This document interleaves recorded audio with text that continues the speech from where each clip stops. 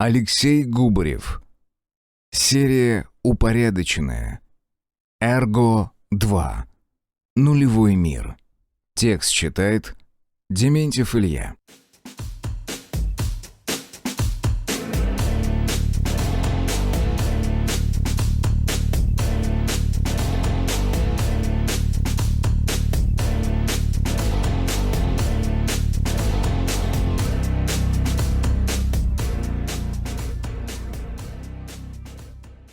Глава 1. Дорогие покупки. Аукцион. Я ожидал увидеть нечто схожее с залом классового дерева, а обнаружил себя сидящим в удобном кресле перед большим квадратным монитором, разбитым на 9 квадратов. На каждом была разная надпись. Рекомендуемое, крафт, оборона, атака, ремесло, быт, лечение, обмен, торговля. Недолго думая, вкладку «Рекомендуемое». Все надписи тут же сменились на изображение товаров с краткими характеристиками под ними. И первым стояла вещь, которую я тут же захотел приобрести. Амулет воскрешения. Эпический ранг. Дает шанс в 25% воскреснуть в безопасной зоне. Цена 100 тысяч КСО. «Да вы с дуба рухнули!» — возмутился я, увидев ценник. «Где ж такие деньжищи достать?» Следующим лотом шла эпическая аптечка ценой в 10 тысяч КСО и, судя по описанию, гарантированно залечивающая одно смертельное ранение. За ней расположилась редкая, за 1000, с возможностью устранить сильное ранение. Что ж, цены здесь, конечно, космические. Так, а вот и оружие. Из редкого ранга огнестрел за 800 КСО, одноручный меч за 900 и щит за 850. Причем огнестрел сильно уступал моему ружью, так как был однозарядным. Затем пошли защитные амулеты.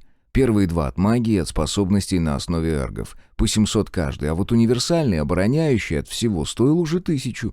Последние 3 лота занимали редкие вещи, и они понравились мне больше всего.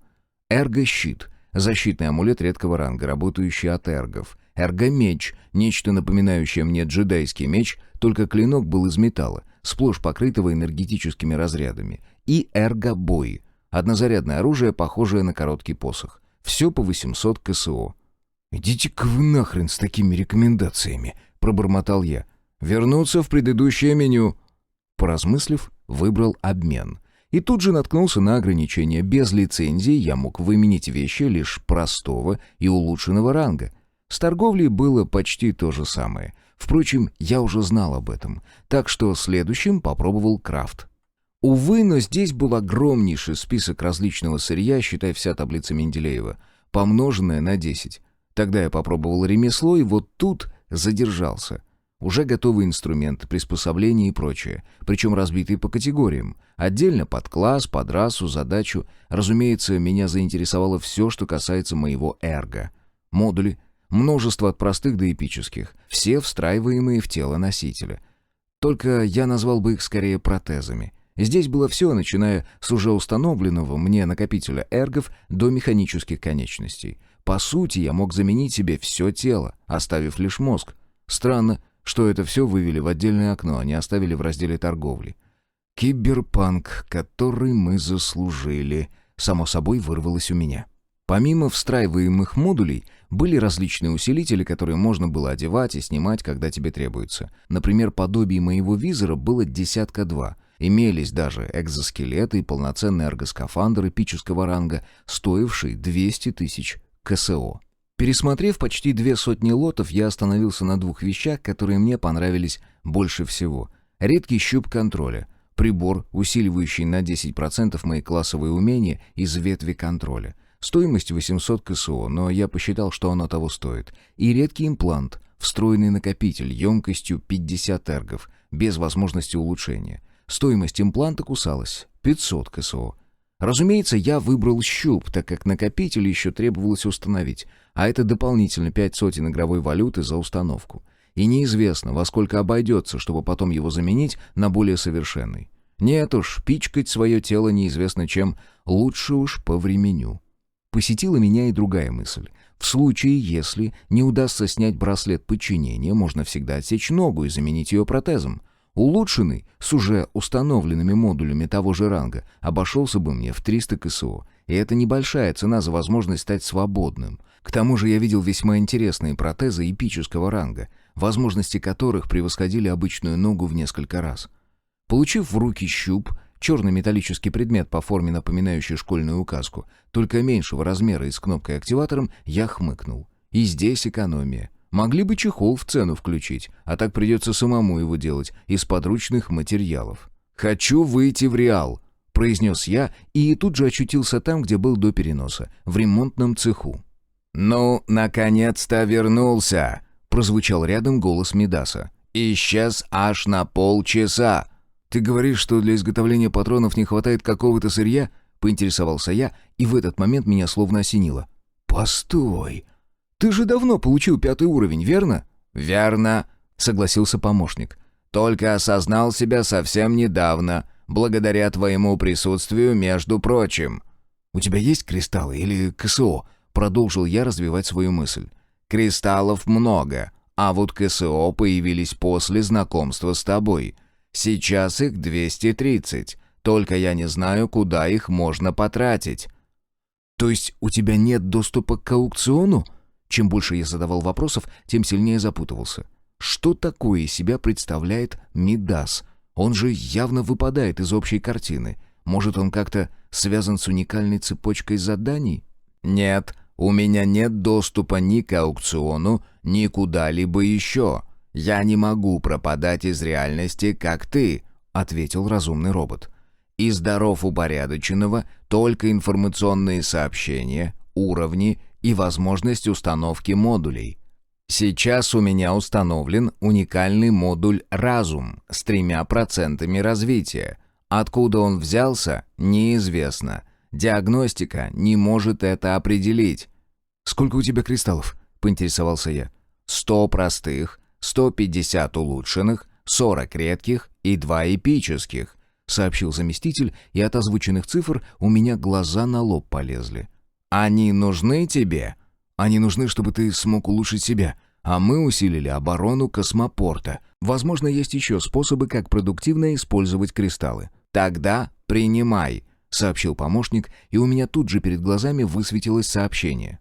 «Игрок Парторг. Разумный дроид Мидас желает передать кристаллы 100 простых, 150 улучшенных, 40 редких и 2 эпических. КСО 230. Принять? Да? Нет?» «Да», — согласился я. «Еще бы, это же просто праздник какой-то». Количество кристаллов увеличилось практически вдвое, это было весьма кстати. Теперь у меня было в наличии 6 эпических, и я мог свободно создать 6 соответствующих порталов. А если перевести часть уже доступных, то это еще как минимум 3 фиолетовых кристалла. Вот только у меня не было такого количества друзей, которым я бы доверял как самому себе. Впрочем... «Мидас, подумай, что бы ты хотел приобрести из модулей?» Обратился я к помощнику, отогнав мысли о кристаллах куда подальше. У меня еще клан не создан, да и торговлю все же придется открыть. «В настоящий момент мне бы не помешал накопитель эргов, чтобы стать автономным», — ответил Мидас после долгой паузы. «Если с тобой что-то случится, я растяну имеющиеся запасы максимум на 3 месяца, а затем будет забвение». Ситуация следующая. Мне посоветовали пока что не тратить кристаллы, а имеющихся эргов хватит только, чтобы приобрести нужный накопитель. Если ты сам справишься с установкой, то мы можем решить это дело. «У меня модульная сборка, Парторг, так что я сам легко справлюсь». В голосе Мидаса послышался смех. «Так что можешь брать. Это будет очень кстати, если нужный накопитель обнаружится. Тогда мне будет легче поддерживать систему активной обороны, и ремонтные дроны сосредоточатся на главной цели». «Вот и договорились». Я тоже улыбнулся. «Тогда я пойду перекушу, успокою девушек, а затем попробую найти нужную вещь. А ты пока подготовь мне короткий список по самому важному сырью, которое требуется для изготовления пистолетов и патронов к ним». «Принял, Парторг. Да, еще надо бы сосредоточить внимание на втором скрытом зале. Там может быть техника и оборудование, которое значительно усилит нас». «Черт, совсем забыл!» — хлопнул я себя ладонью по голове. «Отправь туда одного ремонтника, а второй пусть занимается ремонтом охотников. Возможно, понадобятся какие-то детали, так что составь список, я поищу на аукционе». «Вот этого мне очень не хватало», — радостно сообщил Мидас. «Возможность получать требуемые модули по заказу, словно у нас под боком производственный цех или склад». «Ага, только не наш, и потому приходится все покупать», — усмехнулся я. «Задорого. Ладно, пойду я, подкреплюсь». В люксовом гостиничном номере, выделенном нам под жилье, витали такие ароматы, что мой желудок возомнил себя трубой из симфонического оркестра. Его утробный рык услышал, наверное, и Мидас, находящийся в нескольких сотнях метров. «Парторг, здесь даже лучше, чем в твоей квартире», — встретила меня Пришка, сидевшая в большом кресле в гостиной. Уж не знаю, из чего была сделана мебель, но сохранилась она отлично, как и обшивка стен, стилизованная под дерево, встроенные в потолок световые панели, 2 деревянных стола и 4 стула. Все настолько гармонично подобрано друг к другу, что появлялось дополнительное чувство уюта. «Ванная с гидромассажем, сауна, в спальных комнатах кровати с водяными матрасами. Это не номер, а просто сказка», — добавила Полина, поднявшись с дивана. «Вот чертовка! Успела не только стол накрыть, но и себя привести в порядок. Выглядит так, словно собралась на свидание. Если бы не этот короткий до середины бедра халатик... Хотя он даже наоборот весьма в тему. Вот черт! Серега, тебе женщину надо, срочно, иначе совсем одичаешь. В берсерка превратишься от нереализованной... силы. Да. Вы чего вынарядились, словно на курорте?» Напустив в голос строгости, спросил я. «А вот нечего командира сбивать с серьезных мыслей. В любой момент по космопорту могут ракетами ударить». «Ракетами?» — не поняла Пришка. «Что это?» «Да шучу я». Пришлось улыбнуться, увидев испуг на лицах девушек. «Но лучше переоденьтесь во что-нибудь более подходящее. Случись что, хотя бы при переносе не замерзнете в лесопосадке». «Его надо срочно накормить, тогда он вновь станет добрым», — с невозмутимым видом сообщила Полина Пришке. «Мужчины, когда голодные, всегда недовольные». Сухпай, правильно разогретый, с небольшими добавками в виде сыра, сырокопченой колбасы и хлеба весьма хорошо заходит. А уж если аппетит нагулен, то... «Дамы...» Сытый я откинулся от стола и, отпив маленький глоток из кружки с чаем, продолжил. «У меня в ближайших планах создание своего клана. Не знаю, как это будет выглядеть, но хочу спросить вас. Вы готовы вступить в него?» «Клан — это хорошо», — сообщила Пришка. «Множество особых заданий и даров от упорядоченного, недоступные одиночкам. Я согласна». «Поддерживаю», — добавила Полина и, хитро улыбнувшись, спросила. «Сергей, ты только девушек приглашаешь в свой клан?» «Отставить шутить над командиром», — улыбнулся я. «А то ведь и наказать могу». «Каким образом?» — спросила иномерянка, отчего Полина вдруг покраснела и опустила глаза в стол. «Вот же ж! Что у нее за мысли такие в голове вертятся? Дамы, давайте я узнаю, что из себя представляет этот клан, а уж потом будем обсуждать. Вы лучше вот что скажите. Вам для защиты нужны амулеты?» «Так они же дорогие», — покачала головой иномерянка. «Но вообще было бы хорошо, чтобы у всех были такие. Я однажды видела, как на гнома дерево толстое упало, так он даже царапины не получил. Упорядоченная посчитала, что безранговый древесный ствол не может причинить вреда игроку, у которого защитный амулет редкого ранга». «Хм, вот значит, как это работает». Я поставил пустую кружку на стол. «Тогда я вынужден отлучиться на некоторое время. Надо обезопасить нас всех от вот таких упавших деревьев. Эх, еще бы денег хватило. Упорядоченная, я желаю посетить аукцион». Миг, и меня вновь перебросило в комнату с монитором. «Такс, теперь мне нужны обмен и торговля. Что там за лицензию просит?» Все оказалось проще некуда. Лицензирование было временным. Улучшенный кристалл — 1 час, редкий — 1 день, эпический — 10 дней. Причем, если ты не выставлял ничего на продажу, то считалось лишь время твоего нахождения в разделах обмена и торговли. Если же я выставил на продажу какой-то товар, и срок лицензии истек раньше, чем его купили, то мой лот просто исчезал, а вещь, выставленная на продажу, возвращалась ко мне, а точнее в то место, откуда была извлечена для продажи. Поразмыслив, я пожертвовал одним редким кристаллом. 1 день этого достаточно, чтобы определить, продастся ли мой товар. Сначала заглянул в обмен. Экран передо мной тут же изменился, разделившись на 2 окна. В первом можно было обменять между собой КСО, кристаллы, игровые предметы. За все упорядоченное брало комиссию в 10%. Во втором окне обмен совершали игроки. Были выставлены различные лоты и прописан желаемый на обмен товар. Здесь комиссия для упорядоченного составляла всего лишь 1%, но для каждого участника сделки. Вот черт! А это гораздо выгоднее, чем заключать сделки в реале, считай, в 10 раз ниже торговый сбор. Да уж, упорядоченный имеет с торговлей приличный такой барыш. Только зачем ему это? «Не о том думаешь, Серж», — пробормотал я. «Лучше посмотри, что предлагают на обмен. Хотя нет, сколько КСО стоят кристаллы по прескуранту?» Увиденное вселило надежду. Один простой кристалл стоил 3 КСО, один улучшенный — 30 КСО, редкий — 300, эпический — 3000. Дальше информация отсутствовала, видимо, никто не продавал легендарные кристаллы. Ладно, вернемся к обмену с игроками. Почувствовав, что меня интересует, второе окно заняло весь экран.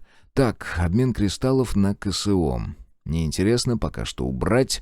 Обмен товаров на КСО тоже убрать. Оставить только товары, которые хотят выменить на кристаллы. О, да тут не только для людей товары. Убрать все предметы, не подходящие под человеческую расу. Оставить предметы улучшенного и редкого ранга. Ага.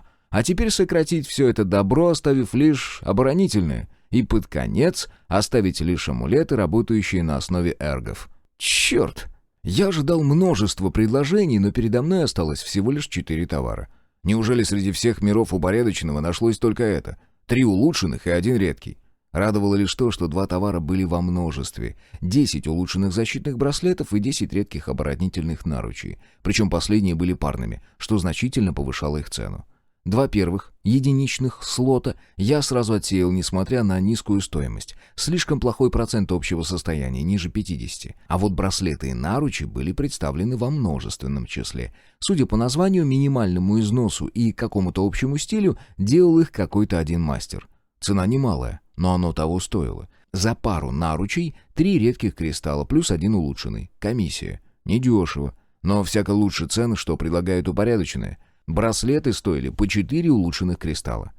Конечно же, я не стал мелочиться. Для своих, а тем более для себя любимого, лучшее. Так что 9 редких и 3 улучшенных кристалла ушли неизвестному мастеру. А мне и девчонкам досталось по паре наручей со следующими характеристиками.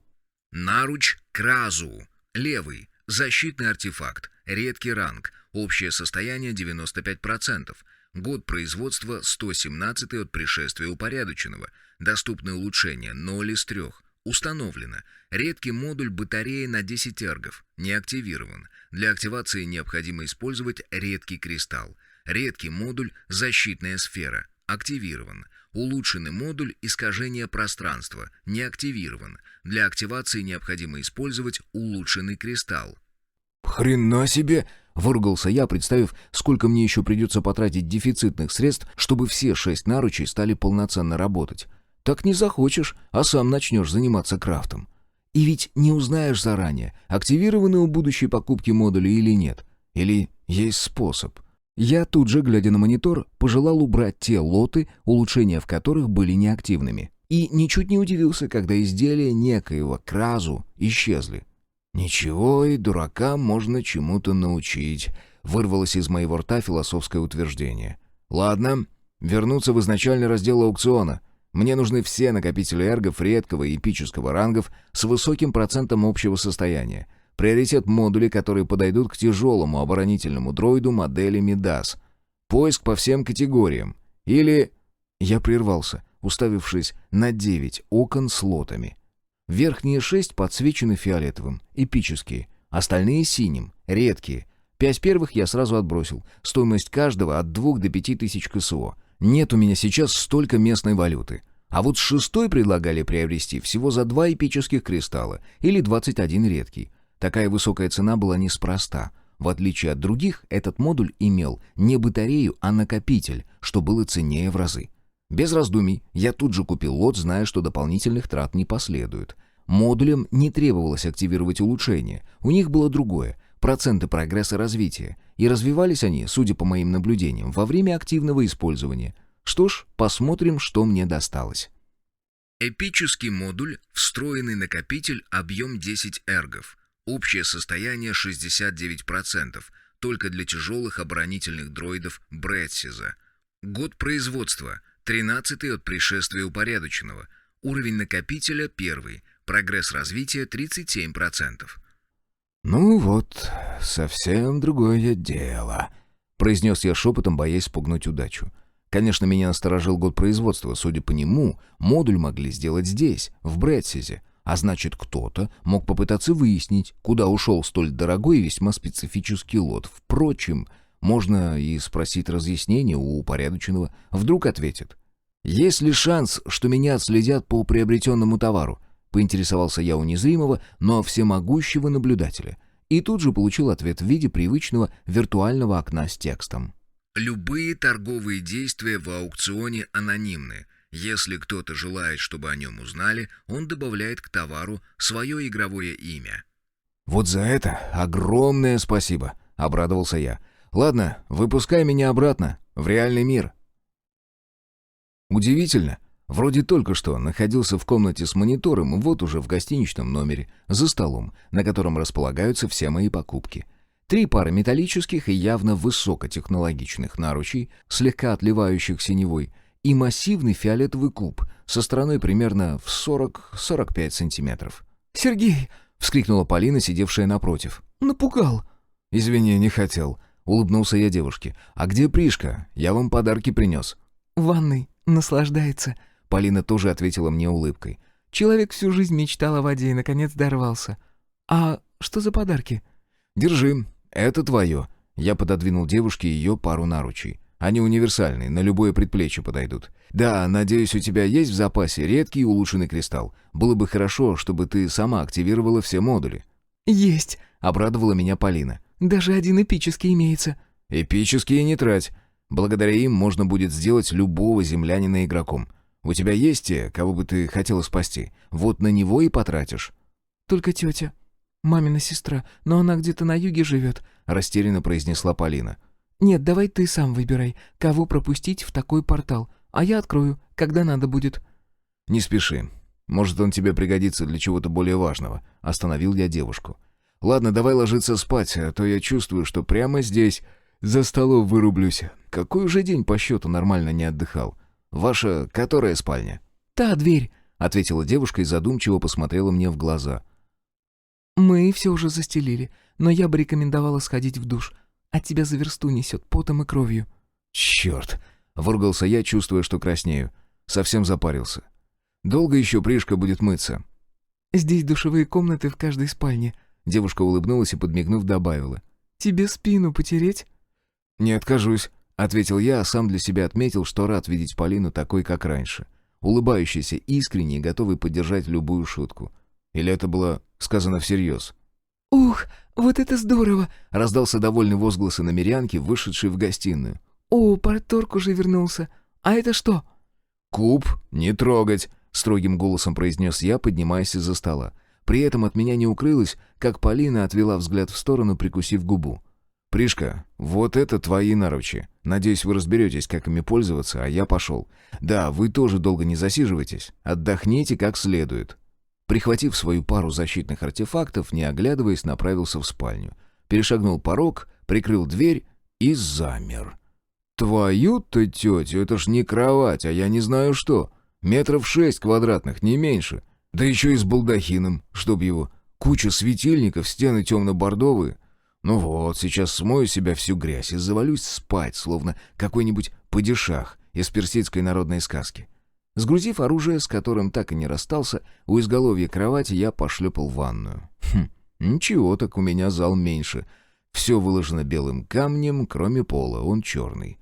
Все смесители позолочены. Да чтоб я так жил! Может и правда сюда переселиться? Отправив все вещи, что были на мне, в подобие стиральной машины у входа в ванную, я потопал под душ. Эх, мне бы еще мыло хотя бы.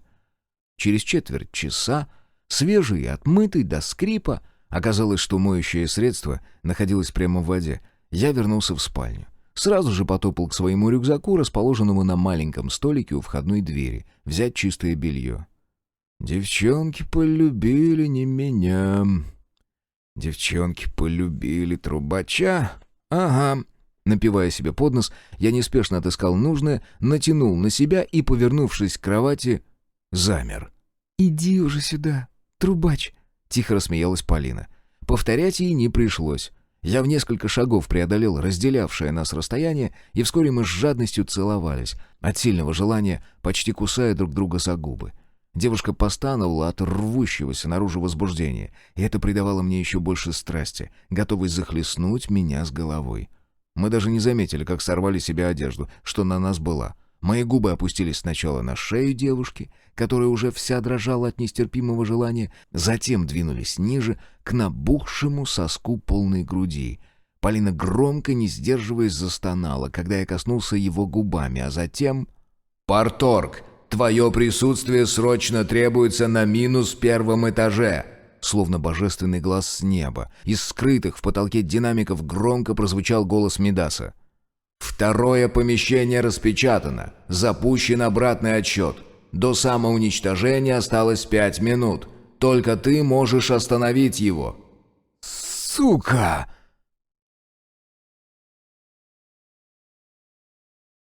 Глава 2. Страсти накаляются. Так быстро, полуголым, я бегал только в детстве, когда мы с товарищами залезли в чужой огород и вырвали в нем томаты с корнем. В тот день дед заставил меня бегать по крапиве в одних трусах. Ух, и больно же мне тогда было. Зато на всю жизнь усвоил науку.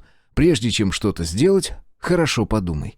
Вот и сейчас, не отыскав трусов, я буквально впрыгнул в чистые штаны, валявшиеся у выхода на полу, и босиком рванул из номера, успев на ходу крикнуть Полине: «Никуда не уходи, я скоро!» Уже выскочил в зал ожидания, когда меня настигло понимание произошедшего, а вместе с ним и желание заржать в голос. Да я же почти голым рванул на -1 этаж. Благо, дроиды-ремонтники рьяно следили за чистотой. И до самой подземной станции я добежал без происшествий, потратив на забег чуть больше минуты. Дальше пришлось стиснуть зубы, чтобы пройти по бетонному крошеву через пробитый в стене коридор, мимо контейнера цистерны к следующему пролому. Здесь меня уже ждал Мидас. А еще впереди раз в секунду раздавался звук, похожий на тревожную сирену. «Парторг, внутри еще один контейнер. Ты должен прикоснуться к панели, расположенной на левом борту», — сообщил мне помощник. «Она примерно на уровне твоей груди». «Понял», — буркнул я в ответ и шагнул во второй тоннель. Сделал несколько шагов по осколкам и крошеву, мимо грубо стесанных стен, затем около 3 метров шел через пористый черный материал, чем-то похожий на пенобетон, и, наконец, очутился в следующем искусственном гроте. Он был немного меньше предыдущего и освещен гораздо хуже, но мне хватило видимости, чтобы отыскать нужную панель на контейнере. К тому же на ней высвечивался отсчет. 2.47, 2.46, 2.45. Приблизившись, я прижал левую ладонь к квадратному, сделанному из непрозрачного стекла окошку, и тут же получил послание от упорядоченного. «Консервационная капсула ВКФ Бретсиза. Эпический ранг. Идет считывание ключ-маркера. Ключ принят. Звание старшего офицера ВКФ Бретсиза подтверждено. Система самоуничтожения остановлена. Игрок Парторг разблокировано второе звено наследия Бретсиза. Редкий ранг. Второй шаг — признание. Награда. 5 улучшенных и 2 редких кристалла. 25 КСО. Плюс 200 к прогрессу уровня. Игрок Парторг. Ты получил доступ старшего военного администратора к локации база последнего шанса. Запущен протокол. Расконсервация вспомогательной капсулы. Рекомендуется покинуть помещение всем, кто не имеет защиты выше редкого ранга. Запущен отсчет. 1.59, 1.58, 1.57. «Ремонтному дроиду! Немедленно покинуть помещение!» — громко произнес я и ломанулся к выходу. Кто его знает, может, эта капсула сейчас рванет, как здоровенная граната, и помножит на 0 все, что находится внутри. Выскочив в первое хранилище, я едва успел сместиться в сторону, как следом за мной из ставшего опасным грота выскочил паукообразный ремонтник. «Не получилось?» — расстроенно спросил Мидас. «Значит, самоуничтожение?» «Расслабься», — успокоил я помощника. «Вторая капсула сейчас откроется. Как думаешь, что внутри?» «Предполагаю, что ремонтный комплекс и дроиды обороны, скорее всего, повыше меня в огневой мощи». «Черт! Совсем забыл!» Я хлопнул себя по лбу. «Хотел завтра подарить. В общем, теперь у тебя есть накопитель эргов. Эпический». «Парторг, Это лучший подарок, на который мне можно рассчитывать», — взмахнул манипуляторами Мидас, и в этот момент из соседнего помещения раздался столь мощный хлопок, что меня на некоторое время оглушило. А когда слух снова вернулся, я услышал: «Ну что замер? Иди, знакомься!»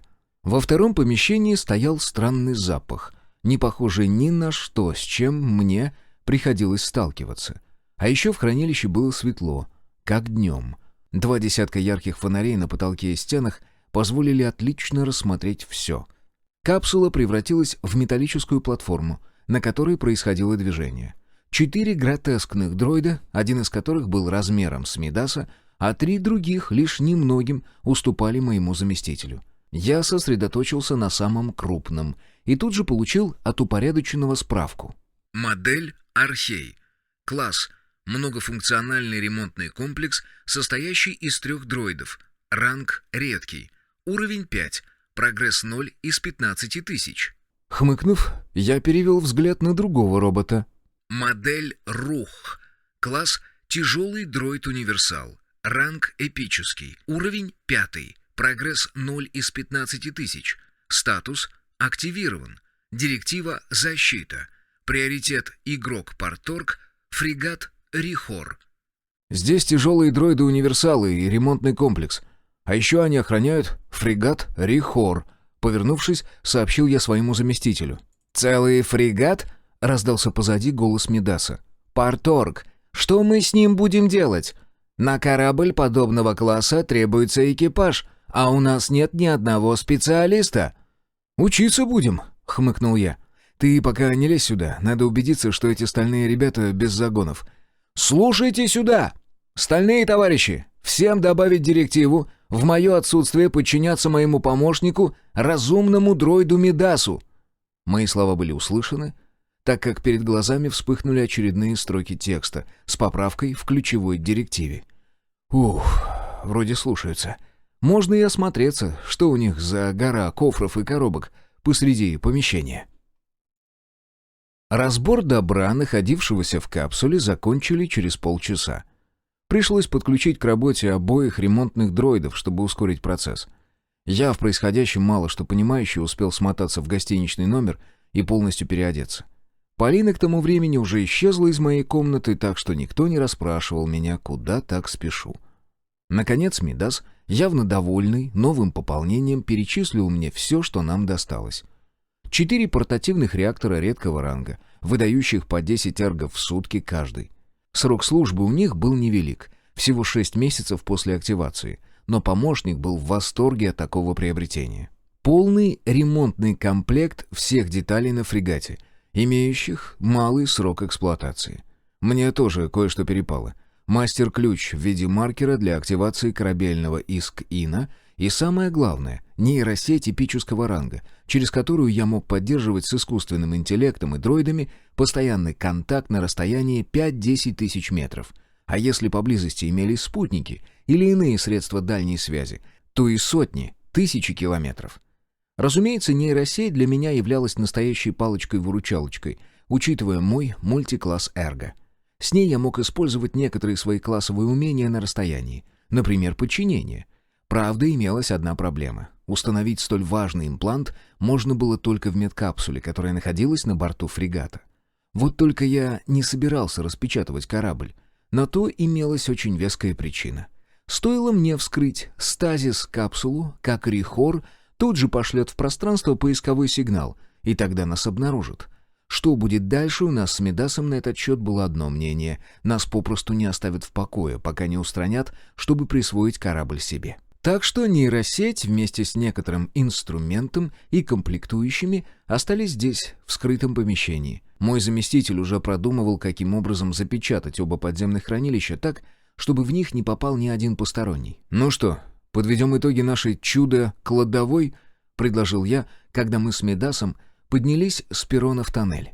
На самом деле мне хотелось узнать, может ли Архей снять с моей ноги амулет подчинения, или же придется повторить способ, уже проверенный на браслете Пришки. Я ведь для этого и указку прикупил, чтобы ранг умения был немного выше, чем подарок клеща. Нет уж, сначала высплюсь, а уж затем буду делать все движения в эту сторону. «Мне нравятся наши находки, парторг!» Голос помощника явно был доволен. «Каждый из рухов на порядок выше меня по огневой мощи и обороноспособности. Разумеется, сильнее прежнего. Сейчас я действую слишком нестандартно и вряд ли по зубам таким дроидам-универсалам». То есть наша обороноспособность значительно повысилась. Это хорошо. А что относительно ремонтного комплекса? Как думаешь, решит он мою проблему? Я похлопал себя по ноге. Ну, один архей заменит десяток архитов. Я уже рассчитал его ресурс и направил на починку охотников.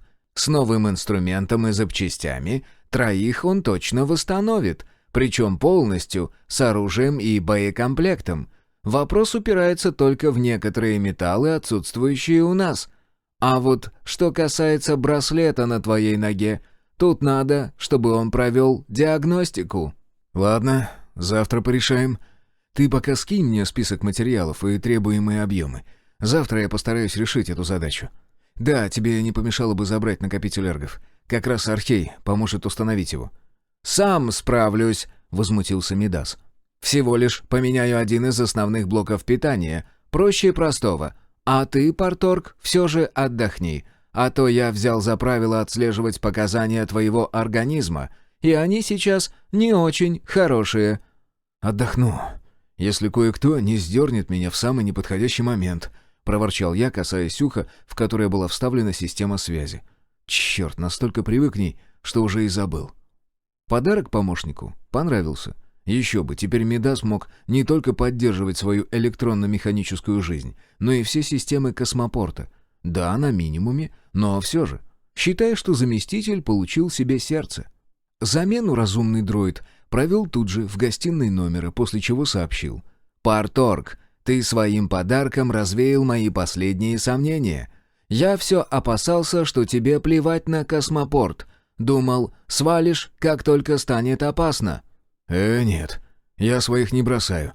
Так что имей в виду, если сюда нагрянут враги в силах тяжких, и у нас будет возможность отступить, мы все переберемся в мой мир, а уж там что-нибудь придумаем. Все, Мидас, потом поговорим, а то сейчас стоя засну». Добравшись до кровати, я, не раздеваясь, завалился спать. Все, теперь пусть хоть что происходит. Я вне зоны доступа. Снилось мне, будто я охочусь за Кругликовым. Вроде дело происходит в нашем городе, только заброшенном, и вокруг ни души. Семен не один, с товарищами, но у него нет шансов, потому что я с 3 рухами, которые действуют как псы, загоняющие дичь. Мне оставалось лишь сидеть в засаде с автоматом и ждать. То, что это сон, я осознавал, но все равно продолжал выцеливать спешащего ко мне врага. И вот, наконец, Сема выскочил ко мне навстречу. Один, без оружия, окровавленный, словно сражался со стаей диких зверей. Он успел пробежать половину разделявшего нас расстояния, когда я вышел навстречу. «Серый, ты?» — испуганно произнес мой враг, остановившись и затравленно оглядываясь. «Пропусти, а? Они же прикончат меня. Будь человеком!» «А ты был человеком, когда убивал родителей Полины? Когда пристрелил моего пса в тот момент, что тобой двигало?» Сдерживая ярость, процедил я сквозь зубы и навел оружие на противника, а затем нажал на спусковой крючок. Пули почему-то не хотели лететь стремительно. Они буквально поползли к врагу, словно сквозь кисель. Я начал стрелять раз за разом, но ничего не изменилось. Семен легко уворачивался, избегая смертоносных кусочков металла, и это окончательно выбесило меня. Я, преодолевая невероятно густой воздух, с трудом начал двигаться вперед. В руках уже был не автомат, а топор, которым я собирался прикончить ухмыляющегося Кругликова, который спокойно стоял и ждал меня. «Сдохни!» — заорал я, пытаясь одним ударом прикончить противника, и в следующий миг проснулся от своего крика. Сам сижу, ладони сжаты в кулаки, все тело в напряжении, словно действительно только что собирался кого-то ударить, и горло настолько пересохло, что аж горит от боли. Босиком протопав до своего рюкзака, нашарил в нем фляжку и с жадностью опустошил ее. И плевать, что вода теплая, зато утолил жажду. Сразу же пошел в ванную комнату, где прямо из-под крана умывальника набрал холодный. Вода здесь из артезианской скважины, чистая и вкусная. Затем принял контрастный душ, отчего почувствовал себя свежим и полным сил, достал из стиральной машины вещи, Вот они, технологии нового мира, все уже высушено и почти выглажено. Через 2 минуты, уже одетый, я вышел в гостиную, где обнаружил Пришку, забравшуюся в кресло с ногами и держащую в руках здоровенную кружку, из которой вился пар. «Ты кричал во сне?» — невозмутимым тоном сообщила иномерянка. Сейчас она совсем походила на земного подростка. «И что кричал?» — поинтересовался я, отыскивая взглядом, откуда Пришка могла набрать чай. «Ругался», — ответила девушка. «Да так злобно, я даже сначала испугалась». «А Полина где?» Я, наконец, увидел местный чайник, а также банку с сахаром, свою кружку и россыпь чайных пакетиков. Не кофе, но тоже пойдет. «Принимает душ», — пояснила девушка. «Мы только проснулись». «Ясно». Я быстро заварил себе чай и расположился за столом. «Что думаешь, Приш, делать мне клан сейчас или попозже?» «Это дорого», — нахмурилась иномерянка. «Я даже и не представляю, во сколько обойдется». «Думаю, мы можем себе позволить такие траты», — ответил я. «Правда, мне сначала нужно порешать с браслетом, прежде чем делать что-то подобное. А то получится, что все члены клана автоматически станут рабами». «Я не хочу быть чьей-то рабыней», — сообщила Полина, буквально ворвавшись в гостиную. «Ох и хороша!» — тут же отметил я, окинув девушку взглядом. Даже в камуфляжной форме она выглядела женственно. Ведьма, не иначе. «Не будешь», — ответил я и тут же перешел к главному. «Дело такое, дамы. Я сейчас порешаю кое-какие свои дела, а затем собираюсь на землю. Вам предлагаю пока остаться здесь, так как дома я не смогу обеспечить полную безопасность. Что скажете?» «Ты справишься один?» — поинтересовалась Полина, налив себе чай и усевшись напротив. «Сам же говорил, что народ стал злобным, агрессивным, а так мы тебе спину прикроем, хотя бы». «Или попадетесь на глаза одному следователю. Нет уж, одному мне проще затеряться. А так я позвоню Бороде, он или сам, или кто-то из его друзей подберут меня на трассе. Ну и к брату мне в одиночку легче пробраться будет. А что касательно агрессивных людей, так у нас теперь защита хорошая, даже от пуль защитит. Лучше скажите, что вам привезти с земли, кроме пищи и гигиены?» Через четверть часа, убрав немаленький список с заказом, отдам в нагрудный карман, я покинул гостиницу и направился прямиком на -1 уровень, предварительно предупредив Мидаса, чтобы он освободил Архея от всех дел. Пришло время поработать с браслетом. «Парторг, я бы на твоем месте снял бы этот амулет и больше никогда бы не позволял нацепить на себя такое», сообщил мне помощник, когда я очутился внизу. Ремонтный комплекс уже провел диагностику рабского девайса, выслушал мои пожелания и даже предложил несколько вариантов решения. «Это хорошо, что ты не на моем месте». На мое лицо наползла хитрая улыбка. «К тому же ты не видишь всей картины. А у меня, между прочим, есть на браслет кое-какие планы, и поэтому я хочу сделать с ним следующее». В придорожной посадке было темно. Более того, в небе то и дело сверкали молнии, а сквозь кроны деревьев хлестали струи дождя. Погода разбушевалась не на шутку. Сотовая связь не работала, и потому я мысленно, погрозив небу кулаком, двинул на дорогу. Где-то здесь недалеко стояла старая автобусная остановка, еще с советских времен, сложенная из кирпича и накрытая бетонной плитой. Такая от любой непогоды защитит. До укрытия добирался быстро, а вот дальше время потянулось, словно резиновое. Я даже пару раз порывался плюнуть на все и пешком отправиться в поселок Известковый. Там можно и укрыться от непогоды, и найти машину, которая меня подбросит до города. От глупой затеи спасали мощные раскаты грома и ветвистые молнии, вспышками озаряющие все небо. Так я и ходил туда-сюда, от одной стены остановки к другой, пока у меня в кармане не затрезвонил телефон. Вытащив мобилу, уставился на экран. Неизвестный номер. Что ж, надо взять трубку. Стащив с головы шлем, я принял вызов. «Слушаю». «Глебов, это я, Сизов», — раздалось из динамика.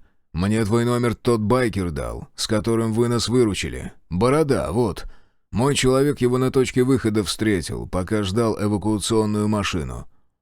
Так и познакомились поближе. Я тебе что звоню? Ты уже попробовал связаться со своим братом?» «Нет еще», — ответил я, у самого появилось весьма недоброе предчувствие. «Вот и хорошо. В общем, ситуация следующая. Твои родные все находятся в конторе, как и родственники других игроков. Клещ всех собрал в одном месте и сейчас пытается через них давить на вас, да и на моих ребят тоже. Так вот, У нас есть план, как всех вытащить из этой ловушки. Но нам нужен тот, кто отвлечет Орлова на себя. Готов помочь? Безопасность гарантирую». «Ты обмолвился, что вы базируетесь где-то возле поселка Известковой», — ответил я невпопад. «Тут у поворота есть кирпичная остановка. Можешь прислать машину?» «Жди, через 10 минут подъедет УАЗ-буханка», — без промедления ответил майор. «Жду», — усмехнулся я и отключил телефон. «Значит, вам нужна наживка?» «Да хрен вам, товарищ майор, под майонезом. Хватит, поиграли в законопослушного гражданина, аж до рабского ошейника дошло. Нет уж, теперь все будет только по-моему. Но с клещом разобраться не помешает. Когда случится глобальный звездец, похоже, именно Орлов будет в нашем городе куратором от новой власти. Не знаю, как другие, а я бы предпочел убрать такого управленца». Сама мысль об этом заставила меня нахмуриться. Неужели все? Старый мир рухнул. Теперь законы устанавливает упорядоченные, а игроки вынуждены слепо подчиняться. Вот ты, Серж, дожил. Уже планируешь убийство человека. Глава 3. Полное слияние. Машина подъехала, словно по расписанию, ровно через 10 минут. Прямо к остановке, вплотную. Приоткрылась пассажирская дверь, и из салона крикнули: «Глебов, внутрь, быстрее!» В машине было тепло и пахло табаком. От этого запаха я почувствовал себя словно дома. Черт, со всей этой чехардой в Брэдсизе совсем забыл про сигареты. И даже на остановке не вспомнил. А ведь они где-то на дне рюкзака болтаются. «Мужики, закурить не найдется?» — обратился я к водителю и еще одному бойцу, впустившему меня в салон. «Держи!» Мне тут же вручили сигарету, чиркнула зажигалка. Прикурив, я сделал первую глубокую затяжку и тут же закашлялся. Черт, какого хрена? Что за табак? Я затянулся еще раз и снова в горле запершило так, что я скорее выдохнул из легких дым. «А вот так теперь и мучаемся», — ответил боец. «Сигареты со вчерашнего дня для игроков стали отвратительными. Вроде аромат есть, когда рядом курит кто-то, а затянуться никак. Мы теперь их словно сигары используем». «Вот подстава», — высказал я свое мнение, после чего слегка приоткрыл форточку и отправил сигарету на улицу, под дождь. «Куда едем-то?» «В город. У нас уже все готово к операции. Не хватало лишь тебя», — ответил водитель. «Вот же ж подстава. Сизов переиграл меня. Ничего, посмотрим, чем это все закончится. Все равно брата с семьей нужно как-то вытаскивать. Может, объясните, в чем заключается моя роль? И что за операция?» Все же поинтересовался я. «Ты отвлекаешь Орлова. Мы штурмуем здание, выводим заложников», — ответил боец. Но тут же усмехнулся. «Шутка. Штурмовать нет смысла, там человек 10 ребят с амулетами подчинения. Они сами сдадутся, едва мы появимся. Главное — это устранить клеща. И все, дальше мы уже сами разберемся». «И как я это сделаю?» Мне вспомнился взгляд следователя. «Да этот мужик нас по-любому переиграет. У него точно есть на любую ситуацию не только план «Б», но и «Г», и «Д», вплоть до «Я». «Товарищ майор уже придумал, как это сделать», — ответил водитель. «Главное — выманить Орлова из здания, а дальше мы сами все сделаем». Следующие 40 минут ехали в тишине. Гроза осталась позади, и на горизонте уже виднелся край солнца. Навстречу стали попадаться машины. Вроде все без изменений. Люди соблюдают правила дорожного движения, никто не бегает с обрезком трубы или арматуры за соседом. Вон даже заправочная станция и стоящие рядом придорожное кафе работают. И все же на сердце тяжесть, а в воздухе словно зависло что-то тяжелое, опасное. И давит всей тяжестью на сознание, побуждая укрыться где-нибудь и пересидеть. В городе это чувствовалось особенно сильно. УАЗ не стал углубляться в центр и свернул в направлении южной части города, как раз туда, где располагалось здание конторы. Похоже, дело принимает серьезный оборот. И мне не соврали, что операцию собираются провернуть прямо сейчас. Ну что ж, посмотрим, что задумал майор. Надеюсь, меня не пошлют переговорщиком. Машина не доехала до уже знакомого мне комплекса каких-то 500 метров, свернув в неприметный переулок. А через минуту мы уже находились у ворот какого-то ангара, где нас встречал сам Сизов. Он жестом велел нам всем выбираться наружу и первым подошел ко мне. «Сергей, пошли, введу тебя в курс дела», — произнес он, пожимая мне руку. «Очень надеюсь, что ты согласишься принять участие в нашем мероприятии». Трубку долгое время никто не брал. Лишь на 4-й мой звонок брат ответил. «Алло?» «Мишаня, здорово!» — поздоровался я, сразу дав понять Михаилу, что я в курсе о его проблемах. Никогда не называл его таким образом. «Я подъеду минут через 40. Хорошо?» «Сергей, тут с тобой поговорить хотят». Голос брата был приглушенным. Я только открыл рот, чтобы ответить, когда из динамика зазвучал голос Клеща. «Глебов, доброе утро. Ты, я смотрю, сменил телефон, несмотря на требования госбезопасности. Неужели решил стать вне закона?» «Надоело, когда за мной следят», — ответил я. «Товарищ следователь, что вы делаете в доме моего брата?» «О, это он вместе с семьей у меня в гостях. Видишь ли, ты не отвечал на звонки, и мне пришлось применить меры, так что приглашаю тебя в гости. Ты же не хочешь, чтобы твои родные пострадали, верно? Какие у меня будут гарантии, что ты и твои люди сдержат слово и отпустят Михаила с женой и детьми?» — произнес я сквозь зубы. Мне даже не пришлось пытаться изобразить ярость. «Вот ты наивный. Здесь я устанавливаю правила. Так что приезжай. Хочу посмотреть на тебя», — рассмеялся в трубку Клещ. «Даю полчаса времени, опоздаешь? Твоя племянница пострадает». «Приеду», — процедил я сквозь зубы, но связь уже прервалась. «Он в помещении, отведенном для научных исследований», — сообщил один из бойцов, отслеживающий мой звонок. «Товарищ майор, вы оказались правы». «Сергей, придется тебе сунуться прямо в логово», — развел руками Сизов. «Иначе к Орлову никак не подобраться». «Давайте сюда свой подавитель», — произнес я, хмурясь. «Надо же, отыскали где-то оружие эпического ранга и не побоялись вручить его мне. Вроде как этот прибор должен заблокировать работу всех артефактов в радиусе 50 метров на несколько минут, что позволит бойцам с амулетами подчинения временно получить свободу. Один Клещ ничего не сможет сделать и, скорее всего, попытается сбежать с помощью портала. Главное, чтобы не устроил казнь мирных жителей в отместку за свое поражение». «Держи!» Сизов протянул мне небольшой предмет, больше всего похожий на черный портсигар. Я принял артефакт и вчитался в его характеристики. «Ух ты ж! Серьезная вещица!» Подавитель. Оружие эпический ранг. Общее состояние 61%. Год производства 60 лет после пришествия упорядоченного. Доступны улучшения 0 из 4. Установлен редкий модуль. Эрго-батарея емкостью в 50 единиц. Установлен эпический модуль. Подавитель. Блокирует работу всех артефактов в радиусе 50 метров до эпического ранга включительно. Активация 50 эргов. Время действия 5 минут. Установлен эпический модуль. Сканер. Способен обнаружить любой предмет до эпического ранга включительно. Установлен эпический модуль. Искажение пространства. Позволяет скрыть подавитель от приборов слежения, если их ранг ниже эпического. «Глебов, у тебя будет лишь одна активация», — сообщил мне Сизов.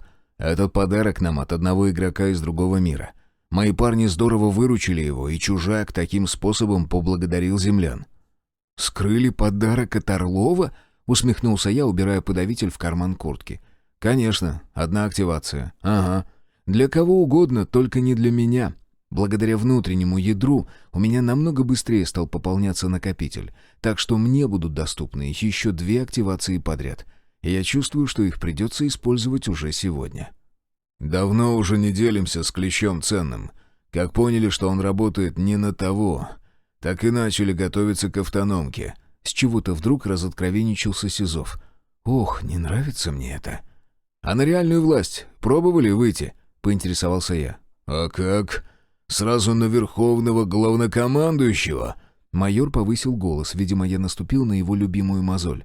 «Где гарантия, что мне позволят это сделать? Я же не знаю, кто из моих контактов наверху уже продал землю-матушку, а кто нет.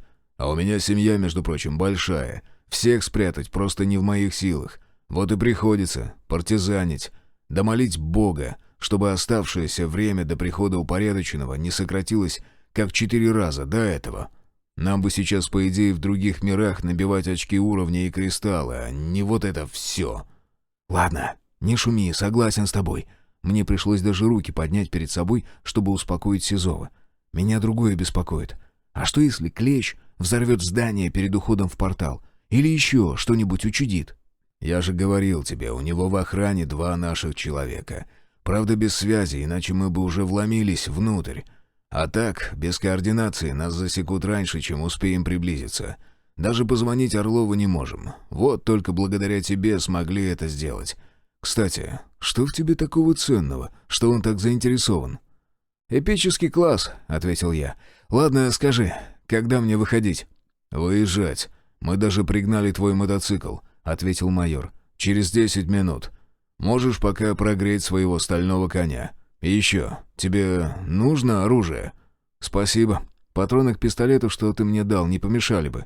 «Вадим, дай Глебову пару пачек для ПМ», — попросил Сизов одного из бойцов. Оставшееся время я потратил, набивая магазины. На самом деле у меня был расчет не на огнестрел, а на свои классовые умения и скрытую под наручем указку-усилитель. Но не верил я, что у Клеща может найтись защита рангом выше эпического, а значит... «Сергей, пора», — сообщил мне Сизов, отвлекая от размышлений. «Ну что ж, придется залезть в логово к врагу. Иного выбора у меня нет. Там брат и его семья. И я сделаю все, чтобы выдернуть их оттуда». На КПП меня встретили два бойца, выглядевшие столь хмурыми, что мне стало ясно. Эти стоят здесь не по доброй воле. К тому же оба не игроки, что странно. Я бы, наоборот, поставил сюда самого прокачанного воина, желательно достигшего 5-го уровня. Может, у Клеща попросту нет таких. И вообще дефицит. Меня наскоро обыскали, забрали пистолет, телефон и рюкзак, после чего велели поставить мотоцикл у забора и дальше идти пешком.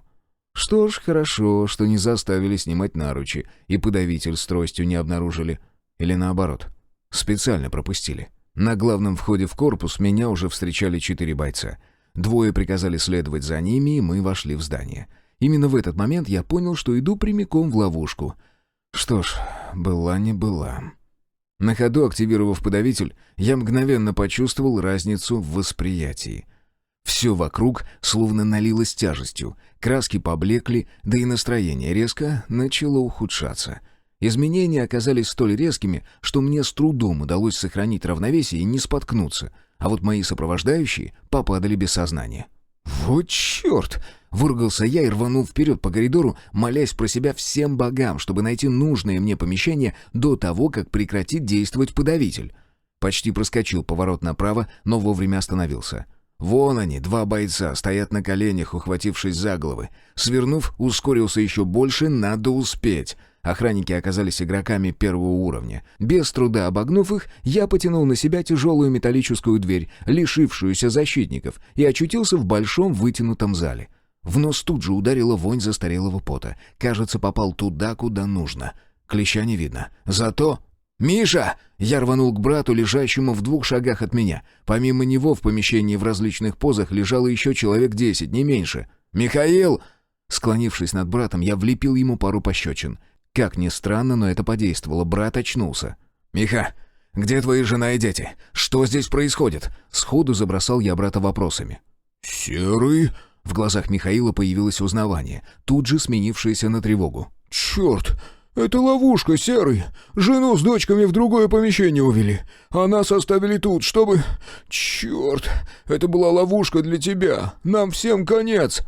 «Ну уж нет, хрен я позволю тебе умереть здесь! Уходим!» Принял я решение. Словно услышав мои слова, сверху послышалось шипение, и потолок начало затягивать каким-то белым маревом. «Газ?» «Куда уходить, Серый?» — вновь привлек к себе внимание брат. «Ты попробуй открыть дверь!» Как я и ожидал, Орлов переиграл нас, причем так, что стало ясно. В рядах Сизова есть человек Клеща. Выйти я, конечно, попытался, но куда там, дверь словно чугунной болванкой прижали. Ладно, значит, бежать придется прямо отсюда. «Я сейчас открою портал, и ты должен шагнуть в него. Понял?» — спросил я у Михаила. «Понял», — пробормотал брат, но, судя по голосу, соврал. «Черт, да что с ним? Чем отличается пробой эпического ранга от такого же, но простого? Конечно же, размерами и цветом. Фиолетовый круг напрочь перегородил всю стену. «Ну, давай!» — прикрикнул я на брата, но тут вдруг замялся, словно засомневался, стоит ли мне доверять. Пришлось буквально втолкнуть его в фиолетовое марево. Брат от неожиданности споткнулся и влетел в портал, и тут же исчез вместе с ним. Появившиеся сообщения от упорядоченного тоже исчезли. Ну вот, теперь можно и мне. «Парторг!» — раздался за спиной женский голос. Повернувшись, я вытаращил глаза от удивления. Прямо с пола поднималась помолодевшая копия Полины в кожаных штанах и курточке, на шее татуировка, переходящая на правую скулу. То ли змея, то ли еще что-то. «Ты дочь Бороды?» — дошло до меня. «Вот черт! А ведь я обещал ему помочь в спасении девчонки». «Она самая». Девушка попыталась улыбнуться, но тут же боязливо уставилась на туман, которому оставалось совсем немного, чтобы добраться до наших голов. «Тебя отец прислал». «Я сам прихожу. Жить хочешь?» «Конечно хочу. Что вообще происходит?» «Потом узнаешь». Я ухватил правой рукой девчонку за плечо и буквально зашвырнул ее во второй портал. И тут же попытался создать еще один, уже просто для себя. Только у меня почему-то не получилось. «Да что за фигня?» Ответ пришел от упорядоченного. «Ну, конечно, проклятый протокол безопасности, кто бы сомневался. Ладно, попробуем использовать другой способ». Подскочив к двери, я направил руку в то место, где должен быть замок, и активировал умение «Разряд» мощностью в 10 эргов, минимальный, из возможного. Ослепительно желтый луч под углом прошил дверь, и я даже успел повести ладонью вверх, врезая стальное полотно, словно полиэтиленовую пленку острым, раскаленным ножом. Раздался с другой стороны двери крик, полный невыносимой боли. Понимая, что сейчас последует, я метнулся в сторону. Тут же раздался один выстрел, второй, третий, а затем с моих плеч словно валун свалился, освобождая от тяжести. Подавитель прекратил работу. Что ж, теперь держитесь, сволочи. Людей они решили газом потравить, фашисты хреновы. Вторым разрядом я умудрился срезать обе дверные петли, после чего, не обращая внимания на выстрелы, завалил стальное полотно в коридор. Кто-то прерывисто вскрикнул, прозвучало еще 2 выстрела. «Ну уж нет, сука, теперь я тебе не по зубам, стрелок хренов». Выскочив из помещения, уже на треть заполненного белым газом, я в 4 шага настиг отступающего бойца и в прыжке всадил ему в грудь 3-й разряд, пробив тело противника насквозь. В голове промелькнула мысль: «Ну вот, Серж, ты уже начал убивать землян, причем не каких-то преступников, а служителей закона». «Какого нахрен закона?» — процедил я сквозь зубы, а в следующий миг, подхватив с пола оружие убитого мной игрока, метнулся назад в помещение с заложниками. Увидев, как на полу барахтается почти 10 человек, совершенно не понимающих, что происходит, крикнул: «Живо! Все на выход, мать вашу, а то сдохните здесь от белого газа!» Мой крик подействовал как надо, и люди, кто на четвереньках, а кто согнувшись пополам, двинулись к дверному проему. Ну вот, пусть люди Сизова порадуются, встретив родных живыми и здоровыми. Хотя нет, стоп, ведь эти бедолаги должны знать, где содержат остальных пленных. «Где держат остальных пленных?» — спросил я у мужика, помогая тому не врезаться в стену. Уж больно он разогнался, стремясь быстрее покинуть опасную зону. «А? Каких пленных?» — растерянно переспросил бедолага. Похоже, еще не понял, где он и что с ним. «Идемте за мной, я покажу», — обратился ко мне другой мужик. Он, кстати, выбрался не один, а вместе с 2 женщинами, которым помог. «Оружие еще есть?» «Помоги перевернуть дверь», — вместо ответа попросил я. Мы вдвоем откинули тяжелое полотно в сторону и обнаружили под ним еще одного охранника. Я забрал у него пистолет и вручил его своему временному помощнику. «Показывай дорогу». «Да, меня Сергеем зовут». «Ренат». Мужчина принял оружие, а после пожал мою руку. «Следуй за мной. А вы все идите в ту сторону. Там лестница на крышу и есть пожарный спуск». Мы с моим новым знакомым вернулись в основной коридор и поспешили по нему в противоположный от главного выхода конец. Там обнаружился спуск в подвал, возле которого пришлось замедлиться. «Ты из чьих будешь?» — поинтересовался мой спутник. «Одет как байкер, но действуешь резко, не церемонишься. Из бывших? Или с отпуска дернули? А где остальная группа захвата?» Меня переговорщиком послали, но все пошло не по плану. Клещ совсем с ума сошел. «Это да! Орлова надо бы в психушку отправить, совсем с катушек слетел», — согласился Ренат. «Значит, переговорщик?» «Вынужденный. Где-то здесь мой брат с семьей». Так ты из игроков», — шепотом произнес напарник. «У меня отец такой же, как и ты. Не захотел подчиняться конторе, так как и сам всю жизнь в органах прослужил. Вот я и очутился здесь. Обманом заманили, суки. Так, тихо, мы почти пришли. Сейчас спускаемся вниз, и первая же дверь справа наша. Только не знаю, есть ли там замок». «Придумаем что-нибудь», — ответил я, а сам тут же подсчитал, сколько эргов у меня осталось. 150 минус 30, да еще один за все это время набежал. Итого 76. Зарядить подавитель и 2 активации разряда. Да уж, Не густо. Что ж, артефакт я заряжу прямо сейчас, потому как чую, что весь этот цирк устроили из-за него. Я бы тоже расстарался отдать такую плюшку. В скором времени владельцы подобных предметов смогут весьма неприятно удивить любого соперника. Нужная нам дверь оказалась запертой снаружи, на засов. Пришлось решать на месте, что делать дальше. Пришли к следующему решению. Ренат заходит внутрь и выводит пленных, а я караулю здесь, чтобы никто не подобрался к нам со спины. Стараясь шуметь как можно тише, мы открыли дверь, и напарник скользнул внутрь, негромко, называя имена и приглашая всех выйти наружу. Ему даже начали отвечать. А затем раздался хлопок, и все стихло. Прошла 1 секунда, 2, 3. «Глебов, ты же понимаешь, что без подавителя я не уйду», — наконец прозвучал вкрадчивый голос Клеща. «Давай сделаем так. Ты бросишь артефакт за дверь, я его подберу и уйду порталом. Все живы и здоровы. Что скажешь?» «А какая мне выгода в этом?» — спросил я, пытаясь выиграть время. «Интересно, а дистанционно можно активировать прибор? У меня вроде есть способность подчинения. Нет, не подходит. Но и отдавать...» «Опа! Ну вот ты и попался, голубчик!» Раздалось прямо за дверью. А в следующий миг в полутемный подвальный коридор, освещаемый лишь 2 неоновыми лампами, вышел Орлов. В левой руке у него был зажат прибор, который он навел на меня. В правой противник сжимал пистолет с завернутым на него глушителем. Оружие редкого ранга. «Так, постой. Ты когда успел получить 5-й уровень?» — спросил меня Клещ, не обращая внимания на оружие в моей руке. Еще бы, оно вообще не игровое. «Сегодня?» — ответил я, затем активировал подавитель, после чего выстрелил в грудь Орлова. Почти в упор, с расстояния в каких-то 1,5 метра. Уже после я понял, что натворил в тот момент кучу ошибок и лишь чудом остался жив. Впрочем, у меня тогда попросту не было времени думать. Приходилось действовать по обстоятельствам. А произошло тогда сразу 3 вещи. Первое и самое важное. Я попал Орлову в правое плечо и тем самым лишил его оружия. Второе. Мой выстрел оказался последним, потому что патроны закончились. Только Клещ не мог об этом знать, да и вряд ли это ему помогло бы. У гада в тот момент была лишь одна цель — спастись. Что он и сделал, буквально ввалившись в созданный им зеленый портал.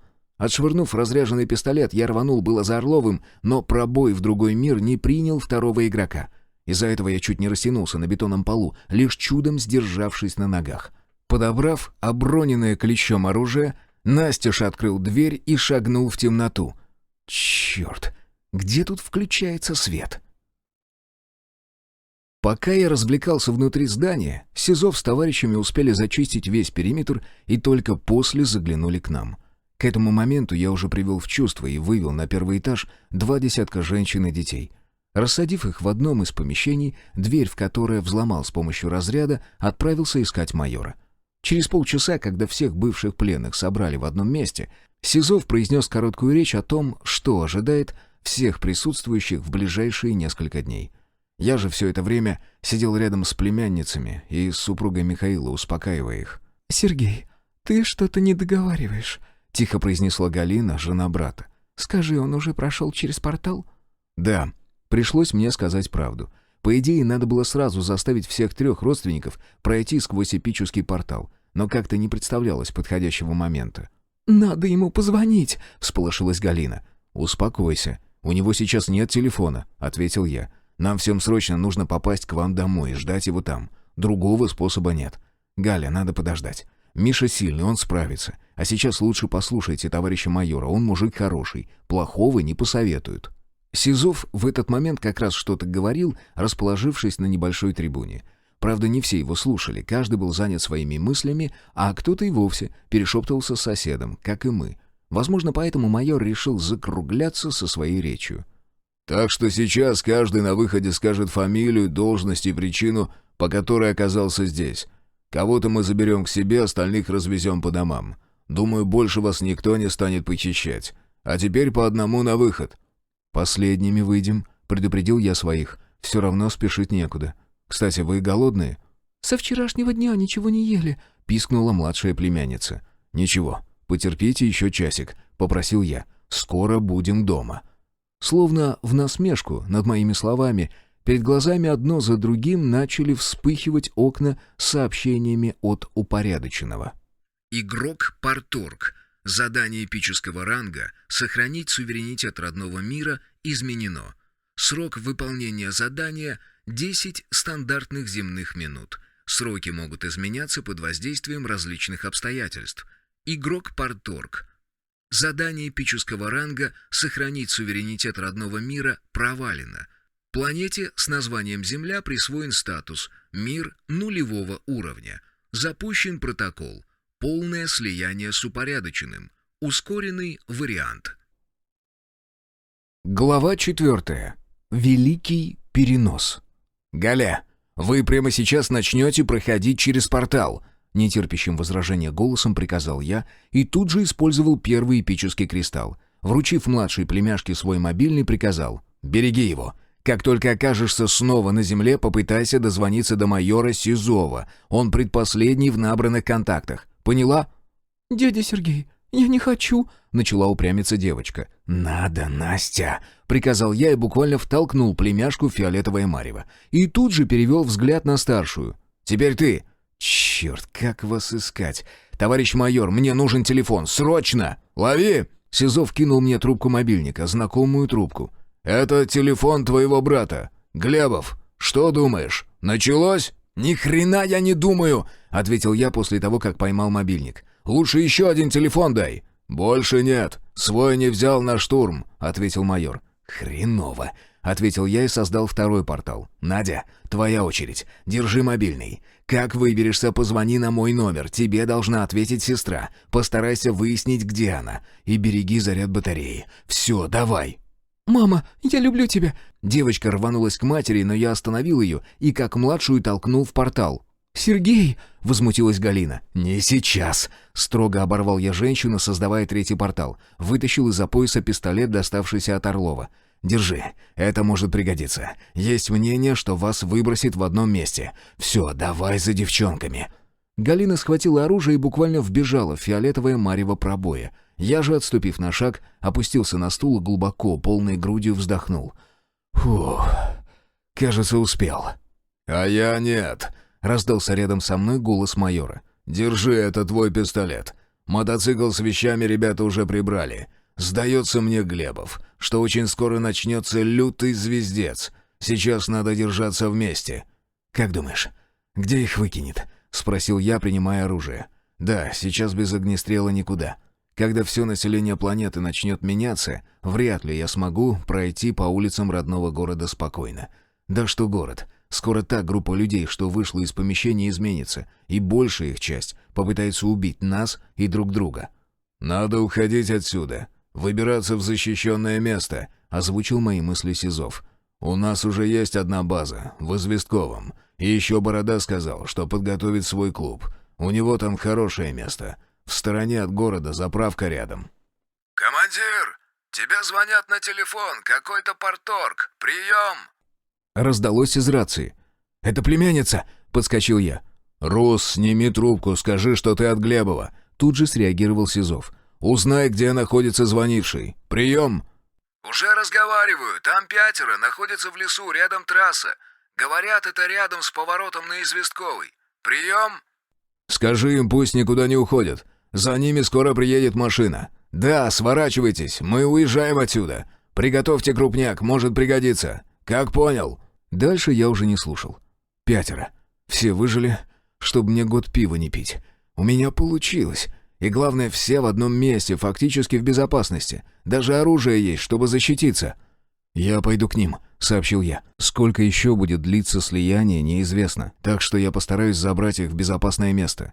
«Стой!» — Сизов выставил перед собой руки. «Где подавитель?» «Останется у меня, если ты не против. Поверь, на то есть причины».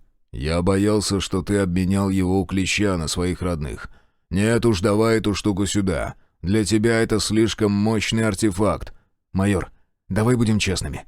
Ты погнал меня в ловушку, считая, что на верную смерть. Так что я возьму подавитель в качестве оплаты. Поверь, так будет лучше для всех. И у меня есть способ, как зарядить этот артефакт. Это все, что я могу тебе предложить».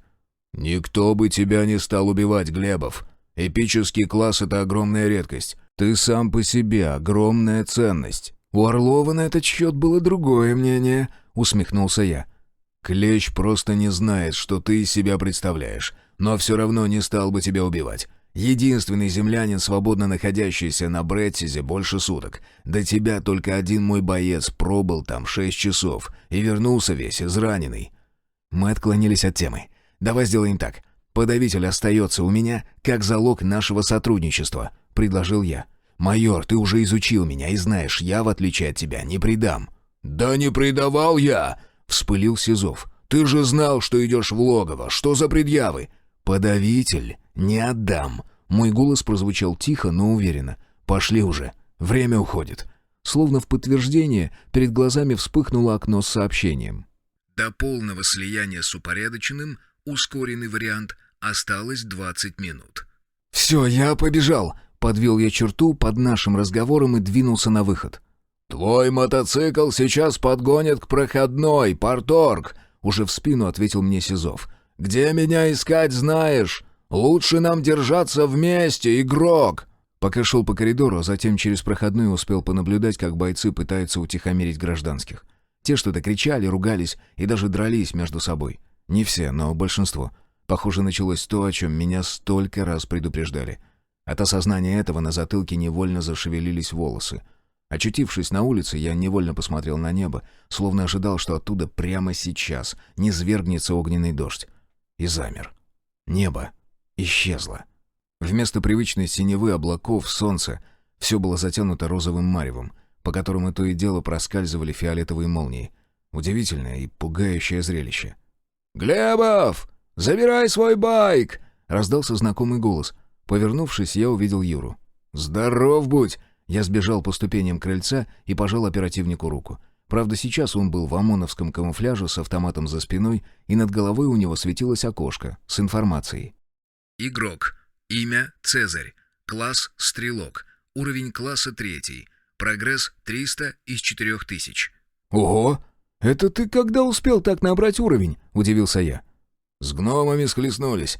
Я тогда как раз за пулеметом был. Прилично настрелял консервных банок», — ответил старый знакомый. Голос у него был спокойный, а вот на лице явно просматривалась тоска, которую он всячески пытался скрыть.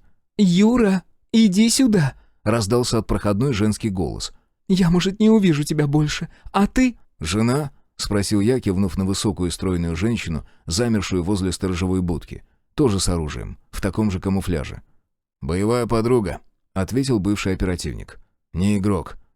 Как-то так вышло, что у меня ни одного эпического кристалла нет. Зови ее сюда», — произнес я, приняв решение. «Только живее. Впрочем, дуй к ней сам, я подъеду». «Да ты... Это ж...» — засуетился Юра, сразу смекнув, что к чему. «Я отплачу». «Разберемся», — ответил я. «Шевелись, времени минут 15 осталось. А у меня еще дела». Подкатив к женщине, я активировал у нее за спиной портал, потратив 6-й за сегодня эпический кристалл. «Все, готово». «Саша, в портал, живо!» — на бегу крикнул Юра. «Это твой шанс!» Женщина сразу сообразила, что к чему. Шаг, второй, и ее фигура скрылась в мареве портала. «Все, на сегодня хватит добрых дел». «Жди, если пройдет испытание, то я позвоню Сизову». Бросил я оперу и тут же создал перед мотоциклом пробой в Брэдсиз. До последнего боялся, что у меня не получится. Но повезло, портал открылся. Черт, да у меня сегодня просто отличный день. На территории космопорта было тихо, и это радовало. Значит, протокол безопасности не задержит меня здесь. Что ж, не стану задерживаться, а то ситуация может измениться в любой момент. Пришка с Полиной сейчас в безопасности, в отличие от Михаила и его семьи. Снова белая вспышка портала, и я, не останавливаясь, покинул Брэдсиз. Лишь успел помахать в сторону космопорта, мол, все в порядке.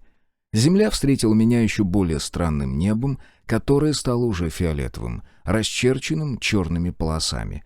От этого все вокруг — трава, деревья, лента реки — все приобрело странный синий цвет.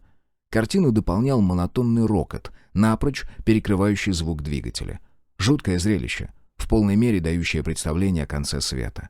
Группу людей я заметил, когда заглушил мотоцикл и начал осматриваться. Видимо, Михаил повел всех в укрытие, чтобы с дороги никого не было видно. 7. Интересно, а кто лишний? Какой-то парень. Совсем молодой, лет 20 максимум. И откуда он здесь взялся? Оставив мотоцикл на месте, я подхватил свой рюкзак и направился к убежищу родичей.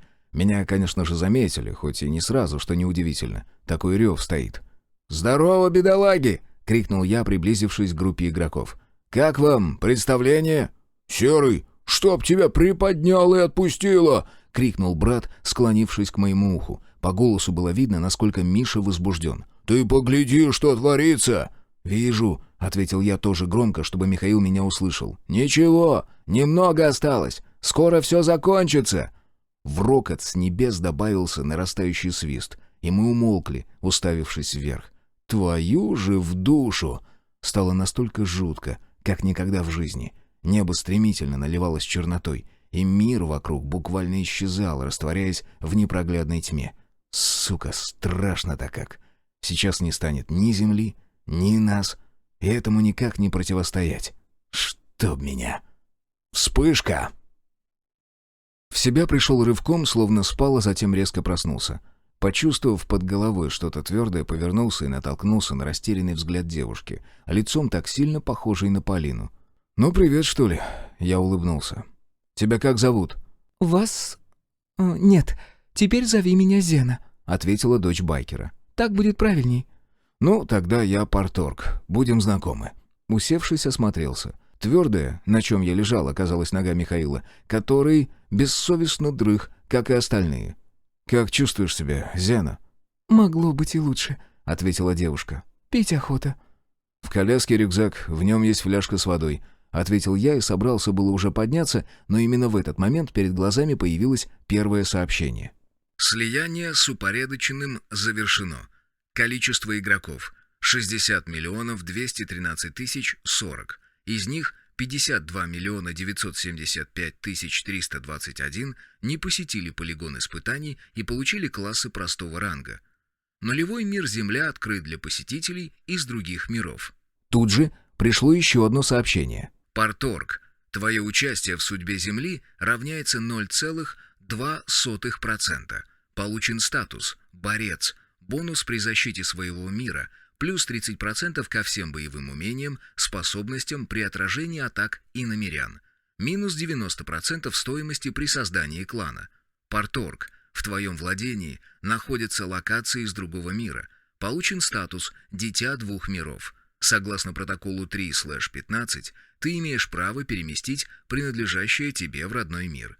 Желаешь перенести свою собственность на Землю? Да? Нет? «Да!» — почти выкрикнул я, едва до моего сознания дошло только что прочитанное. «Есть! Есть на свете высшая справедливость! Великий, мать его, перенос!» Справившись с эмоциями, я сосредоточился на следующем послании от упорядоченного. Парторг. Выбери точку входа, к которому желаешь привязать локацию. Доступно. 1. Берег реки Гоксы, окрестности города Н. 2. Лесополоса, окрестности поселка Известковый. «Первый вариант», — произнес я, понимая, что здесь, на берегу, намного лучше. «Вода — это жизнь, а Известковый там вроде как занято. Лучше не буду напрягать майора своим присутствием. Пусть спокойно строит общину. Или клан, как правильней. Черт, клан! Ладно, разберемся. Вот, упорядоченное уже новое сообщение прислала. Запущен протокол. Трансформация местности. Точка входа – берег реки Гоксы. Полностью перешла в собственность игрока Парторга. Игрок. Для подтверждения необходимо создать клан. Активирован принудительный перенос в мастерскую упорядоченного. В следующую секунду я очутился перед широким, длинным столом, на котором располагался монитор, копию которого я уже видел в помещении аукциона. На экране имелись 3 окошка. Клан. Создать. Ремесло. Подтвердить квалификацию. Испытание упорядоченным. Доступно после 10 уровня. «Создать клан», — выбрал я. Изображение на экране тут же поменялось. Игрок Парторг. С твоего счета списано 100 КСО. Дай название своему клану. Я с трудом сдержал рвущиеся наружу матерные слова. Как-то не хотелось становиться главой клана «сука» или совсем уж что-то непотребное, вроде «чудаки» на букву «М». К счастью, у меня уже имелось название, которое я и озвучил. «Урал». Зарегистрирован клан Урал. Место дислокации — планета Земля. Уровень клана — 0. Устав клана. Классический. Для изменения необходимо поднять уровень клана до 1 и увеличить численность до 20 игроков. Игрок Парторг. Ты выполнил скрытое эпическое задание. Первый лидер. Награда 2 эпических кристалла, 80 КСО, плюс 800 к прогрессу уровня. Я не успел больше ничего сделать, как меня вышвырнуло в реальный мир. Только в этот раз под ногами у меня была не трава, а хорошо знакомое бетонное покрытие взлетного поля. «Серый, это что нахрен такое?» — раздался возмущенный голос Михаила. «Нас что, в другой мир забросило?» «Нет, брат, мы дома», — с улыбкой ответил я, радуясь, что космопорт оказался по эту сторону реки. «Все за мной! Сейчас буду вас знакомить со своими стальными товарищами. И не только». Интерлюдия 1. Кир Ку Адай, младший стратег клана «Звездные охотники». Наслаждаться хорошо проделанной работой — это ли несчастье? Именно так думал младший стратег, ожидая хороших вестей. 4 атмосферных рейдера и 2 десантных бота отправил он по обнаруженным координатам. 2 взвода солдат от 3 до 5 уровня, усиленные 1 тяжелым и 3 средними атакующими дроидами. Такой силой можно было вынести 2/3 всех кланов на Брэдсизе. Да, Кир Куадай перестраховался, но у него на то имелись веские причины. Проанализировав всю информацию по космопорту за последние 14 лет, он очень удивился, когда узнал, сколько игроков погибло, пытаясь взять эту локацию под контроль, и аналитик решил подстраховаться. Звонок видеофона прервал размышления младшего стратега. Щелкнув пальцами, он уставился на командира штурмовиков, старшего пилота Данну Васа.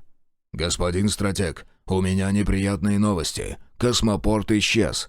«Ну-ка, повтори. Вы там унюхались синими грибами, что ли?» — возмутился Кир Куадай. «Хочешь сказать, кто-то сравнял космопорт с Землей?» «Господин стратег, я хочу сказать, что эта локация полностью исчезла из Брэдсиза. В подтверждение высылаю вам съемку местности со всех 4 рейдеров. Мы там пару сотен квадратных километров исследовали. Пусто!» «Обследуйте еще пару сотен, но найдите мне этот чертов космопорт!» — рявкнул Кир Куадай, отключая связь. «Съемку они сделали. Что за бред?» Интерлюдия 2. Клещ. Если бы не старая привычка носить бронежилет, то его уже не было бы. Пуля ушла по касательной в плечо, оставив глубокую рваную рану, но главное, она не осталась в теле. Чертов игрок. Орлов точно знал, что действие подавителя одноразовое. Его человек не стал бы врать о таком. Неужели Глебов смог повторно зарядить артефакт? И амулет подчинения, он каким-то образом обезвредил его. Что же у него за класс такой? Клещ уже полчаса отлеживался в подвале брошенного дома, дожидаясь, когда же перестанет действовать этот идиотский протокол. Гномы давно потеряли его и ушли, а вернуться домой по-прежнему не получается. А ведь там, на земле, Орлова ждут серьезные проблемы.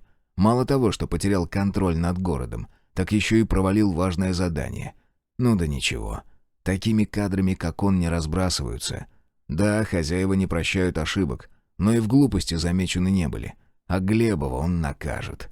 Не напрямую, нет. Через близких. Глава 5. За круглым столом. «Парторг, как ты это сделал?» Такой вопрос задал Мидас, когда мы остались наедине. Всех новичков я бесцеремонно сплавил по линии, предупредив, что бродить по космопорту смертельно опасно, а сам отправился с заместителем в ремонтный цех. Когда я освобождал локации, они переходили под мой контроль. А в это время мой мир еще не был захвачен упорядоченным. Я сам не ожидал подобного, но, скажу честно, доволен как слон. О таком и мечтать не мог. Кстати, подземные убежища тоже перенеслись. «Вместе с их содержимым», — подтвердил Мидас. «Единственное, что изменилось, это река, появившаяся на 50 километров ближе, из-за чего поменялась конфигурация внешних охранных периметров. Зато я теперь могу использовать все сканеры без опасения быть обнаруженным. Да, Парторг, в вашем мире есть орбитальные станции?» «Одна. А еще сотни, если не тысячи искусственных спутников. И если тебе удастся к ним подключиться, это будет просто замечательно». «Даешь разрешение?» В голосе Мидаса послышалось предвкушение. «Настаиваю», — улыбнулся я. «Только осторожней, чтобы нас ненароком не вычислили». «Принял», — помощник не скрывал своей радости. «Наконец-то я смогу использовать все возможности космопорта. Да, кстати, ты обещал добыть материалы. Вот список всего, что нам требуется, чтобы создать 10 единиц ПМР и восстановить малых охотников». «Давай сюда», — забрал я у дроида лист пластика, исписанный мелким шрифтом. Письменность Брэдсиза была мне знакома лишь благодаря упорядоченному. Так легко узнать тайны любого мира. Стоп. «Мидас, поставь у спуска в подвал охрану, а лучше установи там прочные двери с системой пропуска.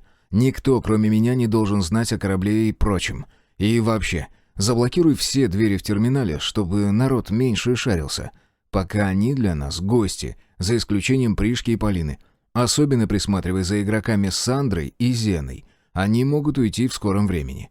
Ах да, еще этот паренек. Не знаю его имени». «Приказ понял, Парторг», — ответил Мидас.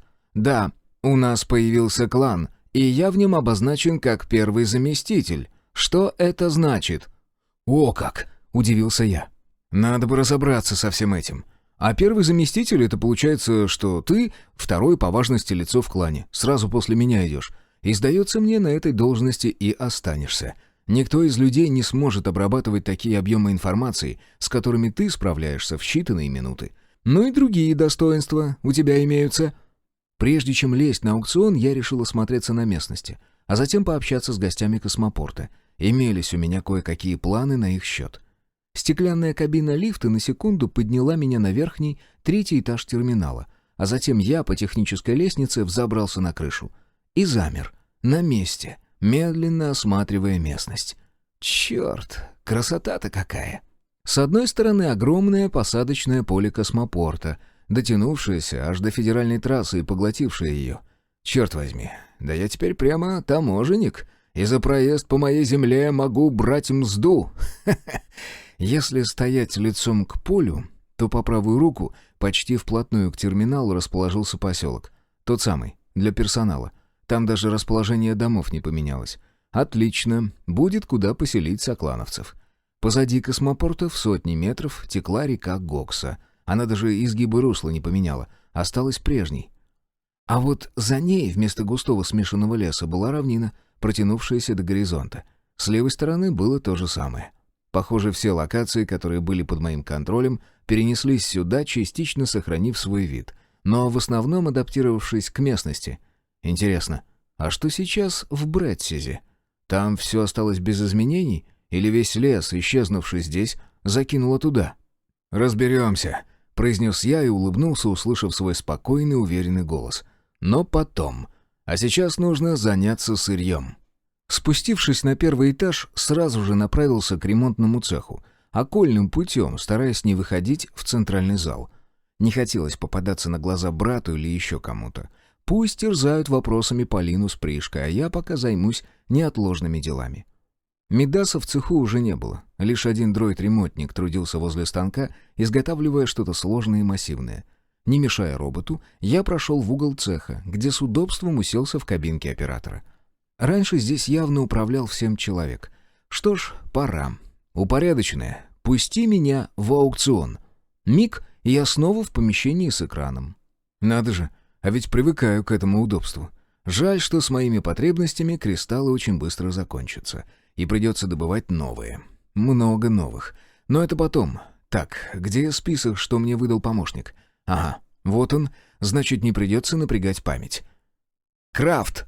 Дальше я просто назвал по списку требуемые металлы и элементы, попеременно выбирая, за что покупать сырье, КСО, кристаллы, обмен. Брал материалы редкого ранга, выше просто не было смысла. В итоге потратил на все про все весьма приличное количество кристаллов, но прикупил материалов не на 10, а на 50 пистолетов ПМР и огромное количество боеприпасов. Впрочем, оно и к лучшему. Избавился от большинства простых и улучшенных, оставив и тех по 25 штук. Познакомился и с одной очень неприятной особенностью торговли на аукционе. Обмен КСО на кристаллы шел по одному прейскуранту, а если мне требовалось наоборот приобрести валюту, цена резко отличалась не в мою пользу. Чтобы приобрести 1 КСО, я должен был отдать упорядоченному 1 простой кристалл, за 10 улучшенный, за 100 редкий и так далее. И это не считая комиссии в 10%. Увидев столь вопиющую несправедливость, решил разобраться с этим чуть позже и полез смотреть ценники в обменнике с игроками.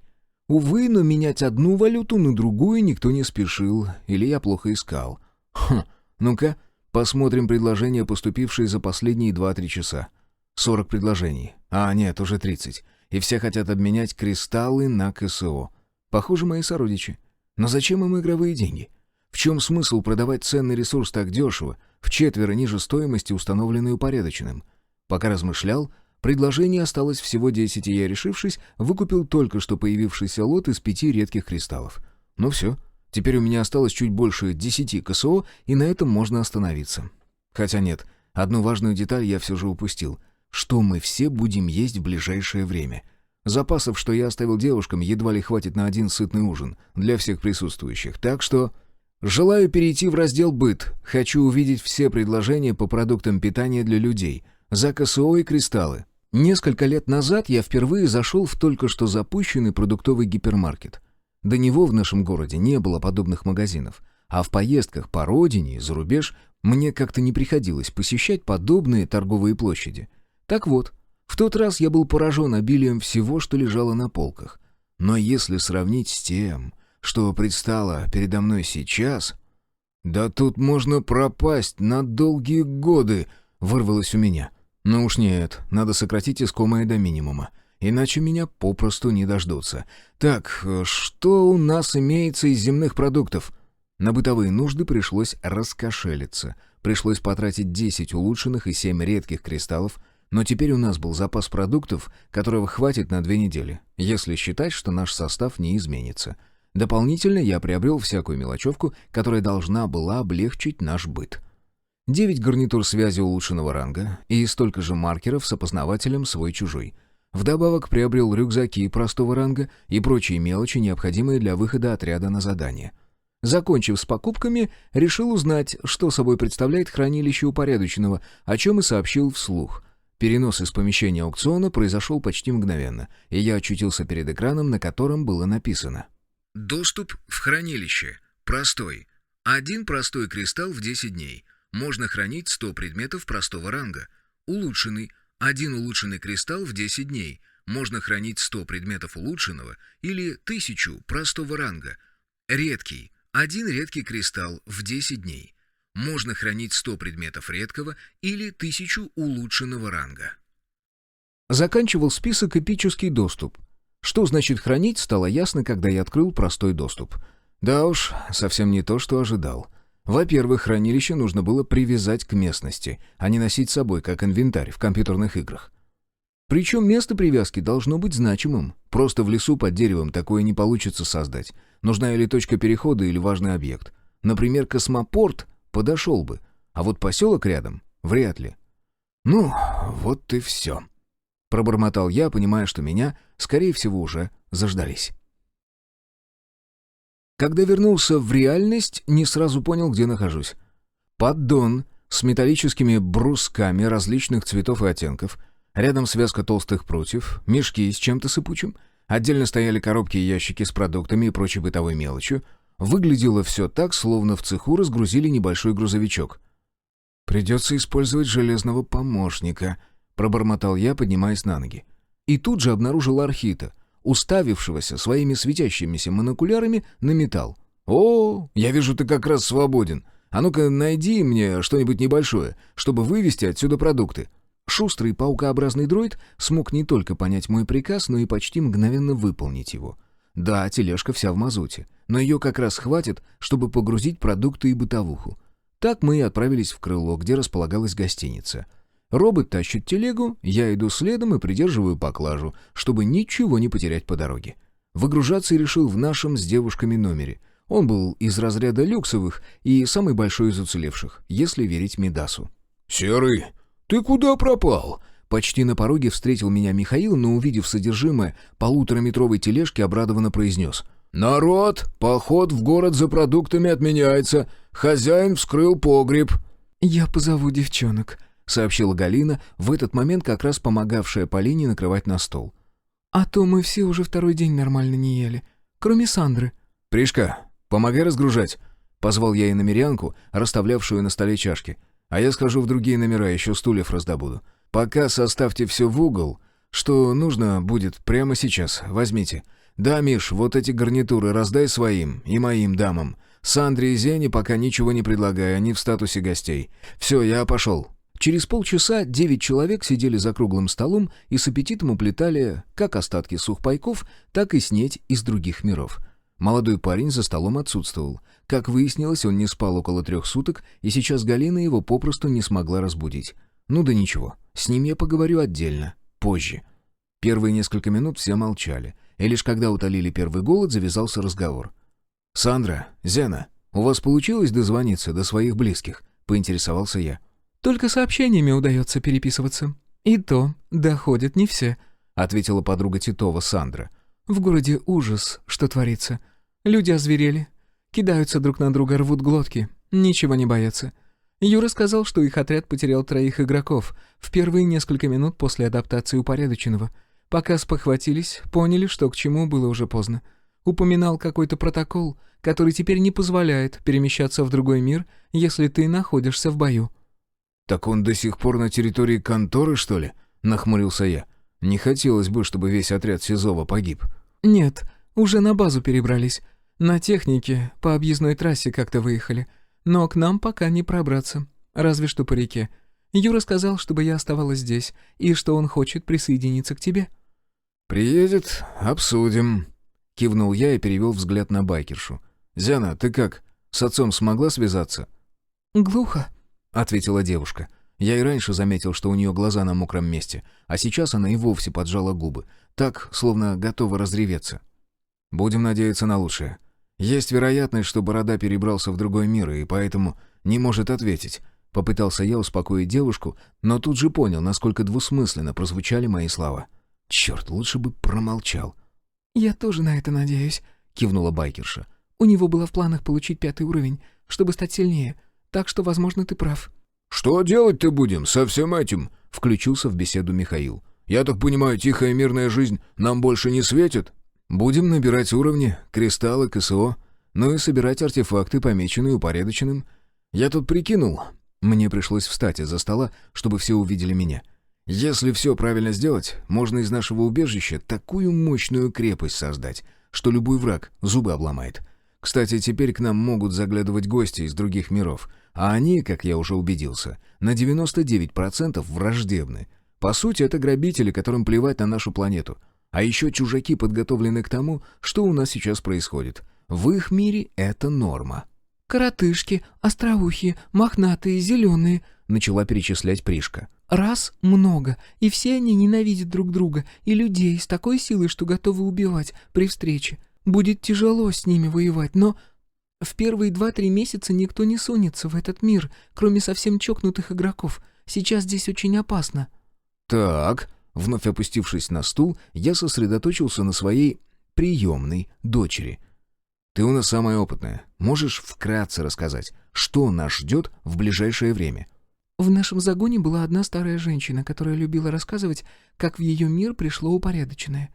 Так вот, она рассказывала, что в больших поселениях в первые дни погибла половина жителей. В большинстве своем они уже перестали быть людьми, превратившись в кровожадных тварей, нападавших друг на друга. Очень скоро эти твари повысили свои уровни и начали разбиваться на стаи, выбирая себе самых сильных вожаков. Все города были поделены на анклавы, и сохранившим разум людям пришлось уходить подальше от больших поселений. Вот что ждет и этот мир. Парторг. «Хреновая перспектива», — произнес я, сам бегло окинул взглядом собравшихся. Лишь Настя и Надя сидели с широко открытыми глазами, слушая иномерянку, взрослые же угрюмо смотрели в стол. Даже я, уже давно знающий обо всем в глубине подсознания, пытался отрицать произошедшее. «Надо вооружаться и крепить оборону», — присоединился к беседе Михаил. «Еще раз добыть технику, желательно бронированную. Ну и карты местности, желательно от военных». «Предлагаю следующее. Каждый составит список необходимого, затем мы вновь все соберемся и порешаем, что у нас в приоритете», — предложил я. «Все — это значит все. Надя, Настя, вас это тоже касается. Бумагу и карандаши возьмете в том углу. Позже определимся, кто какую должность займет в нашем маленьком феодальном обществе. И да, пора уже переходить на игровые имена. Меня зовут Парторг, кто еще не понял?» «А почему мы не видим твоей игровой информации?» — спросила Настя. «А вот это правильный вопрос. Просто у меня...» «Парторг, системы дальнего наблюдения засекли крупный объект, приближающийся к космопорту по воздуху», — прозвучал в моем ухе голос Мидаса. «Извините?» Я вскочил со стула и поспешил к выходу. Совсем забыл про визор, расслабился. «Мидас, на что это похоже?» «Похоже на атмосферный транспортник. Собирается приземлиться на посадочное поле. Парторг, активировать протокол «Активная оборона». Глава 6. Дары неба. «Отставить сбивать самолет!» — возмутился я. «Сколько у нас в запасе времени до момента, когда мы уже не сможем ничего сделать?» 3 минуты», — ответил заместитель. «Отлично. Тогда дай картинку на визор». Я уже добрался до своего рюкзака и прямо сейчас одевал девайс. «Принять?» Картинка появилась сразу, но не такая, как я думал. Лишь очертания самолета. Впрочем, мне хватило этого, чтобы понять. Это пассажирский самолет. Похоже, он был в воздухе, когда все произошло. Страшно представить, что сейчас происходит на борту, учитывая произошедшее. Но главное не это. Пилот, похоже, смог сохранить разум. Иначе кто бы так уверенно вел технику на посадку? Он держит курс на посадочное поле или терминал? На всякий случай уточнил я. «На поле», — прозвучал голос Мидаса в ухе. «Иначе я бы расценил атмосферик как прямую угрозу и уже сбил». «Пусть садится. А мне пригони своего тезку. Чую, нам в скором времени придется знатно пострелять». Самолет, огромный Airbus, приземлился почти на краю посадочной площадки и замер там. Шум он поднял знатный, смог даже разбудить парнишку, отсутствовавшего на нашем совещании. Тот выскочил из номера гостиной одним из первых и почти сразу наткнулся на меня. «Что происходит?» — выпалил он испуганно. «Черт, да какие 20, ему и 17 нет. Зато уровень аж 3. Это как он смог без оружия заработать столько очков?» «Все под контролем. Так что не напрягайся», — спокойно ответил я. «Давай знакомиться, а то сразу у нас сделать этого не получилось». «Алексей?» Паренек, приблизившись, протянул руку, которую я пожал, одновременно считывая информацию по новичку. Игрок. Дарк. Класс редкий. Петовод. Уровень класса 3. Прогресс 300 из 4000. «Мой ник — Парторг. Ты как умудрился прокачаться до 3-го уровня?» — поинтересовался я, пожимая руку Алексея.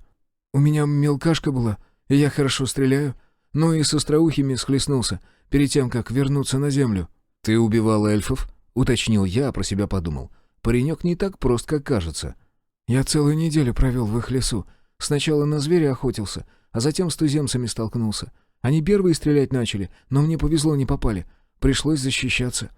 3 убил в первые же минуты, а затем отступал, прятался. Отец меня с детства в лес брал, так что я умею запутать след». «Так, давай мы попозже поговорим. Сейчас надо решить с самолетом. Сдается мне, там пассажиры уже не люди.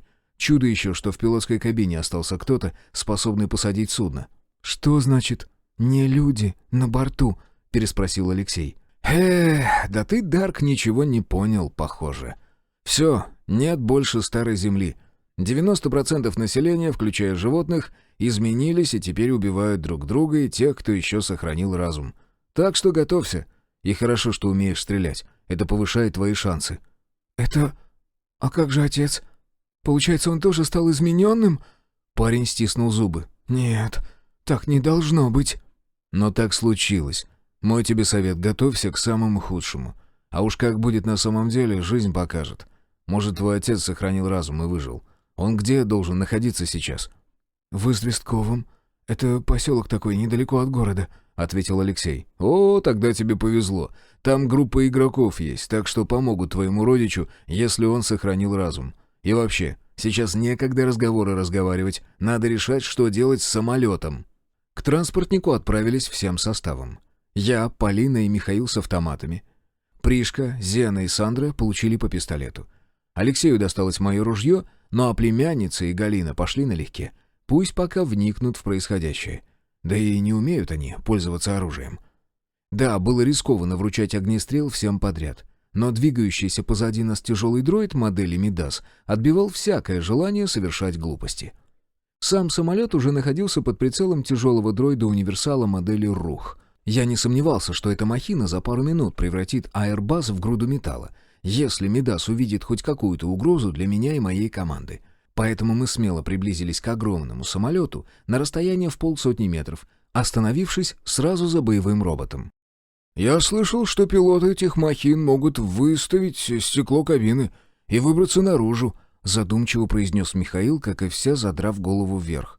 «Мол, это сделано, чтобы можно было эвакуироваться». «Ну, нам попался очень осторожный пилот», — ответил я. «Он даже не торопится показаться». «Мидас, пусть Архей пришлет одного из своих летающих дронов и внимательно осмотрит кабину. Может, там уже нет живых. Мало ли, вдруг тот, кто посадил самолет, был ранен. Да и дроиды, чего уж скрывать, выглядят жутко. Это ж, считай, шагающие танки. Я бы тоже не отсвечивал, пока не понял, какие намерения у встречающих». «Дрон уже отправлен к вам», — прозвучал ответ помощника. «Парторг, тебе надо установить нейросеть. Тогда ты сможешь полностью подключиться к системе управления космопортом и ко всем дроидам. Сейчас было бы удобно обратиться к неизвестному через Руха, использовав громкоговоритель». «Стоим, ждем», — предупредил я свою команду и направился к дроиду-универсалу. «Мидас, передай приказ Руху, пусть произнесет следующее. Всем на борту, кто сохранил разум, сообщите, в каком месте вы находитесь и какова степень угрозы от измененных. Мы не причиним вред тем, кто сохранил разум». «Принял», — ответил заместитель, а в следующую секунду дроид повторил мои слова. Да так громко, что их услышали даже звери за рекой. Результат не заставил себя долго ждать. Одно из стекол на кабине скользнуло в сторону, и сверху прозвучал мужской бас.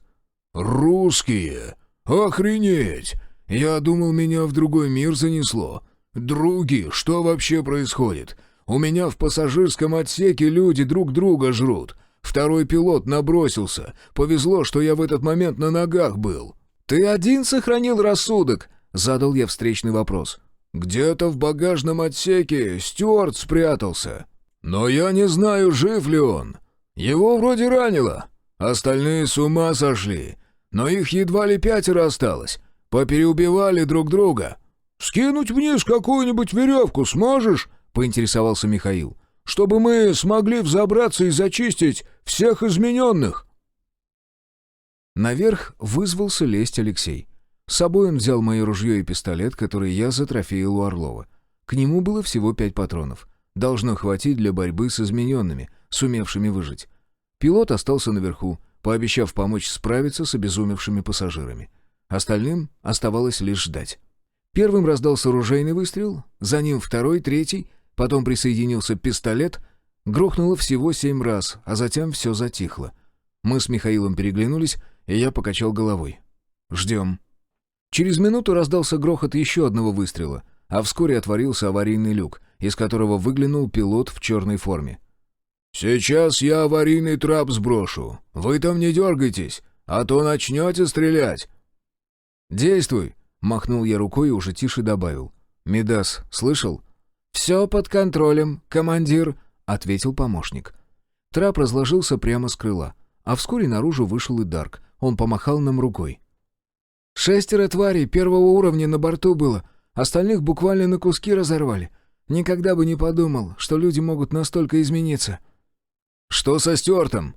«Они добрались до него». К разговору вновь присоединился пилот. «Умные суки. Да. А что за уровни? Вы их как-то по степени опасности различаете?» «Опа! Ты что, ничего не знаешь про упорядоченное?» — спросил я. «КСО, кристаллы, классы». «Какая-то игрушка?» — уточнил летчик. «Он отмечен упорядоченным как не игрок», — пояснил сверху Алексей. «Командир, тут в багажном отделении битком забито. Помимо вещей пассажиров еще какой-то груз имеется». «Что везли, уважаемый?» — поинтересовался я у командира воздушного судна. «Продукты, какое-то оборудование, предназначенное для водолазов, и какую-то частную старинную коллекцию. Не знаю, что там». «Самолет со жратвой», — произнесла Зена. Не кисло так. Надолго должно хватить. Если там, конечно, не фрукты». «Мидас, направь сюда обоих архитов, пусть помогут с разгрузкой», — обратился я к заместителю. «И платформы пусть сюда подгонят». «Что после разгрузки собираешься сделать с атмосферником?» — поинтересовался Мидас. «Даже не думал еще. А что?» Дрон просканировал его, и Архей считает, что материал, из которого изготовлен транспорт, пригодится в ремонте и изготовлении необходимых нам вещей. «Спешить с этим не будем. Но подкатить самолет к терминалу стоит прямо сейчас. Решил я. Только разгрузим его. Пилот, как твое имя?» «Иван». «Слушай сюда, Иван. Сейчас ты поможешь нам разгрузить самолет, а затем я тебе расскажу, что случилось с нашим миром. Ну а после решим, что нам делать дальше». Нам повезло. Самолет вез несколько здоровенных ящиков с различными консервированными морепродуктами. Мидии, щупальца кальмаров, креветки и все это добро в герметичных пластиковых контейнерах. Похоже, какая-то фирма заказала все это добро, чтобы после расфасовать в тару для продажи в торговые сети. Вторым относительно приятным моментом было наличие нескольких 200-литровых бочек с концентратом абрикоса и апельсина. Я даже не понял сначала, что это такое, но Михаил просветил. Теперь у нас будет сок, наподобие магазинного пакетированного. Оборудование для водолазов оказалось профессиональным, и к тому же имело простой ранг. Правда, я даже близко не представлял, куда все это добро использовать. Решил, что его можно будет продать на аукционе. Ну и самым интересным оказалась коллекция драгоценных, а главное старинных вещей. Теперь у нас было 20 артефактов редкого и эпического рангов, предназначенных для человеческих магов. Вот уж действительно находка, которую можно будет продать за эпические кристаллы. Разумеется, было и багажное отделение, которое осталось на потом. Все же дело шло к вечеру, и разглядывать каждый чемодан мы решили уже под защитой стен. Так что, пока дроиды разгружали грузовой отсек, мужская часть занялась пассажирским салоном. Благо в самолете нашлась подходящая роба, чтобы мы не боялись уделаться в кровище и прочим содержимым разорванных тел.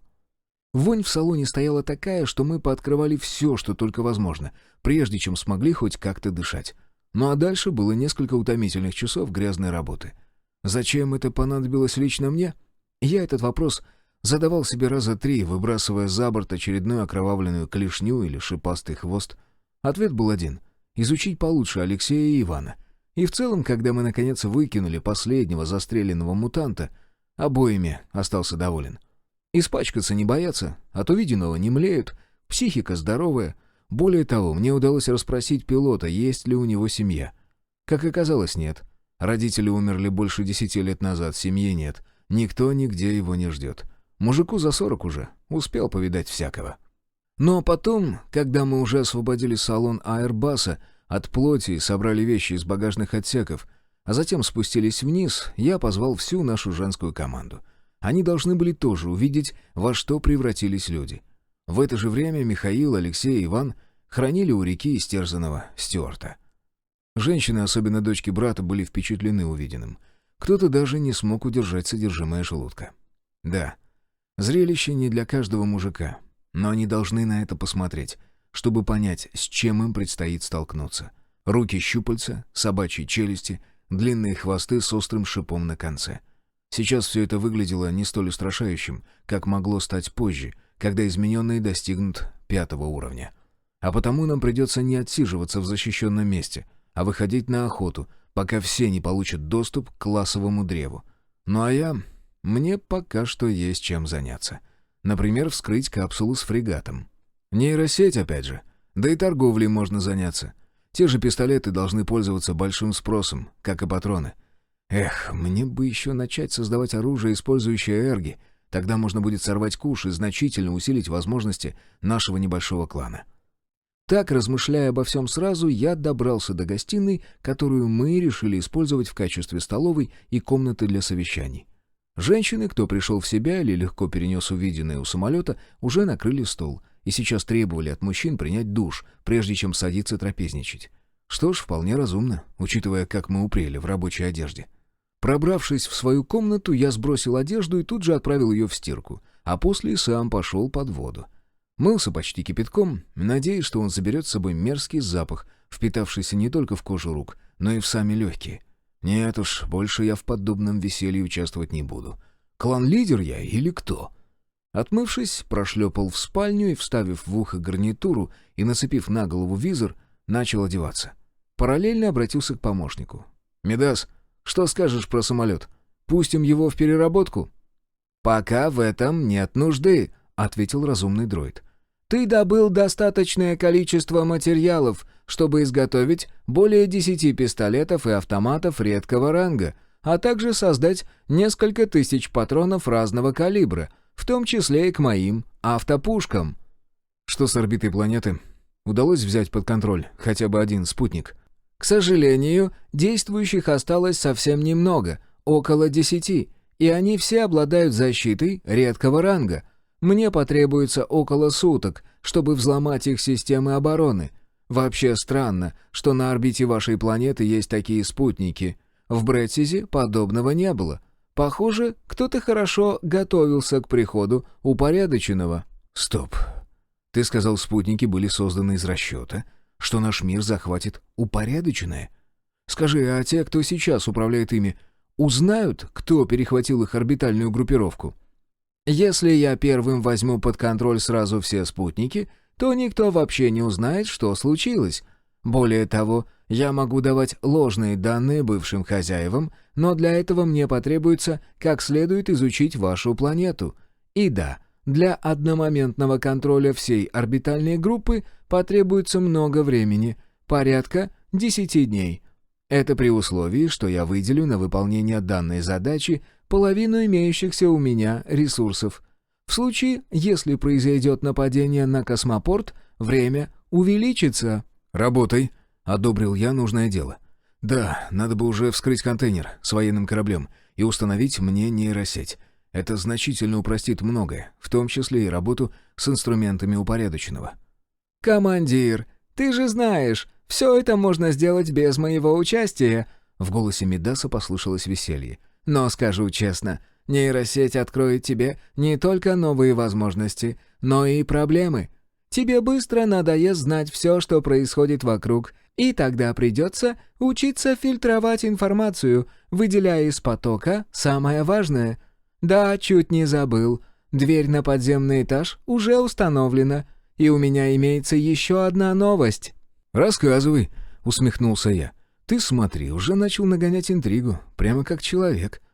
«Мне стало интересно, перенесется ли тоннель метро вместе с нами, и я использовал один из модулей ремонтного комплекса в качестве буровой машины. Представляешь, как я удивился, когда обнаружил не только отрезок пути, но и стоящий в нем поезд, и он точно не пассажирский». «Товарный? Грузовой?» — заинтересовался я. «Похоже на грузовой состав. Такие использовали для доставки породы из шахт. Так что у нас имеется большой запас металла. Но не это главное. Ты говорил, что тебе нужна надежная бронированная техника. Представь себе, если нам удастся извлечь на поверхность головной вагон с движителем и адаптировать его под наши нужды». «Как ты вообще до такого додумался?» Мне с трудом удалось сдержать смех. «Бронепоезд, черт возьми!» Они были самыми бесстрашными игроками, путешествуя по мирам на своем бронепоезде. Давай пока отложим эту идею, хорошо? «Ты, похоже, неверно представил себе то, что я предлагаю». Мидас ничуть не обиделся. «В общем, Архей уже начал расчистку тоннеля, так что рекомендую посмотреть. Оно того стоит». Глава 7. Стая. Любопытство — коварная вещь. Вот и я поддался на уговор заместителя, и вместо того, чтобы усесться с Михаилом, Полиной и Пришкой за составление плана на завтрашний день, полез в чертов тоннель. Ожидал увидеть что-то массивное, под стать рудовозу, на котором к терминалу приезжали нелюди. И был весьма удивлен, когда сразу за завалом, сквозь который был проложен укрепленный проход, я увидел покатую, чуть заостренную кабину локомотива. По размерам, если смотреть спереди, он был примерно вдвое больше нашей «Газели», так что Мидас был прав, такую технику использовать можно. Но не это было главным. Локомотив являлся игровым артефактом. Улучшенный ранг с модулем-накопителем эргов и соответствующим двигателем, работающим на игровой энергии. Более того, Похоже, он уже был адаптирован для перемещения не только по монорельсу, но и по дорогам, потому что имел колеса. Черт! До этой техники требуется минимум изменений, чтобы она смогла колесить по дорогам Земли. Мидас, ты что, не мог сразу пояснить, что здесь фактически готовый броневик? «Я предупреждал, что тебе понравится увиденное», — прозвучал в гарнитуре голос заместителя. «На полную расчистку уйдет несколько дней, но зато мы сделаем сразу два дела. Подготовим дополнительные точки внешней обороны и сделаем эвакуационный тоннель на противоположном берегу реки». «Ты вот еще что скажи. Если на нас пойдет огромная стая мутантов, мы выдержим натиск?» «Огромная насколько?» 2-3 сотни легко уничтожит один рух, но с условием, что начнет действовать сразу, как только бывшие жители этой планеты зайдут на территорию космопорта. Вдвоем универсалы остановят 500 измененных, если те будут не выше 4 уровня. Ну а при поддержке Мидаса и системы ближней активной обороны мы устраним 1000 мутантов, не пропустив ни одного внутрь здания космопорта. Если придут 2000, то они непременно ворвутся внутрь, и тогда придется задействовать все системы обороны. В целом, противник в итоге будет уничтожен, но контроль над ситуацией будет утерян надолго. Людей мы сможем спрятать на 2-м этаже или спустить вниз, тогда будет шанс, что все выживут. Значит, 1000. Что ж, место у нас от города удаленное, но дорога рядом, так что все может случиться. Ладно, посмотрим. Недели 2-3 у нас есть в запасе. Надо будет усилить за это время оборону. Кстати, вспомнил я, выбираясь с цокольного этажа. Ты получил что-нибудь от упорядоченного, когда космопорт перенесся в другой мир? Выполнение эпического задания плюс 2 эпических кристалла и 150 КСО. Забирай их. В следующий раз буду сразу передавать. Мне все равно некуда их использовать. Упорядоченное тут же прислало сообщение о пополнении моих запасов, заодно напомнив мне характеристики, которых я достиг. Игрок Парторг, разумный дроид Мидас, передал 2 кристалла эпического ранга, 150 КСО. Данные. Игрок Парторг, эпический мультикласс Эрго, клан Урал, должность лидер, прогресс уровня 2375 из 15000, баланс валюты 154 КСО, встроенный накопитель, уникальный, 92 Эрго из 100, прогресс усовершенствования накопителя 7%, ядро 5 эргов, кристаллы 25 простых, 25 улучшенных, 47 редких, 5 эпических. «Ну вот, уже кое-что», — улыбнулся я, смахивая в сторону сообщения. «Мидас, я тут немного торговлей решил заняться. Пусть дроид привезет в мою спальню старинную коллекцию, найденную в грузовом отсеке самолета. И еще такой вопрос. Боеприпасы для ПМР и сами пистолеты уже начали делать? И что насчет АКРов?» Первых 4 партии пистолетных патронов в количестве 40 штук уже изготовлены и ожидают испытания. Также созданы еще 4 пистолета и 1 пробная версия автомата. «Командир, ты хочешь испробовать изделие?» «Это уже не сегодня», — открестился я. «Мне бы разобраться перед сном с драгоценностями и продать все ненужное». «К сожалению, я не смогу в этом помочь», — прозвучал в моем ухе расстроенный голос помощника. «У меня нет доступа к аукциону». «Сам справлюсь», — усмехнулся я. «Главное не прогадать». Незаметно пройти в спальню в сопровождении паукообразного дроида, груженного ящиком из красного дерева. В гостиной комнате расположились Михаил, Иван, Алексей, Пришка и Полина с Зеной. Остальные, похоже, отправились спать. «Серый, ты куда пропал?» — возмутился брат. «Мы ж без тебя вообще ничего решить не в состоянии». «А что тут решать?» — пожал я плечами, забирая у ремонтника ящик с драгоценностями, после чего приказал дроиду. «Возвращайся к работе». «Ну, может, нам наведаться в ближайшую деревню? Тут в 3 километрах имеется небольшое село, дворов на 200». «Сенцовка. Знаю». Кивнул я, опуская ящик на стол и присаживаясь. Половина домов пустует зимой, да и летом не все заняты. И что мы там делать будем? У нас патронов к автоматам штук 100 осталось, а пистолетных 2 десятка. Только к ружью много, но оно одно. Несложно посчитать, на сколько минут боя нас хватит. А потом что, перейдем в рукопашную? «Что ты предлагаешь?» — нахмурился Михаил. Остальные молча наблюдали за нами. «Сейчас я оценю то добро, что находится в этом ящике, и часть выставлю на продажу. Заодно постараюсь найти патроны, которые должны быть на аукционе. На завтра у нас задача следующая. Галина с дочками, Цандрой и Зеной, займутся разбором багажа с самолета. Все, что представляет ценность для нашего быта и тем более для упорядоченного, следует отложить и рассортировать. С остальными я проведу слаживание. Иван, к тебе следующее предложение. Я могу помочь тебе стать игроком, но это опасно. 10% из 100, что ты не выживешь. Но если уцелеешь, будешь должен или вступить в мой клан, или отдашь один эпический кристалл. «А как же самолет?» — нахмурился летчик. «Я думаю, что ты не случайно приземлился именно здесь.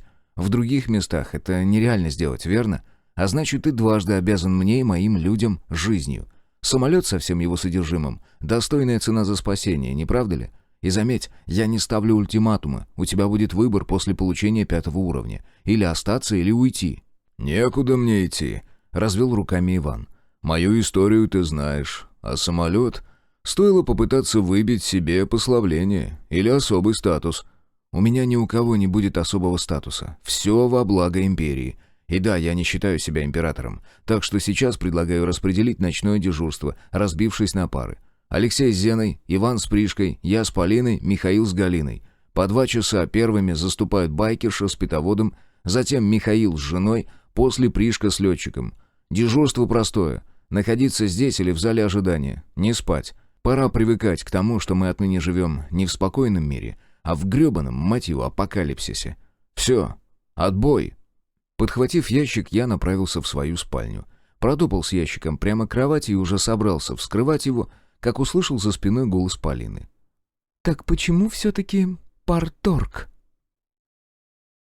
«Это отложи. Пригодится. В крайнем случае обменяй на что-то равноценное», — предложила девушка, отодвигая очередной артефакт в сторону. По большому счету, все эпические драгоценности перешли в разряд «пригодится». «Все, остальное продам». Я решительно сгреб оставшиеся артефакты с покрывала и отправил их назад в ящик. Прямо сейчас займусь этим. «Только не задерживайся. Нам еще на дежурство», — зевая произнесла Полина. «А я спать. Проснешься первым, разбуди, хорошо?» «Разбужу», — пробормотал я, наблюдая, как мой специалист по артефактам поворачивается на бок, подкладывает под щеку ладошки и почти тут же начинает ровно посапывать. Эх, мне бы так засыпать. «Аукцион!» — тихо произнес я и в следующий миг очутился в помещении с монитором. «Интересно, а я отдыхаю, пока нахожусь здесь?» В этот раз вход был несколько иным. У меня перед глазами сначала высветилось сообщение. Игрок Парторг. Желаешь разместить лоты на аукционе? Для размещения необходимо приобрести лицензию торговца не ниже улучшенного уровня. Игрок Парторг. Благодаря способности Крафтер улучшенного ранга ты получил возврат. 4 редких, 6 улучшенных, 5 простых кристаллов. 60 КСО. Ого, неплохо, даже очень. Почаще бы так. Первым же делом приобрел лицензию, потратив 1 редкий кристалл, чтобы не беспокоиться о сроках. Затем стал по очереди вводить запросы на артефакты, подобные тем, что у меня имелись. И тут же был неприятно удивлен. Вещи, с которыми могли взаимодействовать маги, стоили на порядок дешевле, чем схожие, но работающие от эргов. Низкий спрос на предметы, работающие от маны. Мало людей, владеющих магией. Основную причину удалось выяснить быстро. Если накопители эргов имелись в продаже, то подобные, но на ману, отсутствовали. Получалось, что магические артефакты мог зарядить только маг. Что ж, значит, попробуем выставить на продажу лишь редкие магические украшения. И чуть занизим цену процентов на 10. Разумеется, цену выставим в кристаллах. У нас сейчас ситуация из разряда «скорее бы вооружиться до зубов», до защиты обзавестись. И только после можно будет выделываться. К счастью, с оружием вопрос решен. А вот защитные амулеты, вроде моих наручей, придется покупать. Правда, для начала всем присутствующим в космопорте стоит определиться, готовы ли они вступить в клан Урал. Ну и надо разобраться, можно это сделать сейчас или по получению 5 уровня. По-хорошему, я должен был давно это сделать, но, увы, я сплю и то урывками, часов по 5 максимум. Так что пока сосредоточусь на продаже артефактов и закупках сырья. Бижутерию выставил в обменнике, назначив цену за артефакты в кристаллах. От 2 до 5 редких, в зависимости от того, активированы модули или нет. Туда же выставил 1 редкий пистолет, поставив ценник в эпический кристалл и 2 десятка патронов для него, улучшенного ранга. Все за 2 редких кристалла. а затем приступил к поиску того же самого, но уже для себя. Нашел, причем довольно неожиданно в разделе вооружения. Каким-то образом упорядоченный умудрился выставить огромный ассортимент оружия и боеприпасов земного происхождения. Разумеется, ранговые, за весьма приличные деньги. Здесь даже присутствовали лоты с тяжелой артиллерией, правда, за совершенно космические цены, равные разве что амулетам Возрождения или увиденному мной тут скафандру. «Нет уж, что-то упорядоченное слишком ломит цену», — пробормотал я и выставил несколько лотов. Один улучшенный кристалл в обмен на цинк пистолетных патронов, такой же товар за цинк автоматных и, чем черт не шутит, один простой, за ящик с гранатами и цинк вогов. Затем выставил одну бочку концентрата и 4 пластиковых контейнера с морепродуктами, запросив за каждый лот редкий кристалл. Как говорится, лох не мамонт. Ну а если кто-то сочтет мои предложения слишком дорогостоящими, пусть выдвигает встречные, а уж я рассмотрю. Закончив выставлять товар, заглянул в рекомендуемое и улыбнулся. Сработало. Как я и ожидал, раздел пополнился предложениями, связанными не только с моим мультиклассом, но и с лотами, которые я выставил. Более того, теперь здесь присутствовали товары от игроков, что значительно облегчало поиск. Я тут же обменял 2 улучшенных кристалла на 2 цинка патронов под АК-47. Жаль, что другие лоты были необоснованно дорогими. Нет уж, хрен вы меня убедите брать десяток гранат F1, не имеющих даже простого ранга, за 1 эпический кристалл. Пистолетные патроны тоже нашлись, но в пачках, за которую просили простой кристалл. Впрочем, если стрелять из редкого оружия, то какая разница? Надо проверить, чем отличаются земные боеприпасы от тех, что скрафтили дроиды-ремонтники. Устроить отстрел, и для этого стоит приобрести что-то наподобие щита. Собрался было уже купить 1 пачку патронов, но перед глазами появилось еще одно оповещение о купленных лотах. Концентраты морепродукты нашли своих покупателей. Надо же, это что за эстет? Интуитивно обратился к упорядоченному, запросив похожий лот, и тут же получил искомое. Кто-то продавал только что купленные бочку и контейнеры, но одним лотом, установив цену 1 редкий кристалл. Вдобавок к лоту шла записка, и это заставило меня задуматься. Это что, получается, через аукцион можно наладить общение? Я тут же подправил запрос, обозначив, что меня интересуют только записки, и сразу выявил аж 1,5 десятка лотов. Что характерно, все они были с земли, если судить по прилагаемому товару. Кто-то явно не бедный, пытается наладить связь с игроками своей планеты. Насколько эффективен такой способ? А черт его знает. Вот я до такого не додумался, но мне нет нужды в подобном. Если удастся связаться с майором и бородой, уже много будет.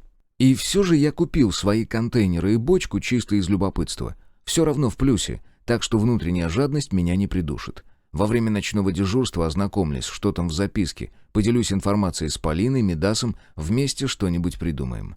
Так, средства связи у нас имеются. Сегодня во время зачистки самолета они сильно облегчили нам работу. А вот защиту и пару аптечек я бы прикупил на всякий случай. Мало ли что может произойти, а у нас элементарных бинтов нет. Итого, потратив 12 редких и 4 улучшенных кристалла, я стал обладателем 16 улучшенных браслетов и 10 общевойсковых аптечек простого ранга. Итого я ушел в минус на 8 редких и 2 улучшенных кристалла, но все это перед самым выходом в реальность перекрыла покупка пистолета с патронами. И это весьма порадовало. Со спокойной душой вернулся в спальню и с трудом сдержал рвущееся изо рта ругательство, когда увидел перед собой крышку 200-литровой бочки, а в нос ударил запах морепродуктов. Черт, неужели это каждый раз будет повторяться? Наверняка есть какая-то команда или условия, чтобы купленные предметы распределялись... Хранилище. Точно, надо будет разобраться с этим. А пока, увы, придется самому выносить 4 контейнера с морскими гадами в холодильную камеру. И вот когда найти время для сна? Оказавшись в гостиной, я молча, под взглядами Зены и Дарка, поставил контейнеры на стол. Подмигнул обоим и потопал обратно. Уже входя в спальню, услышал. «Видал, что значит ночной дожор? Это тебе не чай с печеньками, тут здоровье нужно, как у нашего командира». Закрывшаяся дверь отсекла звуки смеха. Вот черт, нет уж, бочку я завтра выкачу. А вот защитные браслеты вынесу прямо сейчас. Да и аптечки пусть возьмут. Они небольшие, но удобные. Выгрузив рядом с контейнерами все добро, я обратился к обоим дозорным. «По одному браслету на каждую руку. И по одной аптечке.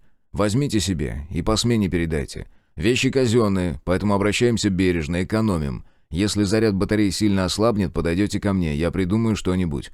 Да, морепродукты унесете в холодильную камеру. В случае тревоги будить меня первым». Добравшись до кровати, я рухнул без сил. Ни хрена в помещении аукциона не отдыхается. Наоборот, устал еще больше.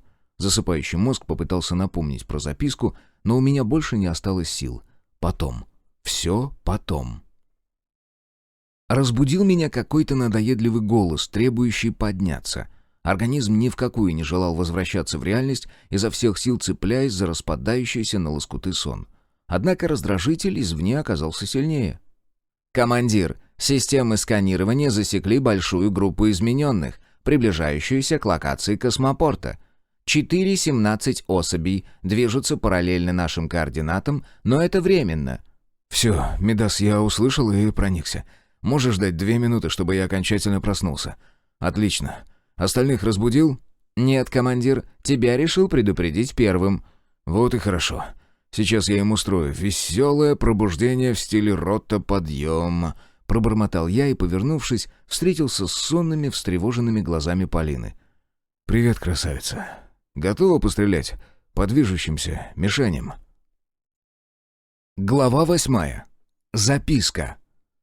Всеобщая побудка заняла чуть больше времени, чем требовалось. Совершенно неожиданно пришлось искать Настю, которая умудрилась зачем-то залезть в вентиляционный короб. Там средств наблюдения не было, и Мидас ничем не смог помочь в поисках. Хорошо, что племянница не стала залезать слишком далеко, и выбралась почти сразу, едва мы стали звать ее. В общем, часть нашей небольшой группы вышла встречать измененных с небольшим опозданием. Отсюда, с высоты 2-го этажа, видимость была чуть лучше, чем с 1-го, а визор отлично помогал рассмотреть сквозь ночную тьму незваных гостей. Твари на 1-х и 0-х уровнях не отличались повышенной подвижностью, и потому несколько километров до терминала основная масса мутантов преодолела минут за 20. Но были и шустрые, 10-2. Эти рвались к зданию космопорта, словно здесь их ждал сытный ужин. Причем они заранее знали, что всем точно не хватит. «Помните, кто уверен в своих способностях, стреляйте одиночными», — отдал я приказ спокойным голосом, зная, что все меня отлично слышат благодаря гарнитурам. «Остальным приказываю не бояться, подпускайте измененных ближе. Так у вас будет шанс попасть и тем самым набрать столь необходимые очки для повышения уровня. В случае прорыва мутантов на слишком близкое расстояние, в дело вступят дроиды, так что цельтесь тщательней. Всем, кто остался без оружия, смотреть и делать выводы. После поделитесь со мной своими мыслями». Сам я не собирался убивать тварей, пока буду уверен, что мои будущие соклановцы справляются. Все же у меня 5-й уровень, да и была такая мысль, что теперь мне потребуются более сильные соперники, чтобы пополнять очки. Первым начал стрелять Дарк, затем почти одновременно Цандра и Михаил. С секундной паузой к ним присоединилась Полина, которой достался один из 2 только что изготовленных АКР. Все били одиночными и, надо сказать, весьма результативно. Еще 10 секунд позже присоединились и Зена с Галиной. При этом байкерша была вооружена автоматом и начала палить очередями по 5-6 патронов. Последней открыла стрельбу Пришка. Племяшки и Иван остались в безопасности на 3-м этаже. Оттуда, под защитой дроидов-ремонтников, они и наблюдали за происходящим на взлетном поле. Нет, я не собирался ограждать девчонок от тварей. Ни сейчас и не в этом свихнувшемся мире. Просто они еще не держали в руках оружие, а значит, им придется сначала ждать. С Иваном вообще глупо вышло. Я хотел пропустить его в эпический портал поутру, но нападение случилось раньше. А теперь создать пробой не позволял чертов протокол, который стал действовать и на Земле. Вообще складывалось такое впечатление, что упорядоченное заинтересовано в уничтожении мутантов и прочих измененных тварей.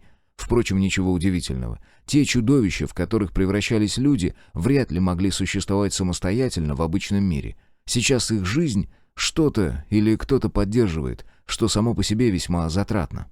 Отогнав лезущие в голову мысли, я сосредоточился на приближающейся волне бывших соотечественников. Первую волну уже перебили, и сейчас все готовились к встрече с несколькими сотнями тварей. Жуткое зрелище, когда на тебя с визгом и рыком надвигается огромная стая обезумевших от голода существ. И все это под светом полной луны. Михаил и Зена сдавленно матерились, Пришка молилась упорядоченному, Алексей, стоявший в 2 метрах справа от меня, что-то вычерчивал на полу куском мела. И где только взял его? «Мидас, подстрахуй!» — — приказал я помощнику, поднимая приклад оружия к плечу. «Придется пострелять». «Оба Руха и Мидас на позициях, командир. Как только измененные пересекут черту, дроиды откроют огонь со всех стволов». «Только пусть не переусердствуют. Их задача — сдерживание, а не полная зачистка. Мне нужно, чтобы все бойцы набрали 5 уровень». «Я контролирую ситуацию», — успокоил меня заместитель. И вновь первым начал стрельбу Дарк. Причем я видел, как в рядах наступающих начали падать самые высокие мутанты. Хороший стрелок. Мало кто сможет вот так, из малознакомого оружия, бить точно в цель. Для этого нужен талант или много лет практики. Почти все перешли на стрельбу очередями. Лишь Полина с Алексеем продолжали выбивать самых мощных и высоких мутантов. Но даже так мы не смогли замедлить толпу измененных. Несколько секунд интенсивной пальбы, и к нам присоединились рухи. Вот где действительно мощь. Каждый энергетический импульс буквально разрывал одно-два тела, а когда к бою подключился тяжелый дроид, обороны, все звуки потонули в грохоте. Всего несколько минут длилась бойня, в которой даже мне пришлось принять участие. Большую часть измененных положили дроиды, но и на игроков пришлось 100-1,5, не меньше. Последних уцелевших мутантов пришлось буквально высматривать среди месива из плоти и крови. И если мне, благодаря визору, было хорошо видно все, то для моих товарищей Мидас включил мощные прожекторы.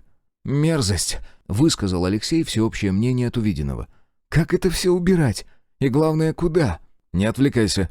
Оповещение об окончании боя еще не пришло», — напомнил я Дарку. «А вообще стоит озаботиться каким-нибудь мощным забором и техникой соответствующей.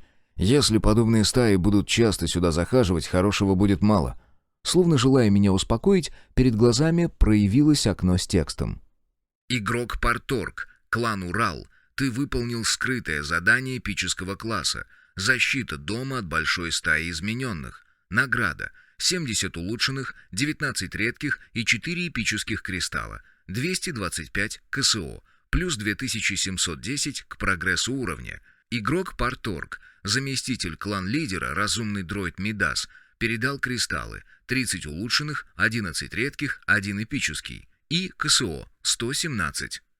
«А вот это уже неплохо», — пробормотал я, прикидывая, насколько мы вышли в плюс, учитывая потраченные эрги и боеприпасы. «Всем бойцам, слушай мою команду. Возвращаемся с оружием в зал совета и рассказываем, кто что получил от упорядоченного. Затем я сделаю каждому предложение, от которого не советую отказываться. Все поняли?» «Приличное?» — раздался слева голос Зены. «Я про предложение». «Кормить буду бесплатно, за остальное спрошу», — ответил я. «И еще. Миша, выведи девчонок сюда, на 2-й этаж, посмотреть, что здесь творится. Лучше так, чем завтра, при дневном свете. Надо подготовить их к подобному зрелищу. Похоже, такое здесь будет часто. И да, собери оставшиеся запасы патронов. Сегодня проведем первые стрельбы. Хочу посмотреть, кто на что способен.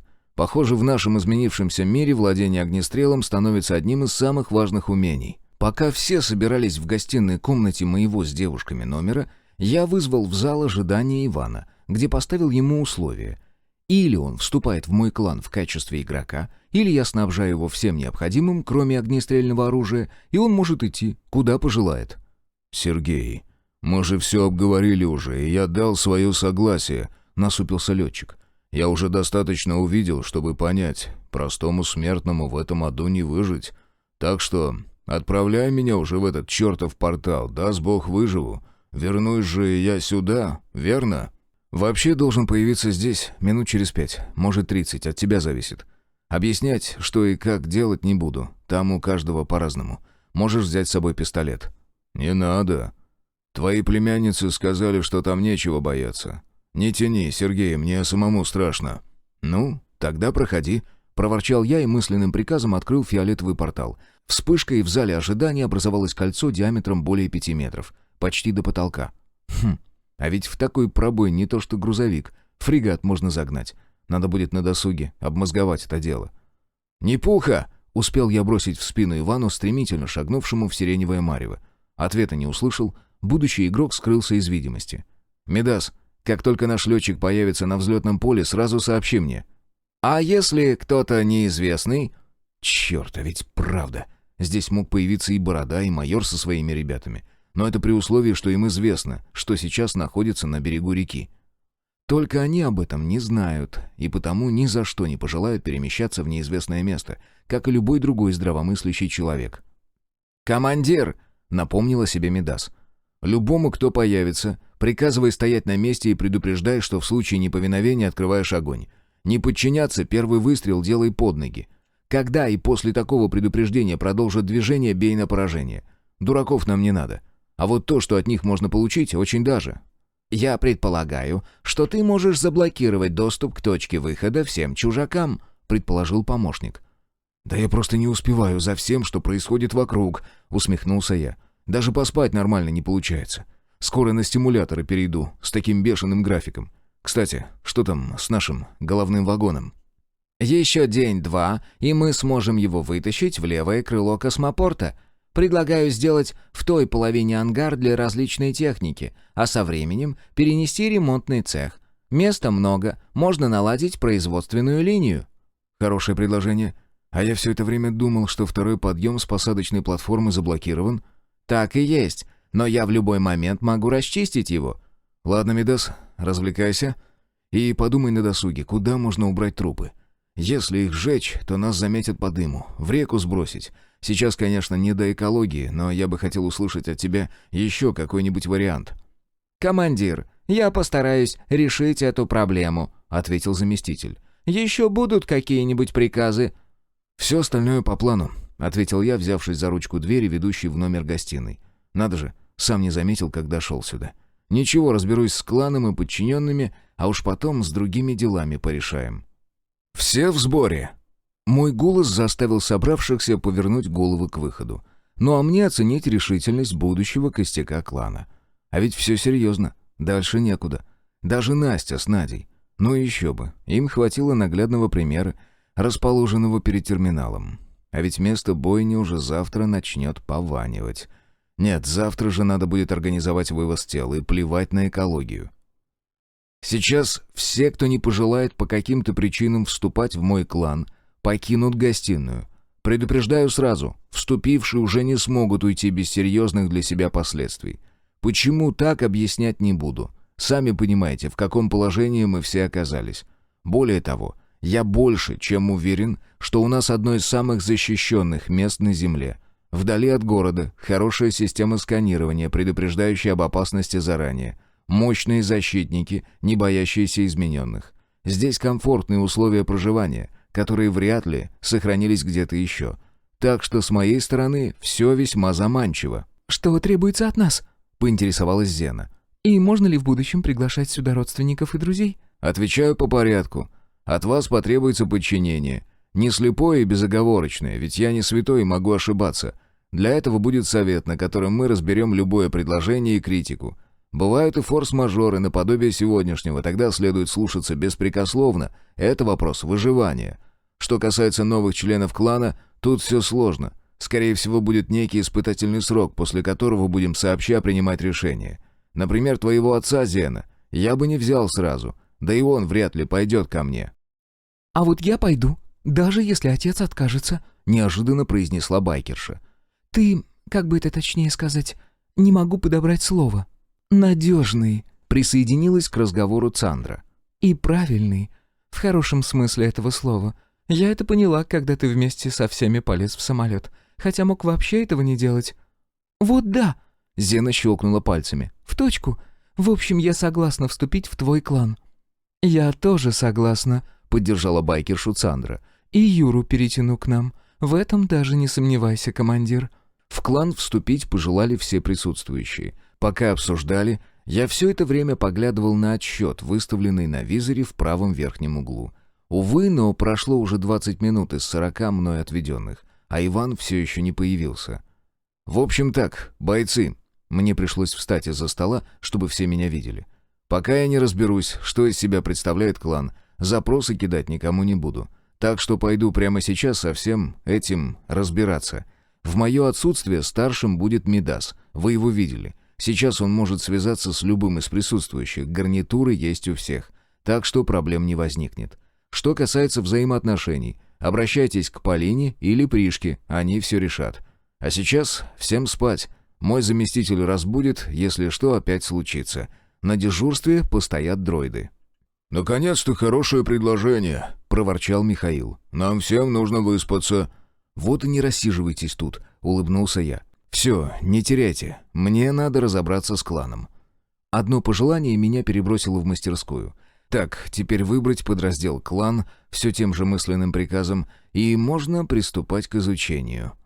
Устройство клана начиналось с дерева, напоминающее классовое. С навыками, только располагалось оно вниз кроной. Ствол венчало окно, в которое был вписан мой игровой ник. Вот черт, так и собственное имя легко забыть. Дальше шло разветвление. Слегка подсвеченные 4 раздела с заместителями и чуть ниже еще 8 с должностями первого круга. Помимо подсвеченных были и серые разделы, видимо, откроются позже, при повышении уровня клана. Что ж, начнем сначала. В заместителях у меня уже имеется Мидас. А что с остальными? Ага, вот и ответ. Заместители и должности первого круга назначаются упорядоченным из самых сильных и полезных игроков, вступивших в клан. Хм, а ведь удобно. Но размышлять об этом буду позже, сейчас надо уточнить по должностям. Тут уже выбор по профессиям. Медицина, торговля, военное искусство, наука, пропаганда, охота, дипломатия, контроль. Ладно, раз не могу повлиять на первый круг, значит и лезть сюда пока что не стоит. А что у нас в настройках? Какие требования, ограничения?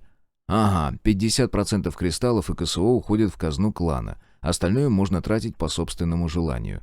Это, конечно, грабительское условие, но только в далеком будущем. А если учесть, что на аукцион могу зайти только я, и к ним добавить мои личные траты на оружие и прочие артефакты, все будущие члены клана в большом плюсе.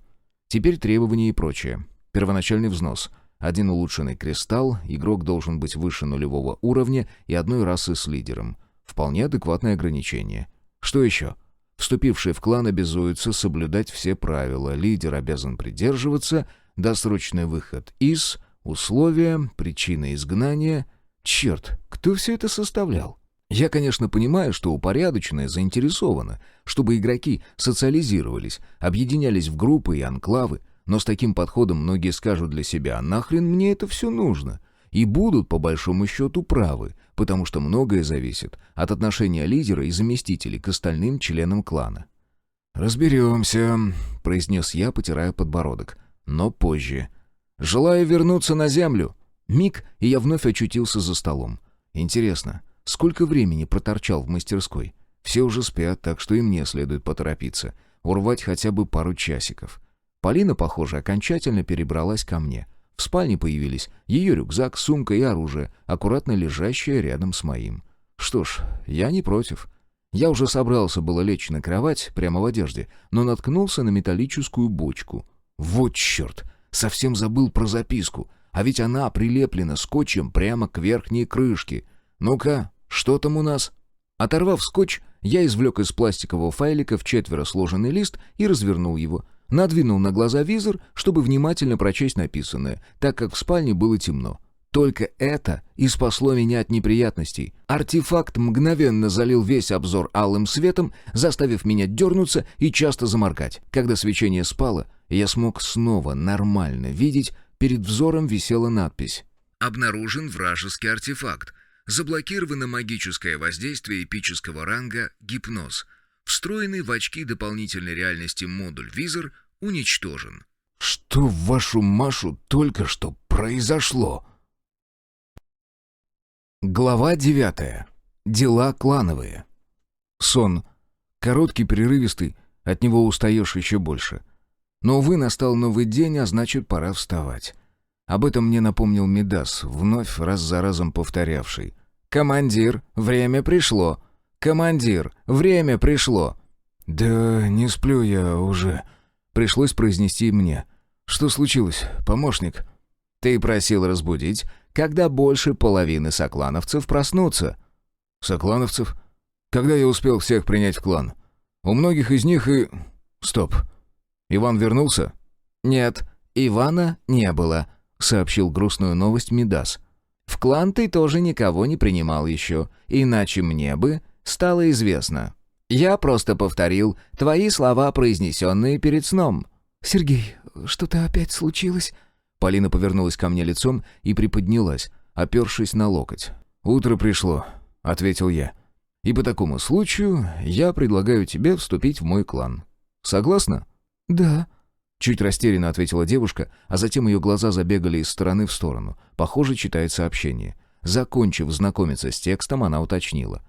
«Ты действительно хочешь, чтобы я стала заместителем по моральному контролю?» Протянул я. «И что мне на это ответить?» «А так и скажу». «Ну да». «Тогда согласна». «Ух ты, мне еще и должность старшего медика дали». «Вижу», — ответил я, вчитываясь в строки текста перед глазами. «Надо же. Вот у меня и должности начали занимать. Мидас, еще ночью бывший только первым заместителем, теперь стал главным по обороне и технической части. В целом неплохо. Надо бы продолжить». «Сергей, что с твоими глазами?» — встревожилась Полина. «В белках словно все капилляры лопнули». «Хулиганы хотели зрения лишить», — пошутил я, но мне повезло. Зато теперь знаю, на что способны другие игроки нашей планеты. Жаль, только визор испорчен. Но я еще ночью отдал его Мидасу, он обещал починить.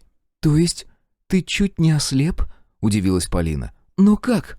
«По глупости. Думал, что у аукциона имеется некая защита от подобных атак. Оказывается, лучше не приобретать очень дешевые лоты напрямую от игроков. И уж тем более не брать предметы и вещи со странными добавлениями, вроде записки и прочего.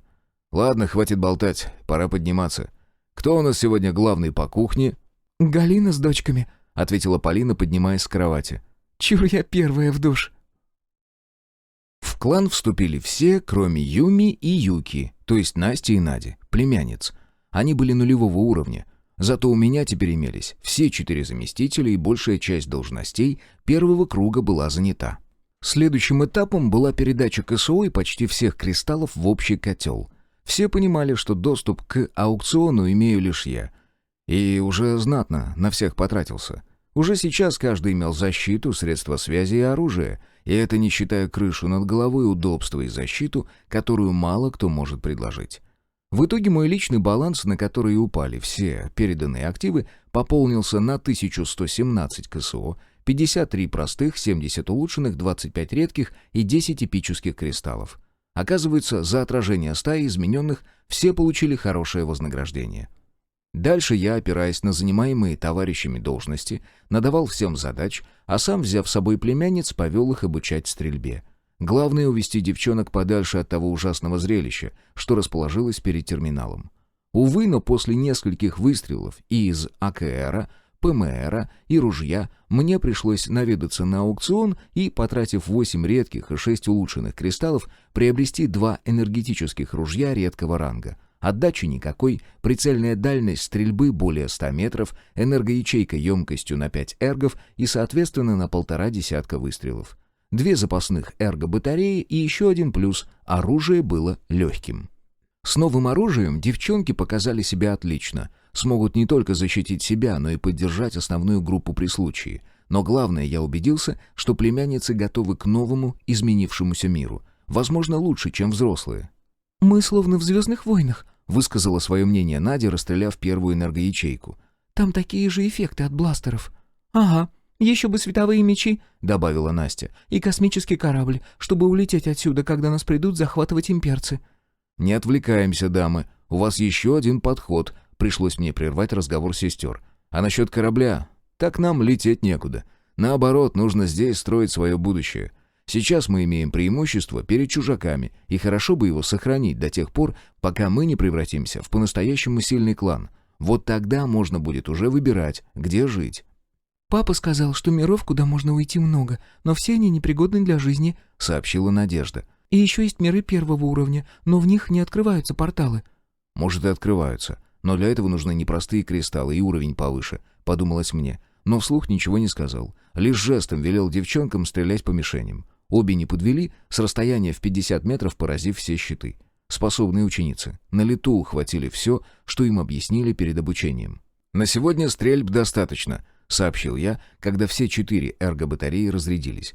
«Давайте я заряжу ваше оружие, и можете возвращаться к матери. Сегодня ваше дежурство на кухне». «Дядь Сереж, а тетя Поля теперь твоя жена?» — внезапно спросила младшая племянница. «А вот вы у нее и спросите», — выкрутился я. «Мама сказала, что да», — сообщила Надя. «А что, свадьбы не будет?» «Женщины», — закатил я глаза. На дворе конец света, а им свадьбу подавай.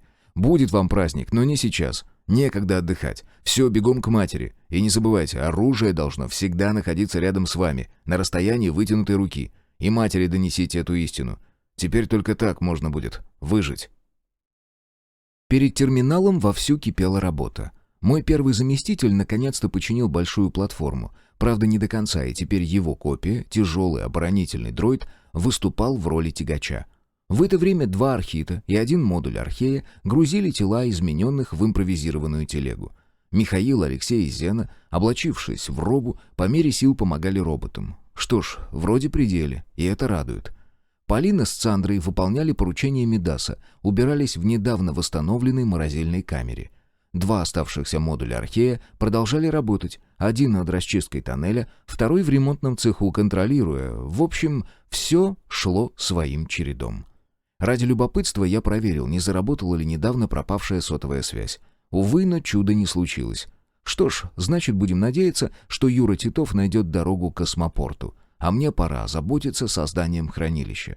Если оно будет на территории космопорта, то получится, что у нас появится своя клановая казна, в которую чужак не получит доступа, даже если очень захочет. Носить при себе все кристаллы и КСО крайне глупая затея. Погибну, и клан останется без активов. А так сделают доступ к хранилищу себе, Мидасу и Полине с Михаилом. Помощник всегда здесь, в терминале, а значит, сможет передать остальным все, что нужно, даже если брата с моей дамой сердца не будет рядом. Клановую казну сначала решил сделать в недавно открытом подземном хранилище, во 2-м помещении, но потом поразмыслил и пришел к выводу, что идея глупая. Если придется поднимать на поверхность фрегат, то там потребуется все разрушить. Нет, лучше для этого использовать подземный центр управления. Приняв решение, я направился к лестнице, ведущей вниз, по пути связавшись с помощником. «Мидас, что по визору?»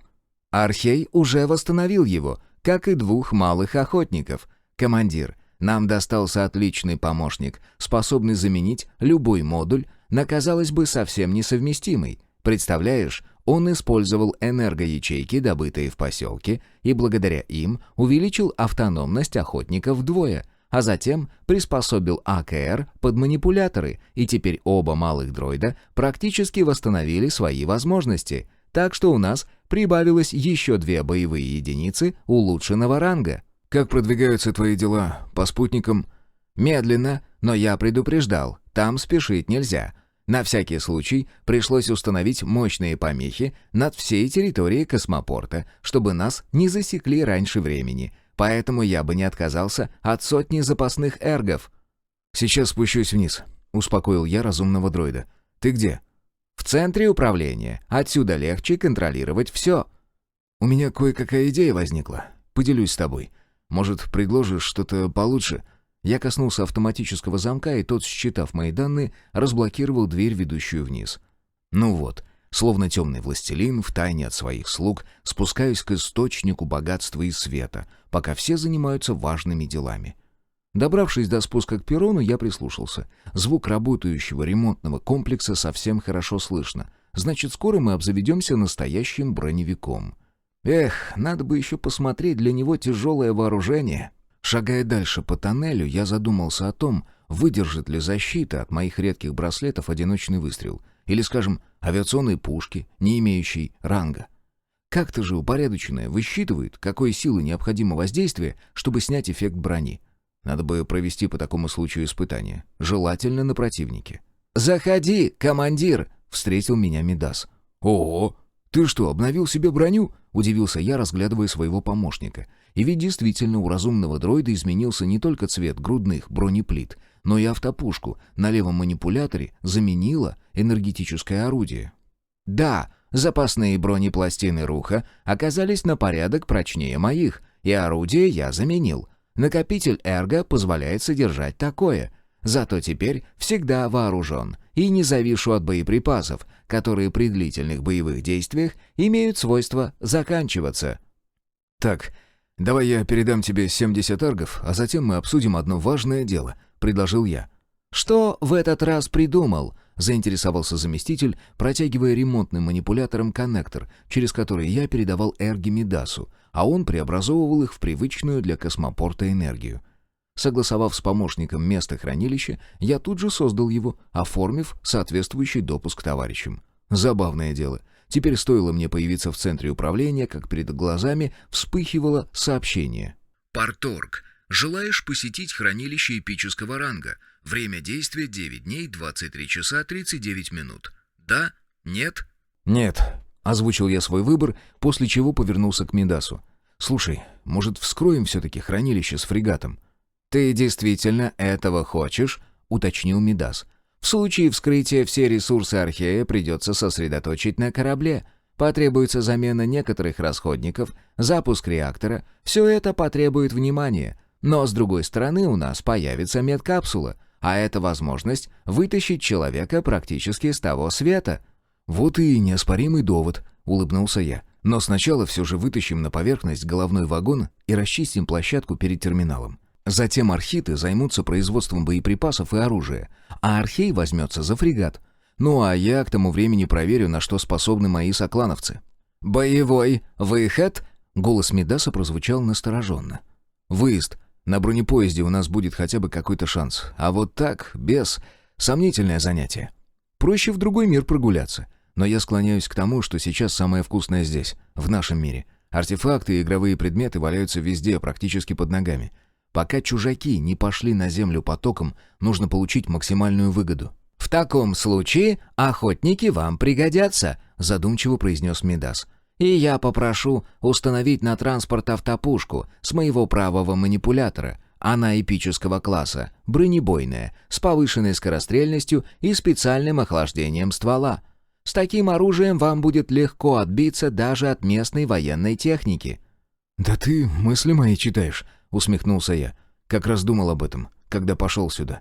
«Добро, устанавливай». Шагая назад, я думал не о своих заботах и насущных проблемах, а о том, что на Земле огромное количество оружия, находящегося в спецхранилищах.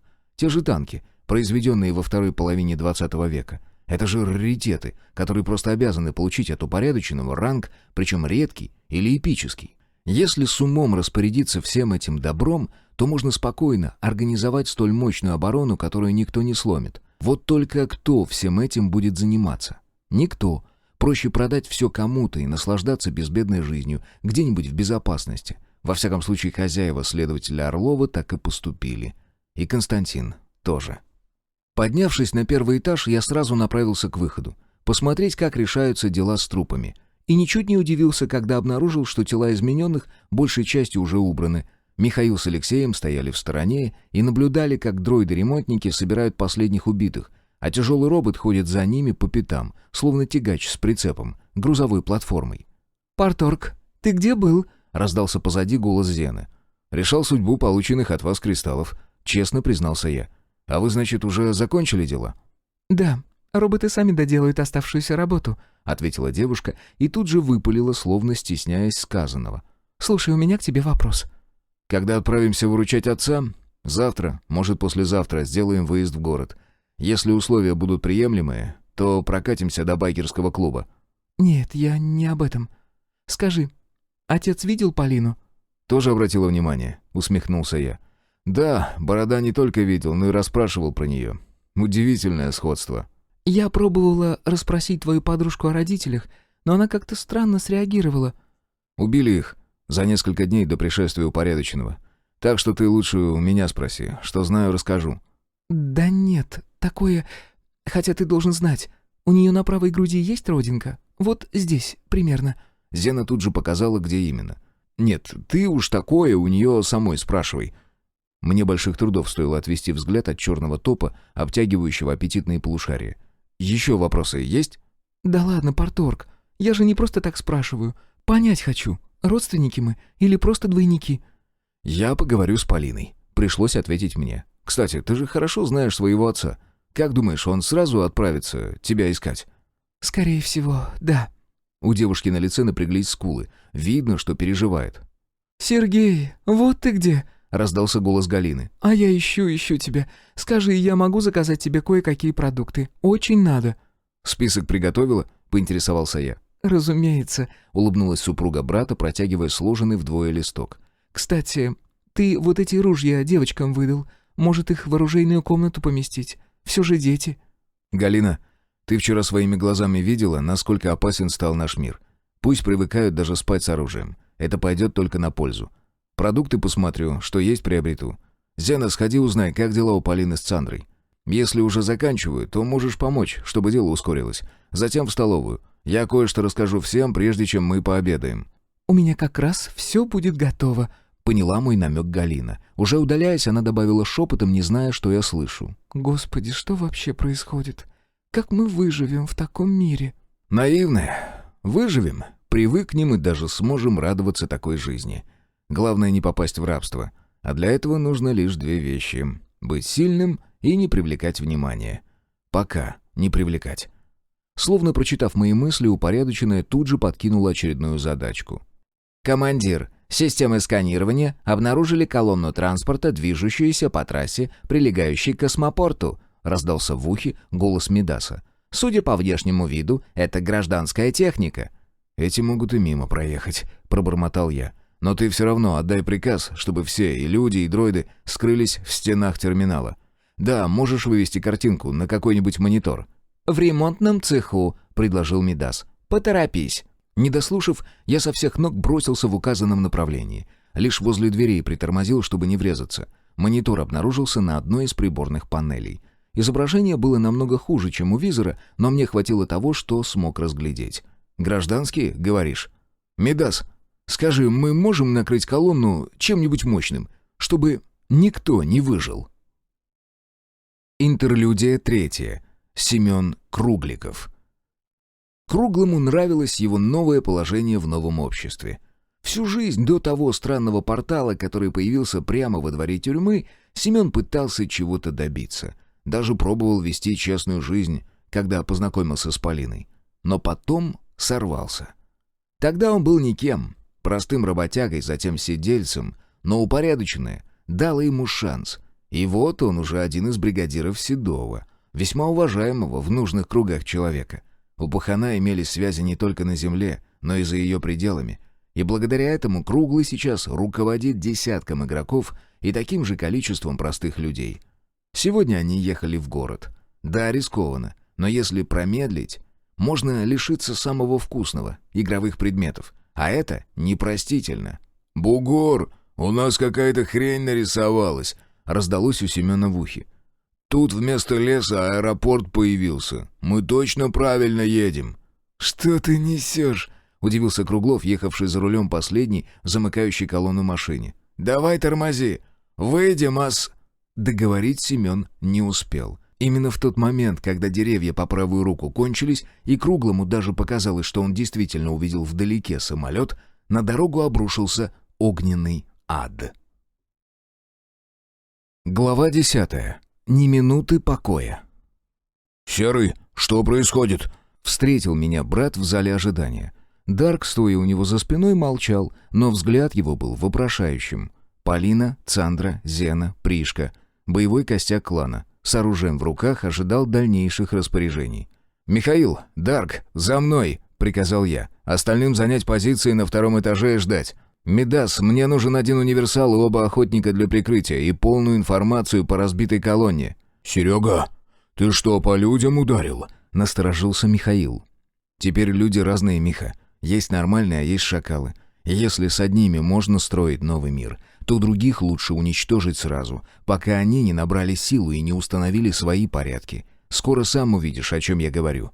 Мидас, где поддержка?» «Рух ожидает у входа. Малые охотники на подходе», — тут же ответил помощник и добавил.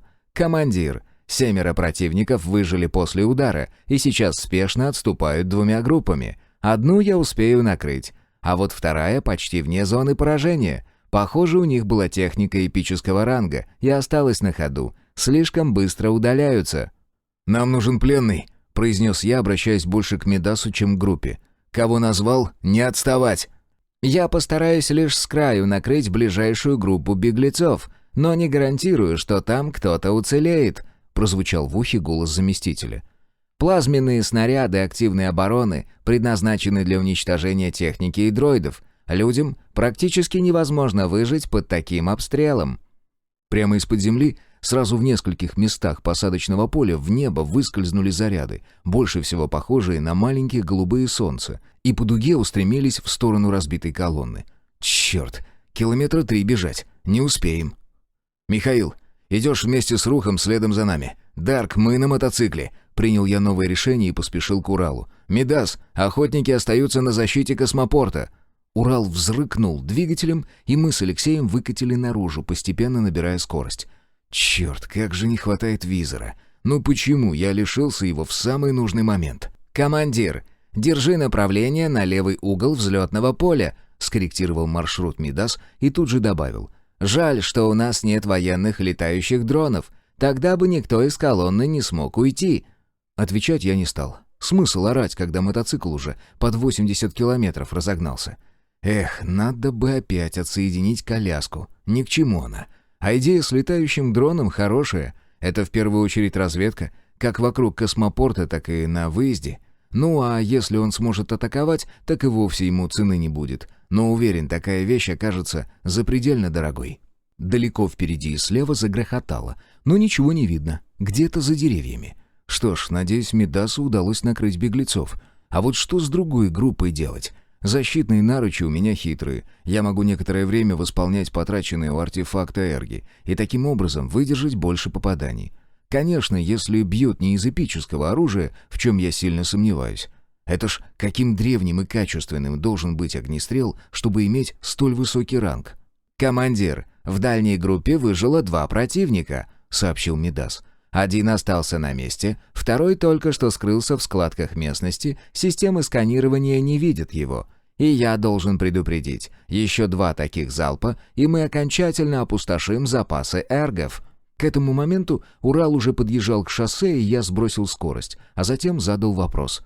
«Мидас, как далеко до второй группы?» «Сразу за дорогой 800 метров, если по прямой. Они медленно двигаются, возможно, среди них раненые. Слишком много помех. Системы сканирования не могут прорисовать четкое изображение». «Тогда мы за подранком и постараемся нагнать беглеца-одиночку. Пусть Рух с Михаилом и охотниками зажимают группу и попытаются хотя бы одного взять в плен. Это в приоритете. И продолжайте держать меня в курсе». Дорога после удара систем активной обороны представляла жуткое зрелище. Асфальт буквально проплавило насквозь, до гравийной подушки. Машины, преимущественно внедорожники иностранного производства, смяло и большей частью отбросило за дорожную насыпь. В этом аду фактически невозможно было выжить, и все же кто-то смог. Что ж, разберемся позже, а сейчас нам бы проехать по краю проезжей части. Вот черт, назад вернемся, сниму коляску, одни проблемы от нее, и займусь установкой толковых модулей. Хороший байк нам точно не помешает. Кое-как проехав добрую 100 метров перепаханного дорожного полотна, мы с Дарком вырвались на простор. Мидас за это время успел предупредить, что окончательно потерял беглеца-одиночку, а также сообщил, что группа врагов остановилась в километре от трассы и, похоже, не собирается оттуда уходить. Во всяком случае, в ближайшее время. «Главное, чтобы через портал не сбежали», — подумал я, прибавляя скорость. Увы, ненадолго. Через 500 метров дорога вновь испортилась. Обнаружилась и машина беглецов. Старый УАЗ. «Командир, до раненого вам осталось около 200 метров», — сообщил заместитель. «Он вновь начал двигаться, но медленно». Я тут же начал притормаживать и вскоре окончательно остановился. Здесь дорога делала небольшой поворот, градусов в 12, и, похоже, подранок уходил прямо по асфальту. «Дарк, нам нужно взять живого пленного», — предупредил я товарища, который уже спрыгнул с мотоцикла и приготовился к стрельбе. «Стрелять по ногам?» — уточнил Алексей. «Черт, он нравится мне. Не рефлексирует, делает дело и при этом спокойный, но не тормоз. Побольше бы таких. Если он вооружен или попытается открыть портал», — ответил я. «Все, погнали. Ты справа от дороги, я слева». Раненый был не опасен. Безоружный, с окровавленной повязкой из одежды на левых ноге и предплечье, он медленно ковылял прочь по обочине. При этом опирался на суковатую палку, которую, похоже, подобрал совсем недавно. Он то и дело оглядывался, и я в такие моменты замирал на месте, чтобы меня не заметили. Вообще, поведение раненого было странным. Может, он выступает в роли приманки или совсем отчаялся? «Командир, второй беглец обнаружен», — сообщил Мидас. «Он спешно удаляется вдоль трассы, примерно в 1,5 километрах от вас». «Черт!» — выругался я. «Ушел, гад. Ну, значит, будем готовиться к гостям. Потому что такие колонны, что мы разбили, не образуются спонтанно. А уж вооружение и украшения на автомобилях вроде черепов, костей и угрожающих надписей такое за день не сделаешь. Тут явно поработали не одну неделю». «Эй, хромоногий, не торопись!» Мой голос заставил подранка остановиться и заозираться по сторонам. «Да не бойся ты, мы тебя не больно убьем!» «Да пошли вы!» — зло произнес мужик, показав оттопыренный средний палец. «Сучары конченые!» «Ты не ругайся! Лучше скажи, нахрена свои машины расписали? Как в мире безумного Макса? Кого запугивать собрались, идиоты?» «Таких идиотов, как ты!» — зло выкрикнул мужик, которого мне наконец-то удалось разглядеть. За 40, морщинистый, половина зубов золотые, на руках видны татуировки. «Сидельцы, что ли?» — поинтересовался я. Как там называл Семен своего хозяина? «О, вспомнил. Вас Седой собрал, что ли?» «Ты знаешь Седова?» — взбодрился мужик. «Есть, угадал. Шапочно. Ты вот что скажи. Что ж тебя твой товарищ бросил? Вдвоем бы всяко ушли от нас по лесу». «А кто сказал, что он ушел?» — усмехнулся раненый. «Так нам с дронов все хорошо видно», — соврал я. «Ладно, знакомство состоялось. Теперь можно и о деле поговорить. Сколько вас?» «Хватит, чтобы вас, сук, прикончить!» Тут же огрызнулся мужик. Неправильный ответ. Остановившись, я прицелился и выстрелил из пистолета в ногу противнику. Да, именно противнику. Я это понял еще тогда, наблюдая по монитору за движущейся колонной. Заорал дважды раненый, грохнувшись на землю. «Сука! Вы все сдохнете!» «Сколько вас?»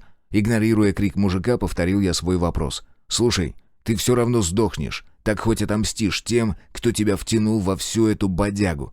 Ну, начинай говорить, и я не буду тебя мучить». «Я не знаю. У Седова несколько мест, где он держит мазу. Мы в Романовке остановились».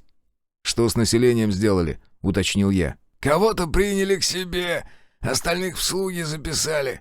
Кто-то же должен выполнять грязную работу». «Сколько вас в Романовке?» Скрипнув зубами, задал я еще один вопрос. «Грязную, сука, работу? Белоручки, мать вашу! Рабство возродили? Не зря я приказал уничтожить вашу колонну».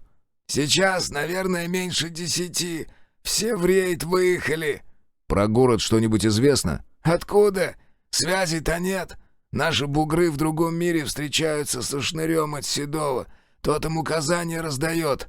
«А ты? Почему не использовал портал, чтобы бежать отсюда?» «Так все кристаллы нужно отдавать бугру», — ответил мужик. «А он переправляет их Седому. Взамен мы получаем специальное оружие, снаряжение и прочее. Вот круглый, наш бугор, имеет защитный амулет, который защитил нас от взрывов». «Круглый? Семен Кругликов?» — насторожился я. «Это он сбежал?»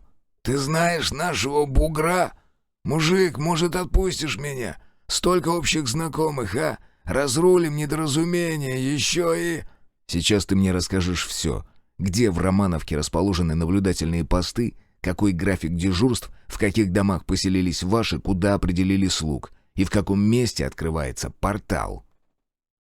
«Командир, ты уверен, что мы справимся?» — поинтересовался Дарк, когда мы, заглушив мотоцикл, закидывали его еловым лапником. «У нас нет другого выбора. Такие соседи будут постоянно создавать проблемы, и однажды мы потеряем людей. Лучше сразу зачистить вражеское гнездо. К тому же к нам на поддержку скоро подойдут. А мы пока что разведаем местность, убедимся, что пленник не соврал». «Жестко ты с ним. Я думал, отпустишь. А ты его...» Алексей не договорил. «Такие, как этот сиделец, не меняются. А у нас тут апокалипсис. Сегодня я пожалею его. А завтра дружки этого сидельца по жизни устроят нам засаду на дороге. Нет уж, будем чистить окружающие нас земля от грязи». «А простых людей куда?» — продолжил расспрашивать меня Дарк. «А никуда. Пусть живут, как жили. Если проявят себя, возьмем на испытательный срок. Ну а так, каждый сам кузнец своего счастья. Я не нанимался в спасители тех, кто ничего не сделал ради себя. А ты?» «Мне бы себя спасти», — усмехнулся Алексей. «Командир, я все эти вопросы к чему задаю? Мне просто понять хочется, с кем проведу оставшуюся жизнь. Ты все правильно говоришь. Я бы лучше не придумал». Эх, знал бы ты, пацан, что я на самом деле думаю.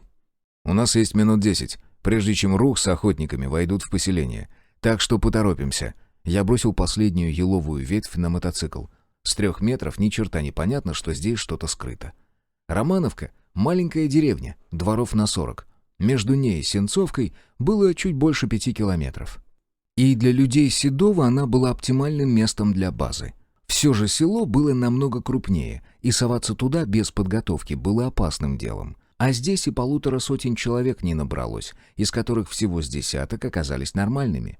2 улицы, пересекающиеся под прямым углом, и единственное крупное здание — поселковый сельсовет в центре. Там и обосновали свой штаб бандиты, заняв еще несколько соседних домов. Дозор у них был простым. По 2 человека на крышах домов в центре, каждая пара контролирует свое направление. И еще 1 двойка в крайнем на въезде доме. Вот только все это работало, когда у Круглого был целый взвод бойцов. А сейчас, скорее всего, все изменилось. Мы не успели. Только подползли к окраине деревни, к ограде огородов, когда раздалась автоматная очередь, сопровождающаяся чьим-то криком, полным бессильной ярости. Кто-то завизжал, но следом раздался одиночный выстрел, и все резко стихло. Первой же моей мыслью было: расстреливают не игроков. Помочь уже не успеем, а вот уменьшить поголовье мразей запросто. «Держись в 50 метрах позади меня, понял?» — обратился я к Дарку. «Да, сохранять дистанцию», — кивнул парень. «Хорошо, и не стреляй, пока я не прикажу. Все, работаем». Отдав приказ, задействовал гарнитуру. «Михаил, мы начинаем без вас, так что не зацепите». «Я слышал стрельбу!» — начал было брат, но я прервал его. «Позже!» Перемахнув через забор, со всех ног рванул вперед. Если начнут стрелять, выживу точно, защита спасет. Но я сомневаюсь, что сейчас кто-то сидит на крыше. Все веселье происходит в центре, на деревенской площади. Вот там пусть все и останутся. Никто, конечно же, в нас не стрелял. Зато я, пробежав по заросшему травой огороду до угла дома, остановился, чтобы перевести дух, и тут же услышал знакомый голос. «Да вы что, черти, с 2 малолетками справиться не можете? Вытаскивайте их оттуда живее! Или пристрелите нахрен! Нам свидетели не нужны!» «Кругликов, сука!» Обернувшись, я подал Алексею знак, чтобы он обошел дом с другой стороны и добавил тихо: «Всех, кто с оружием, вали наглухо!» Дарк кивнул и метнулся вправо. Что ж, пора уже достать этого сученыша, пристрелившего моего пса. Вскинув автомат к плечу, я двинулся вперед, огибая дом. Шаг, 2, 10. Вот уже и угол дома. Виден палисадник, часть улицы, здание конторы напротив. Где же вся компашка? Вот черт!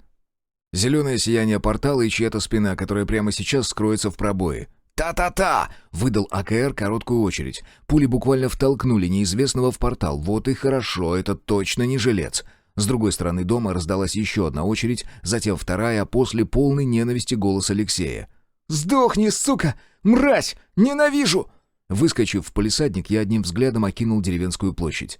Чисто. Справа увидел Дарка, стоявшего над телами. Сначала решил, что он всех убил, но заметил внизу шевеление. «Хм. Дарк, что видишь?» — поинтересовался у напарника, наблюдая, как схлопывается портал. «Ушли, суки!» «Все чисто. 2 убил. Еще тут 2 пацанов нашел. Эти уроды их прикончить собирались». «Отводи детей за дом. Может, здесь еще кто-то уцелел», — приказал я, затем связался с братом. «Миха, противник сбежал, похоже. Успели нескольких затрехсотить, но пока не высовываемся. Ждем вас». «Мы уже свернули с трассы к деревне. Через минуту будем на месте», — ответил Михаил. Понадобилось еще около 5 минут, чтобы Рух своими системами просканировал Романовку, благодаря чему мы нашли еще одного жителя деревни, укрывшегося в подполье. «Ну что, страдальцы, что о своем будущем думаете?» — поинтересовался я у 2 мальчишек-близнецов 12 лет от роду и Кузьмы Спиридоновича, 77-летнего деда, бабка которого едва не загрызла своего мужа в день пришествия упорядоченного. Мальчишки, оба русые, кореглазые, по фигуре видно, привыкшие к тяжелому сельскому труду, похоже, натерпелись от кругликовцев. Все лица и руки в синяках, в глазах страх, перемешанный с ненавистью к конкретным людям. Придется поработать с мальцами, чтобы оттаяли. «Да я тут останусь», — заявил старик. Выглядел он для своих лет весьма крепким. И хоть борода скрывает лицо, но глаза не водянистые, ясные, не подвернулись еще старческой пеленой. Да и руки видно, что жилистые, еще способные работать. «Здесь и огород, и соленья. Что мне там осталось жить? Год, может, 2, болею я.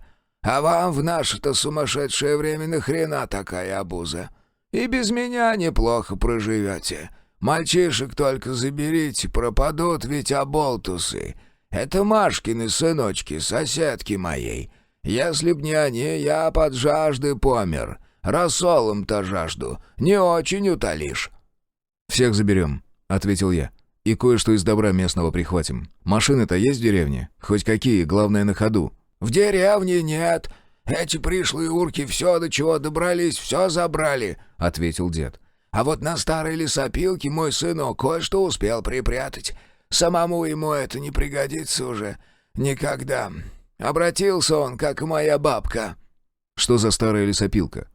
«Васька, знаешь, где моя старая пасека?» — обратился дед к одному из мальчишек со страхом и любопытством, разглядывающих дроида-универсала. «Еще бы! Я сам, когда увидел эту шагающую махину, первым делом подумал, а что, если он взбунтуется?» «Дед Кузьма, там же давно уже нет ничего», — ответил мальчишка, которого назвали Василием. «Ну что за молодежь пошла? Только в телефонах своих и сидят. Я в их годы на десятки километров вокруг каждое приметное место знал», — возмутился старик. «Сергей, у тебя техника-то есть какая? А то я ж пешком не дойду, далековато топать». «Найдется», — улыбнулся я, а сам уже обдумывал для себя, как заставить деда переселиться к нам, и главное сделать его игроком. Мало того, что он всю округу знает, так еще и пасечник, если я чего не перепутал. Дед не обманул. Техника действительно нашлась. Да какая! Новенький красный «Беларус», 1300 серии, если верить Кузьмичу, и к нему двухосная телега. На тракторе установлен ковш, что повышало его полезность в разы. Второй техникой, заставившей меня возблагодарить провидение, был армейский Урал с прицепом. Потрепанный, но Спиридонович поклялся, что сын следил за тягачом, и тот прослужит еще немало.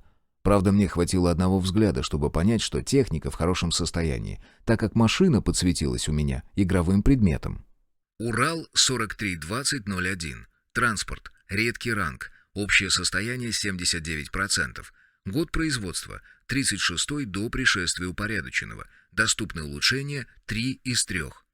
Помимо «Беларуса» и тягача на небольшом огороженном участке нашлась ленточная пилорама, здоровенный дизельный генератор, явно из промышленных, и много чего еще по мелочи. «Откуда такие богатства, Спиридоныч?» — поинтересовался я. «Так у меня сын не абы кто. Директором завода в городе работал, до того, как попал в аварию. Сбережения были, вот он и начал сам крутиться, как мог». «В общем так, Кузьма Спиридонович, тебя мы к себе забираем, и даже не вздумай сопротивляться. Места у нас много, вода горячая имеется, туалет теплый. Поживешь, осмотришься, а там, глядишь, и найдешь себе занятие толковое. Договорились? И болезнь твою поборем. Появились у нас новые методы». «Эк ты, с козырей зашел. А баня у тебя имеется? Я париться люблю», — хитро улыбнулся дед Кузьма. «Раз надо, значит, поставим и баню», — ответил я, улыбнувшись. «Я и сам любитель погреться, да веничком похлестать себя. Ну, раз согласен, то давай показывай, что с собой заберем». Спиридоныч поехал один, за рулем «Беларуса», увозя с заимки ленточную пилораму, которую мы с помощью руха и тракторного ковша погрузили в прицеп. Михаил взял на себя грузовик и мальчишек. Ну и малые охотники, разумеется, с ним в кузове. Тяжелый дроид-универсал двинулся в голове колонны, а мы с Дарком поплелись в хвосте, на мотоцикле. Полезного в селе обнаружилось мало. Только то, что в спешке не успели забрать с собой бандиты. Огорчило лишь то, что я не получил ни одного очка для повышения уровня за раздолбанную вражескую колонну и захваченную базу. Увы, но Кругликов не смог или не осмелился взять под контроль локацию деревни Романовка, а может, имел запрет на такое действие от Седова. Так бы мне перепала намного большая награда. В отличие от Семена, я не раздумывал ни минуты, когда мне предложили присоединить поселение к своей собственности. Пусть я пока что не смогу здесь ничего контролировать, зато точка выхода в наш мир будет заблокирована, как для чужаков, так и для уродов, подобных Круглому. Так что я получил все же свои 200 очков, 5 улучшенных и 2 редких кристалла, а также 50 КСО. Шутка ли? Редкое задание — присвоить локацию родного мира. Так мы ехали назад, нагруженные всяческим добром и озабоченные будущим нашего дальнейшего существования. Еще нам предстояло очистить дорогу и создать пару рвов с автоматическими подъемниками или чем-то похожим, чтобы к нам больше не смогли подъехать вот так, свободно, даже если будут на бронетранспортере. «Командир, у меня приятные новости!» — раздался в ухе голос Мидаса, отвлекая от мрачных мыслей. «На территорию космопорта только что вышел отряд из 3 человек, и Цандра утверждает, что знает их. Говорит, это люди майора Сизова». «Сука, да когда же все это закончится?» — выругался я, зная, что меня никто не услышит. Думал, приеду, отдохну, высплюсь как следует. Но нет, кто-то всемогущий решил, что я недостаточно устал. Глава 11. Если друг оказался вдруг. 3 бойцами оказались Юра Титов с сотоварищами. Один усатый худощавый мужичок в больших круглых очках был раньше или ученым, или офисным рабочим, но никак не военным. Слишком уж мешковато сидела на нем армейская форма. А вот второй был мне знаком. Виделись в Брэдсизе, когда отбивались от кислотников. Все 3 обезоруженные ждали меня в гостином номере. Что ж, посмотрим, что их принесло сюда. А пока буду разговаривать с гостями, мои товарищи спрячут технику и прочее. Незачем чужакам знать, какими возможностями мы обладаем. «Здравствуйте, гости дорогие!» Я пожал всем 3 руки. «Каким ветром вас сюда занесло?» «Привет передать от летчика Ивана. Знаешь такого?» — ответил боец, назвавшийся Геннадием и обладающий игровым ником «Смерч». «Знаю», — кивнул я, мысленно порадовавшись, что мужик прошел испытание. «Что рассказывает?» «Да говорит, что ты роботами заморскими управляешь. Система обороны у тебя крутая, и что своих людей бережешь». Мужик смотрел мне прямо в глаза, словно надеялся напугать.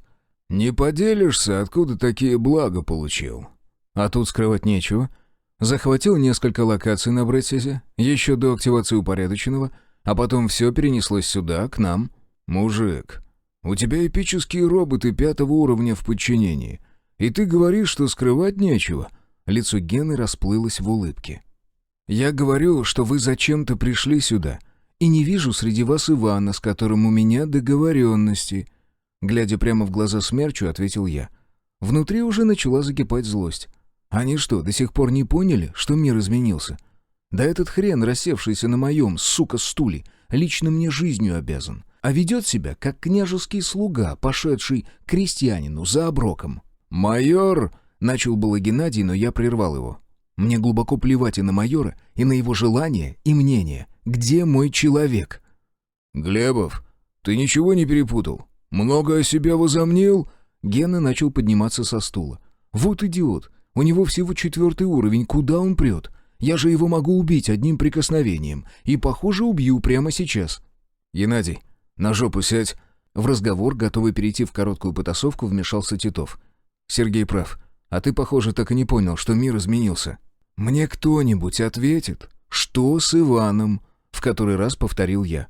«Да хорошо все с ним. Помогает Сизову восстановить аэропорт и малую авиацию. Лучше посмотри видео». Титов протянул мне смартфон. «На пуск нажимай, все уже готово». Я выполнил просьбу Юры и запустил видео. На меня с экрана тут же уставился Иван, живой и невредимый. «Парторг, здравствуй!» — помахал рукой летчик. На экране помимо него находился и Сизов. «У нас все получилось. Я прошел испытание и вышел недалеко от поселка Известковый.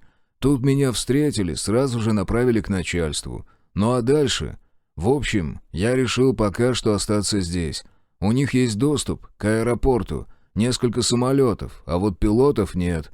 Так что сам понимаешь, должок я тебе уже вернул в многократном размере. Самолет и его содержимое. В общем, не серчай». «Сергей, приветствую. Ты уж извини, но этот боец нам нужнее». На место Ивана вышел Сизов, заняв весь экран. «В общем, я в курсе, что ты потратил на него 1 фиолетовый кристалл. А это в наше время серьезный актив. Так что взамен получишь нужного тебе человека. Говорят, у тебя там роботы имеются, а у нас тут случайно приблудился целый научный сотрудник из НИИ точного приборостроения. Нам такой боец ни к чему, а тебе пригодится, в этом я уверен. Так что не держи зла. Войди в положение. Глядишь, может, через месяц Иван прилетит на твой космодром, да не с пустыми руками. И да, у тебя имеется моя вещица, подавитель. Ты ее отдай моему человеку, хорошо? Пока что по-хорошему прошу. Все, до встречи». «Космопорт», — пробормотал я, поправив Сизова. Затем уставился на щуплого мужика, сейчас опустившего глаза в пол. «Значит, обменяли нужное на ненужное. Ладно, зла держать не буду. Юра, ты сюда как, навсегда или временно? Предупреждаю, Сандра с тобой уже не уйдет. А если все же уговоришь подружку, это обойдется вам очень дорого». «Глебов, ты что-то борзый слишком», — вновь начал заводиться Гена. «Нет, Смерч, я как раз нормальный. А вот ты непроходимо тупой, раз до сих пор не осознал, что сейчас все очень сильно изменилось. Глядя на меня, видишь хоть какую-то информацию, кроме игрового имени? Нет, это значит, что упорядоченное оценивает меня как более опасного противника». «Хочешь это проверить?» — соскочил с места Геннадий. Ростом он был на голову выше меня, раза в 1,5 шире в плечах. В прошлом у меня не было ни единого шанса против подготовленного воина подобной комплекции, но сейчас все изменилось. «Смерч, еще шаг, и я лично прикончу тебя», — произнес Титов. «А майору скажу, что тебя по дороге сожрали измененные». «Юра, не шуми. Ничего он мне не сделает. Кишка тонка». Я улыбнулся, чем окончательно взбесил посланника Сизова. Специально это сделал, чтобы знать, на что способен сам Геннадий, зачем сюда пришел Титов и что за мутного типа мне прислали взамен Ивана. Сейчас, когда дело дошло до мордобоя, возможно и убийства, все хотя бы частично покажут свое лицо. Мой план сработал как надо. Гена, взревев, ринулся в атаку. Титов вытянул из-за голенища высокого берца метательный нож, а скромно сидевший все это время ученый схватил стул, на котором сидел, и швырнул его под ноги взбесившемуся здоровяку. Разумеется, никто не успел ничего сделать. Стул преодолел лишь половину расстояния, Юрий вообще только успел замахнуться, видимо, до последнего не решался на столь решительный поступок. За это время Смерч нанес своим здоровенным кулачищем удар мне в голову и закономерно наткнулся на незримую стену, которую создали мои наручи. Под кожаной курткой их было не рассмотреть, и потому Геннадий стал жертвой своей глупости. У меня уже была возможность убедиться, что универсальные наручи редкого ранга защищают не только от воздействий магии и эргов, но также от любого физического воздействия, несущего мне повышенную угрозу. Так что кулак Смерча, отклоненный в сторону, не найдя соответствующей преграды, двинулся дальше, а за ним и сам хозяин. И вот тут уже я не стал медлить. Разряд, мысленным приказом, ограниченный одним эргом, вместе с моим кулаком впечатался в правое плечо Смерча. Сверкнуло, грохнуло, комната в один миг наполнилась вонью горелого мяса. «Ар!» — захрипел Гена, которого практически развернуло и швырнуло на пол. «Еще бы! Чудо, что руку не оторвало!» «Черт! Геннадий, мать твою перемать!» — рявкнул Титов. «Идиота кусок! Вот знал, что из-за тебя будут проблемы! Нахрена Сизов тебя вообще подсунул? Вдвоем бы дошли!» «Вот и спросишь у него сам. Сегодня же!» — ответил я вместо Смерча, которому сейчас было не до разговоров. «Забирайте этого идиота и валите отсюда нахрен! Туда, откуда пришли! Все трое!» «Ты чего, Сергей?» — удивился Титов. «Да нас с Аркадием, считай, выгнали. Куда мы теперь пойдем? Назад нам дороги нет. Ты же сам сказал, что не отпустишь Александру». «С таким глупцом она сама вряд ли захочет куда-то идти, когда узнает, как прошел наш разговор». «Нет уж, никуда мы не пойдем. Правда, Аркаша?»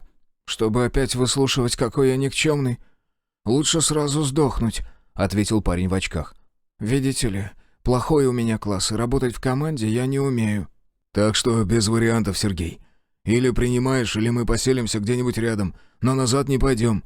Я без Саши не уйду. На испытательный срок в Романовку вас отправлю». Тут же принял я решение, понимая, что тем самым решу сразу несколько проблем. А этого надо бы отправить куда-нибудь, только рану забинтовать хотя бы. «Я могу прямо сейчас это сделать», — ответил Титов. «Кровотечения не вижу. Похоже, ему там все прижгло. Чем это ты его так приложил?» «Артефакт у меня, двойного назначения», — соврал я, похлопав по предплечью. «Может, все-таки позвать нашего лекаря?» За следующие пару часов произошло многое. Во-первых, локацию космопорта покинул Геннадий. Злой, сулящий на нас кары небесные, он все же забрал смартфон, на который я записал Сизову встречное сообщение. Политессы не разводил, сказал майору все как думал. Доверие мое он утратил, как и уважение, а потому в ближайшее время я не планировал налаживать с ним контакт. Во-вторых, состоялся разговор Титова с Цандрой. Ох, и ругалась она, когда выслушала Юру. «Ты идиот!» — раздались хлесткие, жалящие слова из уст женщины. «Надо было сразу уходить. Зачем помогал Сизову? Чем ты обязан ему? Он даже не твой командир, если разобраться. Ты же опер. Как можно быть таким тупым?» «Я ему обязан, Саша. Тем, что он увел меня из-под влияния клеща». Титов тоже не церемонился, говорил на повышенных тонах. «Сейчас бы ни тебя, ни меня не было бы. Бегали бы два измененных по городу». «То, что мы живы, не заслуга Сизова. Парторг спас меня, не майор. И ты стал игроком не потому, что начальство так захотело. Ведь шагнул в портал, потому что желал спасти Землю, так? Ну и какого хрена теперь приплетаешь сюда Сизова?» «Саша, но ведь ты же знаешь его. Он нормальный мужик». «Был, до того, как пришло упорядоченное. А теперь майор пойдет по головам, не считаясь ни с кем. Его так учили. Он же не оперативник, а силовик». «Да откуда мне было знать, что у вас тут?» Юра развел руки. «Все хорошо? Я вообще думал, что вы последний хрен без соли доедаете». «А летчик тебе на что?» — парировала Титова Цандра. «Да никто не дал мне поговорить с ним. Сразу мужика забрали в научный отдел, а после вообще в аэропорт увезли». Слушая перебранку двух игроков, я параллельно с двух экранов отслеживал их лица. И все больше склонялся к мнению, что оба ругаются искренне. Ну не было в их словах, жестах, взглядах фальши. Нет, Юрий точно нормальный мужик, без подвоха. А вот парень в очках весьма мутная личность. Ну да ничего, есть у меня одна задумка, как выводить на чистую воду шпионов. И упорядоченное мне в этом поможет. «Командир, Гризли с охотниками вернулся», — сообщил мне Мидас, отвлекая от просмотра. Да уж, выбрал мой брат игровой ник весьма звучный. «Все оружие собрано, автомобили с дороги сброшены. Я уже провел необходимые замеры. К завтрашнему дню разработаю систему блокировки. Единственная проблема — материал для строительства, придется его где-то раздобыть». «Придумаем что-нибудь», — ответил я, сам про себя решил, что пора бы уже зачистить не только Романовку, но и Сенцовку. При допросе пленного мне удалось узнать, что они туда даже не совались, потому как в селе находилось несколько сотен измененных. Я еще тогда понял, откуда на аэропорт вышла та здоровенная стая. А ведь поначалу думал, что твари пришли из города. Но нет, видимо, вся эта орава покинула село по проселочной дороге, а когда вышла на трассу, двинулась в обратном направлении. И это тоже настораживает. Почему в этом направлении? Что их остановило? «Мидас, можешь прекращать наблюдение», — распорядился я, после чего покинул комнату, когда-то используемую местной охраной. Есть у меня парочка вопросов, которые я хочу задать Титову. «Командир, вы с новой локации доставили технику местного производства. Могу я узнать, как ее использовать?» «Да там все просто, Мидас», — ответил я, двигаясь по коридору в направлении зала ожидания. «Трактор и грузовик могут водить только люди. Еще у нас теперь есть пилорама, а значит, мы сможем заниматься строительством. Но пока что это меня не интересует. Похоже, единственный возможный союзник на этой планете слишком поверил в себя, и теперь в его планах подмять под себя весь клан Урал. Ну да ничего, разберемся». «Сергей, наконец-то ты пришел!» Юра, заметив меня издали, даже улыбнулся. Еще бы, ведь Цандра не станет его отчитывать в моем присутствии. «Цезарь, ответь мне вот на какой вопрос. Майору удалось связаться с кем-нибудь из байкерского клуба. Может, он отправлял туда своих людей?» «Нет, конечно. Они даже близко к городу не приближаются. Все силы сосредоточены на зачистке поселка и воинских частей поблизости. Ну, ты, наверное, знаешь, с той стороны города ПВОшники стояли и мотострелки». «Опа!» — произнес я. «Значит, Сизов скоро станет владельцем тяжелого вооружения?» «Да какой там скоро? Еще не одну неделю потратит, чтобы очистить все окрестности. И город к его поселку гораздо ближе, а оттуда уже потянулись небольшие стаи измененных. Скоро и к тебе наведаются». «Пусть приходят», — ответил я, усмехнувшись. «Моим людям как раз нужны очки, чтобы стать сильнее». «Командир, что ты намерен делать с этим недалеким человеком?» — вмешалась в наш разговор Цандра. «Цезарь поедет с помощником в Романовку. Село зачищено, оружие и продукты мы им дадим с собой, как и средства связи. Пусть делом докажут свою полезность. Юра, у тебя как с кристаллами? Есть в наличии?» «Два простых найдутся, если ты о возможности переместиться в другой мир и вернуться», — ответил Титов. «А вот у очкарика ничего нет, в этом я уверен». «Юра, присмотри за ним». Тихо, чтобы услышали только Цандра и Цезарь, произнес я. «Не нравится он мне. Слишком странный». «Сделаю, это я умею», — кивнул Титов. «Я так понял, принятие меня в клан — дело уже решенное?» «Нет, ты на испытательном сроке», — повторил я. «И сегодня же отправишься вместе с Аркадием в локацию Романовка. Чтобы не путаться там, возьмете с собой Ваську. Паренек бойкий объяснит, где и что находится. Покажет самое защищенное место, где воду набрать и остальное по мелочи. Да, Юра, мне нужно знать место, где вы вышли из портала. Не хочу, чтобы рядом шастали люди Сизова. В километре от городской стелы.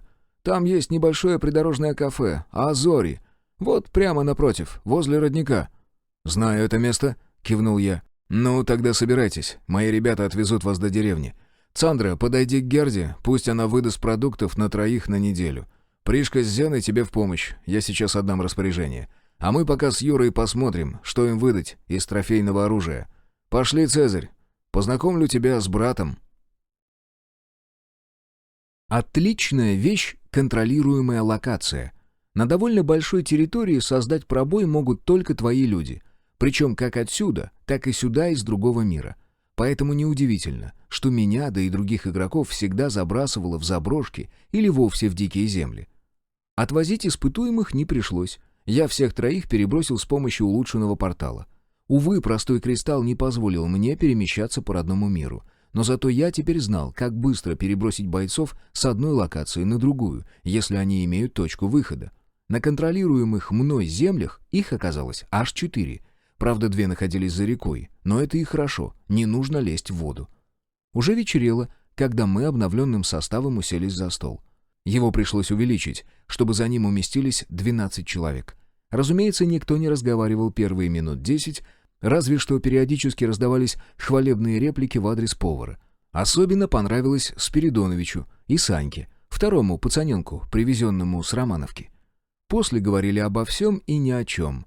Я специально запретил поднимать важные темы. Пусть сегодня все отдохнут. А о делах мы с Мидасом подумаем. Еще подключу Полину с Пришкой.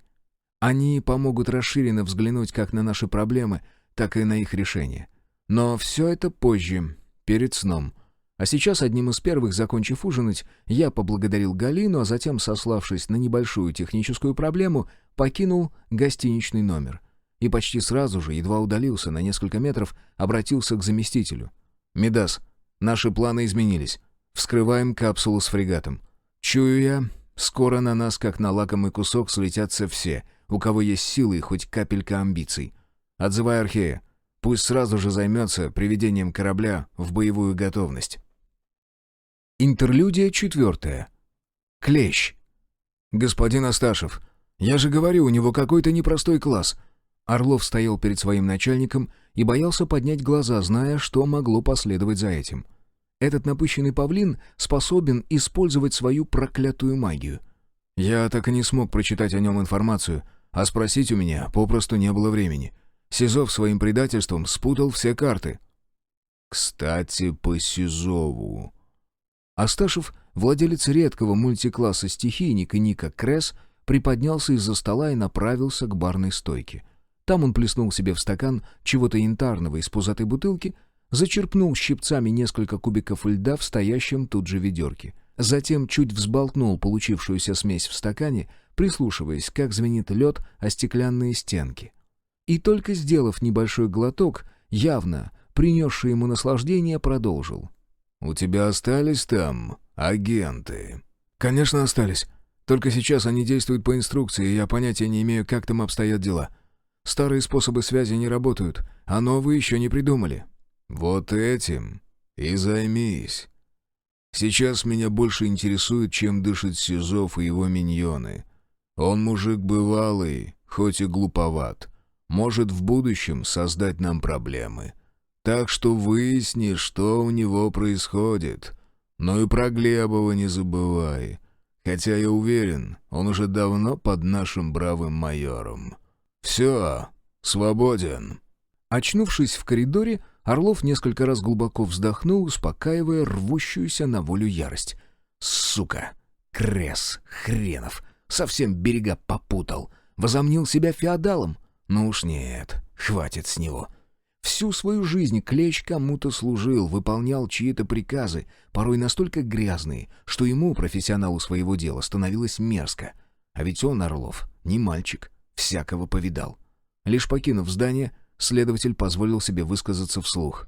«Зря ты так со мной. Теперь мои услуги стоят гораздо больше, чем несколько купюр в конверте». Глава 12. Ограничения, требования, да сколько можно? «Командир, я уже говорил, что разблокировка может нарушить целостность посадочного поля», — напомнил Мидас. «Ничего, заделаем. У нас теперь все для этого имеется», — ответил я, продолжая шагать по тоннелю. «Надо будет, распилишь самолет и соорудишь из него разводной свод над кораблем. Я больше не буду оттягивать, хватит. Ты сам видел, что вокруг одни враги». Спустившись к перрону, я приблизился к массивной стальной двери, в данный момент закрытой. Но стоило мне близко подойти к ней, раздался щелчок, затем звуки запорного механизма и, наконец, тяжелая створка чуть приотворилась. Ухватившись за массивную ручку, я потянул ее на себя. Надо же, и где только Мидас раздобыл такую дверь? Внутри в хранилище ничего не изменилось. Капсула стояла на месте, как и светящийся символ, куда я должен был прислонить руку. Что ж, сделаю это. Ладонь легла на холодный металл метки. Секунда, вторая, а затем... Консервационная капсула ВКФ Брэдсиза, редкий ранг. Идет считывание ключ-маркера. Ключ принят. Звание старшего офицера ВКФ Брэдсиза подтверждено. Игрок Парторг. Разблокировано третье звено наследия Брэдсиза, эпический ранг. Третий шаг. Ответственность. Награда. 5 редких и 3 эпических кристалла, 130 КСО, плюс 2200 к прогрессу уровня. Игрок Парторг. Ты получил доступ старшего офицера ВКФ Брэдсиза к фрегату Рихор. Запущен протокол. Расконсервация вспомогательной капсулы. Рекомендуется покинуть помещение всем, кто не имеет защиты выше редкого ранга. Запущен отсчет. 1.59, 1.58, 1.57. Как и в прошлый раз, я спешно покинул помещение, прикрыв за собой дверь. Черт, надо бы обзавестись чем-нибудь вроде скафандра, имеющего хотя бы эпическую защиту. Бум! Раздалось за дверью. Ну вот, капсула вскрыта, назад пути нет. Придется принимать командование над кораблем, так сказать. Черт, да я о таком когда-то мог только мечтать. Настоящий космический корабль. И плевать, что он размерами не внушает. Уверен, он весьма вместителен, и с таким козырем в рукаве можно нагнуть любого, кто попытается навязать нам свою волю. Ну, это в случае, если по космопорту не ударит чем-то серьезным. Тогда ни корабль, ни что-либо еще не поможет. «Командир, через минуту можно будет входить», — сообщил Мидас. «Газ из капсулы почти весь вытянуло во второе помещение. Там свод выше». «Все предусмотрели инженеры Брэдсиза», — усмехнулся я. «Умели строить. Кстати, что думаешь, скоро мы сможем установить мне нейросеть?» «Все зависит от того, насколько корабль пострадал во время хранения. Все же прошло довольно много времени, но, думаю, через час узнаем наверняка. Я уже направил в хранилище все 3 модуля Архея и сам прибуду через минуту. Да, придется на время остановить все работы. Впрочем, самое важное мы уже сделали. К тому же завладели игровой техникой, на которую я уже думаю, какие улучшения можно установить. Хотелось бы получить полноценный двигатель, работающий от эргов, потому что с местным топливом скоро возникнут проблемы». «Тоже думал об этом», — согласился я. 2 200-литровые бочки дистоплива — это на 2-3 раза съездить в город. Или несколько дней поработать здесь, на тракторе. Ладно, минута уже прошла, так что я вхожу. В первом помещении было светло, как днем. Капсула, раскрывшись, сформировала большую овальную платформу, заняв фактически все пространство от стены до стены. По краю платформы располагались софиты, направленные на черный, поглощающий сам свет борт фрегата. Я ожидал, что он будет гораздо меньше, но ошибся. Около 40 метров в длину, с сужающимся к носу корпусом и широкой, 16 кормой. Высота корабля колебалась от 7 до 5 метров. Но самое главное, что привлекло внимание, это ярко-оранжевый треугольник посередине борта, внутри которого шел отчет, а времени оставалось немного, чуть меньше 3 минут. Опять система самоуничтожения. Немедля я двинулся вперед, на ходу снимая перчатку, и едва приблизился к борту, тут же коснулся поверхности треугольника. Секунда ожидания, а затем перед глазами вспыхнула строка сообщения. Ключ-код принят. Майор Парторг, добро пожаловать на борт. Реактор активирован. Протокол диагностика активирован. Время полного тестирования всех систем — 12 часов. Необходимо посетить рубку управления для инициации бортового искусственного интеллекта. Металлический лязг, серия щелчков, а затем к ним присоединился звук шипения. Это начал медленно открываться люк в борту корабля, внутрь которого ворвался воздух. Я дождался, когда тяжелая створка опустится на платформу, и первым шагнул внутрь. 3 ступени по аппарели и еще 10 по широкой в 1,5 метра лестнице до тамбура. Из него вело 3 двери, 2 по сторонам узкие и 1 прямо, широкая. Миновав двери, прошел еще 3 метра по короткому коридорчику и оказался в осевом тоннеле, пронизывающем судно. Со стороны кормы 2 врат, помеченные надписями «Реакторный» и «Грузовой отсек».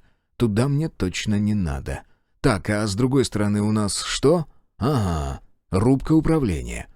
Пока шел в нужном направлении, машинально читал, что написано на боковых дверях. Каюта десанта, 4-местная, напротив еще одна. Дальше офицерская, 2-местная, таких аж 4, а вот и одиночные для капитана и старшего помощника. Здесь все, осталась только рубка.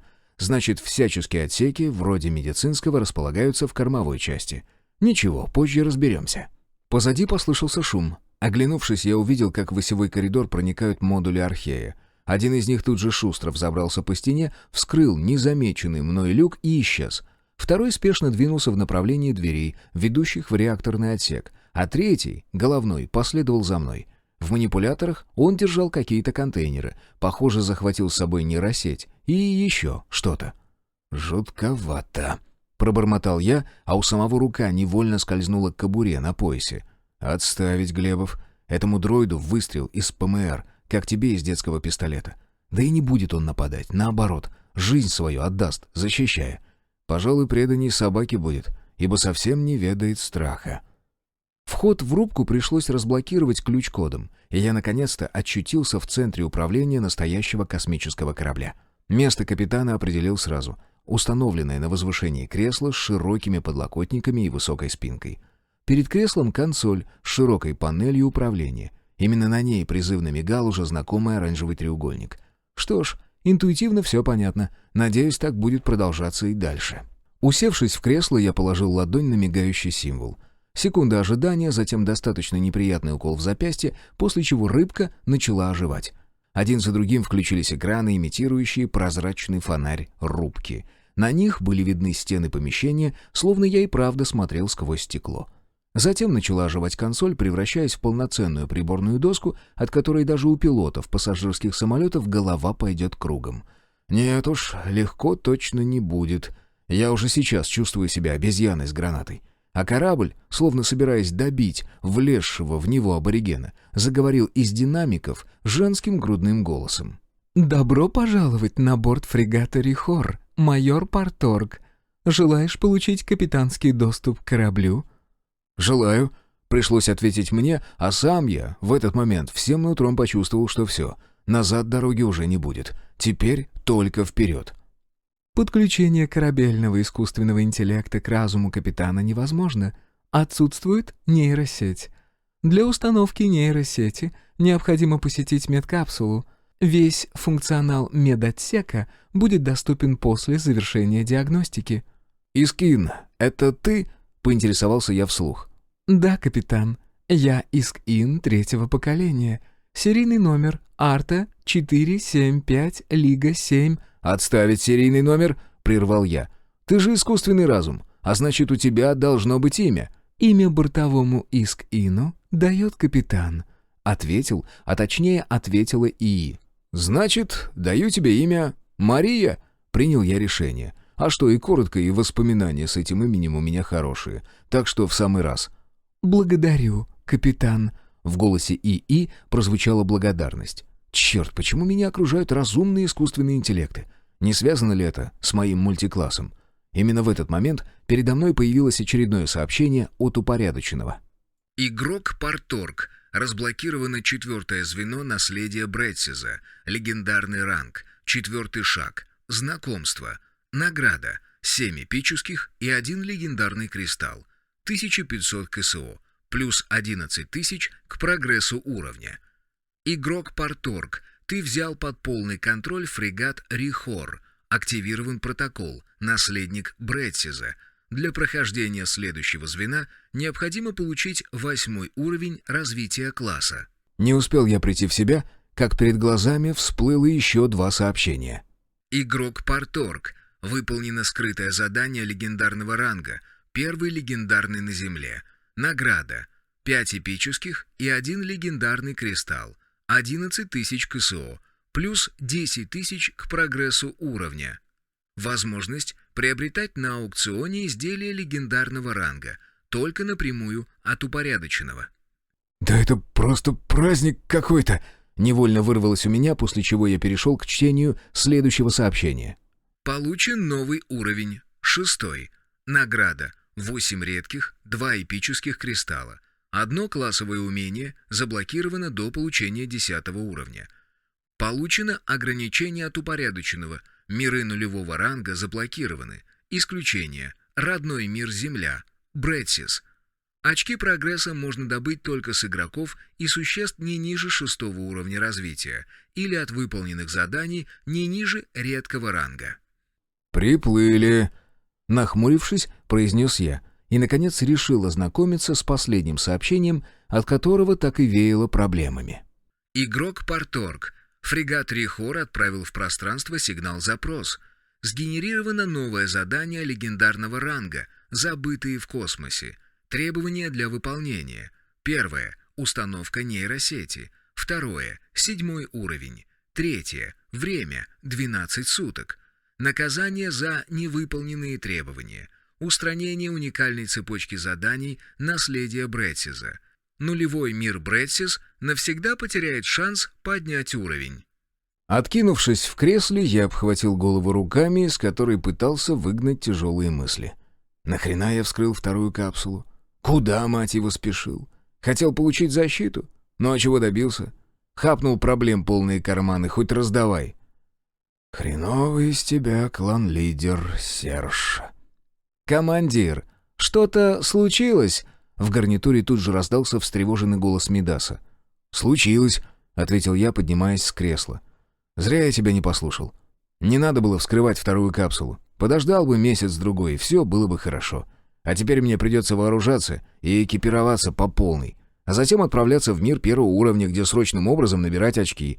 Правда, сначала придется установить нейросеть. Черт, целый день потеряю». «Твое присутствие еще требуется на борту», — уточнил заместитель. «Если нет, то приходи в центр управления космопортом. Обсудим». «Это само собой». Я кинул взглядом рубку управления, задержался на модуле Архея, по-прежнему удерживающего контейнеры с нейросетью. «Ладно, разберемся». «Мария, ремонтный комплекс Архея полностью под твоим контролем. Надеюсь, он справится со всеми неполадками, если таковые обнаружатся. Я сейчас уйду, но если понадобится мое присутствие, то гарнитура и визор всегда со мной. Обращайся». «Хорошо, капитан», — ответила ИИ. «Да, обращайся ко мне, командир. Так будет меньше путаницы», — поправил я Марию. «Все, я пошел». «Заходи», — пригласил меня Мидас, расположившись в центре управления возле 2 металлических шкафов с приборами. Он уже подключился к ним вспомогательными манипуляторами. «Что делаешь?» — поинтересовался я. «Выяснял, выдержат ли системы космопорта подключение к реактору Рихора. Если он будет задействован на четверть от своей основной мощности, то все продолжит работать без последствий, но со значительным усилением». Мидас отсоединил один из манипуляторов. «Осталось пробросить несколько кабелей, и я смогу защитить всю подконтрольную нам территорию, за исключением локации Романовка». «Что у нас по производству?» — уточнил я на всякий случай. Создано по 10 запасных единиц АКР и ПМР, 120 пистолетных патронов и 1000 автоматных. В настоящий момент производство остановлено до дальнейших распоряжений от старшего офицера, то есть от тебя. Занимайся пока подключением к реактору и вытащи уже этот долбанный локомотив на поверхность. Завтра понадобится». Я умолк, чтобы сформулировать то, что хотел сказать. «Завтра попытаюсь поднять по линии или Дарку уровень. Им немного осталось до получения 5-го». «Чтобы кто-то мог работать с аукционом», — понял ход моих мыслей Мидас. «Разумно». «А то. Да, во время моего отсутствия старшим остаешься ты, но формально это будут Полина и Михаил. Делай вид, что выполняешь их приказы, но если начнет происходить что-то серьезное, бери все под свой контроль. Твоя главная задача — сохранить в целости аэропорт и жизни всех людей, что являются членами клана «Урал», а также наших гостей, присутствующих в терминале и находящихся в Романовке. И отдельным пунктом не пускать никого в подземную часть. Хочешь протянуть кабель от фрегата, пробей для него отдельное небольшое отверстие, а дверь закрой наглухо, чтобы к кораблю никто даже случайно не приблизился. Незачем им знать такое. «Командир, ты не доверяешь своим соклановцам?» — поинтересовался помощник. «Почему же? Доверяю. Только Рихор — это не просто секрет. Он несет вместе с собой огромные проблемы, и я не хотел бы ими делиться». «Я понял, командир. Спуск вниз будет заблокирован для всех, в случае чего буду ссылаться на запрет, установленный тобой». «Вот и правильно. Так, я сейчас поднимусь, переговорю с Полиной, Прикшей, Михаилом и Дарком. Затем выставлю излишки оружия на аукцион и постараюсь добыть себе обмундирование эпического ранга. На остатки приобрету разные полезности для клана. Кстати, ты говорил про двигатель, работающий на основе аргов. Постараюсь взять такой, для мотоцикла. Вообще надо его апгрейдить по полной. Сдается мне, пешком ходить по мирам первого уровня не принято. Сейчас только достану все запасы из хранилища». «Сосредоточь все внимание на защите и атаке. Остальное вторично», — посоветовал Мидас. «Ну и найди что-то, что позволит тебе быть скрытным». «Я подумаю. Ладно, просчитывай, как лучше протянуть кабели и скорее вытащить бронетранспорт. Можешь для этого подключить людей и трофейную технику. А мне следует поспешить. На улице уже ночь. Похоже, опять не высплюсь». Михаила пришлось выдернуть из дозора. Остальных поднял прямо из кровати. Оказалось, что я прилично задержался, и все давно легли спать. «Сергей, ты что, совсем не устаешь?» — поинтересовалась Полина, раздавая всем кружки с горячим кофе. «Спишь меньше всех, но выглядишь гораздо лучше любого из нас». «Да? А я думал, что похож на ходячего мертвеца?» Усмехнувшись, добавил. «А вообще спать хочу так, что боюсь лишний раз моргать». «Серега, ты нас собрал с какой целью?» Михаил, похоже, переживал, что пацан, которого ему дали в напарнике, уснет, или еще хуже, уйдет шариться по терминалу и вляпается куда-нибудь. «Дело обстоит следующим образом. У нас целые сутки, чтобы кто-нибудь из вас получил 5-й уровень. Затем я покину вас, возможно, на несколько дней. Причина таких изменений в наших планах. Я взял 6-й уровень и получил уникальное задание от упорядоченного. Если не выполню, скорее всего, погибну. Так что слушайте и запоминайте. Полина и Михаил остаются за старших, но подчиняются Мидасу. Он опытный, в одиночку успешно руководил обороной космопорта целых 14 лет. Так что не смотрите, что он искусственный разум». «Может, тебе понадобится помощь?» — поинтересовалась Полина. «Я бы с радостью взял с собой всех вас, но упорядоченное просто не пропустит тех, у кого уровень ниже 6, — соврал я. А то получат 5-й и начнут проситься со мной. Нет уж, и так проблем хватает. Так что вам придется ждать. Ну а мне готовиться к нашему завтрашнему выходу в город. Все, можем расходиться. Самое важное до вас донес». Дарк и Михаил ушли первыми. Пришка, переглянувшись с Полей, подмигнула подруге и тоже вышла. Остались только мы с девушкой. «Сергей, ты что-то не договариваешь», — глядя мне прямо в глаза, произнесла Полина. «Можешь хотя бы сказать, чем мы заслужили твое недоверие?» «Как бы точнее выразиться... Я не говорю вам о многом, не из-за доверия. Всего лишь хочу оградить вас от опасных знаний. Поверь, есть в этом безумии, которое какой-то шутник назвал упорядоченным, такие вещи, о которых лучше не ведать.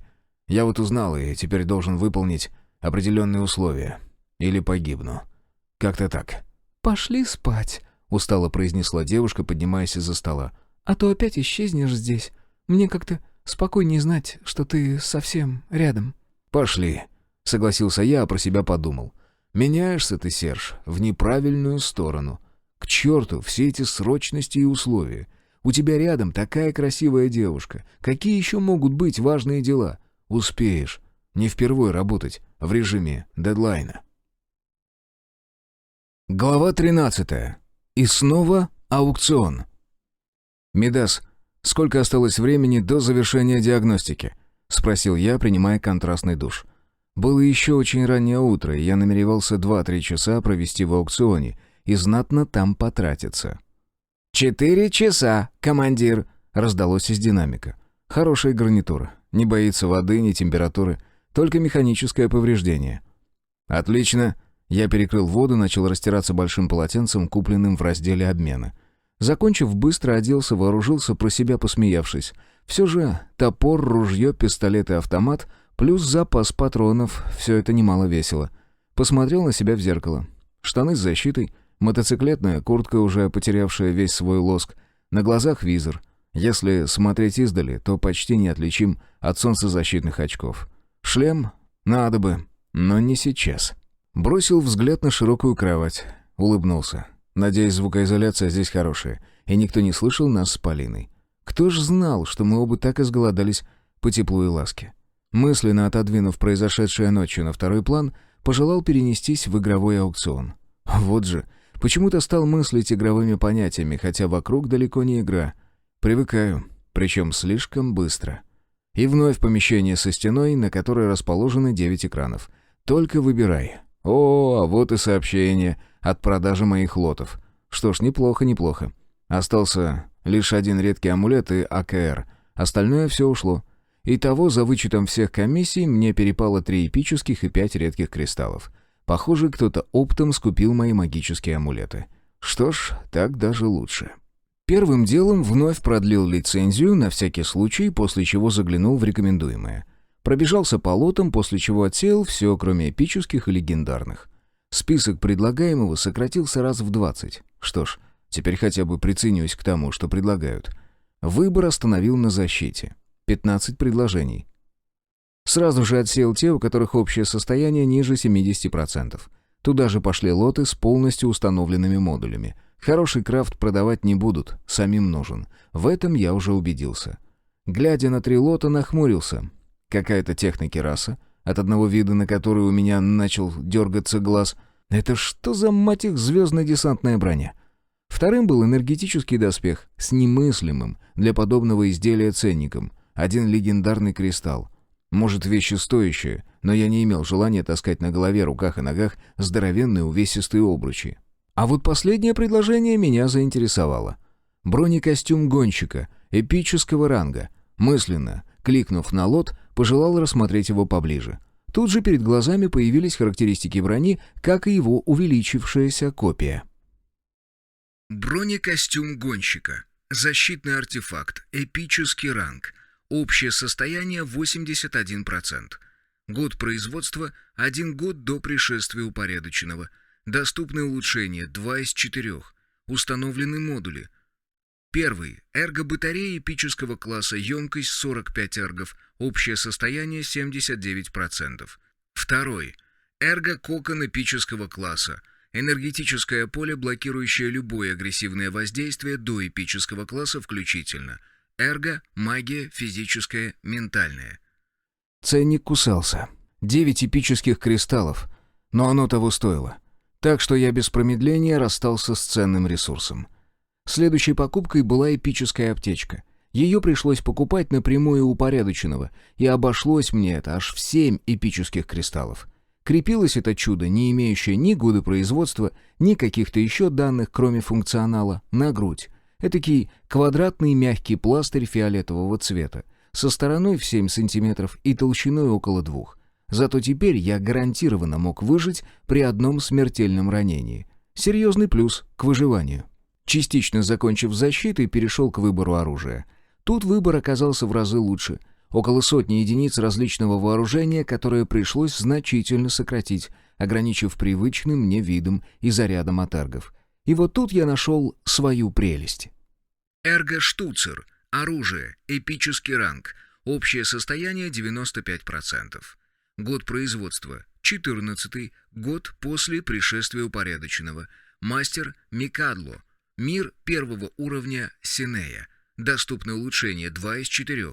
Установлены модули. Первый. Эрго-батарея эпического класса. Емкость 50 эргов. Общее состояние 94%. Второй. Эргономичное ложе редкого класса. Материал синейский мрат. Ценник был под стать бронекостюму. 8 эпических кристаллов. Но я расстался с ними без сожалений, став счастливым обладателем оружия. Все, пора переходить в мастерскую, чтобы улучшить свои покупки установленными модулями. Далее я приобрел еще 2 эрго-батареи и 2 модуля. Проводник, повышающий скорострельность моего штуцера, и охладитель, нейтрализующий перегрев ствола. Все эпического ранга. За эти приобретения пришлось отдать 77 редких кристаллов. Подумав, вдобавок приобрел 2 модуля искажения пространства. Итого, вместе с предстоящей установкой части покупок на штуцер и костюм, считай, потратил еще 7 эпических кристаллов. Пришло понимание, я слишком замахнулся на дорогостоящие покупки. Из всех моих активов осталось всего ничего. 4500 КСО, 2 легендарных кристалла, которые я хотел оставить в хранилище, 8 эпических и 1 редкий. 92 улучшенных я не считал. Черт, а ведь хотел еще приобрести двигатель для мотоцикла. Придется раскошелиться. И вновь поиски. Пересмотрев с десяток предложений по двигателям, я остановился на одном, который подходил по размерам, а главное считался универсальным. То есть его можно было поставить на любую технику. Вот только цена в 9 эпиков была явно завышенной. К черту! Проведя ревизию, обменял все доступные у меня простые и улучшенные кристаллы. В итоге получил на выходе нужную сумму и потратился. На балансе осталось 19 простых, 8 улучшенных, 0 редких и эпических и 2 легендарных кристалла. Ничего, зато вроде все приобрел, что хотел. К тому же на штуцер установил охладитель и проводник. Тоже сделал с бронекостюмом, увеличив энергоемкость и добавив искажения. В активном состоянии этот модуль сделает меня невидимым для всех, кто не обладает средствами обнаружения эпического ранга. Последней моей покупкой было 2 дрона и визор для их управления, все редкого ранга, и обошедшееся мне в 2500 КСО. В дополнение потратил еще косарь игровой валюты на редкую аптечку. Итого у меня осталось 1011 КСО на всякий случай. Мало ли, вдруг в мире первого ранга кругом сплошная цивилизация, а там без денег меня посчитают антисоциальным элементом и сразу же грохнут. Удовлетворенный своими действиями, я уже собрался выходить, когда мне пришло сообщение о покупке последнего амулета, принесшего 4 редких кристалла. Ну вот, я переживал. А оно все само разрешилось. Очутившись у выхода из спальни в окружении покупок, подумал про себя, если вот так кто-то мимо проходить будет, это ж сердечный приступ можно получить. Нет, Серж, надо для подобных действий выделить конкретное помещение. «Так и знала, что ты полез в свой аукцион», — раздался из душевой голос Полины. Девушка, уже одетая, вышла ко мне навстречу. «Что купил?»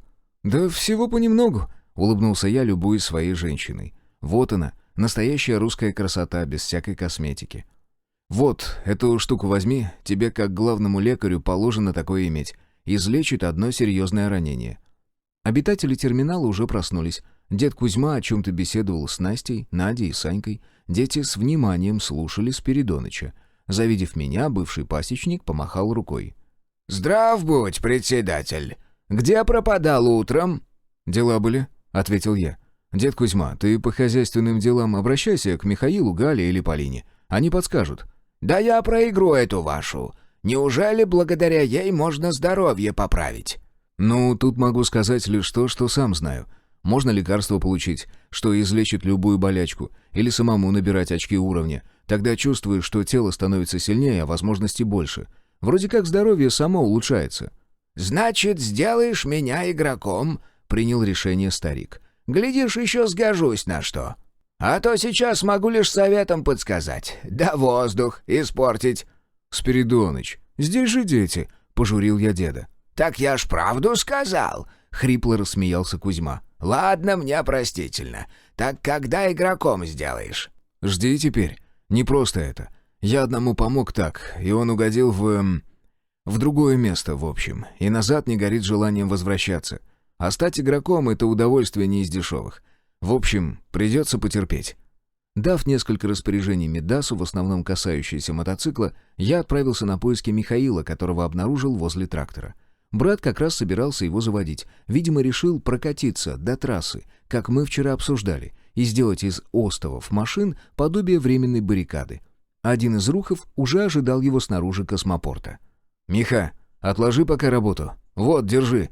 Я протянул брату очки-визора и дрон, похожий на ту самую пресловутую летающую тарелку. «Освоишь, будет у нас воздушная разведка, а это весьма нужное дело». «Да ладно!» — обрадовался брат. «Всю жизнь мечтал о такой игрушке. Да все как-то времени не было. Как она работает?» «Читай инструкцию», — улыбнулся я. «Дальность полета от места привязки до 2 километров, высота до 300 метров, время нахождения в воздухе без подзарядки около 5 часов. Могло быть, конечно, и лучше, но этого, я думаю, вполне достаточно, чтобы провести разведку местности и не влететь в засаду». «Разберемся!» Михаил уже нацепил на глаза визор и сейчас пытался разобраться с управлением. «Ух ты! Он что, выполняет голосовые команды?» «Как-то так, да...» Я похлопал брата по плечу. «Миха, я сейчас отлучусь на некоторое время.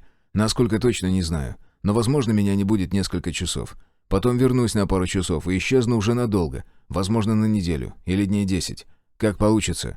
«Ты же предупреждал уже об этом!» Брат снял визор и уставился на меня вопрошающим взглядом. «Ну договаривай уже, не молчи!»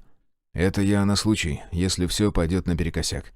Если меня не будет дольше 11 дней, вам придется временно уйти отсюда. Мидас скажет, как далеко и на какое время». «Серый, ты не пугай так!» Приблизившись, брат похлопал меня по плечу. «Если ты в этом звездеце смог так хорошо устроиться, то у тебя и дальше будет все отлично, а значит и у нас». «Хотелось бы верить». Я выдавил из себя улыбку. «Если все получится, то мы обретем силу, с которой будут считаться все на нашей планете. Но если что, я тебе ничего не говорил. Все, мне пора». «Серый, не знаю, что ты прячешь в подвале, но это что-то весьма опасное». «Дракона прячу, неприрученного», — ответил я. «Все, братиш, я пошел. Мне еще Мидасу надо дать задание на ремонт мотоцикла». Заместитель лично прибыл в ремонтный цех, чтобы проконтролировать установку модулей на мотоцикл. До окончания диагностики осталось чуть больше часа, и я хотел завершить все свои дела с экипировкой. «Ну, как успехи?» — поинтересовался я, входя в помещение. «Пришлось отвлечь один из модулей ремонтного комплекса», — ответил заместитель, удерживая обоими манипуляторами какую-то пластину. Один из ремонтных дроидов в этот момент накалял ее чем-то, отдаленно похожим на газовую горелку. «Установка прошла успешно, как видишь, а вот соединение с другими модулями в единую сеть пока застопорилось». «Думаю, вы справитесь», — приободрил я разумного дроида, хотя вспомнил о другом. «Черт, мне же необходимо будет все модули еще и активировать, а это, считай, еще 7 эпических кристаллов. И где их взять? Опять придется продавать что-то ненужное. Хотя у меня уже скопилась куча оружия, а вот боеприпасы нужно передать товарищам. Им они точно понадобятся. И продолжать их делать. Мидас, где находится недавно изготовленное оружие?» Пока мне создавали новый байк по образу и подобию старого, я успел купить время на аукционе и выставил на продажу 7 ПМР и 9 АКР. Так вышло, что у них сразу шли установленными все 3 модуля, и это не могло не радовать. Цена за подобное оружие была значительно выше, поэтому я рассчитывал, что нужное число кристаллов наберется быстро. Вернувшись, продолжил наблюдать за созданием новой техники. Новый двигатель и модуль искажения заняли место там, где когда-то был старый мотор. Да, места они занимали вдвое меньше, что радовало. Бензобак превратился во вместилище эргобатареи. Все остальное осталось прежним. Ну вот, считай, готово. «Все, закончили», — сообщил помощник. «Осталось активировать модули и испытать, чтобы знать максимальную скорость и дальность хода без подзарядки». Это позже. Мне уже пора выслушать доклад от Искина фрегата. И если все хорошо, устанавливать нейросеть. Кстати, как долго продлится процедура? «У меня нет подобной информации, командир», — в голосе Мидаса послышались виноватые нотки. «Но, думаю, не дольше суток». Хорошо бы. Спуск в подземелье мне преградила Пришка. С ней вместе, укрывшись за спиной иномерянки, были Настя, Надя и Санька. Вот же ж, надо бы плотно занять детей, чтобы не натворили чего. «Командир, Пришка шагнула вперед. можно нам сходить на реку? Санька обещал научить нас рыбачить. Мы свои дела уже сделали, до вечера свободны». «Такс», — нахмурился я, — «а плавать все умеют?» «Они меня обещали научить», — ответила моя приемная дочь. «Так я и думал». Коснувшись гарнитуры, произнес: «Цандра!» «Слушаю, командир». Тут же прозвучал ответ: «Отвлекись от своих дел. Нужно сопроводить детвору к речке. Проследи, чтобы соблюдали технику безопасности, и начни учить Пришку плавать. Пригодится». «Через 5 минут буду ждать их у входа», — ответила бывшая оперативница. «Хорошо». Я вновь коснулся гарнитуры, а затем ткнул пальцем в старшую племянницу. «Юми, а у вас у всех есть купальники?» «Да, дядь Сереж, на самолете столько много вещей было, нам на несколько лет хватит», — ответила Надежда. «И еще мы спасательные жилеты с собой возьмем». «Ну тогда ждите у входа Цандру», — улыбнулся я. «Да, можете пока посмотреть, как Михаил учится управлять дроном». Всю компашку как ветром сдуло. Да уж, сейчас у них сильно интересы поменяются, как и у всех выживших. Ничего, главное, чтобы не утратили желание жить. Пройдя через двери, я убедился, что они закрылись за мной, и двинулся по тоннелю. Добравшись до спуска к подземной станции, с удивлением обнаружил, что тут все изменилось. Похоже, Архей закончил помогать эскину фрегата и вновь занялся локомотивом, вытащив его не только из тоннеля, но и почти поднял на поверхность, проложив направляющие лестницы с противоположной стороны от перрона. Вот оно, преимущество роботов перед человеком. Не устают, но и мы не лыком шиты. Вот сейчас установлю нейросеть, и все, держите меня, семеро. Миновав вторую стальную дверь, мимоходом отметил, что из убежища под потолком проходит 2 толстых кабеля.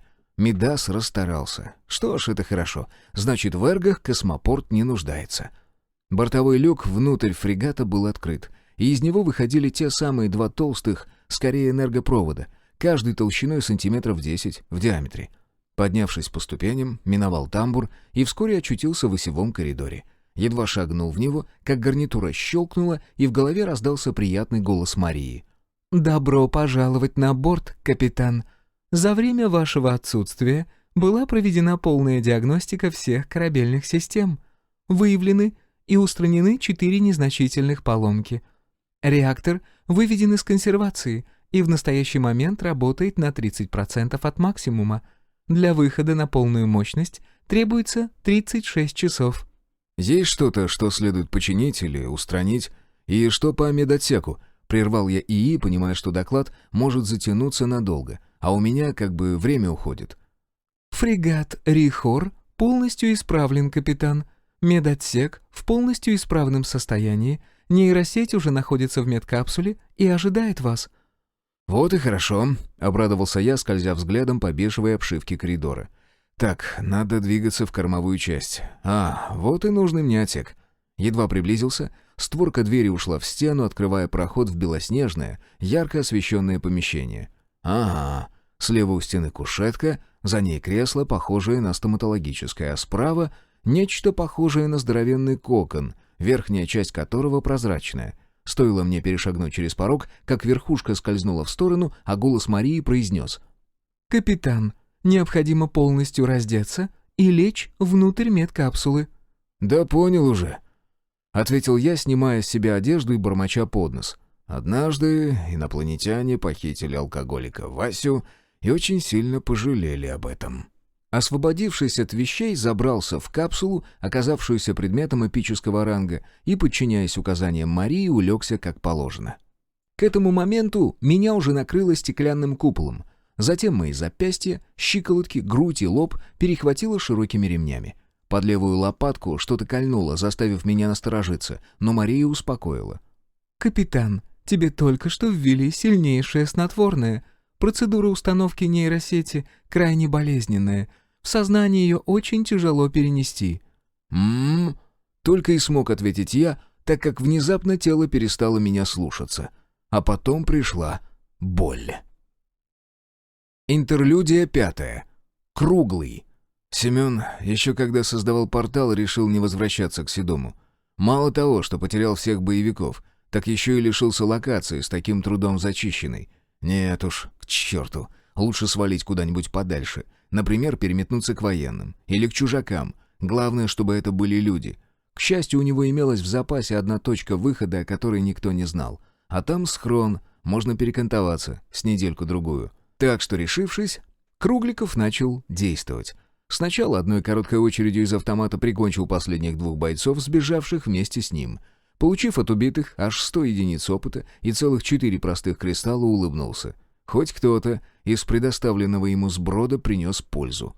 Быстро обобрав трупы, создал очередной портал, ведущий в другой мир, перешел в него и тут же потратил еще один простой кристалл, сделав пробой назад, на землю. Еще несколько шагов, и он вернулся домой. Чтобы сразу очутиться под прицелом оружия. Черт! Да он даже не успел понять, что происходит, когда к его горлу приставили что-то острое, и возле уха прозвучала странная речь, которую он все же понял. «Ты живешь на земле или пришел в гости?» «Живу». Кругликов уже понял, что попал к чужакам, а значит, не стоит дергаться. Лучше показать себя послушным, тогда появится шанс выжить. «Знаешь игрока с ником Парторг?» «Знаю. Конечно, знаю», — обрадовался Семен, понимая, что у него появилась возможность выжить. «Даже знаю, где его искать». «Да ни хрена он не знает. Малиэль», — прозвучала справа человеческая речь. «Врет, лишь бы остаться в живых». «Ну так используй свой дар, Кастиэль. Достань из него правду». Во время странного разговора у Круглого забрали оружие, сняли с пояса все, что там было, и связали руки за спиной. А в следующий момент перед ним появился молодой парень с холодным, полным презрения взглядом. Одет он был совершенно не по-людски. Не одевались так земляне. Но все же это был человек. Более того, черты его лица были знакомы Семену. Слишком хорошо знакомы. Сколько раз он представлял, как стреляет в лоб Глебову. Вот только сейчас перед ним был не сосед Полины, этой дуры, отрекшейся от Кругликова, а его младший брат. Приходилось видеть пару раз этого молчаливого парня. «Вы ищете Сергея?» Переступив через свою ненависть, спросил Семен, про себя ликуя. Вот она, возможность отомстить. Главное, все разыграть как надо. «Ты действительно знаешь Парторга?» Человек в странной одежде отступил на шаг назад. Надо же, у него тоже не видно игрового класса. Как и у Глебова. «Конечно знаю. А ты его брат, я тебя видел как-то. Вот только имя не могу вспомнить». «Этот человек принесет нам пользу», — раздалось возле уха Семена, а в следующую секунду на запястье Круглого защелкнулся металлический браслет. Мужчина сразу понял, что ему нацепили, его надежда сбежать при первом удобном случае растворилась. Ничего, у него богатый опыт выполнять чужие приказы. Он справится и добудет себе свободу. Зато появился шанс отомстить. Ведь он узнал Глебова. Там, на площади Романовки, перед самым бегством, через портал. Глава 14. Мир первого уровня. Сознание плавало в молочном безвремени, не имеющем границ. Боль, целую бесконечность терзавшая мое тело, постепенно стала терпимой, и мне почти удалось перестать обращать на нее внимание. А затем я вновь понял, что нахожусь внутри капсулы. Боль стала стремительно уходить, а вместе с ней начала двигаться и ставшая прозрачная крышка. И тут же в мозг ворвался приятный голос Марии. «Капитан, установка и активация нейросети прошли успешно. Постарайтесь некоторое время не шевелиться, пока боль окончательно не уйдет. Иначе при движении можете потерять сознание».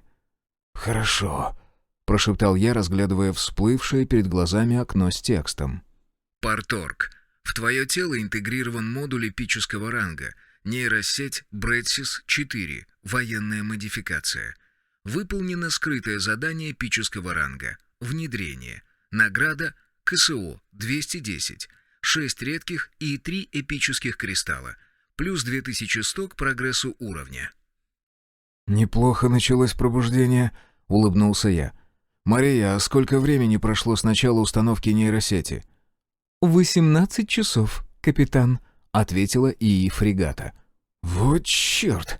От услышанного я попытался резко встать и тут же пожалел об этом. В голову словно молотом ударили. «Ох ты ж! Мария, как долго нужно лежать, чтобы болевые ощущения окончательно ушли?» «Минут 15, капитан. Пока можете проверить возможности нейросети». И как это сделать? «Нужно пожелать вызвать интерфейс», — ответила Иск-Ин корабля. «Затем настроить его под себя». Хм, что ж, попробуем. Я мысленно захотел увидеть интерфейс, и он появился. Игрок Парторг. Мультикласс Эрго. Доступно эргов 105. 100 уникальный накопитель, 5 внутреннее ядро носителя. Прогресс усовершенствования накопителя 9%. Прогресс усовершенствования нейросети Брэдсис 4 военная модификация. 100% нейросети Брэдсис 4 военная модификация. Возможности нейросети.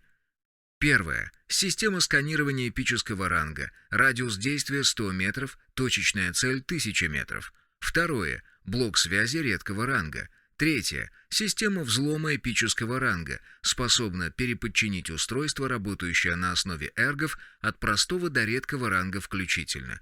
Четвертое. Система сопровождения эпического ранга. До 10 единиц технических устройств. От простого по эпический ранг включительно. Данные. Прогресс 13875 из 30 тысяч. Баланс валюты 1221 КСО. Кристаллы 19 простых, 8 улучшенных, 6 редких, 3 эпических, 2 легендарных. «Мария, что значит сопровождение?» — поинтересовался я. «Капитан, с помощью данной системы ты можешь контролировать Иск-Ины, дроидов и иные технические устройства, которые настроены дружественно. Также она не позволит противнику переподчинить все перечисленное, разумеется, если его ранг не является выше».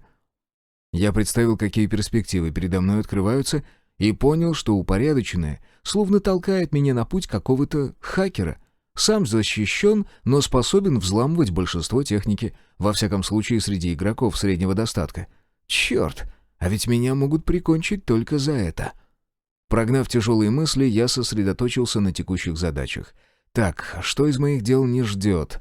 Пожалуй, экипировка. И у меня как раз в запасе еще 5 минут. Хватит, чтобы заглянуть в аукцион. «Мария, не теряй меня!» Предупредил я Иск-Ин и в следующий миг перенесся в комнату с экранами. Тут же пришло сообщение о начислении мне активов. Увы, из всех моих лотов, выставленных почти сутки назад, продалось лишь 7. Гораздо меньше, чем ожидалось. Но 28 редких кристаллов я заработал. Вполне достаточно, чтобы решить мои текущие проблемы. Правда, пришлось конвертировать их, прилично доплатив упорядоченному. Но необходимые 6 эпиков я получил. Жаль только, что из редких остался лишь 1. Но мне хватит. Сняв с продажи оставшиеся лоты, я вернулся в реальность. Осторожно повертел головой из стороны в сторону, затем медленно приподнялся на локтях. Вроде ничего не болит. Коснувшись гарнитуры, чтобы связаться с заместителем, внезапно понял, что могу обратиться к нему напрямую. Достаточно лишь пожелать, и нейросеть сама выберет мне нужного абонента. Удобно, чтоб его. «Мидас, как обстановка?» «Командир, наконец-то!» — прозвучал у меня в голове взволнованный голос помощника. Меня сразу же удивили эмоции разумного дроида, искренние, человеческие. «За время твоего отсутствия было одно происшествие. 2 человека, не игрока, вышли к границе космопорта. Женщина и мужчина, обоим примерно 30 лет. Сказали, что они последние жители из деревни Сенцовка. Прятались в какой-то заброшенной котельной, а вчера отправились на поиски еды. Кузьма Спиридонович сказал, что знает обоих и подтверждает их слова. На общем совете было принято решение временно поселить обоих в поселок для работников аэропорта». «Правильно сделали», — согласился я, осматривая себя. Не думал, что установленная нейросеть проявится на моей коже рисунком, словно у меня появилась еще одна кровеносная система, только сиреневая. «Мидас, я скоро поднимусь, а ты пока что собери в зале совещаний всех, кто не занят чем-то действительно важным. Раздам последние распоряжения перед отъездом». Совещание прошло в урезанном составе. Я, Михаил, Полина и Алексей с Пришкой. Так называемый «костяк клана». Ситуация следующая. Опершись на стол кулаками, обвел взглядом всех собравшихся. У меня имеется 10 суток, чтобы получить 7 уровень. Не успею, скорее всего, умру. «Ну так в чем проблема? Поедем в город на окраине и наберем нужные очки», — нахмурился Дарк. Ему до 5 уровня оставалось всего 2500. Самый прокачанный игрок в клане, после меня, разумеется. «Не получится. После получения 5-го уровня ты не будешь получать ничего с убийства всех, кто ниже, а после 6-го и подавно».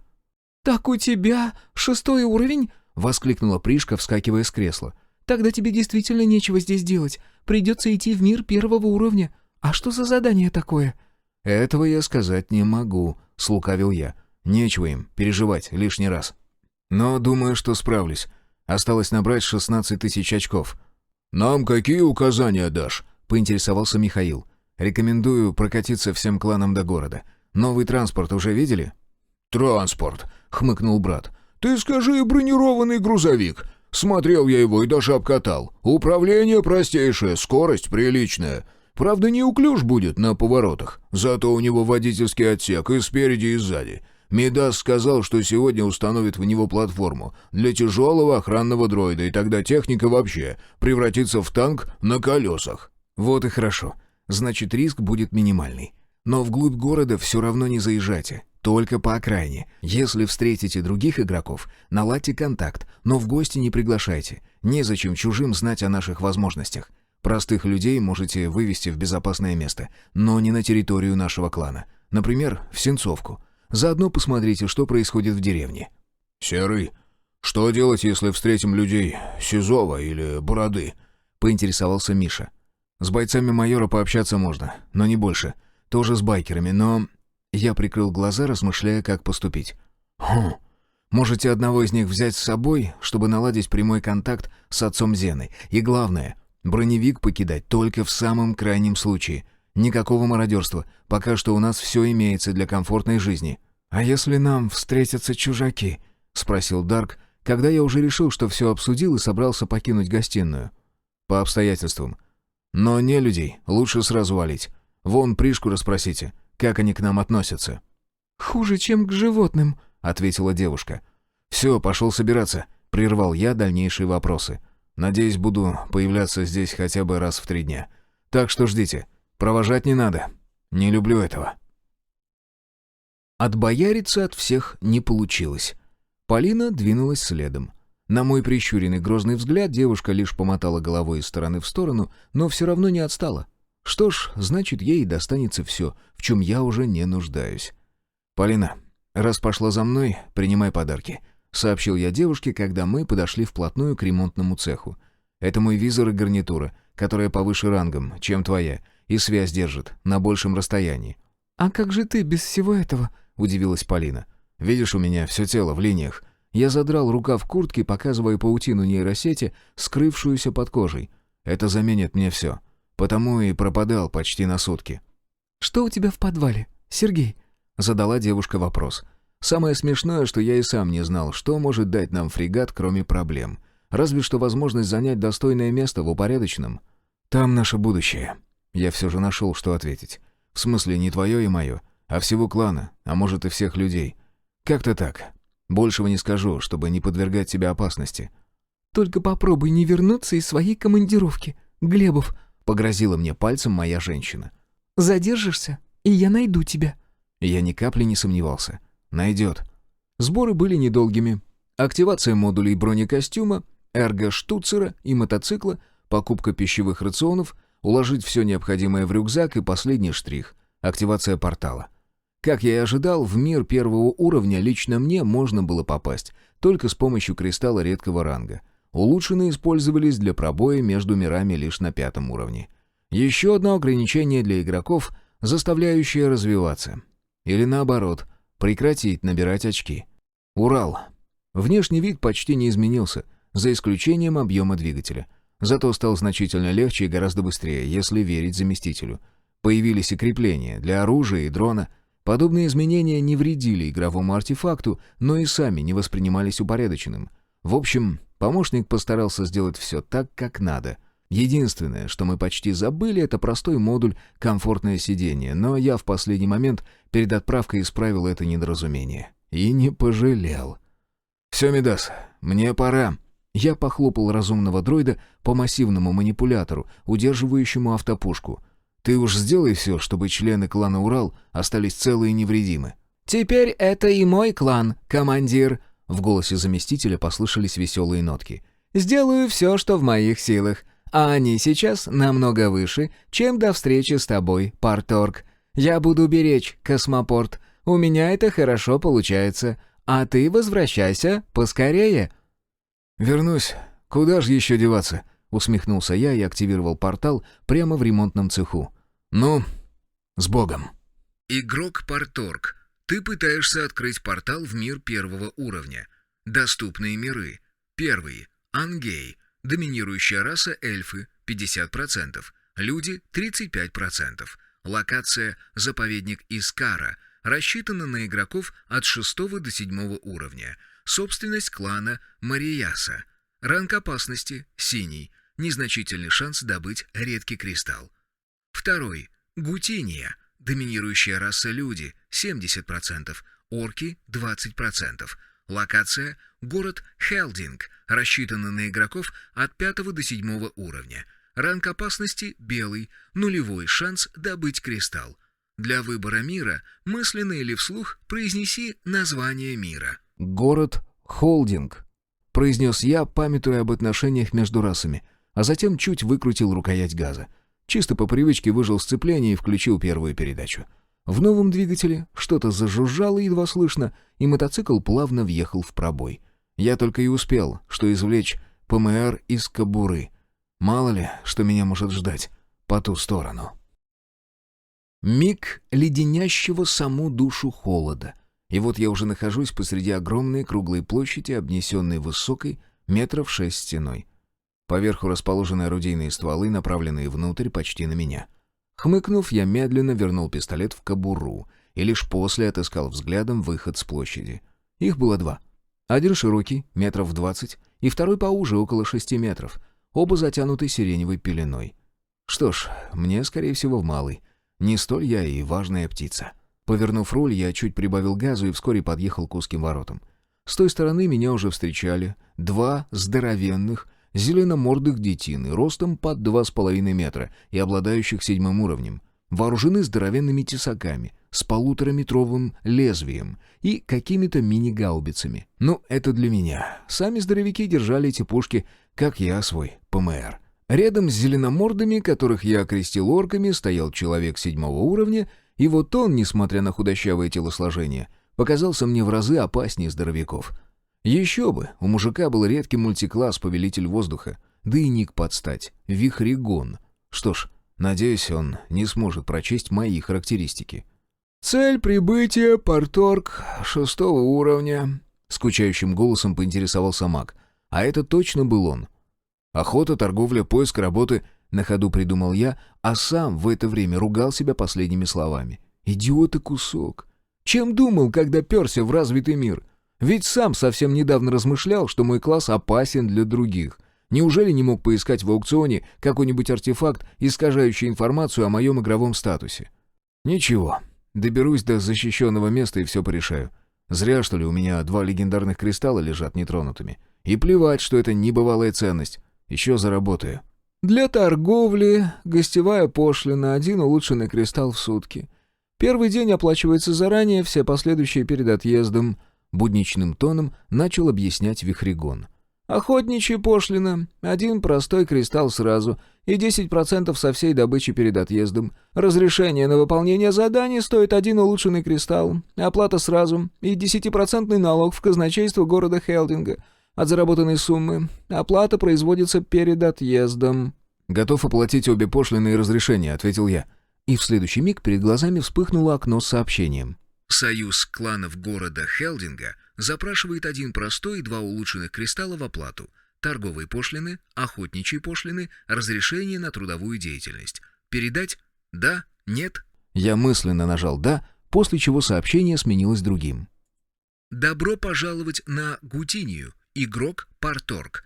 Помни, незнание местных законов не освобождает от ответственности. Перемещаясь в мир первого уровня, я ожидал чего угодно, только не вот этого всего. Черт, да мне еще не удалось покинуть точку переноса, а местные уже начали обирать меня, как липку. И что-то подсказывает, что так везде. «Проезжай, игрок, Парторг», — произнес маг, привлекая внимание, и сиреневое марево передо мной тут же растаяло. Я тут же добавил газу и через миг очутился на широкой дороге, ведущей куда-то вниз. А по обеим сторонам этой кричащей разными цветами улицы располагались различные рекламные вывески, за которыми практически не было видно домов. И ароматы. Острые, непривычные, от них даже на миг закружилась голова. Ну и куда я попал? Это что за Шанхай, мать его перемать? Уважаемый Вихригон, как я могу получить свод законов в Гутинии, чтобы случайно не нарушить какой-нибудь из них? Обратился я к магу. Один простой кристалл, и я передам тебе файл с правилами поведения в моем мире. Конечно, если ты сможешь его принять. На лицо стражника наползла хитрая улыбка. Вот сука. Ну да, без лоха и жизнь плоха. Ничего, я буду не я, если не проучу этого хитреца, или же его сменщика. А пока придется расстаться с еще одним кристаллом. Интерлюдия 6. Командир корвета Атрий. Еще минуту назад в данной точке пространства был лишь пустой космос. А сейчас, по воле всемогущего упорядоченного, прямо из ничего появился небольшой космический корабль, при взгляде на который у случайного зрителя на ум приходило лишь одно сравнение — «Хищник». Корабль был военным. Да, всего лишь класса корвет, по классификации некогда существовавшего ВКФ Брэдсиза. Только с одной особенностью — любой игрок, взглянувший на судно, увидел бы следующую информацию. Корвет «Атрий». Боевой корабль эпического ранга. На борту корабля был лишь один человек. Да и человеком это существо было сложно назвать, учитывая, что его жизнь началась в тот же момент, когда появился корабль. Но опять же, любой игрок, взглянув на этого искусственно созданного индивидуума, увидел бы следующую информацию. Игрок Атрис. Класс пилот малых и средних кораблей. Уровень класса 7. Прогресс 0 из 50 тысяч. У Атриса, едва он осознал себя, появилась цель. Он уже знал, что с планеты, находящейся в 10 днях полета, на борт корвета пришел сигнал. И этот сигнал нарушал сразу несколько положений флотского устава. Атрис, как примерный офицер, должен был во всем разобраться, и если надо, покарать виновных. При этом он не задумывался, как вообще очутился на столь малом судне вдали от обитаемой планеты. Не размышлял и о том, что у корвета попросту не должно хватить топлива на столь долгий перелет. Перед искусственно созданным человеком имелась задача, и он мог думать только о ее выполнении. Глава 15. Охота. Парторг. Игрок Вихригон, класс повелитель воздуха, предлагает сделку. Свод законов Гутинии в обмен на простой кристалл. Принять? Да? Нет? «Да», — дал я согласие, и через миг мне пришло новое сообщение. Информация принята. Один простой кристалл передан игроку Вихригону. Запустить сканирование данных. Да? Нет? «Да», — не раздумывая ответил я, и тут же получил очередное оповещение. Сканирование завершено. Свод законов Гутинии загружен в общую базу данных. Для быстрого усвоения информации необходимо 2 часа покоя. Я мысленно приказал нейросети контролировать мои поступки, чтобы не нарушить местные законы. Пока буду искать место для внепланового 2-часового отдыха. Вновь повернулся к местным стражам. Спросил. «Уважаемые, может, подскажете, где я могу остановиться на несколько часов, чтобы отдохнуть? И в это время мой транспорт находился под охраной». «Один простой кристалл», — усмехнувшись, ответил Вихригон. «И я передам тебе файл с картой города и ближайших окрестностях, на которых указаны все значимые места, а также их ранг, рейтинг и принадлежность к фракции». «Спасибо. Сам найду». Улыбнувшись в ответ самой доброй улыбкой, произнес я. «Нет уж, спасибо». Проехав по улице около 100 метров, я отдал нейросети мысленный приказ — найти всю доступную информацию по городу, не нарушая местных законов. Но не может быть, чтобы все местные бизнесмены и службы работали вот так, за плату. Глупо это. Даже я знаю, что реклама — двигатель торговли. Через четверть часа я знал о Хелдинге и Гетинии достаточно, чтобы постараться покинуть город как можно быстрее. Несколько местных кланов взяли в этом мире под контроль все, что может принести хоть какую-то прибыль.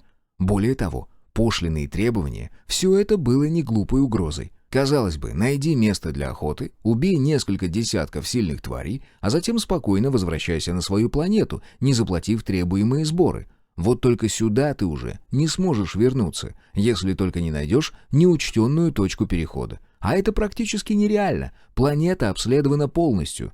В общем, нарушишь правила, и все точки, контролируемые кланами, станут для тебя закрыты. Сплошные минусы для чужака. Только не для меня. В отличие от КСО и кристаллов, очки уровня за убитых тварей и выполненные задания останутся при мне. И поэтому я, выбрав на полученной бесплатно карте локацию с синим рангом опасности, двинулся вперед, прочь из города. Едва покинул локацию Хелдинга, упорядоченная наградила меня приятным бонусом за выполнение задания знакомства с миром первого уровня, аж 3 редкими и 5 улучшенными кристаллами. Ну и 50 КСО, с 200 очками тоже пришлись кстати. Тут же появилось стойкое желание покинуть Гутинию и поискать возможность прокачаться в другом месте. Делать этого я, конечно же, не стал. Здесь хотя бы люди хозяйничают, и вероятность попасть в рабство крайне низкая. А вот другой мир, где преобладают эльфы, я заранее решил избегать. Так что мне оставалось лишь ориентироваться по маршруту, проложенному нейросетью, и любоваться инопланетными пейзажами. В целом ничего особенного, просто дорога, выложенная бетонными плитами в 3 ряда, по бокам степной пейзаж с виднеющейся вдали горной цепью с одной стороны и полями до горизонта с другой. Что было действительно необычным, так это попадающийся навстречу транспорт. За первые 10 минут езды я познакомился с десятком различных автомобилей, и все они ни капли не были похожи друг на друга. Поразмыслив, решил, что у всех игроков есть доступ к аукциону, и каждый приобретает все именно там. Сотни миров с их технологиями, помноженными на возможности упорядоченного, и все это в прямой доступности. Любой может купить что угодно, на свой вкус и цвет. Было бы чем расплачиваться. Более того, ты можешь выбрать конкретные модули и сам собрать все, что угодно. Разумеется, едва покинув белую локацию, я стал предельно осторожен.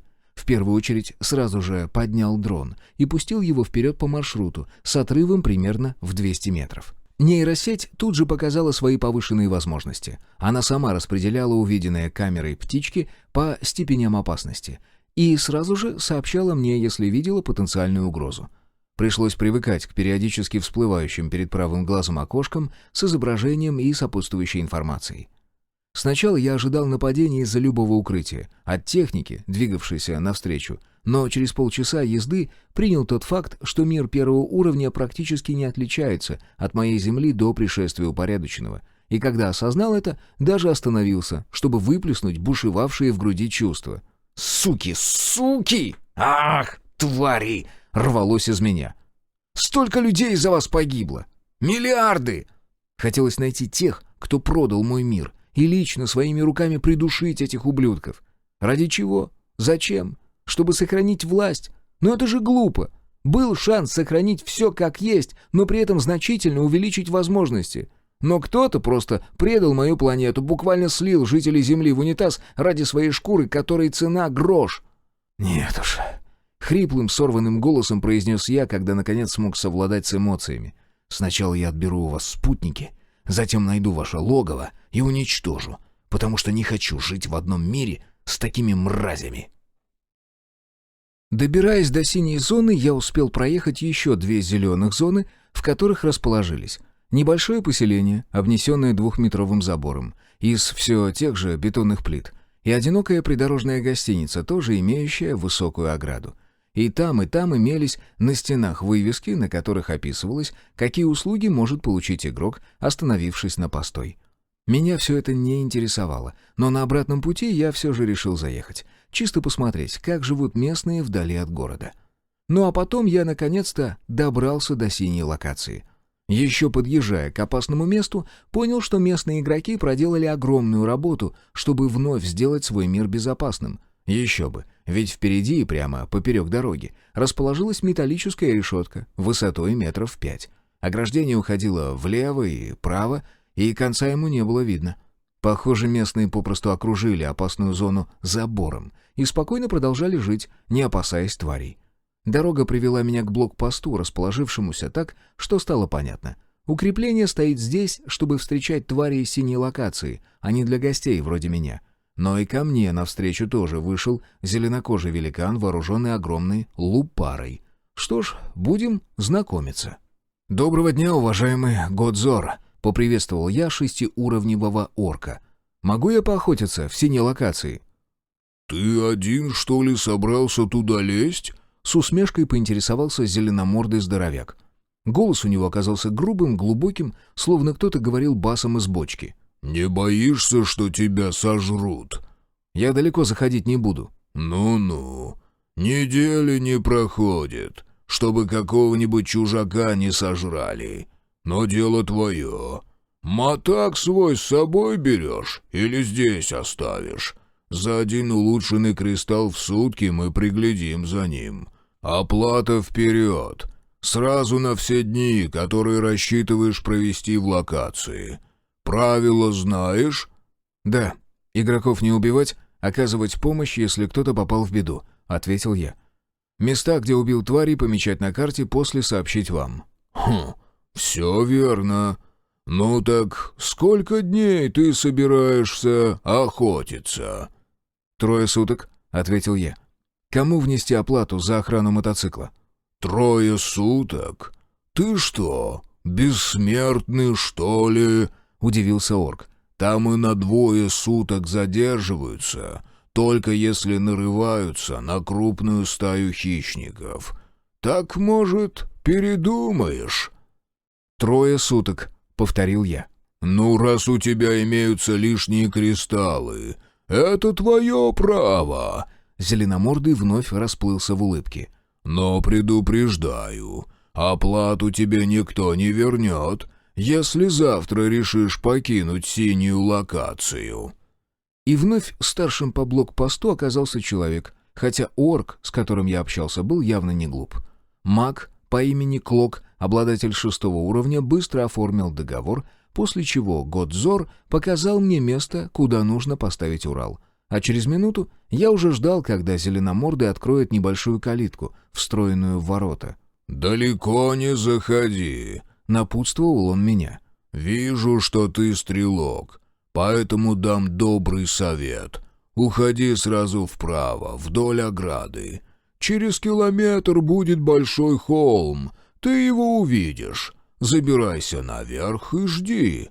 Внизу есть тропа, по ней часто ходят различные твари». «Спасибо за добрый совет», — поблагодарил я, хотя уже изучил местность, в которой собирался охотиться. «Так и сделаю. С меня причитается». «Мясо принеси свежего. 4 килограмма, и мы в расчете», — усмехнулся Годзор. Стоило мне переступить незримую черту, разделявшую 2 локации, я тут же получил оповещение от упорядоченного. Локация «Лунная стая». Рассчитана на игроков от 6 до 7 уровня. Ранг опасности – синий. Низкий шанс добыть редкий кристалл. Что ж, вот я и нашел место, где можно добыть очки развития уровня. Главное не забывать, что здесь не только я охочусь, но и на меня. Впереди метрах в 50 от стены начинался сплошной лес. Что ж, мне сейчас стоит прислушаться к совету орка, но лишь частично. Уходить на целый километр у меня не было никакого желания. Вот освоюсь здесь, может, и отойду столь далеко. А сейчас мне вперед, в лес. Эрго-штуцер лег в руки как родной. Пусть он и не рассчитан на бой с ближней дистанции, но зато стреляет бесшумно, если сравнивать с ружьем. Дрон, подчинившись приказу, взмыл над деревьями и приступил к изучению местности.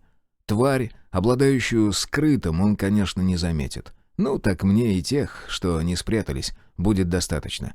А вот я, пожалуй, активирую искажение. Чем меньше глаз меня увидит, тем лучше. Под тень деревьев вошел уже невидимый для большинства местных обитателей. Неспешно углубился на 100 шагов, после чего свернул в сторону прямо в лес. И тут же перешел с простого шага на крадущийся, используя деревья в качестве укрытия. При этом не забывал поглядывать наверх. Не хватало еще, чтобы мне на голову упала какая-нибудь змея или крупная кошка. Костюм защитит от атаки, но если привыкнуть полагаться на артефакты, точно долго не проживу. Через 30 минут осторожного продвижения по лесу нейросеть вывела меня к небольшой реке, на ее высокий берег. Еще минут 15 я потратил на поиски подходящего дерева. Такое нашлось. Толстая в 2 обхвата, с мощным суком на высоте в 5 метров. Самое то для засидки. А учитывая, что мне не надо подбирать добычу, я выбрал весьма хорошее место. Взобравшись на сук, я отдал приказ дрону подняться на предельную высоту и отслеживать окрестности. Ну а сам, вновь прибегнув к помощи нейросети, стал выискивать места, где звери и прочие твари выходят на водопой. Ждать пришлось долго. Более 3 часов никто не появлялся, как на противоположном берегу, так и позади моего насеста. Я даже успел перекусить сухпаем, сладковатым субстратом, чем-то напоминающим халву. Несколько раз рука сама тянулась к внутреннему карману за сигаретами. Я знал, куда и зачем направлялся, поэтому не взял с собой ни одной. Первая тварь вышла к воде, не опасаясь никого и ничего. Существо перемещалось на 2 ногах и в руках держало мощную суковатую дубину. Прикинув ее размеры, я решил, что зверюга обладает огромной силой. Мысли текли сами собой, а руки уже выполнили все, что от них требуется. Приклад уперся в плечо, прицельное устройство приблизилось к глазу, и в следующий миг я уже рассматривал волосатую грудь противника. Самка, отдаленно похожая на наших горилл. Короткий треск, и штуцер исторгнул небольшой заряд энергии с огромной скоростью, унесшийся в направлении цели. Обезьяноподобная тварь что-то почувствовала, даже попыталась дернуться, уйти в сторону, но, конечно же, не успела. Удар, и на земле распростерлось волосатое тело с крупной сквозной дырой в груди. Да уж, эрго-штуцер — это не снайперская винтовка. Мне даже отсюда понятно, что отверстие получилось сантиметров 15 в диаметре, не меньше. А ведь выстрел израсходовал едва ли треть эрго. И тварь не из слабых, раз мне за ее убийство перепало 400 единиц к прогрессу уровня, 5 КСО и 3 улучшенных кристалла. Ну вот, я уже по всем параметрам в плюсе, отбил все траты в этом мире, с лихвой. Вторым к реке вышел собрат обезьяноподобной твари. Правда, метров на 50 левее. Я его прикончил также одним выстрелом. Все же нейросеть — удивительная вещь. Способна в нужный момент дать соответствующий сигнал моим нервным окончаниям, благодаря чему ствол штуцера не болтается в стороны и практически не подпрыгивает вверх в момент выстрела. Еще 400 единиц, 2 улучшенных кристалла и 5 КСО добавились в мой профиль. Я уже решил, что так до самой темноты спокойно наберу несколько тысяч очков, но в этот момент дрон прислал картинку, заставившую меня насторожиться. По лесу в направлении реки двигалась группа игроков. 6, 4 орка и 2 человека. Все одеты в броню. Люди в кожаную, а зеленокожие вообще закованы в металл. Двигаются, ничуть не боясь быть обнаруженными, а может и вовсе специально привлекая к себе внимание. И как-то подозрительно их маршрут совпадал с моим. Разумеется, долго так продолжаться не могло, и к моменту, когда вся группа вышла на берег, за ними уже следил не только мой дрон, но и еще несколько тварей. Вот суки, всю охоту мне испортили. А дальше произошло то, чего ни я, ни наглые игроки никак не могли предвидеть. Откуда-то со стороны главной дороги раздался многоголосый вой, а затем мне пришла от дрона картинка, как в нашем направлении несется целая стая созданий, похожих на волков, только черных. Особей 20, не меньше, и манера передвижения у них совершенно не похожа на то, как двигаются простые звери. Они словно устроили эстафету, кто быстрее доберется до игроков. Перемещались гигантскими прыжками, порой пролетая расстояние в 15, а то и все 20 метров. Причем отталкивались от всего, что попадется под когтистые лапы. Стволы деревьев, корни, земля, летящая позади зверей большими комьями. 6 игроков узнала о приближающейся опасности слишком поздно. Твари налетели на них, словно ураган. Тут-то я и увидел, как работает артефактная защита и каким способом ее можно снять. Хищники атаковали лишь 2 конкретных орков. Первые их удары совсем не достигли цели, а вот последующие на моих глазах сбили защиту, похоже магическую, и буквально через 5 секунд после начала атаки один из зеленомордых лишился сначала наплечника, а затем взревел на весь лес, потому что одна из тварей вцепилась ему в плечо. Наконец игроки пришли в себя и сумели встать в треугольник с 2 людьми в центре. В ход пошли мощные секиры и заклинания, проявления которых даже на расстоянии выглядели грозно. Огненные шары размером с футбольный мяч, которые при попадании не оставляли шанса выжить. И не менее опасные ледяные копья, которые формировались прямо в воздухе, уже обладая огромной скоростью. А главное, заклинания били точно в цель. Я уж было решил, что игроки в считанные секунды расправятся с тварями, но в этот момент сразу 2 орка выбыли из сражения. Один лишился головы, а второго сбили с ног и в считанные мгновения растерзали, несмотря на доспехи. С этого момента все поменялось.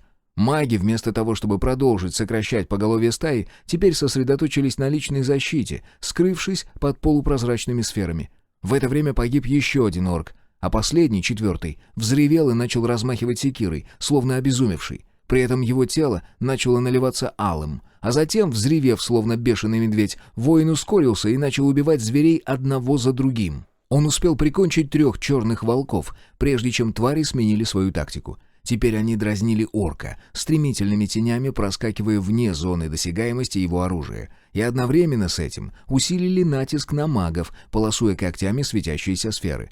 В этот момент я все же решился вмешаться. Прижавшись спиной к стволу, навел оружие на мечущихся туда-сюда тварей и мысленно, отдав приказ нейросети корректировать, произвел первый выстрел. Затем 2-й, 3-й, 4-й. Из-за рева разбушевавшегося орка никто не заметил моего вмешательства. Мне удалось сделать 6 выстрелов, прежде чем звери все же добрались до одного из магов. Что произошло, я не понял. Успел лишь увидеть вспышку, а затем одна из сфер, огненная, исчезла, и по лесу разнесся крик, полный отчаяния и боли. «Крике! В воду!» — заорал 2-й маг, укрытый голубой сферой, и начал стремительно отступать к берегу. В руках его образовались 2 клинка, сверкающих льдом, а сам игрок рванул к высокому берегу. Орк хоть и впал в безумие, но, видимо, оно было контролируемым, потому что он рванул следом за своим товарищем. Черные твари попытались помешать беглецам, но не успели. Прошло лишь несколько секунд, и 2 игрока с плеском приземлились в воду, чтобы в следующую секунду дружно заработать всеми конечностями, чтобы отплыть как можно дальше от берега. Звери не рискнули последовать за добычей, возможно, боялись воды, но, скорее всего, причиной такого поведения стал я. Лишившись одной добычи, твари, а их осталось чуть меньше 10, переключились на меня. И ведь смогли как-то увидеть мое местоположение, сволочи. Что ж, посмотрим, сколько эргов у меня уйдет, чтобы справиться с этой стаей. Интерлюдия 7. Майор Сизов. «Докладываю, товарищ майор. Наша группа была полностью окружена превосходящими силами противника. Капитану Трегубову с трудом удалось договориться с командиром, чтобы их выпустили. К сожалению, уйти пришлось с пустыми руками». «Откуда они взялись там?» Сизов был вне себя от злости. «Мы же все вокруг буквально на коленях облазили. Все точки выхода вскрыли и присвоили». «Я думаю, среди нас есть люди нового правительства», — ответил подчиненный. «Черт! 2 дня зачищали локацию для чужого дяди. Хорошо, хоть успели сдернуть с консервации несколько зушек. А по Глебову что-нибудь слышно?» «Тишина! Я же говорил, что Титов не вернется. Если у них все так, как описал Смерч, то Юру мы потеряли. Да и сам Глебов оказался совсем непрост. Целую бригаду бандюков положил, а ведь у него в подчинении всего 10 человек, половина из которых дети и женщины». «Может, мне наведаться к нему лично?» — предложил майор. «Мы с ним быстро общий язык найдем. После выходки Смерча он тебя пошлет далеко и надолго». К разговору присоединился 3-й человек, до этого молчавший. «Я же говорил, посылай не боевика, а переговорщика. Глебова не запугивать надо, а уговаривать. Он мужик хороший, но себе на уме. А может, ты съездишь к нему?» Майор указал пальцем на мужчину. Уже в возрасте, с глубокими морщинами на лице, да к тому же облысевший. Он все равно был сильно похож на Сизова. «Нет уж, племяш, я слишком стар для подобного. И ты знаешь, если мне понравится у парторга, а моему старому организму там точно будет лучше, чем здесь, назад я не вернусь». «Вот и хорошо. Будет у меня свой человек в анклаве Глебова. Сейчас, когда мы потеряли войсковую часть, на которую рассчитывали, нам остается только одно — окапываться в Известковом и начинать прокачиваться, зачищая город. И хрен с ним, с добром, что осталось на складах. Кристаллы, КСО, очки уровня — вот настоящее богатство этого нового мира. А мы все же люди войны, и значит при любом раскладе выбьем себе достойное место под солнцем». «Я подумаю, племяш. Завтра дам ответ», — улыбнулся пожилой мужчина. «Только избавь меня от своих нравоучений на это время. Хорошо?» Глава 16. Нечаянный пленник Гутинии.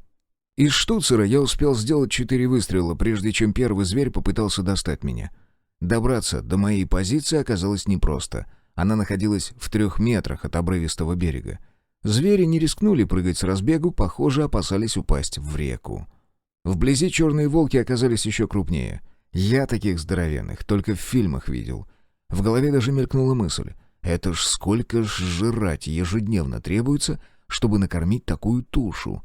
Как обычно, мозг задавал идиотские вопросы, а тело продолжало действовать на одних рефлексах. Навел ствол на крупную голову твари, уже взобравшейся по стволу на 3 метра и готовый прыгнуть. Выстрел. Сместил оружие чуть в сторону и вновь выстрелил. А затем вжался спиной в ствол дерева, уклоняясь от решившегося на прыжок зверя. Черный волк-переросток, промахнувшись, грохнулся пузом о толстый сук и повис, превратившись в отличную мишень. Выстрелив еще раз в столь близкую мишень, я понял, что не успеваю развернуть штуцер в противоположную сторону, да и не с руки будет целиться, все же я правша. Выпустив дальнобойное оружие из рук, пусть болтается на ремне, рванул из кобуры пистолет, дослал патрон в патронник и трижды выстрелил в морду твари, которая уже дважды попыталась зацепить меня своей когтистой лапищей. Да уж, если бы не защита, тут мне и пришел бы конец. На миг воцарилась звенящая тишина. Никто не выл, не рычал, не пытался меня убить. Неужели все? Твари закончились. Вот черт! Одна из зверюк каким-то образом умудрилась влезть по стволу и теперь попыталась достать меня лапой. При этом защита бронекостюма стремительно проседала. Я выстрелил раз, другой, третий, одновременно отдавая мысленный приказ эргонакопителю восполнить эрго-батарею брони. Лишь 4-я пуля попала в когтистую конечность. Тварь взревела и, не удержавшись, полетела вниз. Вот только она сделала свое дело, отвлекла все мое внимание на себя, чтобы другой зверь смог атаковать из слепой зоны. Сильный удар в плечо сбросил меня с дерева, как пушинку. Очередной зверь ударил всей массой, и у него получилось. Нет, бронекостюм защитил, но само воздействие нейтрализовать не смог, и поэтому я полетел вниз с 5-метровой высоты. Спас меня дрон. Я всего лишь подумал во время падения. Вот бы моя птичка поймала меня в полете, смягчила падение. А нейросеть восприняла мысль как приказ к действию. И потому меня буквально развернуло в метре от земли, благодаря чему я приземлился не на голову. Эргощит почти погасил сам удар, но все равно из моих легких выбило весь воздух, а глаза затянуло кровавой пеленой. «Черт, черт! Не вздумай терять сознание, Серж, иначе тебе хана!» Едва смог перевернуться на спину, как сверху навалилось что-то тяжелое. Я мысленной командой восстановил защиту, чтобы тварь не смогла добраться до меня слишком быстро, а затем, протянув руку к черному волку, пытающемуся достать мое горло, ударил разрядом, не жалея эргов. Тяжесть тут же пропала, благодаря чему я смог несколько раз вдохнуть полной грудью, пока в нос не полезла вонь сгоревшего мяса и шерсти. Фу, мерзость какая! Приближающийся рык заставил собрать последние силы, и я смог повернуться на бок. Кровавая пелена спала с глаз. Это начала действовать аптечка. Нащупав штуцер, понял, что мне не достать его быстро. Тварь неудачно прижала оружие своей тушей. Хорошо еще, что ремень при падении отстегнулся, иначе бы я оказался фактически связанным.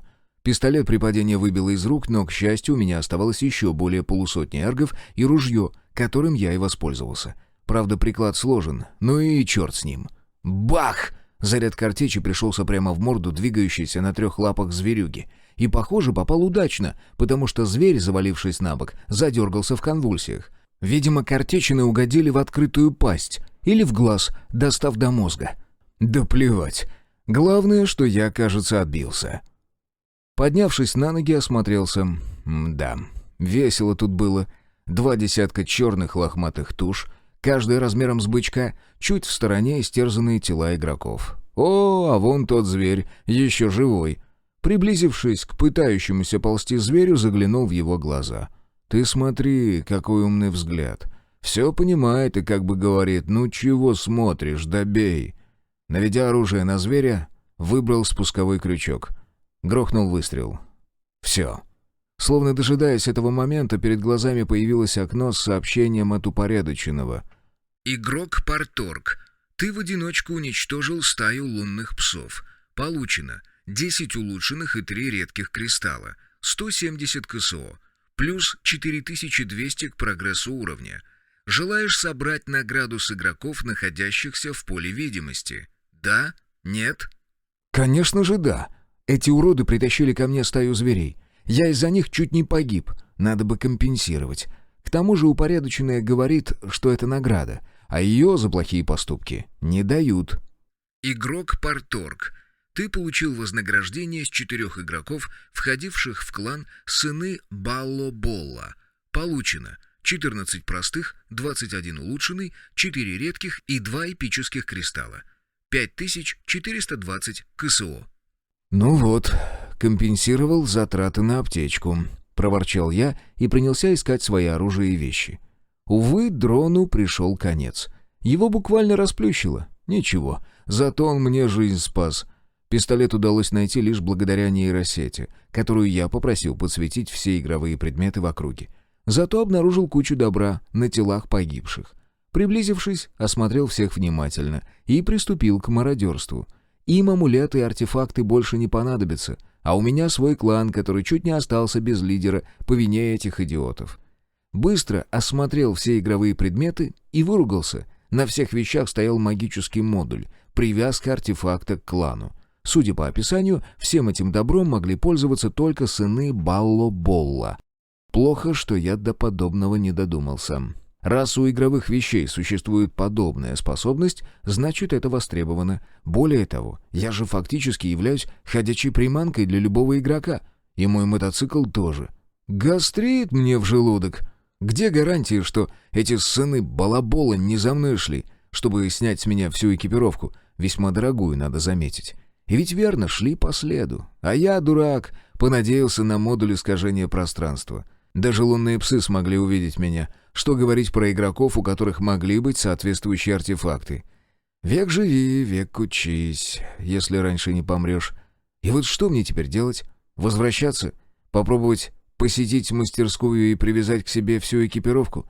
Так у нее не осталось свободных мест для соответствующих модулей. Нет уж, продолжу охоту, но с оглядкой на возможных преследователей. И надо бы отыскать тех двоих, мага с орком, которые прыгнули в реку. Уверен, они видели мой бой с псами. Если эта группа действительно шла по мою душу, то неприятности мне гарантированы. Осмотрев штуцер и не обнаружив на нем повреждений, я под прикрытием 2 деревьев, растущих у самого берега, двинулся к реке. Расположился так, чтобы меня даже случайно не увидели с противоположной стороны от водной преграды. Так, и куда у нас течение? На поиски беглецов ушло около 3 минут. Один из них, маг, обнаружился на дереве, метрах в 50 ниже по течению. Видимо, высматривал, что происходит здесь, на моей стороне, только место выбрал, ошибочное. Второй ждал его внизу. Что ж, вроде за орка дадут немало очков для уровня. В этот раз стрелял максимально усиленными зарядами, чтобы наверняка. Сгусток оранжевой энергии пересек водную гладь и ударил в то место, где стоял орк. Я тут же, едва дождался перезарядки, выстрелил туда еще раз, а затем, словно в тире, начал расстреливать мага. И сразу же натолкнулся на проблему. Все мои попадания отражались голубой сферой, окутавшей противника. Что ж, посмотрим, у кого больше энергии. Мне спешить некуда. Главное, чтобы никто не подкрался сзади. Увы, но теперь я не мог контролировать пространство за спиной, а посещать магазин для покупки еще одного дрона просто не было времени. Магическая защита слетела после 8-го выстрела, а у меня в резерве осталось всего 40 эргов. 9-й выстрел оборвал наше с магом противостояние, а мне пришло очередное сообщение. Игрок Парторг. Ты в одиночку уничтожил отряд охотников за головами из клана «Сыны Балло-Болла». Получено 49 простых, 12 улучшенных, 3 редких, 7 эпических и 1 легендарный кристалл. 12 тысяч КСО, плюс 2400 к прогрессу уровня. Парторг, клан Урал, внесен в черный список клана «Сыны Балло-Болла». «Интересно, девки пляшут», — пробормотал я. «Это как они умудрились узнать, кто убил их охотников?» «Такс, похоже, мне следует сваливать отсюда. Времени еще навалом, и я успею знатно подняться, как по очкам, так и по всему остальному. КСО так вообще огромную сумму набрал. Главное теперь не нарваться на еще одну стаю лунных псов». Дорога обратно к воротам прошла без происшествий. Еще бы, ведь я крался, словно заяц по лесу, переполненному волками. Слишком опасной оказалась эта локация, обладающая синим рангом. К воротам подошел под искажением, из-за чего меня никто не торопился выпускать, попросту не видели. Ну а я, используя возможности нейросети, попытался подслушать, что говорят на блокпосту. И надо же, смог услышать. «Годзи, ты когда собираешься домой?» — прозвучал незнакомый мне голос. «Еще 2 недели торчать здесь», — послышался ответ моего старого знакомого орка. «Скукотища. За месяц. Всего 2 посетителя. И оба новички. От второго хотя бы какая-то прибыль. А первый вообще сдох раньше, чем его поймали». «Надо же, какая невезука!» — возмутился собеседник орка, судя по тембру и интонации голоса, тоже не человек. «Мне с прошлого месяца аж 4 эпических кристалла перепало». «Ну, я планирую с этого мотока получить намного больше. Он же в отличном состоянии». В голосе Гадзора проскользнули довольство и мечтательность. «Или вообще себе оставлю. Я его уже опробовал. Классная штука». «Слушай, а можно мне тоже прокатиться?» «Только недолго, минут 15. Скоро должны охотники вернуться. Придется командира будить». «Ну, суки, сейчас я вам устрою. По катушке», — процедил я сквозь зубы. «Значит, грабануть меня решил, зеленая морда». Отключив искажение, я начал стучать в железные ворота и кричать. «Откройте! Скорее, пока меня не сожрали! Да быстрее вы!» Из укрытия отсюда, похожего на карликовую крепость, выскочили 2 орка, оба вооружены мини-пушками. Черт, не хотелось бы мне попасть под выстрел из такого оружия. «Чего орешь, идиот?» — гаркнул Гадзор, приближаясь вплотную к двери. «Хочешь, чтобы сюда все твари сбежались?» «Лунные волки!» — не унимался я. «За мной гнались. 2 я убил, они в лесу лежат, на дороге. Но их было больше, просто там оказались другие игроки. И сейчас там настоящая бойня». «Ты что, новичок? Орешь, словно у тебя зад печет!» — с интересом произнес второй орк, поворачиваясь к собрату. «Годзи! Это он, что ли, владелец мотока?»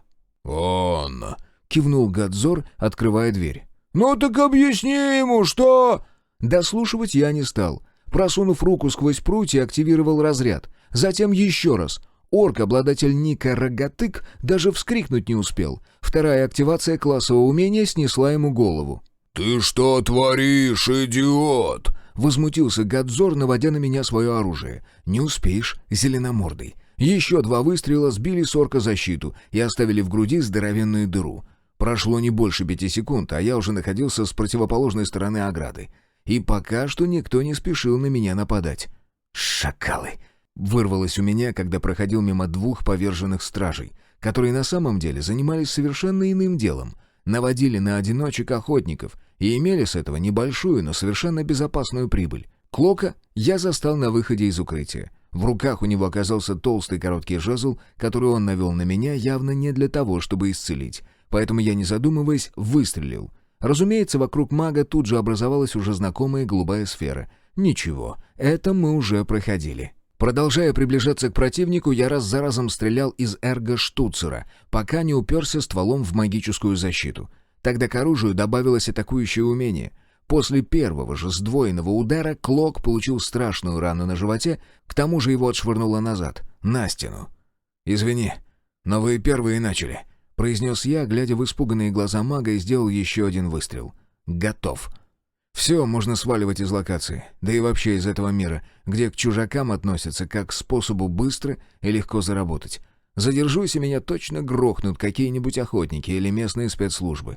Вот уже и сообщение от упорядоченного пришло. Игрок Парторг, ты в одиночку захватил блокпост Союза кланов Гутинии. Выполнено скрытое задание редкого ранга. Захват клановых укреплений. Награда. 7 простых и 3 редких кристалла. 50 КСО. Плюс 250 к прогрессу уровня. Убиты воины Союза клана, охранявшие блокпост. Получено 7 улучшенных, 6 редких, 2 эпических кристалла. 2000 КСО. плюс 4000 к прогрессу уровня. Подсчитав общий доход, я улыбнулся. А неплохо так прогулялся за один день. Почти набрал нужное количество очков для 7-го уровня, осталось всего ничего. Поучаствовать еще в одном замесе, вроде того с лунными псами. Ну а про кристаллы и КСО вообще молчу. Тут я сорвал большой куш. Вряд ли мне еще когда-нибудь так повезет. Были и минусы. Меня чуть не убили. Если бы стая черных тварей напала на меня одного, отбиться бы мне не удалось. Впрочем, какой смысл сейчас размышлять о том, что могло случиться, но не произошло? Выкатив из тупика свой мотоцикл, я внимательно осмотрел его. Вроде чист, ничего лишнего не нацепили, не сломали, да и, судя по тому, что батарея под завязку, никто на нем не катался. Соврал зеленомордый своему напарнику. Да и черт с ними, со всеми. Пора активировать портал домой. И вот тут меня ждал сюрприз.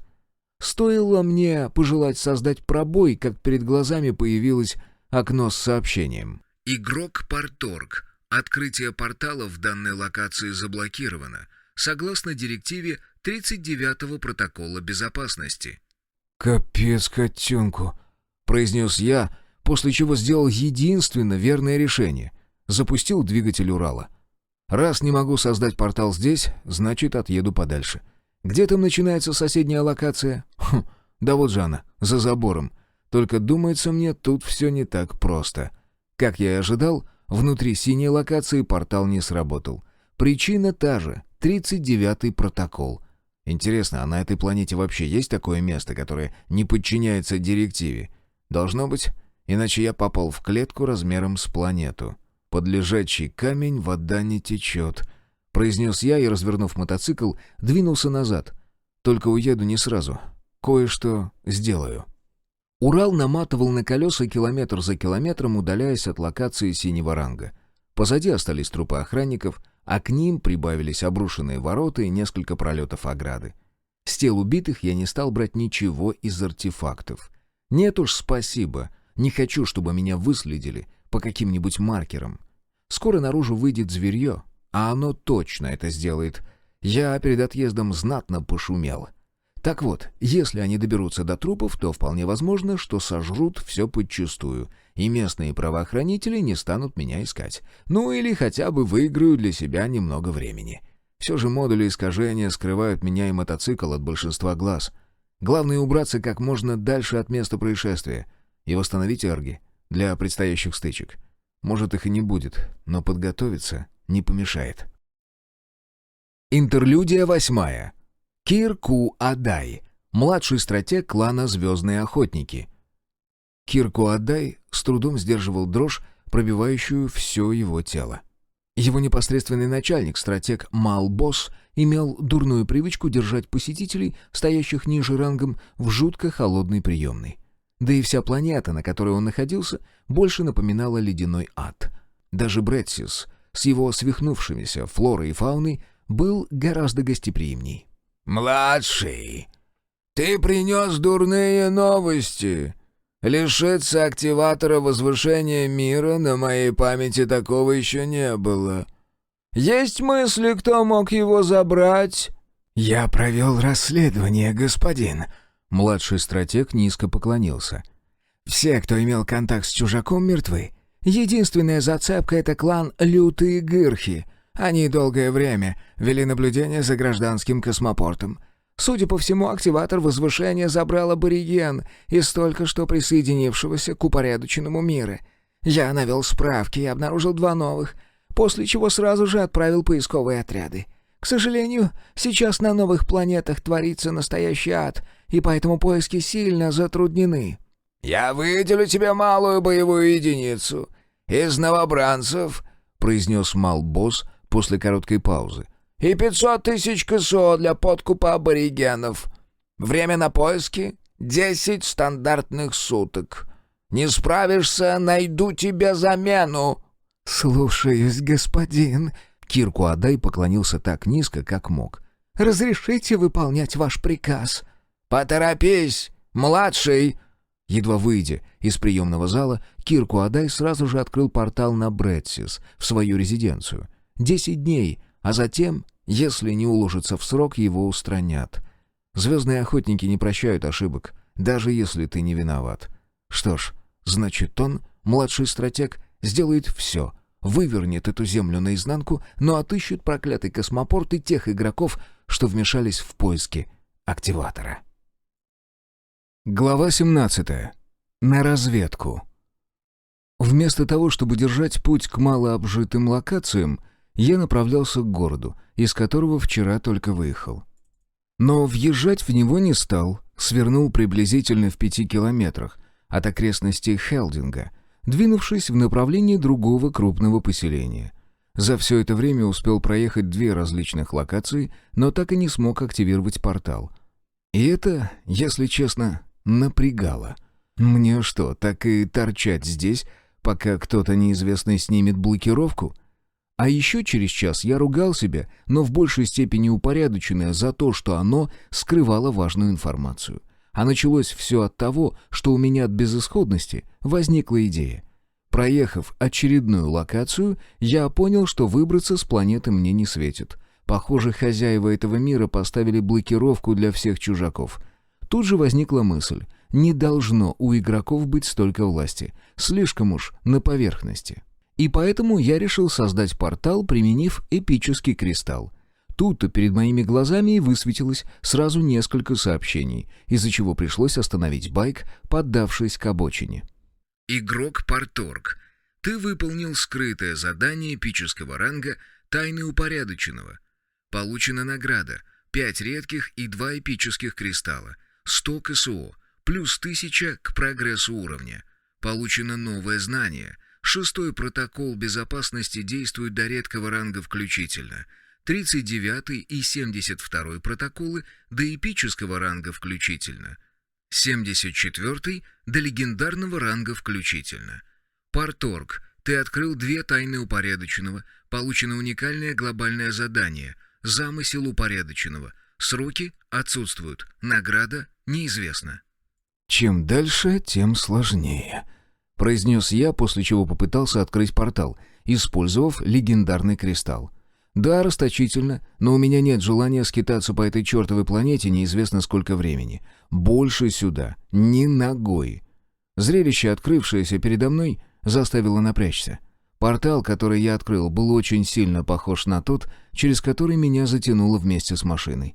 И словно в подтверждение, перед моими глазами появилось окошко с алыми строками. Игрок Парторг. Желаешь вернуться в мир Земля или пройти дополнительные испытания? «Земля». Ни секунды не размышляя, подтвердил я выбор. Выбор зафиксирован. Чуть выкрутив ручку газа, я вкатился в портал. Домой. Наконец-то. Терминал встретил меня несколькими прожекторами. На Земле еще была ночь. Нейросеть тут же сообщила мне о подключении к дружественной системе связи, а в следующий миг я услышал голос Мидаса. «Командир, рад тебя видеть живым и здоровым. Докладываю, за время твоего отсутствия почти завершены работы по созданию рвов-ограничителей на дороге, примыкающей к космопорту.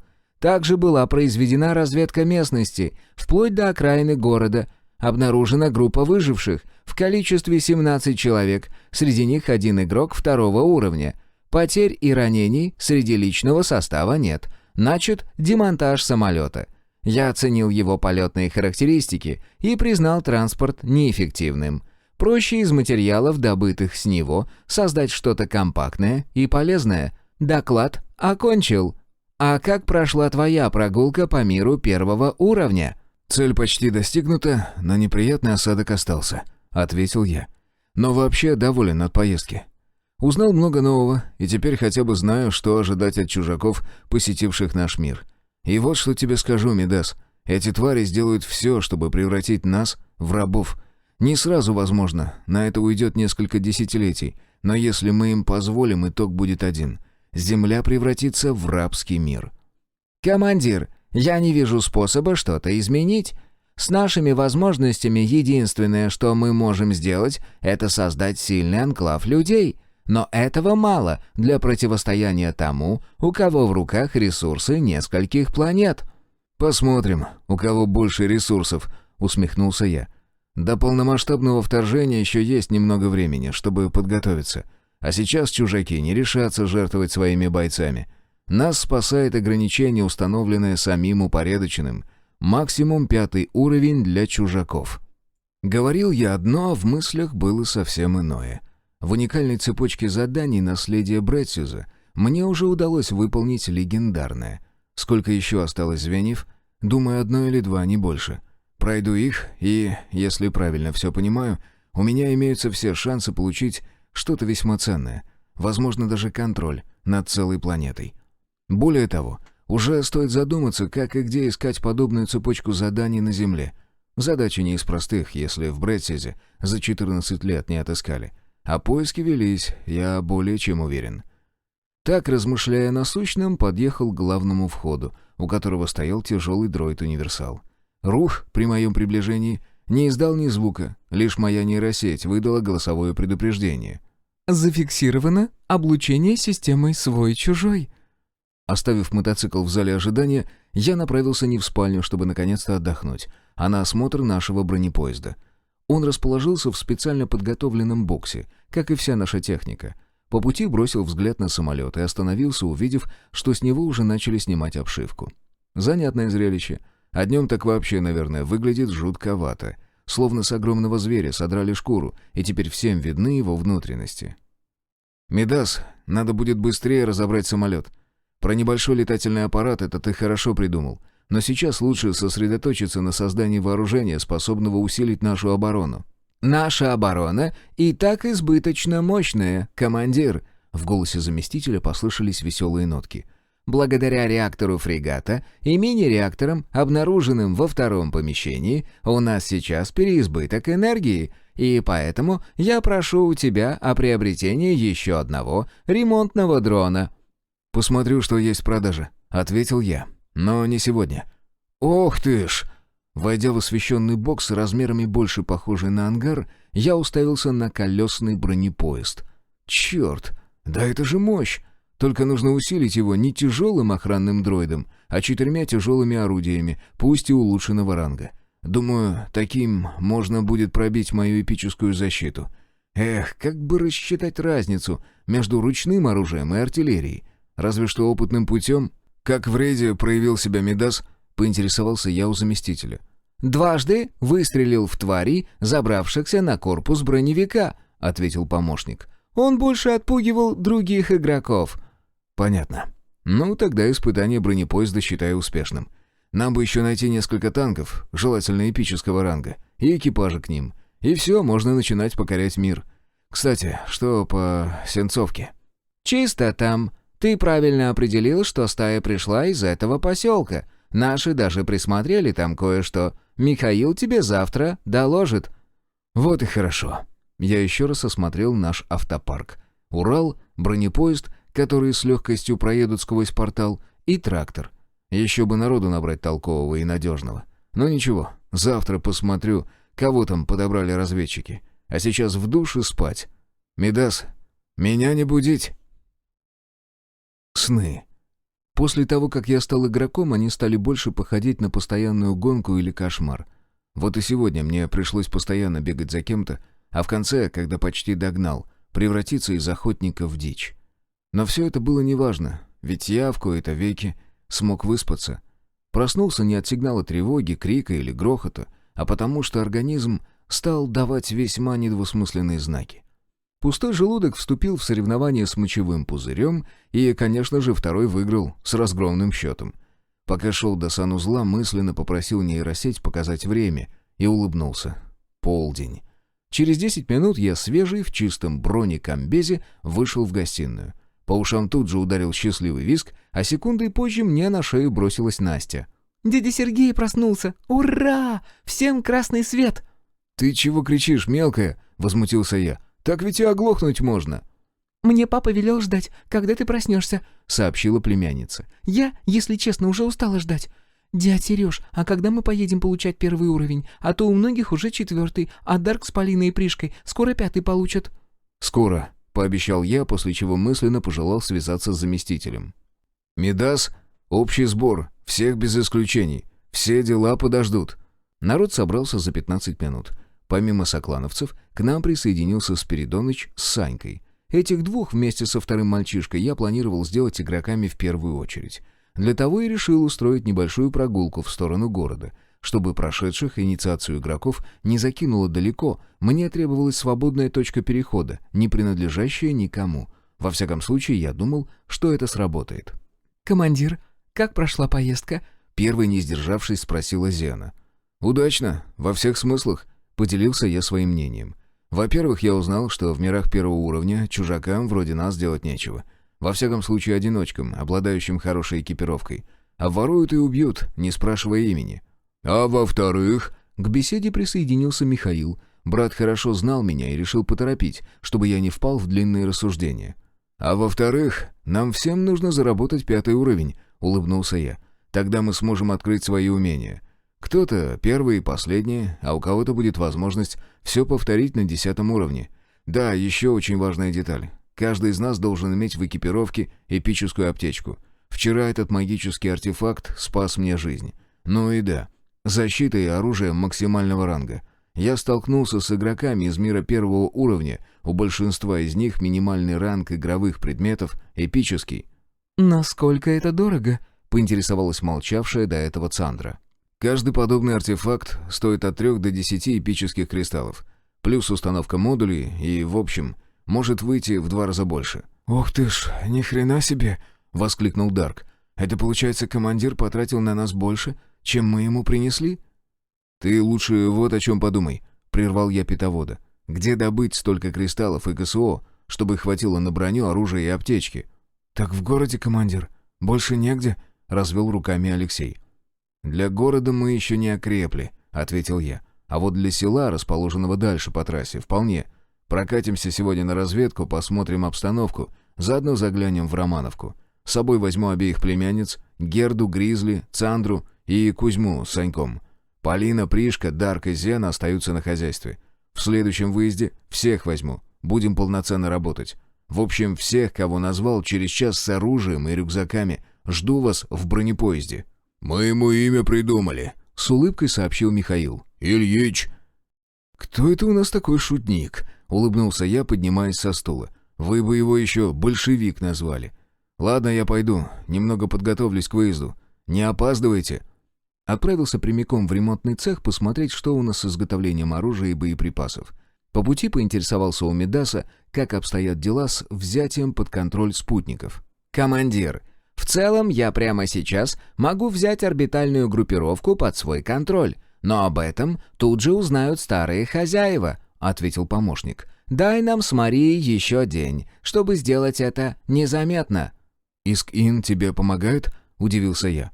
«Капитан, мне было скучно, а лейтенант Мидас предложил интересное дело», — ответила ей фрегата за разумного дроида.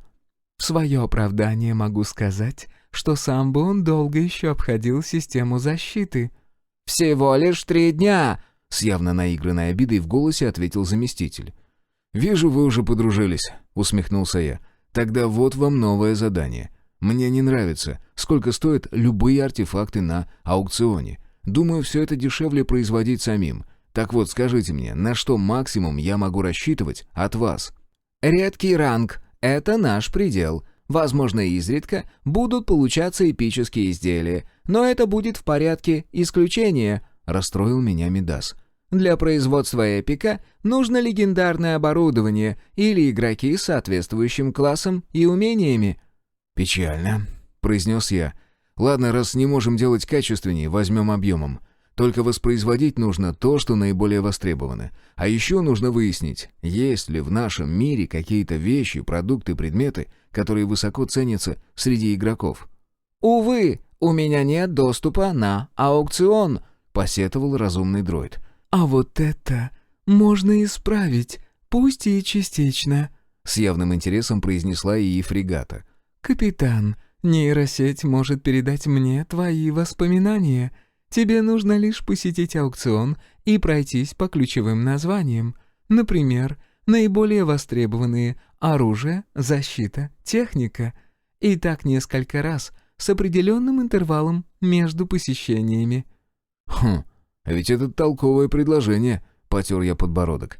«В следующий раз так и сделаю. Но не сейчас, времени мало. «Мидас, нам нужны еще какие-нибудь металлы, другие ингредиенты». «Оружейная сталь заканчивается», — ответил заместитель. «Это если считать высокоранговые материалы. А так, благодаря самолету, у нас есть хороший запас материалов. Возможно, даже восстановим те разрушения, что причинил взорвавшийся рудовоз Гырхов».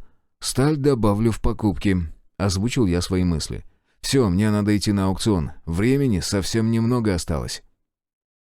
Первое, что я приобрел, это 2 эпических аптечки, потратив почти все имеющиеся у меня КСО. Легко пришли, легко ушли. И главное, на хорошее дело. Увы, но приобретать на ту же сумму амулеты возрождения редкого ранга я посчитал нецелесообразным. 1 шанс из 20 и чисто русская рулетка. Лучше уж обезопасить себя и кого-то рядом от смертельного ранения. Затем вновь потратился на дрон, но в этот раз взял с установленными на него модулями искажения пространства и повышенной мощностью.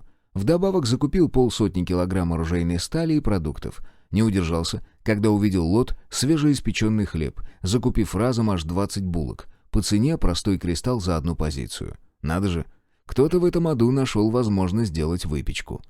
На все ушло 25 редких, 10 улучшенных и 20 простых кристаллов. Под конец потратил 1 эпик, выставив на продажу 10 АКР и 5 ПМР. И со спокойной душой вернулся в реальность. Никаких серьезных покупок сегодня, за исключением аптечек, я не планировал. А эпические кристаллы вовсе решил не трогать.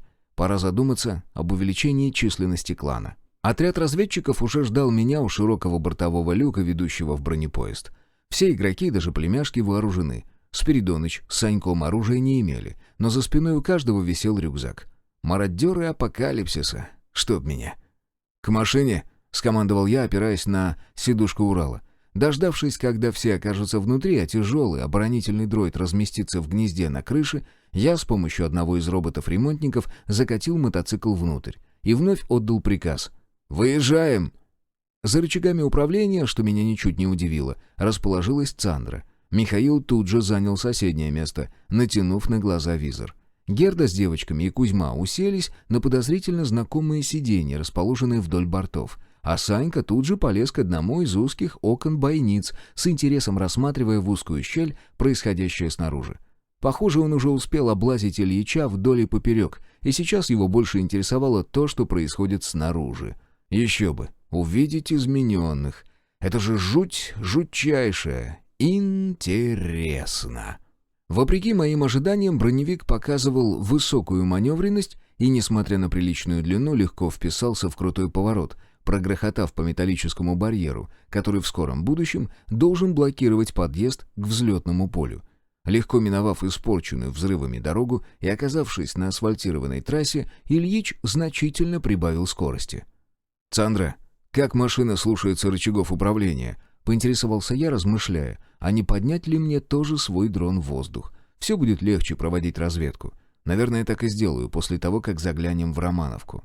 До деревни докатились за несколько минут, не встретив по пути ни единой души. Зато в самом поселении нас встречали. Ванька, взобравшись на крышу административного здания, размахивал руками, а Цезарь с Аркадием стояли на обочине улицы. Выехав на деревенскую площадь, Цандра лихо выполнила разворот и остановила транспорт так, чтобы пассажирский люк открывался прямо напротив калитки администрации. «Никто не выходит», — приказал я, дожидаясь, когда откроется выход. «Мы сюда на минуту заскочили». К моменту, когда я шагнул на землю, все 3 поселенцев уже стояли у борта Ильича. «Командир, за время нашего дежурства была уничтожена малая группа измененных. Личный состав не пострадал», — доложил мне Цезарь, после чего пожал протянутую ладонь. «Вот она, армейская субординация». «Мы на минуту с пустыми руками», — произнес я, по очереди пожав всем 3 руку. «Василию вас заберем на некоторое время. Хочу найти свободную точку выхода, чтобы пацаны с Кузьмой прошли инициацию». «Это хорошее дело», — согласился Титов, подмигивая мне. «Ладно, бывай, командир. Экипажу ни пуха, ни пера». «К черту», — ответил я, 2 раз пожимая протянутой Юрой руку. Но в этот раз, получив от него незаметно переданный продолговатый предмет. Похоже, флешка. «Черт, а ведь у меня нет с собой ноутбука. Ладно, спрошу у товарищей, может, кто-то взял с собой?» Ноут нашелся у Галины. Взяв у нее гаджет, я прошел в заднюю кабину броневика, где и закрылся, чтобы посмотреть, что мне передали. Все равно ближайшие минут 20 будет только дорога. На флешке оказалась короткая, в пару минут видеозапись, сделанная на камеру мобильного телефона. Звуковое сопровождение было отвратительным, но все же понятным. На видео был Аркадий, разговаривающий с кем-то с помощью гарнитуры явно неземного происхождения, которой у него точно не должно быть. Но не это заставило меня насторожиться, а одна из фраз, сказанная научным сотрудником. «Товарищ старший лейтенант, меня, похоже, подозревают. Отправили якобы на испытательный срок, но я постоянно чувствую за собой слежку». Парень прервался и молчал почти целую минуту, явно слушая своего куратора. Затем ответил. «Понял, товарищ старший лейтенант. Есть продолжать наблюдение». «Тревога!» — раздался из салона крик Михаила. «Сандра, тормози, впереди очень много измененных!» «Вот черт!» — выругался я, выскакивая из задней кабины и на бегу отдавая нейросети мысленный приказ «Получить изображение с дрона». Когда мне удалось увидеть ту толпу, что двигалась по трассе нам навстречу, выругался еще раз. «Сука!» Их было много. Очень много. И это были неизмененные. По трассе двигалась целая армия восставших мертвецов. Глава 18. Особое задание. «Как такое вообще возможно?» — обратился ко мне Михаил. «Они же мертвые!» «Не знаю, Миха. Может, магия?» — ответил я, наблюдая, как по трассе вышагивают мертвецы. «Нет, не старые, поднятые из могил, а свежие, недавно убитые. Об этом говорили остатки одежды на телах и страшные раны, несовместимые с жизнью. Свернутая на бок голова, отсутствие руки, здоровенная сквозная дыра в грудной клетке». «Это какой силой нужно обладать, чтобы контролировать такое количество трупов?» Брат поднял дрон и направил навстречу бредущей нежити. «Их тут 4 сотни». Меня волнует другое. Зачем этих бедолаг подняли и куда они направляются? Если в город, то все понятно. Но мне думается, что это какой-то сильный чужак решил поразвлекаться в нашем мире. Падальщик. «Ты думаешь, что игроки 5-го уровня могут быть столь могущественные?» — с сомнением спросил Михаил. «Нет. А вот артефакт легендарного ранга может дать такую силу», — ответил я, после чего обратился к нашему водителю, который уже перебралась в другую кабину. «Сандра, притормози возле поворота на Романовку, я наших заберу из деревни. Михаил, доберетесь до терминала? Обрисуй Мидасу ситуацию в подробностях. Пусть подготовится». «А ты что, не собираешься вместе с Цезарем и Аркадием возвращаться?» Присоединилась к разговору Галина. «Попробую зайти этой группе с тыла. Хочу понять, кто это такие. Может, удастся выявить кукловода и устранить его. Если не получится, уйду проселочными дорогами на Пилораму Спиридоныча или дальше по трассе. Мотоцикл работает почти бесшумно, искажение пространства эпического ранга, так что риск минимален». «Там дальше от Пилорамы просека. Она на высоковольтку выходит», — сообщил Кузьма, все это время внимательно слушавший меня. «А лучше возьми меня с собой. Я покажу». «Нет, Спиридоныч, ты не игрок, а мне, возможно, придется уходить через портал. Так что поедешь со всеми. У меня свой дрон есть, так что найти дорогу не проблема». Бронепоезд остановился у поворота в село всего лишь на несколько секунд. Но мне хватило этого времени, чтобы выкатить мотоцикл. Махнув рукой стоящему напротив люка Михаилу, мол, уезжайте быстрее, сам сел за руль эрго-байка и с места набрал приличную скорость. В поселке меня явно не ждали. Еще бы, ведь мы отъехали всего лишь несколько минут назад. Цезарь как раз рубил дрова, а Аркадий стоял на крыше административного здания с биноклем в руках, осматривал окрестности. Да уж, теперь в незащищенном месте только так можно выжить. «Сворачиваемся!» — крикнул я изгоем, остановившись на деревенской площади. «Давайте оба ко мне, живее! Там огромная толпа тварей движется, может и сюда заглянуть!» «Так с той стороны, куда вы поехали, километров 10, точно ни одного поселения», — удивился Титов, вбивая топор в здоровенную чурку. Непростой топор, надо заметить, а улучшенный. В моей голове тут же возникла мысль, а почему бы не попробовать создавать холодное оружие и инструменты? Это наверняка пользуется спросом.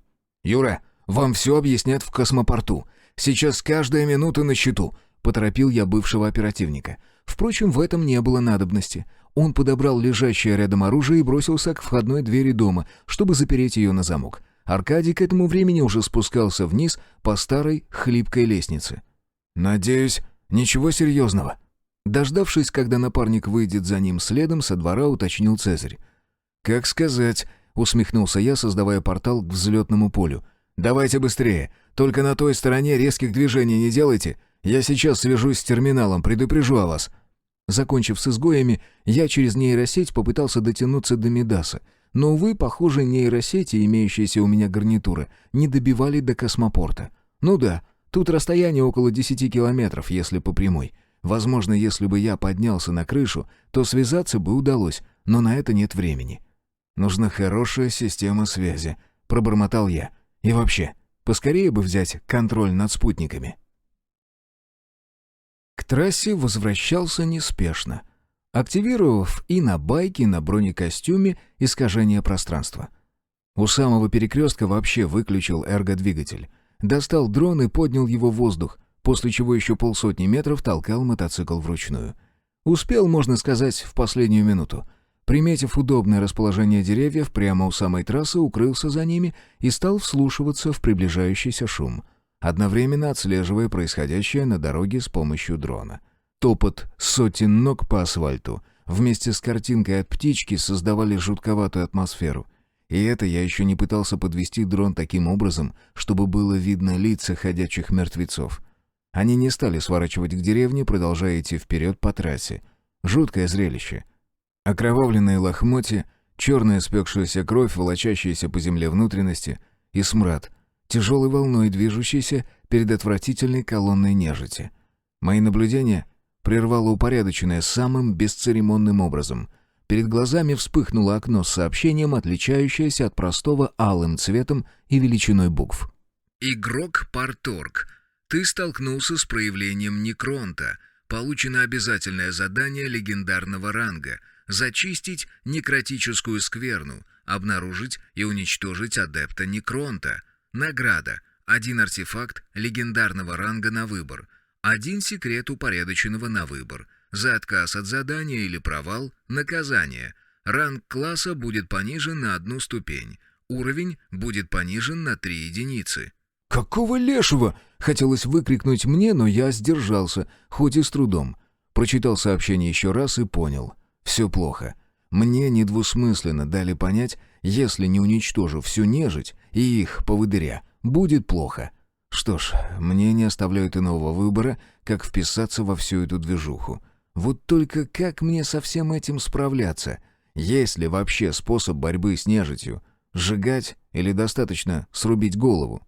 Единственное место, где я мог получить хоть какой-то ответ, было рядом, и я тут же воспользовался им. Конечно же, аукцион. Больше мне негде было достать информацию.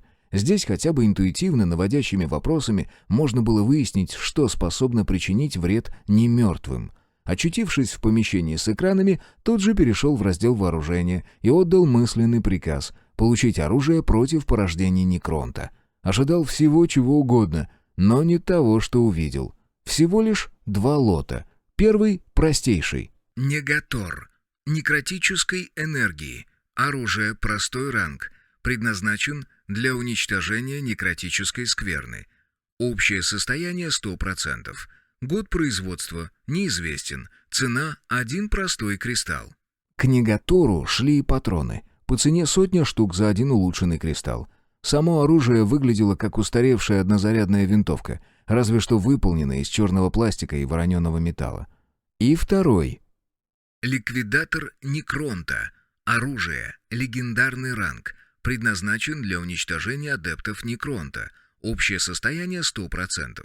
Год производства неизвестен. Установлено 5 эпических модулей. Эрго-батарея. Общая емкость 250 эргов. Цена — 1 легендарный кристалл.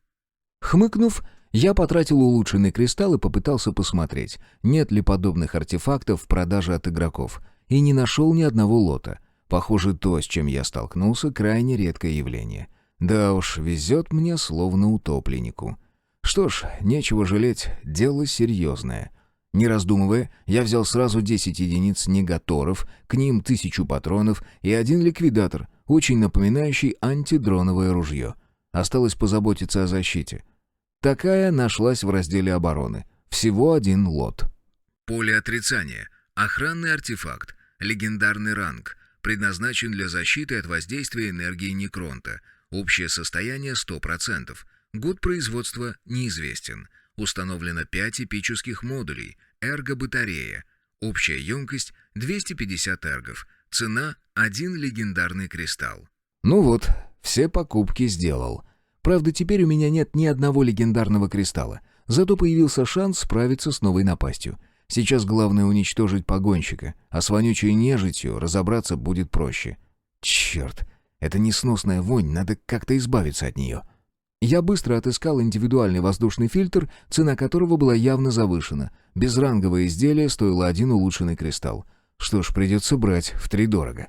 Закончив с покупками, я вернулся в реальность. И сразу же, подняв с земли небольшую коробочку, извлек из нее 2 небольших цилиндрика, которые тут же вставил в ноздри. Лишь после этого позволил себе вздохнуть. Тут же отдал нейросети приказ связаться с дроном, и перед глазами появилась проекция, на которой был виден отрезок трассы, начинающийся метров за 30 до поворота на Романовку. Успел вовремя, чтобы увидеть хвост неспешно бредущей толпы ходячих мертвецов. Что ж, пусть птичка повисит неподвижно, понаблюдает. Не хватало еще, чтобы адепт Некронта узнал, что за ним следят. Замечательная вещь, нейросеть. Стоило ей считать мои мысли, и она тут же начала анализировать поведение мертвецов. Сначала выявила закономерности, так сказать, поведенческие реакции, свойственные всей нежити, а затем начала отсеивать несоответствия. Далее уже я начал отбрасывать неподходящие варианты. 4 ходячих трупа слишком сильно раскачивались из стороны в сторону по вполне ясной причине. У них была повреждена одна из конечностей. Еще 3 двигались на четвереньках, кто-то постоянно спотыкался. Стоп! Вот он, в сером, забрызганном кровью балахоне с посохом. Вот хитрец. Укрылся за рядами нежити, почти в самом центре всей этой группы движется. Ну да ничего, мы доберемся. Только стоит поторопиться. Быстро перебрав в голове возможные варианты событий, я принял единственно верное решение. Действовать нужно всем кланам. Тогда и награда достанется не только мне, но и товарищам. Создавать портал под боком у слуги Некронта я не рискнул. Решил выждать 5 минут, которые потратил на изучение оружия и поля отрицания. Все оказалось предельно простым, что не могло не радовать, но наводило на определенные мысли. Похоже, именно эти артефакты упорядоченное создало само. Уж больно топорными и неуклюжими выглядели они. Достав из рюкзака скатку с тканевыми носилками, я осторожно сложил только что приобретенное оружие в импровизированную переноску и потащил все к мотоциклу. Добравшись до транспорта, через нейросеть отдал приказ дрону облететь по широкой дуге трассу и зависнуть в 2 километрах от текущей позиции так, чтобы вскоре стало видно бредущее стадо нежити. Птичка должна была продолжить наблюдение и записывать то, что увидит, ну а я посмотрю чуть позже. Затем, стараясь не шуметь, выкатил байк на дорогу и покатил его в направлении деревни. Удалившись от шоссе на добрую 1000 шагов, вновь остановился. Нужно было дождаться, когда дрон доберется до нужного места и укроется в листве. Дождавшись, когда следящее устройство спрячется, я решился на активацию портала, в который тут же въехал. Очутившись на посадочном поле, сразу отдал приказ нейросети восстановить связь с заместителем и Марией и попытаться дотянуться до дрона. Получилось, и это хорошо. «Мидас, объявляй сбор. Полина, Пришка, Цандра, Цезарь, Гризли, Дарк, Герда, Зена и Аркадий должны немедленно выйти ко мне с оружием. Кузьма пусть присмотрит за детьми». «Приказ уже выполняется», — ответил помощник. «Что произошло, командир?» «Долго объяснять. Ты тоже выводи всех боевых дроидов наружу. Расставь их так, чтобы они могли прицельно нанести удар по дороге, но находились от нее как можно дальше. Предельное расстояние для успешного залпа. И приготовь все оборонительное вооружение, чтобы по моему приказу нанести массированный удар по конкретным координатам». «Серый, ты уже вернулся?» Из транспортного бокса выскочил Михаил. «Что там?» «Ненадолго. Там звездец, Мих. В общем, эту нежить можно убить только из вот этих ружей. И ни в коем случае нельзя приближаться к ним слишком близко.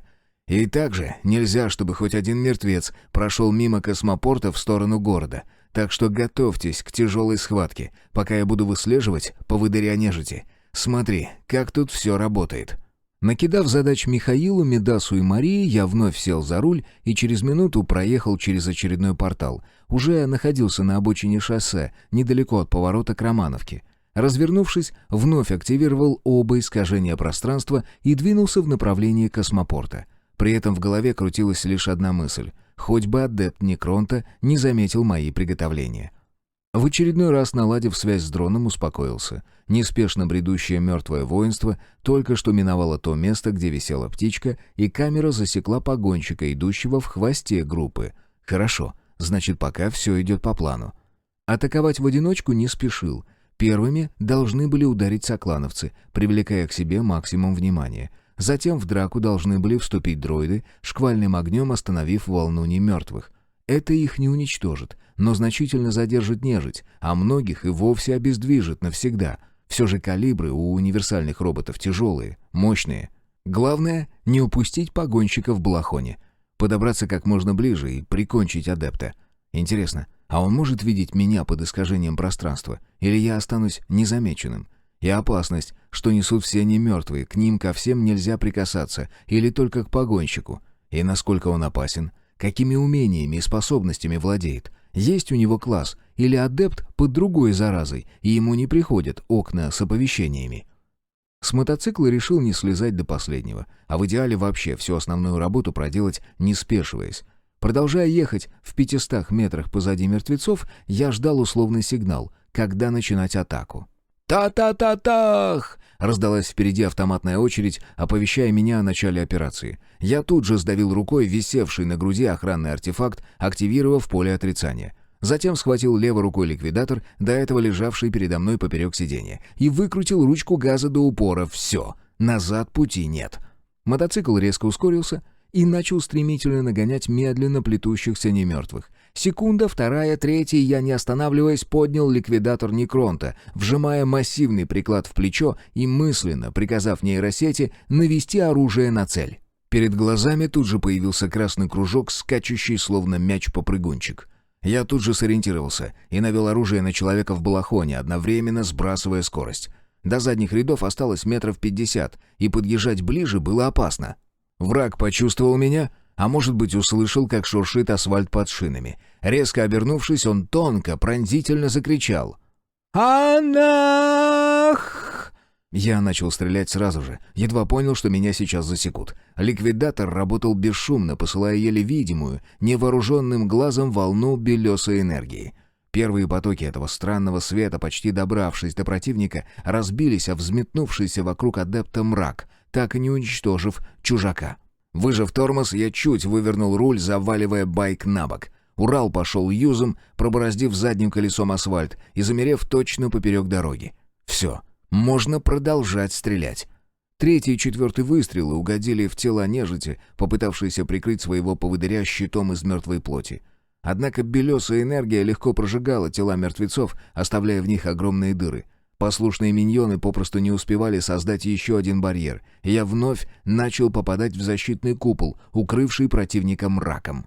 10 выстрелов пришлось сделать мне, прежде чем защита исчезла. Правда, 3 из них пришлись в нежить, бросившуюся на спасение хозяина. А вот 11-го не последовало. Все батареи в ликвидаторе полностью разрядились. «Глупец!» — раздался высокий, явно женский голос. «Мы давно уже научились справляться с вашим оружием, как и с защитой. Сейчас ты присоединишься к Некрону». «Да хрен тебе, по всей физиономии!» — ответил я, мысленно перекачивая в оружие 50 эргов.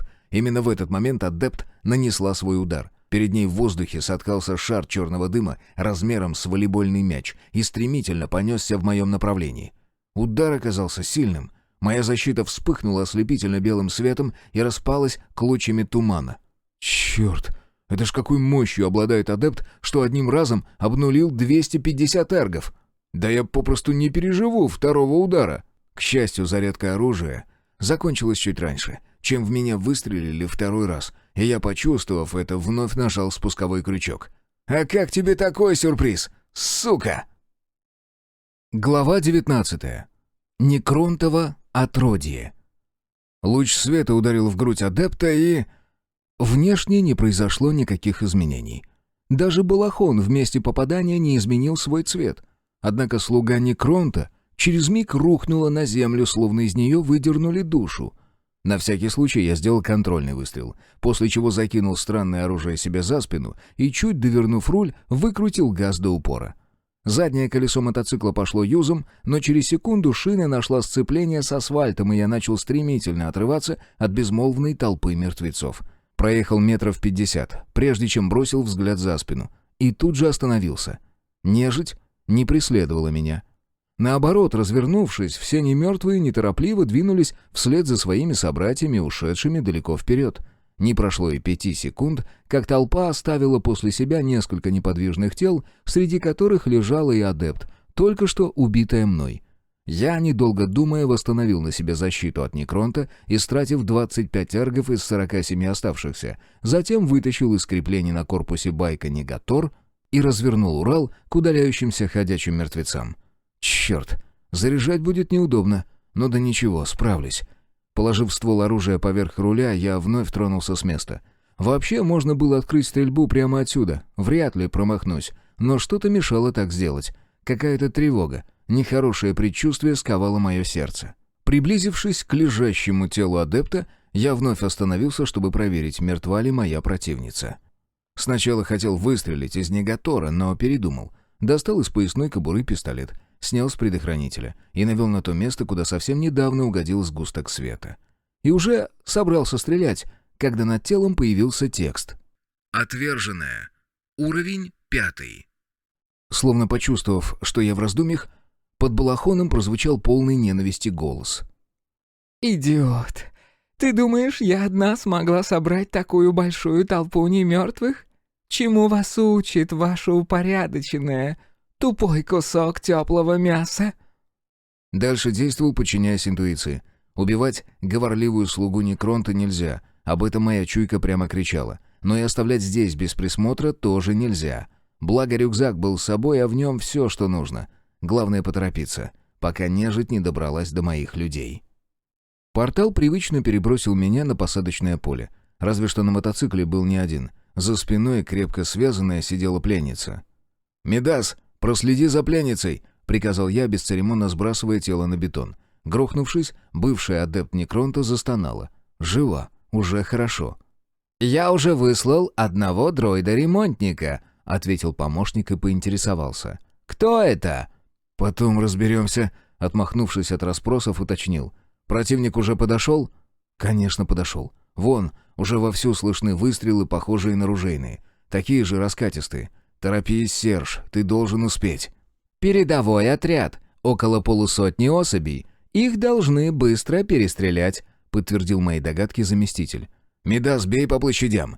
Там где-то погонщик, и у него очень мощная защита», — приказал я, уже набирая скорость. «Поторопись, Серж, ты успеешь». До трассы было совсем немного, чуть больше минуты езды. Но за эту минуту произошло многое. Первое — это звуки выстрелов. 9 негаторов начали в разнобой стрелять по приближающимся мертвецам. Все это заглушили разрывы энергетических снарядов, ударивших по трассе. Жаль, конечно, ведь совсем недавно восстановили. Когда подъехал к месту событий, бой был в самом разгаре. 2 руха и медас били из всех стволов, разрывая на части ту нежить, что осталась на ногах после удара.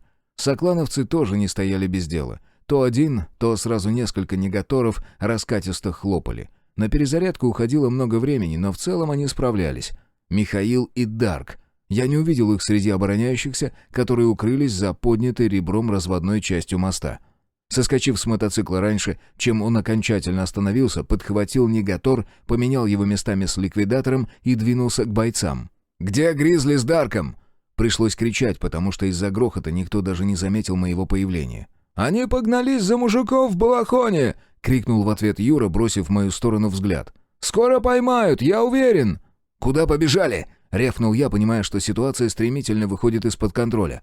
«Вон в ту сторону!» — указал рукой Цезарь. «Да ты чего кричишь, командир? Что случилось-то?»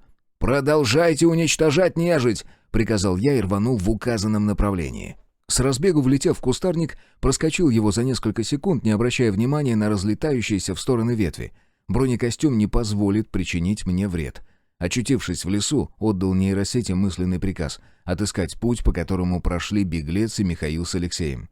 Перед глазами замелькали разноцветные линии, которые через несколько секунд превратились в красную, ведущую вперед и чуть вправо. Я тут же рванул по указателю, приложив оружие к плечу. Сотни-полторы шагов по смешанному лесу, и меня вынесло на просеку. Здесь и обнаружились беглецы. Дарк лежал на боку, скрючившись в позе эмбриона, ему явно было очень плохо. А вот брат, рыча, словно медведь, душил в своих объятиях адепта Некронта, и, похоже, у противника не было никаких шансов. И все же я, подскочив вплотную к рычащему Михе и из последних сил сопротивляющемуся врагу, приставил ствол ликвидатора к груди адепта, повернув ствол так, чтобы не угодить в брата, и нажал на спуск. Вжжж! Издало оружие странный звук, а противник мгновенно перестал сопротивляться. Захрустели то ли хрящи, то ли ломаемые кости, и Михаил, наконец, разжал хватку, оттолкнув обмякшее тело адепта Некронта. «Сука!» — выругался брат и сплюнул тягучую кровавую слюну. «Заразил меня, подлюка!» «Нахрена вы вообще погнались за ним?» — поинтересовался я, осматривая Мишу со всех сторон. «Задание от упорядоченного обязательное, как у тебя. Не погнались бы за ним, нас бы убило». «Вот тварь!» — процедил я со злостью, но тут же спохватился. «Подожди, что значит заразил?» «Швырнул в меня сгустком тьмы». Брат ткнул себя в грудь. «Сюда. Он сначала попытался Дарка заразить, но тот уклонился. И словил кинжал в грудь. Надо бы ему помочь». «Да что вас всех!» — ругнулся я, поспешив к раненому. Алексей и правда имел инородный предмет. Чуть ниже солнечного сплетения у него торчала рукоять с круглым набалдашником. Склонившись к раненому, я коротко бросил: «Терпи». Достав из внутреннего кармана запасную аптечку, поднес ее к груди Дарка. Затем, ухватившись за рукоять кинжала, рывком выдернул клинок из тела товарища, а на место раны прижал ладонь с лечилкой. «Активация!» Алексей сначала засучил ногами, словно в агонии, но в следующий миг его выгнуло дугой, а на месте раны вспыхнуло сиреневое свечение. Соклановца мелко затрясло, он с хрипом начал втягивать в себя воздух, после чего закашлялся так, словно собрался выплюнуть свои легкие. Зато следующий вдох сделал уже спокойно, после чего равномерно задышал, а в выпученных глазах начал появляться разум.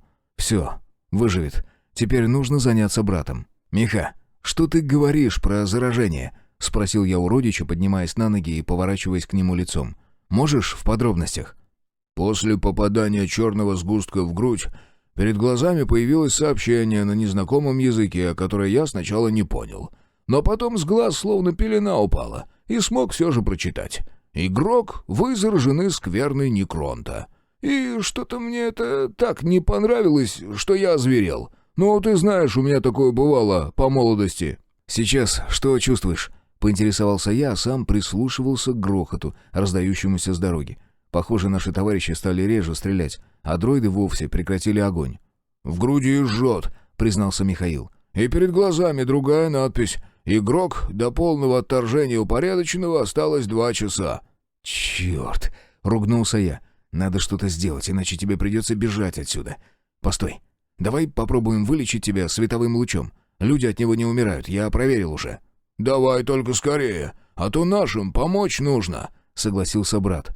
«Командир, спасибо!» — раздался с земли голос Дарка. «Ты мне жизнь спас!» «Алексей, подбери свой негатор и иди на дорогу. Нужно помочь нашим», — приказал я, памятуя, насколько быстро восстановила меня игровая аптечка. «Миха, ты держись, возможно, будет больно». Направив оружие в грудь брату, я нажал на спуск. Луч света прошил Мишу насквозь, заставив инстинктивно прикрыться руками. В следующий миг он охнул, покачнулся и начал медленно оседать на землю. «Чтоб тебя!» — прохрипел брат. «Это было больно и почти бесполезно». «Не помогло?» — нахмурился я. «Нет», — усмехнулся Михаил, хотя глаза были наполнены тревогой. «Только время изменилось. Игрок до полного отторжения упорядоченного осталось 3 часа. Серый, сразу говорю, терпеть вот такие выстрелы я не буду. Это реально больно, словно тебя изнутри выжигают. Как-то так». «Что будем делать?» — поинтересовался я. «У нас тебе нельзя находиться. Едва произойдет отторжение, на тебя будет объявлена охота, от которой нельзя будет отказаться». «Я уйду, только не знаю куда», — пожал плечами брат. «Нужно безлюдное место и защищенное». «На земле сейчас такого не найдешь», — поморщился Миша. «Разве что на Южном полюсе. Слушай, а может мне уйти в другой мир?» «Можем за рекой поселить тебя. Там мои локации, выберем место». «Нет», — перебил меня брат. «Кто знает, как изменится мое сознание, когда произойдет отторжение. Не хочу, чтобы вы пострадали от моей руки, а я от вашей. Так что будет лучше, если я все же уйду в другой мир. В смысле, в реальный, а не на тот свет». «Для начала зачистим нежить», — предложил я. «За час, думаю, управимся. А затем обсудим, что делать и как. А то у меня голова сейчас занята разными вещами, и поэтому думает плохо». Уничтожение немертвых — грязная и тяжелая работа. Это я испытал на собственной шкуре, когда лазил по щиколотку в месиве из мертвой плоти, отыскивая очередной фрагмент нежити, не желавший расставаться со своей псевдожизнью, и добивал ее. Тем же самым занимались Дарк, Цезарь и Аркадий. Девушки двигались по краю, зачищая останки ходячих на расстоянии. Один только Михаил сидел без дела. Работали молча, стараясь дышать через раз, даже закупленные мной фильтры не очень помогали. Зато удалось выяснить, что на слог из зараженных некронтом не распространяются всяческие протоколы безопасности. Наконец я добил последнего ходячего, а точнее ползучего мертвеца, и упорядоченное засчитало выполнение задания. И, надо сказать, на награды оно не поскупилось. Перед глазами одно за другим вспыхнули сообщения, которые я был вынужден прочесть. Игрок Парторг. Ты в составе клана выполнил обязательное задание легендарного ранга. Уничтожена некротическая скверна. 297 внеклассовых единиц. Обнаружены и уничтожены. 1 адепт некронта класса неофит. 1 адепт некронта класса младший наставник. Награда. Выбор классового артефакта легендарного ранга. Оружие, броня, быт. Нужное необходимо озвучить. Раскрыт легендарный секрет упорядоченного. Ранг класса можно увеличить. Стоимость 10 легендарных кристаллов для первого увеличения, 10 мифических кристаллов для второго увеличения, 1 уникальный кристалл для третьего увеличения. Плюс 10 тысяч единиц к прогрессу уровня, 5 эпических и 2 легендарных кристалла, 1000 КСО. Дополнительная награда за уничтожение второго адепта Некронта, 4 эпических и 1 легендарный кристалл, 1000 КСО. Отложив выбор, я тут же перешел к чтению других посланий упорядоченного. Игрок. Получен новый уровень 7. Награда 10 редких, 4 эпических кристалла. Повышены требования. Очки прогресса можно добыть только с игроков и существ не ниже 7 уровня развития или от выполненных заданий не ниже редкого ранга. Дальше шло сообщение о выполнении задания, которое заставило меня посетить мир первого уровня. Выполнено легендарное задание «Забытые в космосе». Награда. Преданный соратник. Игрок Атрис. Класс пилот малых и средних кораблей. Уровень класса 7. Прогресс 0 из 50 тысяч. Корвет А3. Боевой корабль эпического ранга. Плюс 9000 единиц к прогрессу уровня. 5 эпических и 1 легендарный кристалл. 1000 КСО. И, наконец, появилась информация, касающаяся меня лично. Игрок Парторг. Твои показатели. Прогресс уровня 15475 из 50 тысяч. Баланс валюты 4021 КСО. Встроенный накопитель уникальный 17 эрго из 100. Прогресс усовершенствования накопителя 18%. Кристаллы 59 простых, 8 улучшенных, 12 редких, 31 эпический, 4 легендарных. «Ну вот, одна проблема уходит, вторая, более сложная, приходит», — проворчал я, смахивая сообщение. «Народ, всем срочно принять душ. Гризли, Герда и Полина с Пришкой вы останьтесь. Дело семейное, остальных не касается. Дарк, Цандра, покажите Аркадию и Цезарю, где можно сбросить грязную одежду и подобрать новую. Да, поздравляю всех, кто получил 5 уровень. Обсудим это сегодня на клановом собрании». Тут же попросил Мидаса, чтобы он доставил к нам пленницу, которая могла знать что-нибудь важное. «Сергей, что случилось?» Ко мне подошла Галина. «Что с Мишей? Я не вижу его игровых данных. И вид у него... Я его таким видела только однажды, когда умерла ваша мама».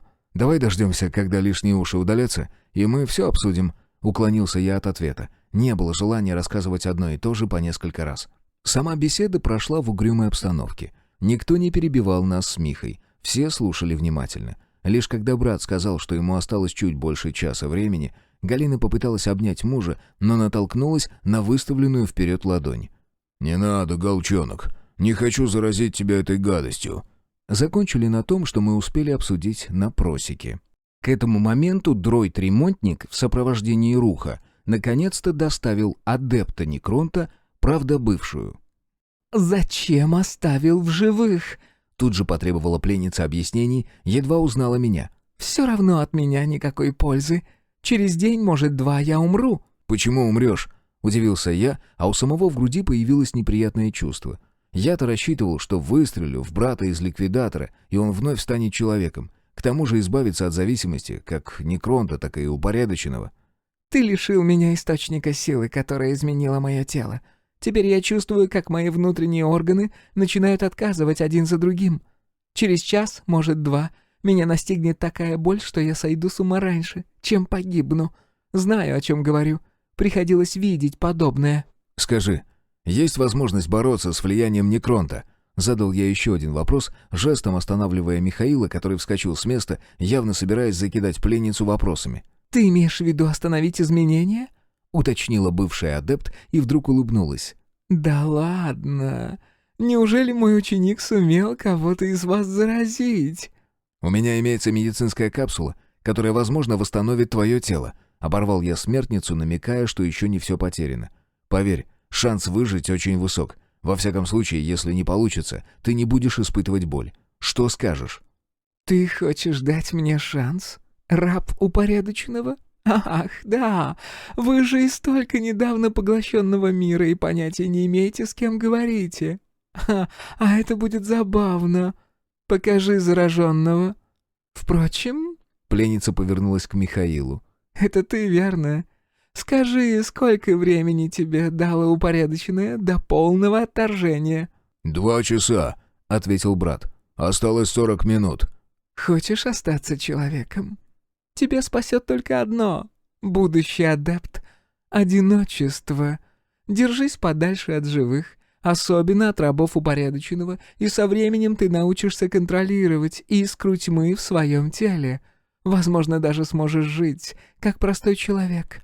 Но запомни, Некронт способен взять контроль над своим телом даже во сне. Да, никогда никого не убивай рядом с собой. 10 шагов — это необходимый минимум, иначе искра получит дополнительную силу, и тогда все станет гораздо сложнее». «А игровые предметы ему будут доступны», — уточнил я, так как в моей голове уже начал выстраиваться план. «Да, он также будет способен использовать кристаллы для открытия порталов между мирами, и оружие в его руках будет иметь силу упорядоченного. Ты об этом спрашивал, раб?» Последний вопрос. Что с ним станет, если он поддастся влиянию Некронта? «Станет самым счастливым среди присутствующих здесь», — усмехнулась пленница. «но это потом, когда насытит жажду». «Какую жажду?» — не понял я. «Жажду поглощения душ», — ответила бывшая адепт, и ее лицо исказилось кровожадной гримасой. Глава 20. Трудное решение. «Миха, не переживай. Может, нам удастся вылечить пленницу. Тогда мы и тебя избавим от этой пакости», — успокаивал я брата.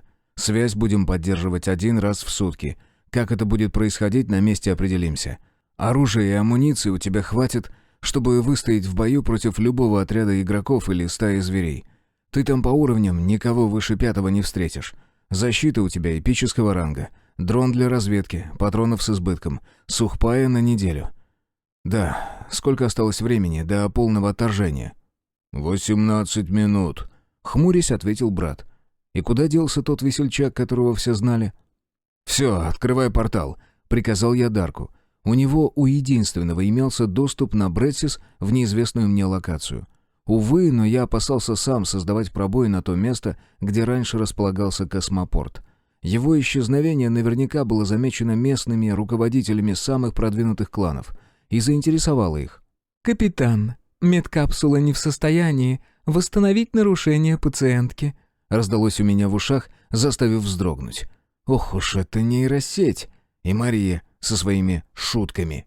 «Мидас, ты знаешь, что делать», — обратился я к помощнику. Пусть Цезарь позаботится о теле. А ты не спускай глаз с Аркадия. Попытается влезть в запретную зону, вообще изолируй его». «Принял, командир», — отозвался заместитель. «Да, тут...» «Вернусь, обсудим», — прервал я Мидаса и повернулся к Алексею, уже активировавшему портал. «Ну что?» «Заброшенная гостиница. Зеленая локация от 4 по 5 уровень включительно», — ответил питовод. «Переходим?» «Да. Михаил, ты идешь за мной. Дарк — замыкающий». Вскинув приклад эрго-штуцера к плечу, я шагнул вперед в белую мглу. С противоположной стороны меня встретил лес. Вроде знакомые деревья, но в то же время что-то неуловимо отличающееся от земных. Зато растительность знакомая. Возле реки, на побережье которой мы выручили группу майора Сизова, росла такая же трава. Перед глазами мелькнуло сообщение об открытии новой точки выхода, что весьма порадовало меня. Теперь могу навещать Брэдсис, не опасаясь, что меня выследят. «Серый, надо поторопиться, у меня 10 минут осталось», — раздался за спиной голос брата. «Потерпи еще немного», — отозвался я, активируя дрон, закрепленный на поясе. Тот дернулся, а затем совершенно бесшумно поднялся в воздух. Нейросеть, подчиняясь моим мыслям, тут же подключилась к технике и стала быстро поднимать птичку вверх. Несколько секунд, и аппарат навис над небольшой рощей, в которой мы очутились. Я отдал следующий приказ — подняться на максимальную высоту и осмотреть окрестности. «Ну, что там?» Михаила можно было понять. Тревожился, что мы не успеем расстаться, и упорядоченное потребует от меня с Дарком уничтожить адепта Некронта. «Есть направление», — ответил я, мысленно убирая картинку с дрона в сторону. «За мной, тут рядом». Короткая пробежка заняла чуть больше минуты времени, и мы выбрались из рощи на дорогу. Старая, заброшенная, ей явно не пользовались много лет. Во многих местах из трещин в асфальте проросла трава, кустарники и даже небольшие деревья. Но не она была целью, а большое здание, расположившееся на обочине. Трехэтажное, со стенами когда-то белыми и сейчас посеревшими, местами покрытыми каким-то ползучим растением, похожим на земной хмель. Что удивляло, так это сохранившиеся окна. Дрон успел облететь вокруг построек и не увидел ни одного разбитого окна, иначе я бы запустил его внутрь, чтобы осмотреть все. «Поторапливаемся!» — подогнал я своих спутников и первым поспешил к главному входу в помещение. Высокое крыльцо с 2 облезшими до бетона колоннами, поддерживающими козырек крыши, и десятком широких ступеней, ведущих наверх к двустворчатым дверям, выполненным из металла с элементами художественной ковки. Наверное, раньше все это выглядело дорого-богато, но сейчас, после 14 лет запустения, все здание вызывало лишь одно чувство — настороженность. Дверь оказалась заперта снаружи, на массивный навесной замок странной формы, который я сбил выстрелом из эрго-штуцера, и сразу же приказал брату: «Открывай!». Нейросеть подстроила зрение под сумрак внутри помещения, и я, шагнув внутрь, смог осмотреться. Большой, квадратов на 80 холл, 4 колонны поддерживает высокий потолок, с которого свисает огромная люстра. Такие можно увидеть разве что во дворцах или огромных залах государственных учреждений. Слева стойка администратора, облицованная белым камнем. Справа несколько диванов, покрытых каким-то искусственным материалом, сохранившимся до сих пор. И пыль. Ее здесь было столько, что мои шаги подняли с пола целые клубы, добравшиеся мне до пояса. В глубине холла располагалась широкая лестница, ведущая на 2-й этаж здания, и узкая вниз, в подвал. «Миха, похоже, здесь никого нет. Можешь обустраиваться, а мы уходим. Общаемся, как и договаривались, с помощью записок. Завтра в это же время навещу тебя». Мы обнялись с братом, причем я просто физически почувствовал, насколько ему сейчас хреново. Ничего, справится, он сильный. «Осталось 2 минуты, Серый». Михаил отстранился. «И это... Присмотри за моими девчонками, хорошо?» «Они и моя семья, Мих. Сделаю все, что потребуется для их благополучия. И брось вот это все. Скоро вновь будешь с нами», — соврал я. Просто не смог забрать у брата последнюю надежду. Портал домой открыл уже я прямо в холле. Дарк вошел в пробой первым, предварительно сбросив со спины рюкзак, в котором находилась всякая мелочь, необходимая для обустройства быта. Я тоже оставил свой, с боеприпасами, патроны, гранаты и прочее. Затем, кивнув брату на прощание, последовал за Алексеем. На посадочном поле нас уже ждали. Галина с Пришкой. «Ну как?» Тут же кинулась ко мне с расспросами супруга Миши. «Все хорошо», — успокоил я женщину. Место безлюдное, заброшенное. В его распоряжении целая гостиница. Большое здание, причем весьма защищенное. Завтра навестим, узнаем, как устроился. Я записку назад принесу». Переложив рассказ подробностей на плечи Дарка, я сослался на важное дело и поспешил внутрь терминала. Хотелось узнать в подробностях, что же случилось с пленницей и есть ли возможность спасти брата. «Командир!» Пришка увязалась следом. «У нас с Полиной к тебе вопрос. Почти все в клане, кто участвовал в уничтожении сил Некронта, получили 5 уровень и по легендарному кристаллу. Так вот, что с ним делать? Мы посчитали, и получается, что...» «Стоп!» — прервал я мелкую. «Легендарный, говоришь? Сегодня на общем совете обсудим, что и как. А пока... Мидас, сообщи всем соклановцам, чтобы собрались в гостиной. Намечается серьезный разговор». Очутившись в зале ожидания, я столкнулся с Аркадием, рядом с которым обнаружился Юра. Оба явно дожидались моего возвращения, лица у обоих были хмурыми. «Парторг, у меня к тебе важный разговор», — сходу начал научный сотрудник. Но я тут же прервал его, решив взять на понт. «Аркаш, ты можешь организовать мне встречу с Клещом? Это будет полезно и ему, и мне». «Каким Клещом?» — попытался притвориться дурачком парень. Но я уже понял, что попал в точку. «Не юли. У меня есть серьезные доказательства, что ты работаешь на него. В общем, у тебя 2 часа на то, чтобы дать правильный ответ. Или не обессудь, мне придется принять меры. Цезарь, проследи, чтобы наш гость не натворил глупостей. Мне сейчас некогда заниматься им». Пройдя к спуску под землю, я обошел стоящего на страже Руха и, уже спускаясь, обратился к Искину корабля. «Мария, что у нас с пленницей?» «Умирает. Обезболивающее не помогает. Пришлось связать ее. По всему телу идет разрушение на молекулярном уровне. Процесс необратим. То, что происходит с бывшей адептом, за гранью моих баз данных. Мне попросту не удалось отыскать аналогий». «Мидас?» — обратился я к заместителю. «Ничем не могу помочь. Вне моей компетенции», — ответил помощник. И тут же спросил. «Командир, что делать с оружием для охоты на адептов Некронта?» «Попробую продать», — ответил я. В целом именно этим и собирался заняться прямо сейчас. Почему-то был уверен, что все лоты с артефактами, помогающими бороться с Некронтом, уйдут за считанные секунды. «Капитан, пленница умерла. Сердце не выдержало», — сообщила мне Иск-Ин фрегата, когда я уже шагал по тоннелю. «Что будем делать с телом?» «Утилизировать вместе с останками нежити», — ответил я. Новость меня расстроила. Я рассчитывал, что смогу задать еще несколько вопросов бывшему адепту. «Действуем по уже отработанной схеме?» — поинтересовался Мидас, услышав новость о гибели пленницы. «Только в этот раз нужно будет сжечь, а не выбросить в реку», — ответил я, останавливаясь. «Так, теперь идти до корабля не нужно, а в аукцион я и сейчас могу зайти». «Так, меня не теряем. Я попробую избавиться от ликвидатора и негаторов». Едва пожелал, как меня тут же перебросило в комнату аукциона. Что ж, попробуем. Купив часовой абонемент, я выложил в продажу 1 негатор, поставив для него ценник в 1 улучшенный кристалл. Нет, но должен же я как-то заработать на этом. Лот продался через секунду. Я тут же выставил еще 1, но цену поднял уже до редкого кристалла. И вновь негатор забрали в течение секунды. То же произошло с лотом за эпический кристалл, заставив меня задуматься. Если орудие убийства нежити так ценится, значит, я чего-то не знаю о них?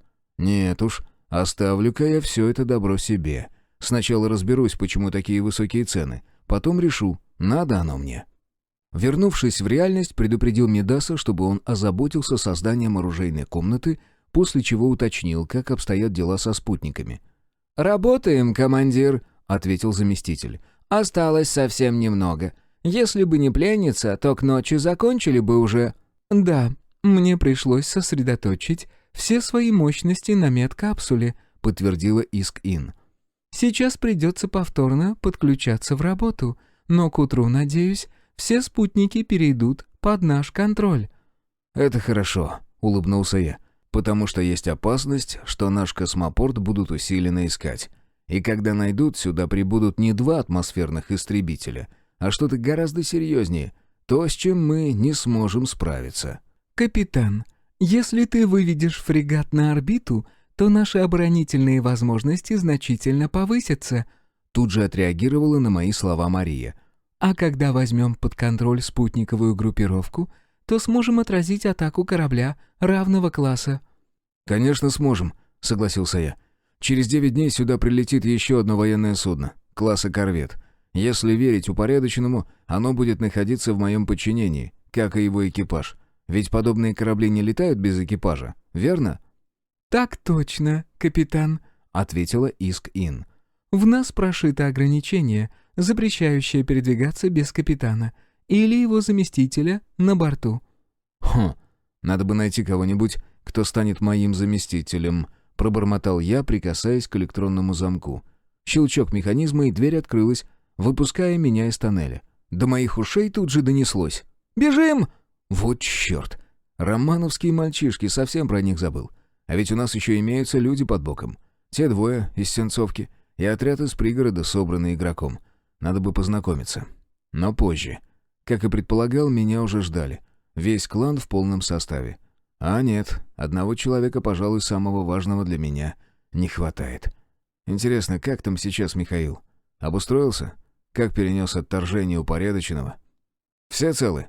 Ранения, травмы, ушибы имеются?» — уточнил я, вводя взглядом лица товарищей. «Есть хочется», — пискнула Пришка, и почти все тут же улыбнулись.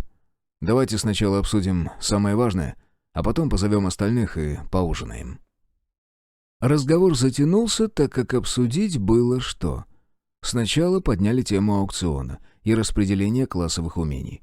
Тут я решил, что первый выбор, как и покупки, соклановцы должны сделать сами. А уж я, оценив их действия, проведу с каждым отдельную беседу. Кто-то из присутствующих наверняка до сих пор не осознал, во что мы все вляпались. «По аукциону и древу способностей все ясно», — подвел я итог обсуждения. «Какие кристаллы используются для перемещения между мирами первого уровня, вам тоже известно. По легендарным все тоже решили, и я благодарен вам, что приняли мое предложение. Я сегодня же займусь поисками достойного артефакта, способного значительно повысить наши возможности. А теперь давайте обсудим самое важное. Каким вы видите клан Урал?» «Могущественным», — первой подала голос Пришка. Дитя, лишенное детства. «таким сильным, чтобы никому в голову не пришло пытаться напасть на нас, чтобы все боялись». «Это само собой разумеющееся», — усмехнулся я наивному высказыванию иномерянки. «Но я хотел бы больше конкретики. Дарк, что скажешь?» «Мало нас для чего-то серьезного. Мы даже 2 локаций не можем держать под контролем. Нужны люди, много людей. Но где их взять, я не знаю.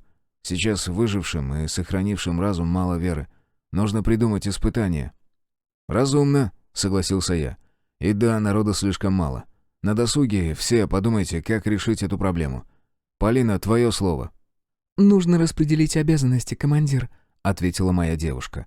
«А то должности и звания у нас есть, но по факту все занимаются всем, и в итоге никто не чувствует полной ответственности за конкретное направление.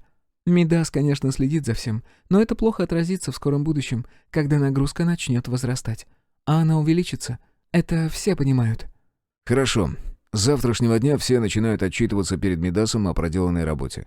Также можете согласовывать с ним или мной привлечение неигроков из поселка. Заодно присмотритесь к ним. Наверняка все пожелают присоединиться». Я задержался взглядом на супруге брата. Молодец, держится, хотя по глазам видно, что на душе у нее ураган. «Галина, твоя очередь». «Мы должны узнать больше информации об упорядоченном». Герда уставилась в стол, взгляд полон злости. «Какие цели оно преследует? К чему стремится? Сколько у него врагов?» «Увы, это, наверное, самое сложное», — покачав головой, ответил я. «Но есть один способ. Нужно задавать упорядоченному правильные вопросы, и тогда можно получить ответы. Проверено, я таким образом еще и кристаллы заработал. Правда, не специально, а по чистой случайности». «Может, кто-то продает информацию?» — поинтересовался Алексей. «Вряд ли, но попробовать купить стоит. Зяна, твоя очередь». «Нужно искать людей», — предложила байкерша. «приобрести несколько комплектов маскировки эпического ранга и создать группу, которая собирает разумных. Пока что на Земле сильных тварей нет, так что есть все шансы». «Я уже один раз понадеялся на модуль искажения пространства и чуть не погиб», — ответил я. «Не забываем, что все существа, достигнув 5-го уровня, получают какую-нибудь способность от упорядоченного. Но идея создать разведотряд хорошая, одобряю. Цандра, что ты скажешь?» «Сизов», произнесла бывшая оперативница, заставив меня нахмуриться при упоминании майора. «Ты предлагаешь наладить с ним сотрудничество?» «Да, командир. Он хороший мужик, несмотря на его последний поступок. Просто сейчас, оставшись без командования, он действует так, как его учили. Поэтому действует грубо». «Я подумаю над этим, Цандра. И да, Юра прошел испытательный срок, но еще не знает об этом. А вот Аркадий не тот, за кого себя выдает. Ну и раз мы подвели беседу к нашим испытуемым, считаю нужным позвать их. Сдается мне, шпиону Клеща есть, что нам рассказать». Ожидая, когда придут испытуемые, я думал о том, что мне в скором времени предстоит сделать крайне неприятное дело. Замарать руки, так сказать. Увы, на кону стоит слишком многое, чтобы играть в моралиста. Пусть праведников из себя строят те, на ком нет ответственности. Интерлюдия 9. Михаил. Адепт Некронта. Ранг пробужденный. Планета Бретсис.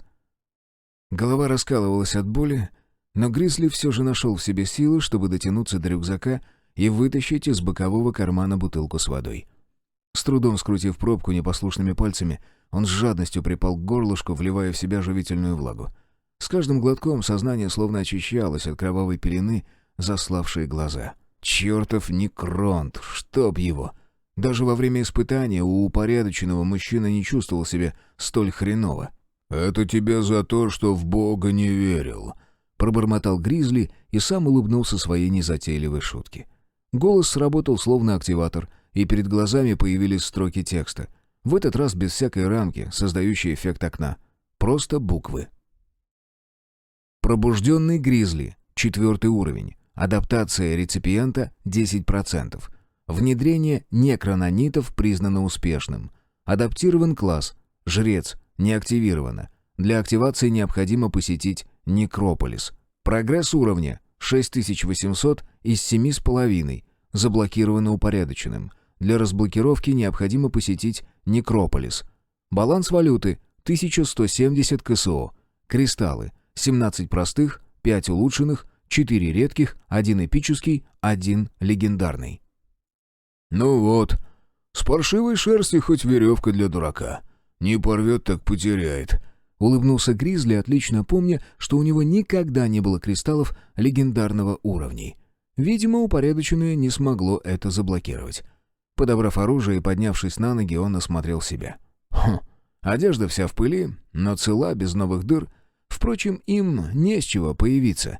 Когда началась инициация, единственное, что Гризли мог сделать, это свернуться в позу эмбриона и мычать, зажав в зубах рукав куртки. Так и перенес адскую боль от воспоминания, которой до сих пор сердце замирает в ужасе. «Главное, что портки чистые», — философски заметил игрок. «Ладно, пора знакомиться с апартаментами. А то замок темному некромансеру выделили, а он его даже не осмотрел еще. Только и умеют, что на полу валяться». Глава 21. Старый знакомый. Тела бывших немертвых были отправлены в большую яму, выкопанную Кузьмой на тракторе в нескольких метрах от трассы. Тела их части в общую могилу перетаскали паукообразные дроиды-ремонтники, так что мы смогли отдохнуть.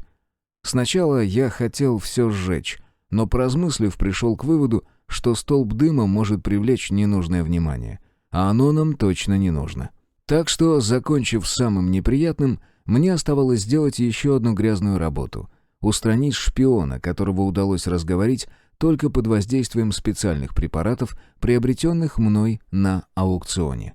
Выяснить от Аркадия удалось немногое. Слишком мелкой пешкой он оказался. Но и того, что удалось выведать, хватило с лихвой.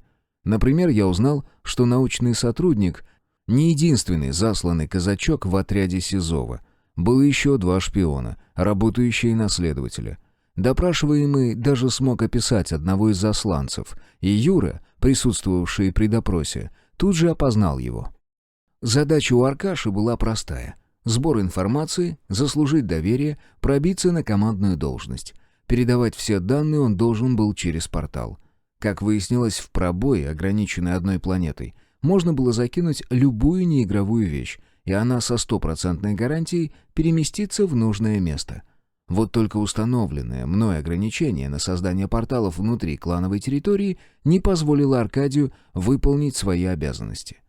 Самое главное, что мне удалось выяснить — название мира, в котором проживали кураторы, управлявшие хозяевами клеща. Кантар — мир первого уровня, населен людьми, контролируется союзом кланов. Проблема с устранением шпиона решилась сама собой. Его мозг не выдержал препаратов редкого класса и попросту отказал своему хозяину. А вместе с ним и все тело. Расположившись с Титовым на стволе недавно спиленного дерева, мы молча курили, наблюдая, как дроиды копают могилу.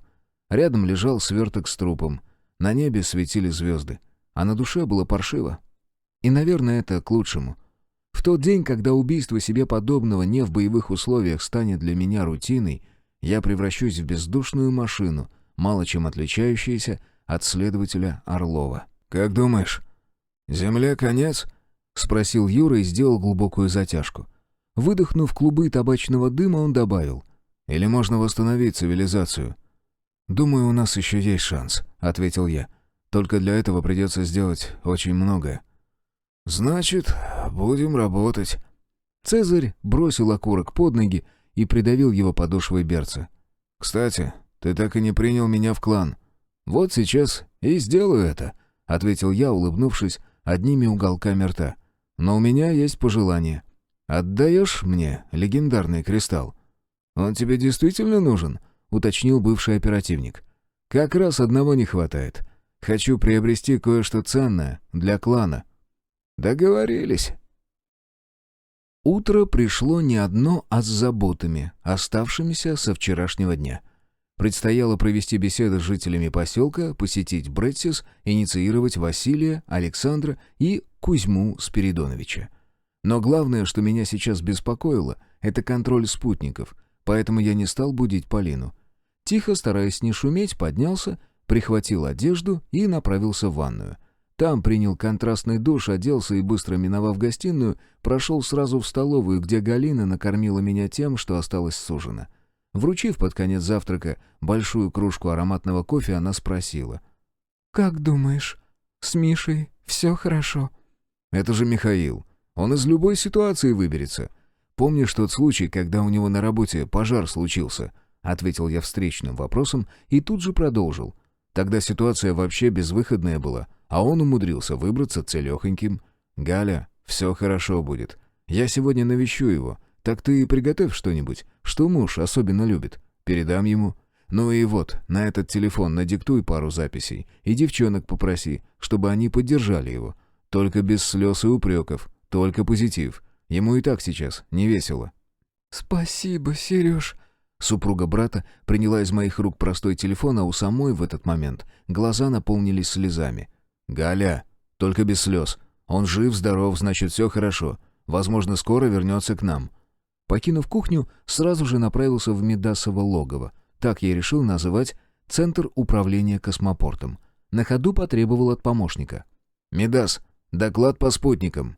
«Держи путь к фрегату», — ответил заместитель. «В рубке управления имеются хорошие обзорные экраны. Мы задействуем их». «Значит, у вас все получилось?» Я почувствовал, как на моем лице сама собой появляется довольная улыбка. «Это было несложно, капитан», — присоединилась к беседе Иск-Ин корабля.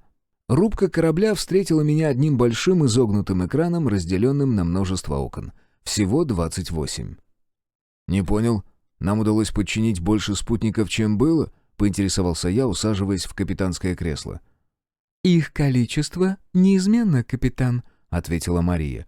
«Просто нам удалось взять под контроль несколько станций ретрансляторов на поверхности, а заодно получить доступ к их системам видеонаблюдения». «Хм, а это весьма интересно. Вот с них и начнем слежку», — решил я. «Оставь пока только наземные источники».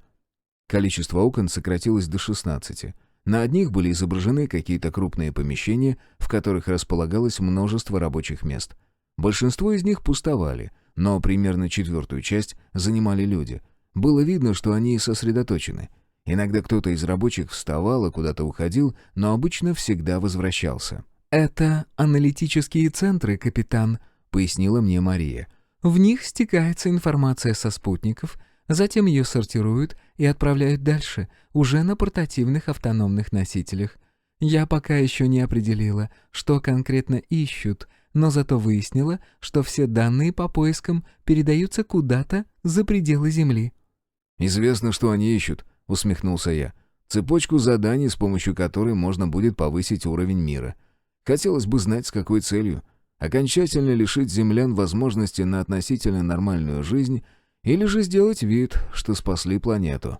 Учитывая, что они погрузили мир в хаос, я склоняюсь к первому варианту». «Командир, тебе известно, какие изменения произойдут с планетой, когда она поднимет уровень?» Присоединился к обсуждению помощник.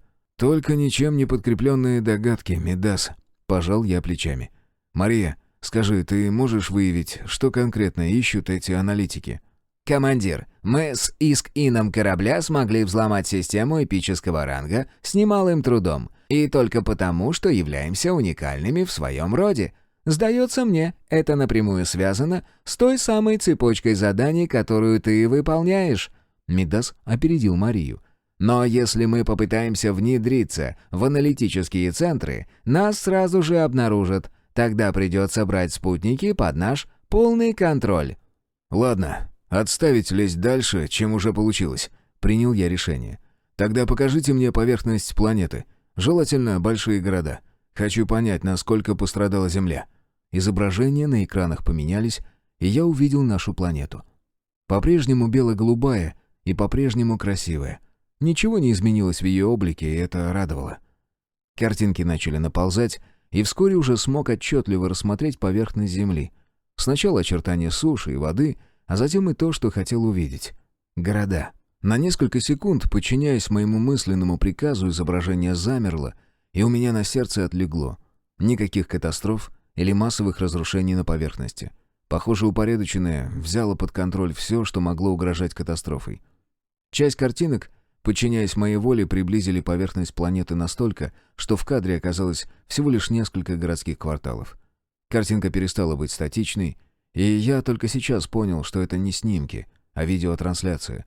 И только сейчас стало видно, что мир все же изменился. На улицах горы мусора, брошенные машины и общественный транспорт большей частью не повреждены, но есть и разбитые. Видимо, в момент полной адаптации находились в движении. Но главное, что сильнее всего бросалось в глаза, в городах не было людей. Если кто-то и перемещался, то на человека он совсем не походил. Твари, измененные, были, двигались они осторожно, укрываясь за стенами зданий и стараясь не выходить на середину улиц. На одном из экранов разыгралась кровавая драма, свидетелем которой я стал невольно. Десяток собакоподобных существ зажали в углу измененного. Тот, размахивая длинными щупальцами, пытался отбиться, но противник атаковал разом, и вскоре бой закончился победой стаи. Бывший человек и двое мутировавших собак стали общей добычей хищников. «Первобытный, мать его, мир на руинах цивилизации», — проворчал я. «Мария, есть что-то особенное, стоящее, чтобы на него обратили внимание?» «Пока что нет», — ответила Искин. «Мы только начали собирать информацию». «Тогда начинайте работать. Самое главное — это скрыть здание космопорта и окрестности, чтобы никто не знал наше местонахождение. Затем необходимо выяснить, какая обстановка в городе и какие анклавы находятся вокруг нас. Установить за ними 2-суточное наблюдение, и если ведут себя слишком агрессивно в отношении других выживших, превентивно устранить. Нам рядом враги не нужны». «Будет сделано», — ответила ИИ, тут же добавив. «Капитан, в связи с тем, что мы устранили угрозу обнаружения из космоса, у нас появилась возможность провести испытательный полет и тестирование всех систем в открытом космосе». «А вот это пока что отложим», — оборвал я Марию. «Мы не знаем, ведется ли за нами наблюдение неизвестными противниками. Если да, то хорошо бы иметь такой замечательный козырь в рукаве. Учитывая, сколько лично у меня недоброжелателей, будет весьма полезно. Кстати, как корабль сможет пробиться на поверхность?» «Рихор — боевой фрегат. Он легко взломает камеру», — успокоила меня ИИ. «Вот и хорошо». Я еще раз окинул взглядом изображение на экране, задержал взгляд на одном из окон, там как раз показывали явно российский город. А это что там? «Мария, увеличь вон ту картинку». «Хорошо, а теперь приблизь левый нижний угол». «Вот так, хорошо. Знаешь, что это?» «Да, капитан. Отделение тяжелых наступательных дроидов модели «Метроник». Одна из последних разработок космических сил Бреттиза». «И что они тут забыли?» Нахмурившись, поинтересовался я. «Знаешь что? А добавь-ка к приоритетным целям любую технику из Бреттиза, вплоть до индивидуальных экипировки и оружия солдат. Отмечай места их дислокации». Покидая корабль, я всерьез задумался над тем, что нам давно бы пора уже наведаться в город. Во всяком случае, в краеведческий музей, оружейные лавки и полицейские участки. Чем дольше мы откладываем этот момент, тем меньше выживших остается в городе. «Черт!» — выругался я, вспомнив, что сегодня собирался наведаться в поселок, чтобы лично познакомиться со спасенными. Что ж, время еще есть. Заодно заброшу им еды на сутки. Коробка сухпая из какого-то игрового мира стоит недорого. А мне нужно что-то способствующее дружелюбному общению. Побеседую, а затем смотаюсь на Бреттис, проведаю Миху. Надеюсь, у него все хорошо. К поселку подъехал на мотоцикле, чтобы сэкономить время. Все же скоро завтрак, стоит поторопиться. Встречали меня двое. Пожилая женщина, у которой правая рука была забинтована от кисти до локтя, и высокий худой мужик, за плечом которого висело одноствольное ружье. Надо же! Это кто их снабдил оружием? «Утро доброе, селяне!» — поздоровался я, ставя мотоцикл на подножку. «Как настроение?» «А ты что еще за хрен с горы?» — настороженно произнес мужик, подозрительно уставившись на меня. «Что-то я тебя не видел. Среди наших спасителей...» «Ты дурак, Петя. Это ж самый главный тут», — прошептала на ухо напарнику женщина. Нейросеть любезно усилила мой слух, позволив услышать все. «Да я ж откуда знать должен?» Мужик тут же подобрел. «Извини, добрый человек, мы ж тебя не видели еще. Значит, это тебя благодарить надо за нашу безопасность». «Благодарите тех, кто вас из города вывез», — усмехнулся я, снимая со спины рюкзак и ставя его на пол. «Кто у вас тут главным кошеваром? Я немного продуктов привез». «О, это мы одобряем», — обрадовался дозорный. «Кать, иди позови старшова. Он решит, что со всем этим добром делать». Женщина, проворчав что-то себе под нос, поковыляла к тому самому дому, который я посетил самым первым, после зачистки поселка от тварей. Но дойти Екатерина не успела. Навстречу ей уже шел высокий здоровенный мужик, своей огромной фигурой превосходящий и Михаила, и даже майора Сизова. Стоило мне задержать на этом здоровяке взгляд, как на лицо заползла улыбка. «Надо же! Воистину судьба умеет преподносить сюрпризы. Здорово, тезка!» «Серега, я ж твою медь, ты ли это?» произнес здоровяк в ответ, разводя руки в стороны. «А я так и знал, что встречу тебя живым и здоровым». Мы обнялись со старым знакомым. Сергей, товарищ по охоте, и по совместительству продавец в оружейном магазине, ничуть не изменился после нашей последней встречи. Разве что всегда гладко выбритый подбородок зарос недельной щетиной, грозящей перерасти в густую бороду. А еще над его головой висело окошко с довольно интересной информацией. Игрок. Игровой ник Филин. Класс Берсерк. Эпический. Уровень класса 4. Прогресс 10 из 7500. «А я знал, что ты выжил», — сообщил мне товарищ, прекратив попытки задушить меня в объятиях. «Когда меня в портал забросило, почему-то тебя вспомнил. А позже, перебирая свое личное оружие, обнаружил, что моя старая мелкашка аж улучшенного ранга, да еще и с установленными модулями. Тут-то у меня в голове все и стало на свои места. Я даже заезжал к тебе за день до этого звездеца, но никого не было дома. Даже собака исчезла. Ты уже тогда свалил в этот, не пойми откуда взявшийся уголок чужой цивилизации?» «Да, затрофеил по случаю», — улыбнулся я и тут же попытался перевести разговор в нужное русло. «Серега, а давай ко мне в клан. Ты мужик правильный, нам такие ох как нужны». «А с этими что делать собираешься?» — мотнул головой в сторону домов бывший продавец. «Проведу с каждым беседу. Кто пожелает, сделаю игроком. Правда, там риск в 10%, что испытуемый погибнет. Но тут уж пусть каждый решает за себя сам. Насильно заставлять не буду. Кто откажется, останется здесь, но со временем получит должности и обязанности. Бездельников кормить не собираюсь». «Значит, игроками можно стать». Сергей задумчиво потер подбородок. Слушай, а когда будешь им предлагать это все?» «Сегодня во второй половине дня», — ответил я, тем самым не оставляя для себя возможности отступить. «Только решу одно срочное дело, и можно будет разговаривать.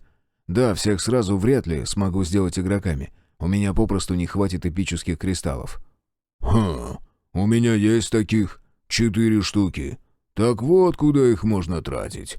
Только так?» «Пока кристаллы оставь себе», — успокоил я Филина. «Лучше собирайся, прокатимся до космопорта, посмотришь, как мы живем. И вообще, принимай приглашение в клан». Состав клана вновь пополнился хорошим бойцом, что не могло не радовать. К тому же все приняли Сергея хорошо, а Зена, как выяснилось, знала моего старого знакомого достаточно хорошо, так как училась с ним в одной школе.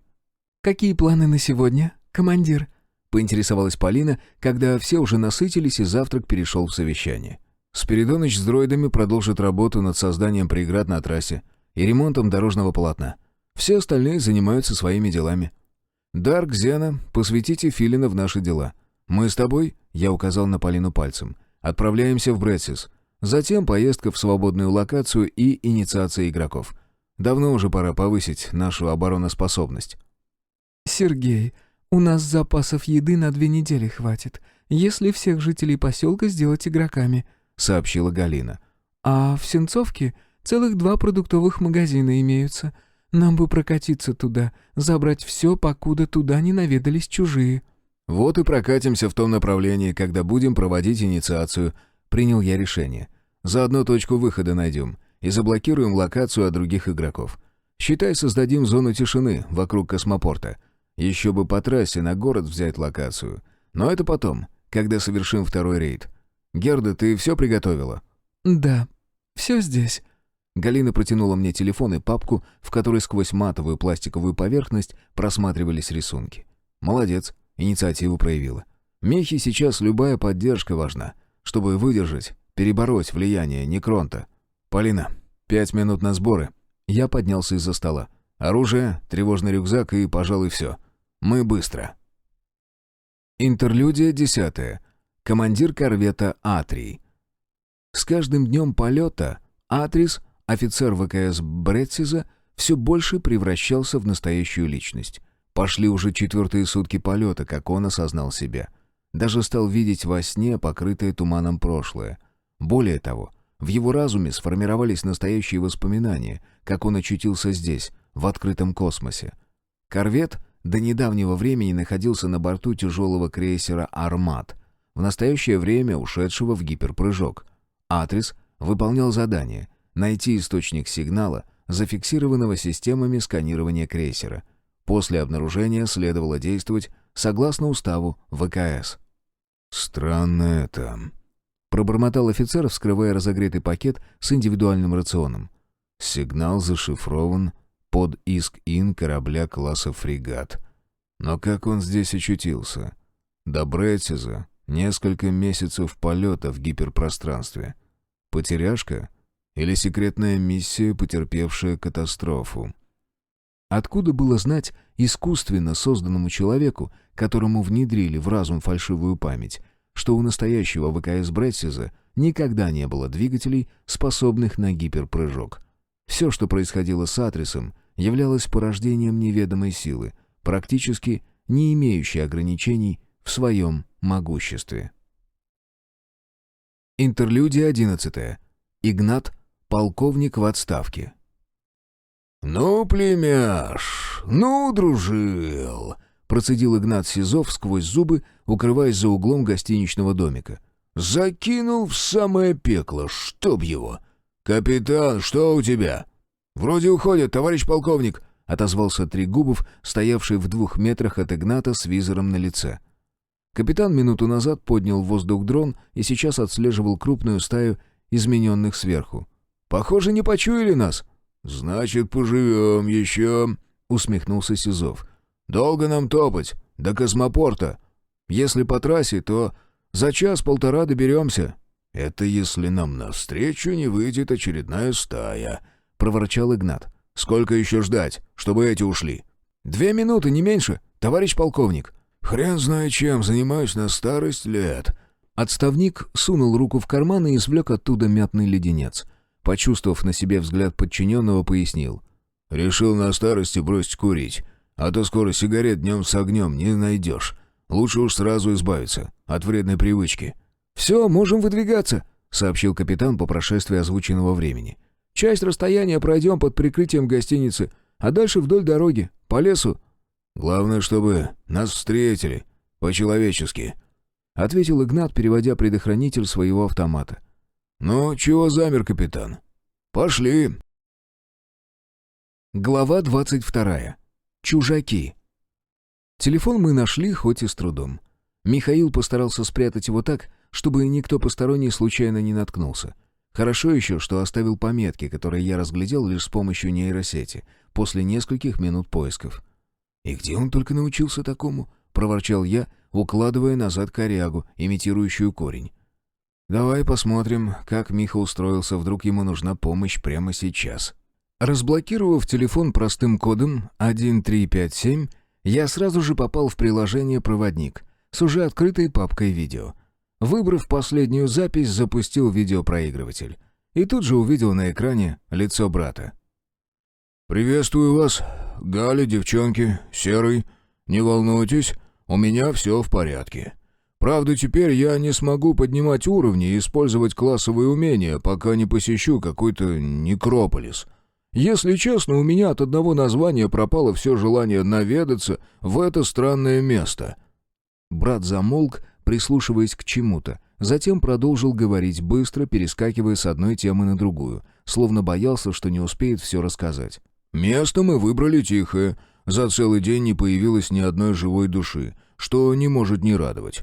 Голосов в голове не слышу, желание убивать не появилось. Да, вместо игрока мне присвоили статус побежденного и сообщили об успешной активации некрононитов. Надеюсь, это не скажется на моем самочувствии. Что касается гостиницы, то у меня на языке лишь одна фраза. Сюда бы всей семьей, да лет 14 назад. Было бы круто. А так скажу честно, спать на свежескошенной траве, конечно, не худший вариант, но добротный матрас и спальные принадлежности, вроде хорошей подушки и одеяла, мне точно не помешают. Зато нашел здесь, при гостинице, скважину. Правда, воду черпать пришлось котелком. Ну да ничего, справился. И все же простое эмалированное ведро мне бы весьма пригодилось. Вот, пожалуй, и все, что я могу рассказать о своем быте». Брат исчез с экрана, послышались его шаги, но вскоре он вернулся, удерживая тактической перчаткой ложку котелка, исходящего паром. «Чай вскипел», — пояснил он, после чего отставил посуду в сторону. «В общем, все у меня хорошо. Гораздо лучше, чем ожидалось. Но я тут подумал и пришел к выводу, что мне есть что сказать супруге и детям. Это личное, поэтому прошу второе видео только для семьи. До встречи, уральцы!» Запись остановилась. «Михаил отлично держится», — произнесла Полина, смотревшая видео вместе со мной. «Нормально», — согласился я. «И хорошо, что Некронт не изменил его.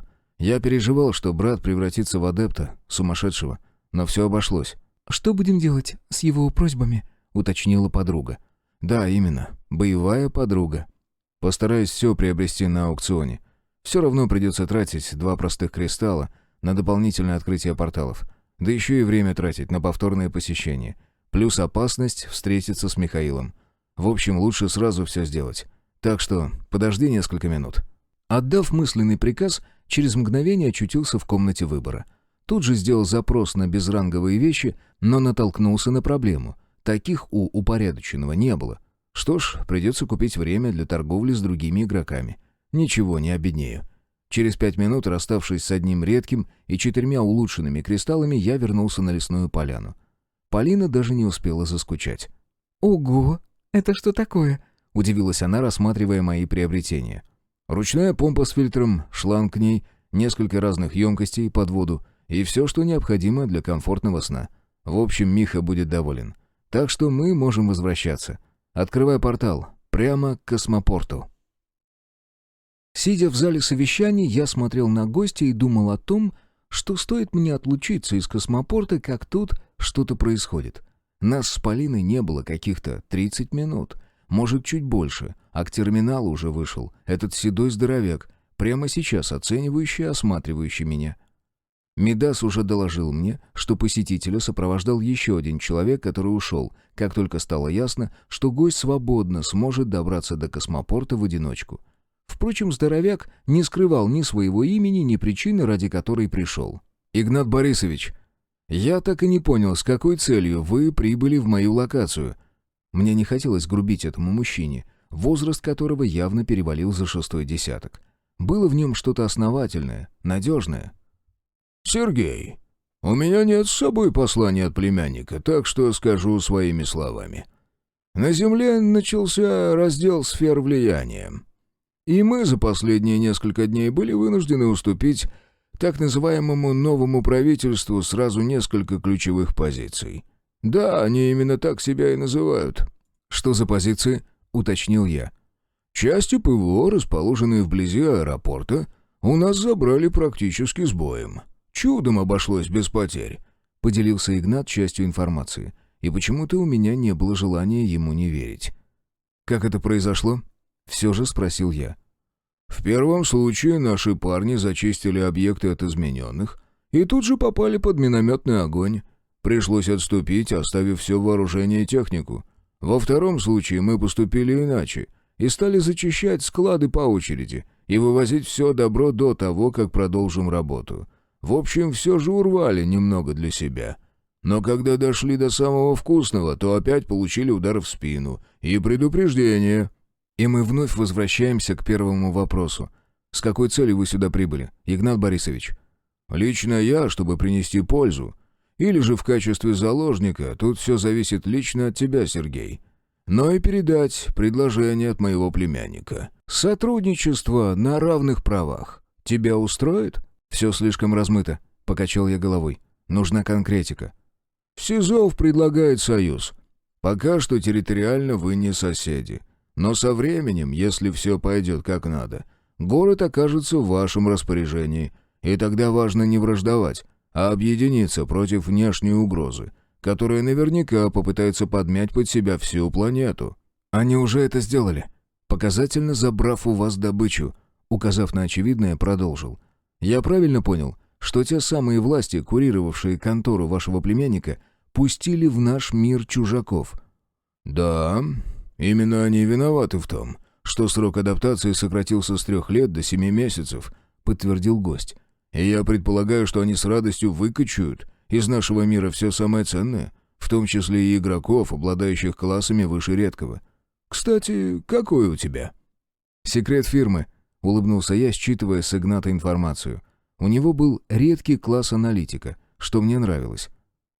«Получишь 8-й уровень, раньше меня узнаешь. Но хватит шутки шутить. Поговорим о насущном.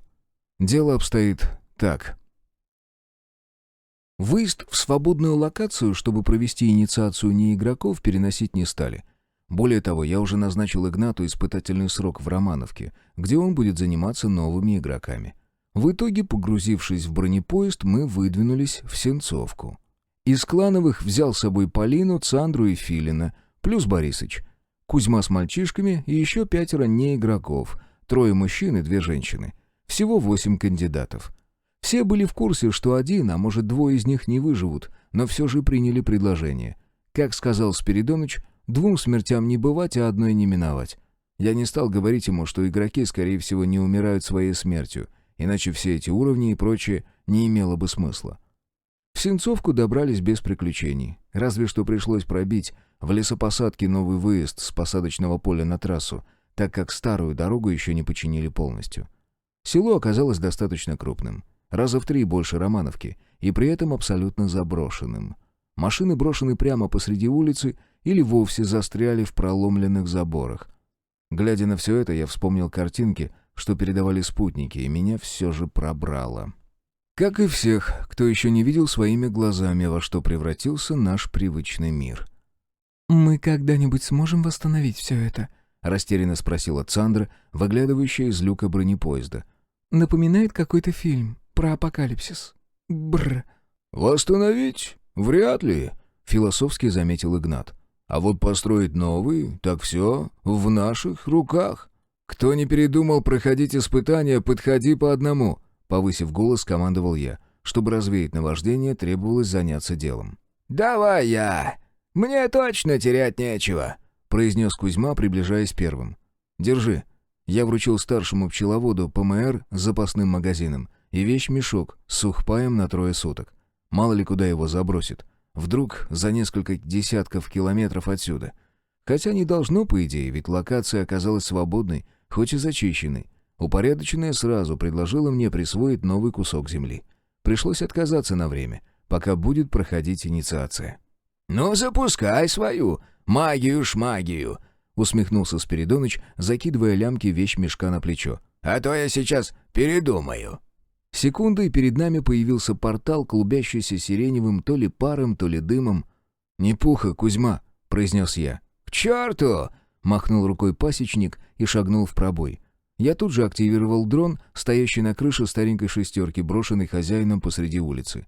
Поднял птичку на максимальную высоту и отдал приказ нейросети отслеживать местность. Затем повернулся к будущим игрокам, посмотрел каждому в глаза. «Так, сначала своих.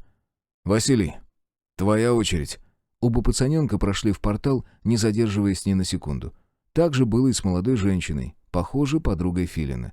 За ней прошел тот самый дядька, что встретил меня у припортового поселка, а дальше пошли отказники.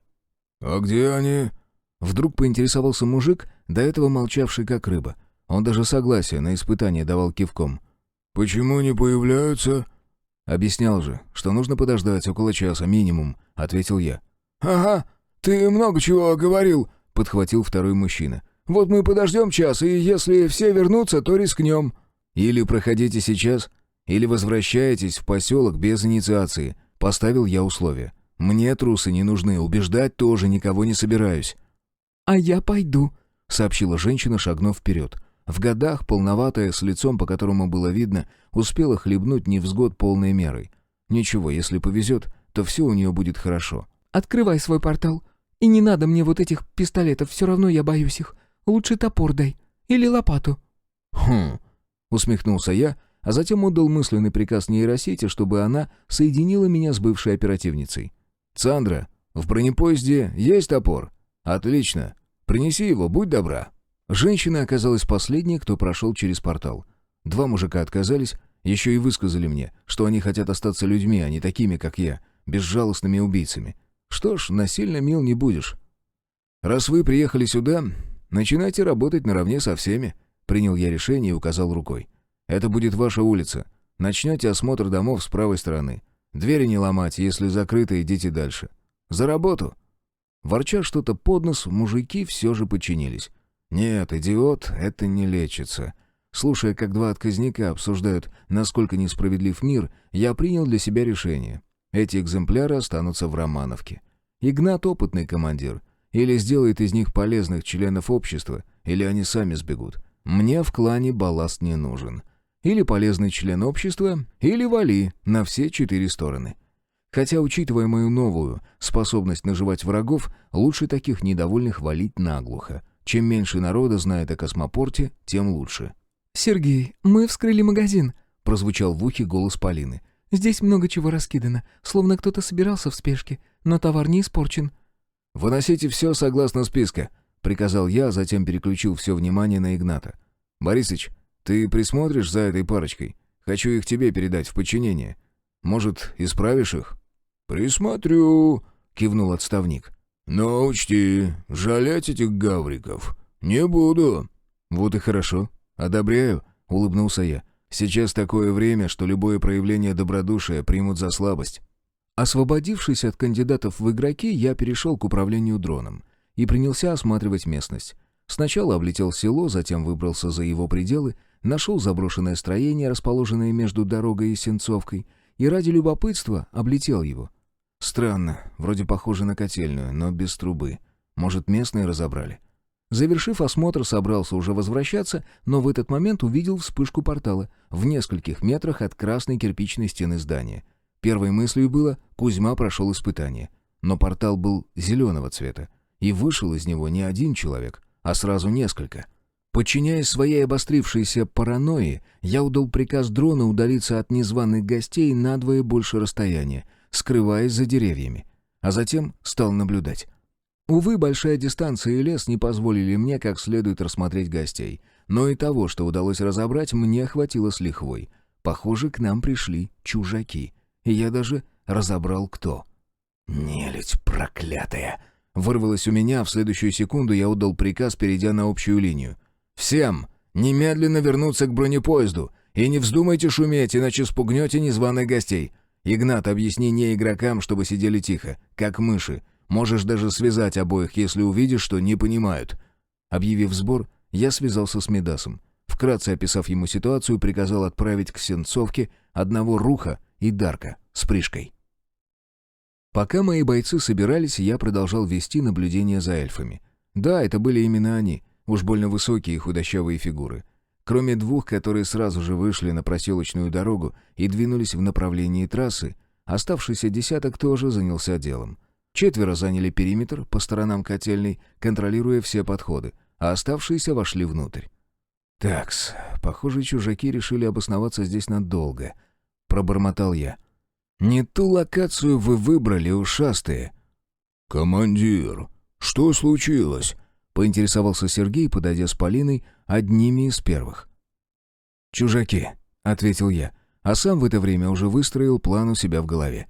Оружие эпического ранга только у меня, и у Мидаса, расположенного в гнезде на бронепоезде. Дорога до котельной хоть и плохонькая, но наш транспорт проедет, пару десятков кустов ему не помеха. Вооружение тяжелого дрона запросто прошьет стены вражеского укрытия, даже если они толщиной в 2 кирпича. Дело оставалось за малым. Задержать группу в нашем мире и, главное, на месте. Бегать по местным лесам за сильным противником — это надо быть идиотом. К счастью, первую проблему решает 74-й протокол, а с остальным мы справимся сами. Жаль только, что оружие у моих бойцов всего лишь редкого ранга. Ну да ничего, в прямое боестолкновение никто лезть не собирается. В общем, расклад такой. Я коротко описал собравшимся ситуацию и мой план по ее решению, а затем, быстро набросав на листе бумаги схематичное изображение котельной, начал раздавать указания. «Глеб и Полина, вы зайдете с западной стороны. Сергей, тебе достанется восточная. Там глухие стены, так что риск прорыва через ваши позиции минимальный. Если все же пойдут на вас, отступайте». «А ты что планируешь делать?» — уточнил Борисыч. «Я зайду с севера.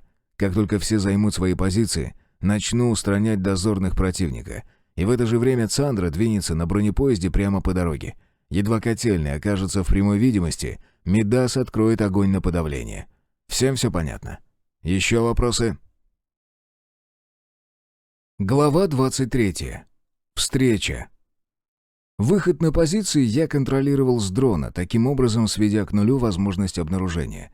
При этом строго-настрого запретил своим подчиненным использовать классовые способности и умения, чтобы даже случайно не попасться противнику. Сам же устроил серьезный забег, по широкой дуге обойдя котельную. Была опасность столкнуться с парочкой разведчиков, но в мои планы не входило выбираться на проселочную дорогу. Да, и оба противника двигались достаточно быстро, и сейчас, скорее всего, уже приближались к трассе. Там их ждал сюрприз в лице Дарка и тяжелого дроида-универсала. Задача у группы Алексея была простая — по возможности обезвредить чужаков или же уничтожить, если окажут яростное сопротивление. А затем должны выдвинуться к нам на поддержку. Минут через 10 я, наконец, добрался до позиции. Удобно, когда нейросеть дополняет реальность картинкой с дрона, камера которого охватывала приличную площадь вокруг вражеского укрытия. Остановившись, я перевел дух, после чего снял с плеча эрго-штуцер и принялся выцеливать противника, корректируя самого себя с помощью подсказок нейросети. В итоге первый дозорный попал в прицел через минуту. Хитрец вжался в стену и, похоже, активировал какую-то способность, делающую его невидимым. Даже я обнаружил ушастого лишь благодаря рангу оружия и своему высокому уровню. Я сразу же отыскал второго противника, после чего вернулся к первому. Палец лег на спуск. Так, что тут у нас? Из вражеского укрытия было лишь 4 выхода. 2 через большие оконные проемы, 1 через входную дверь и последний через люк, который располагался на уровне фундамента и предназначался, скорее всего, для выброса шлака. После газификации Сенцовки надобность в котельной пропала, и ее забросили. И вот теперь это здание, возведенное лет 50 назад, стало укрытием для врага, пришедшего в наш мир грабить и убивать. «Всем приготовиться!» — приказал я хриплым голосом, отгоняя тяжелые мысли. «Цандра, на счет 3 начинай движение. 1, 2...» Хлопок. 2. Перевести оружие на следующего эльфа. Вновь выстрел. И еще один. Так, а теперь дозарядить штуцер, при этом не отводя взгляда от котельной. 3. Камеры дрона показали, что обе цели получили свою порцию энергетических зарядов. Снаружи осталось еще 2 дозорных, которые находились для моего оружия в мертвой зоне. Зато все выходы из котельной, как на ладони. Вдали засвучал низкий, едва слышный гул приближающегося бронепоезда. Если не знать, что это такое, могло сложиться впечатление, что недалеко в холостую работает какой-то мощный электродвигатель. Что ж, первый раунд за нами. Теперь ход противника. И они не заставили себя ждать. 6 эльфов выскочили из котельной почти одновременно и тут же рванули в разные стороны. Я успел сделать лишь 2 выстрела, прежде чем они рассеялись среди деревьев. «Внимание! Будьте осторожны, враг пошел на прорыв!» — сообщил я по общему каналу связи. «Цандра, не останавливайся возле здания, продолжай движение по дороге. У Мидаса хорошая система наведения, и он получает от меня картинку местности с дрона. Не уйдут, суки!» Судя по данным с дрона, из 10 противников на ногах остались 7. Причем 2 прямо сейчас бежали в направлении Игната и Полины. 1 рванул в сторону Сенцовки, а остальные приближались ко мне. Отдав нейросети приказ сбросить полученные данные тяжелому дроиду, я предупредил Борисыча об угрозе, а затем, прикинув примерное направление движения ушастых, короткими перебежками направился к проселочной дороге. В голове в этот момент крутилась мысль, хоть бы искажение пространства сработало так, как нужно. Добежав до 2 сосен, растущих друг от друга на расстоянии полуметра, я остановился. Лучше укрытия не найти.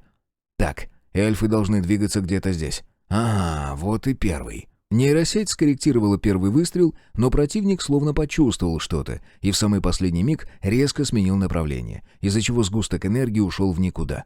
И почти сразу после моего промаха лес наполнился звуками боя. Короткие автоматные очереди, гулкий грохот автопушки, взрывы плазменных зарядов и ответные выстрелы чужаков. Бой в лесу разгорался все сильнее. От 2 последующих выстрелов противник вновь сумел увернуться, а вот 4-м я попал.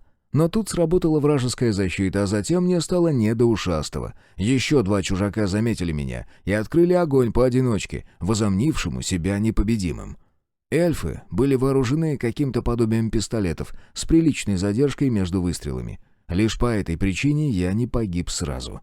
Первое попадание обнулило защиту эрго-костюма, а второе пришлось в ствол дерева. Я тут же обновил защиту и открыл ответный огонь, укрываясь за соснами, одновременно планируя пути отхода. Моя тактика сдвоенного выстрела вновь принесла плоды. Минус еще 1 ушастый. Но и мне опять сбили защиту. Ничего, в уникальном накопителе осталось еще 70 эргов, и я должен выиграть в этом противостоянии. Вот только сменю позицию, а то скоро еще 1 эльф присоединится к бою. Самое странное, что я невольно отметил, все сражение проходило в полном молчании. Никто не кричал даже от боли, слышались лишь звуки выстрелов и топот ног. И это оказалось мне на руку. Обычный человек или игрок вряд ли бы услышал подбирающегося со спины противника. Я же благодаря нейросети услышал шаги 4-го эльфа задолго до того, как он приблизился на дистанцию уверенного выстрела. Не оборачиваясь, я обогнул ствол дерева, служивший мне укрытием, и в наглую пошел на 2 ушастых, расположившихся в метре друг от друга. Эрго-штуцер выдал подряд 4 выстрела, а мне за это время лишь 1 раз сбили защиту. В итоге я убил 1 чужака и обезоружил 2-го, обратив его в бегство, но и мне досталось. Острая боль обожгла левую ногу, отчего у меня на миг потемнело в глазах. Зажмурившись, я смог вернуть себе зрение и, бросив взгляд вниз, выругался сквозь стиснутые зубы. На бедре была сквозная дыра, из которой толчками выплескивалась кровь. Аптечка сработала с опозданием, из-за чего я завалился на покрытую прелой листвой землю. Но сознание не потерял, как и оружие не выпустил из рук. Обновив защиту эрго-комбеза, перекатился с одного бока на другой и навел штуцер на приближающегося эльфа. Тот, осознав, что может сейчас погибнуть, бросился на меня в отчаянной попытке добить противника. Каждый из нас успел сделать по выстрелу, после чего противник, пинком отбив ствол штуцера в сторону, буквально налетел на меня. Второй удар ногой угодил мне в живот. Вот только никакого эффекта от него не вышло. Все же я был на 2 уровня выше, и упорядоченная посчитала, что таким способом эльф не сможет причинить мне вред. Ему бы выбить из моих рук оружие и отскочить в сторону, чтобы потом добить из энергетического пистолета. Но ушастый не знал, с кем связался. Разряд прожег в его груди дыру размером с мой кулак, убив мгновенно. Вновь запитав защиту брони, я осмотрелся и, только убедившись, что вокруг чисто, поднялся. Задействовав общий канал, потребовал. «Доклад!» «Полина, 2 ужастиков убили. Сами без потерь», — сообщила моя девушка, отчего я почувствовал себя гораздо спокойней. «Филин -1», — сообщил Сергей. «Всю обойму потратил на вражину. Зацепил меня, гад, но вскользь. Я уже остановил кровотечение. Жить буду». «Не расслабляться. Где-то в лесу еще один бродит, правда, без дальнобойного оружия», — сообщил я. «Сейчас птичку подведу, выследим его». Эльфа я обнаружил в 100 метрах от себя. Причем ушастый двигался очень медленно, подволакивая правую ногу. Он уже обзавелся корягой и теперь пытался уйти как можно дальше от нас. Прикинув все «за» и «против», я решил преследовать врага в одиночку. «Полина, направляйтесь к Филину, ему нужна помощь. Цандра, остановись и жди их. Трофеи и тела убитых не трогать, внутрь котельной не заходить. Все, меня не отвлекаем». Переключившись на другую линию, я обратился к Алексею. «Дарк, чужаков уже встретили?» «Командир, это не чужаки. Наши земляне просто одеты странно. Один сразу сдался, а вот второй хотел убежать, но я ему ногу прострелил. В общем, связал обоих. Теперь сидим с Пришкой, охраняем. Дроида отправил к вам». «Хорошо. Возвращайтесь с пленными в космопорт. Передай их Медасу, он знает, что делать с этими мутными личностями. И ждите нас. Мы тут почти закончили». Приближаться к беглецу и тем более разговаривать с противником я даже не думал. Сразу решил для себя — устраню чужака без разговоров. Поэтому едва увидел спину эльфа, сразу же отыскал взглядом подходящую позицию и тут же занял ее. Прицелился и дважды нажал на спуск. Сгустки энергии попали в спину ушастого, и тот даже начал заваливаться вперед, выронив палку. Но я успел заметить одну странность. При попадании тело врага на миг словно вспыхивало, как при активации защиты. Причем оба раза, но заряды все же угодили в цель. Крутанувшись на месте, я мысленно уже приготовился отражать атаку, но вокруг было пусто. Тогда я отдал приказ нейросети отслеживать любую, даже самую незначительную странность в окружающем мире. Мои глаза и дрон с 2 ракурсов. Шаг за шагом, осматривая окружающий меня лес, медленно двинулся вперед. В это же время птичка нарезала в воздухе круги, отыскивая спрятавшегося противника. Атаку я прозевал, и если бы не защита бронекостюма, тут же отправился бы на тот свет. Ствол штуцера сильным ударом подбросило вверх, а острие кинжала замерло в нескольких сантиметрах от моего горла. Мы встретились взглядами с эльфом. Черт, совсем не похожи на человеческие. Зрачок не круглый, а овальный, хищный. «Кто ты такой, человек?» — прошипел чужак, продолжая вдавливать острие кинжала в мою защиту. «Почему твое оружие пробивает сдвоенный артефакт?» «Потому что я защитник этого мира». Сквозь зубы процедил я и ударил разрядом, обнуляя запасы эргов. Сгусток энергии врезался в грудь эльфа, прошел сквозь плоть снизу вверх и буквально испепелил голову противника. Тело ушастого обмякло и рухнуло мне под ноги. Перед глазами появилось сообщение. «Игрок Парторг, ты уничтожил отряд охотников за головами из расы эльфов, враждебная раса, и выполнил задание эпического ранга «Защита Земли от чужаков». Награда: 10 редких, 4 эпических кристалла, 200 КСО, плюс 1300 к прогрессу уровня». «Ну вот, теперь можно и отдохнуть», — произнес я, делая шаг назад. «Черт, как же я устал». В космопорт возвращались, набившись в бронепоезд. Лишь Рух шагал позади транспорта, из-за чего нам приходилось держать низкую скорость. Увы, не обошлось без потерь. Из портала возле котельной вышли всего лишь 4. Девушка Филина, Кузьмич и Санька с Васькой. Смелая женщина и бывший житель Сенцовки так и не вернулись. Та парочка, что отказалась проходить испытания, тоже хотела исчезнуть, но далеко убежать им не удалось. Один подвернул ногу, а второй, бросив товарища, двинулся дальше один и в итоге вышел на трассу буквально под колеса бронепоезда. Осознав, какую ошибку он совершил, мужик попытался сбежать, но куда ему против игроков? Дарк с Пришкой нагнали его через 300 метров. Игнат предложил пристрелить обоих беглецов, но я решил, что это будет слишком жестоко. В итоге у нас появились первые штрафники, которых ждал весьма нелегкий путь исправления. Все трофеи с убитых эльфов я собрал в одно место и прямо там, возле котельной, перешел в аукцион и выставил артефакты ушастых на продажу. С паршивой овцы хоть шерсти клок. В общем, к терминалу подъехали хоть и в молчании, но все же большей частью довольные. Шутка ли? Отбили нападение чужаков, отделавшись лишь одним ранением, которое уже благополучно вылечили благодаря редкой аптечке. Всем помыться, у кого есть возможность, переодеться в чистое и собраться в зале ожидания. Временно все про все даю 1 час, распорядился я, первым собираясь покинуть салон бронепоезда. «Мидас, что с пленниками?» «Оба находятся в помещении перрона, связанные под охраной дроидов-ремонтников», — сообщил заместитель. «Один ведет себя спокойно, а вот тот, что ранен в ногу, уже дважды пытался освободиться. Пришлось вколоть ему снотворное».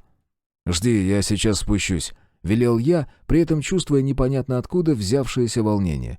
Как есть, весь заляпанный, в крови и грязи, прошел через зал ожидания, спустился по лестнице, открыл дверь и широким шагом двинулся по тоннелю. На перроне было тихо и сумрачно, но нейросеть тут же подстроила зрение под освещение, и я разглядел пленников. Один лежал лицом к стене, со связанными над головой руками и поджатыми ногами. Второй сидел, запрокинув голову и уставившись в потолок. Услышав, как я спускаюсь на перрон по ступеням, он повернул ко мне голову, и наши глаза встретились. На губах пленника появилась улыбка. «Привет, братишка!» Интерлюдия 12. Михаил, адепт Некронта. Ранг пробужденный. Планета Бретсис. Первые сутки одиночества Михаил провел в заботах. Чистка, уборка, осмотр доставшегося ему здания, поиски воды. Так убегался, что спать лег затемно. На удивление проспал до позднего утра, пропустив аж 2 лично поставленных на телефоне будильника.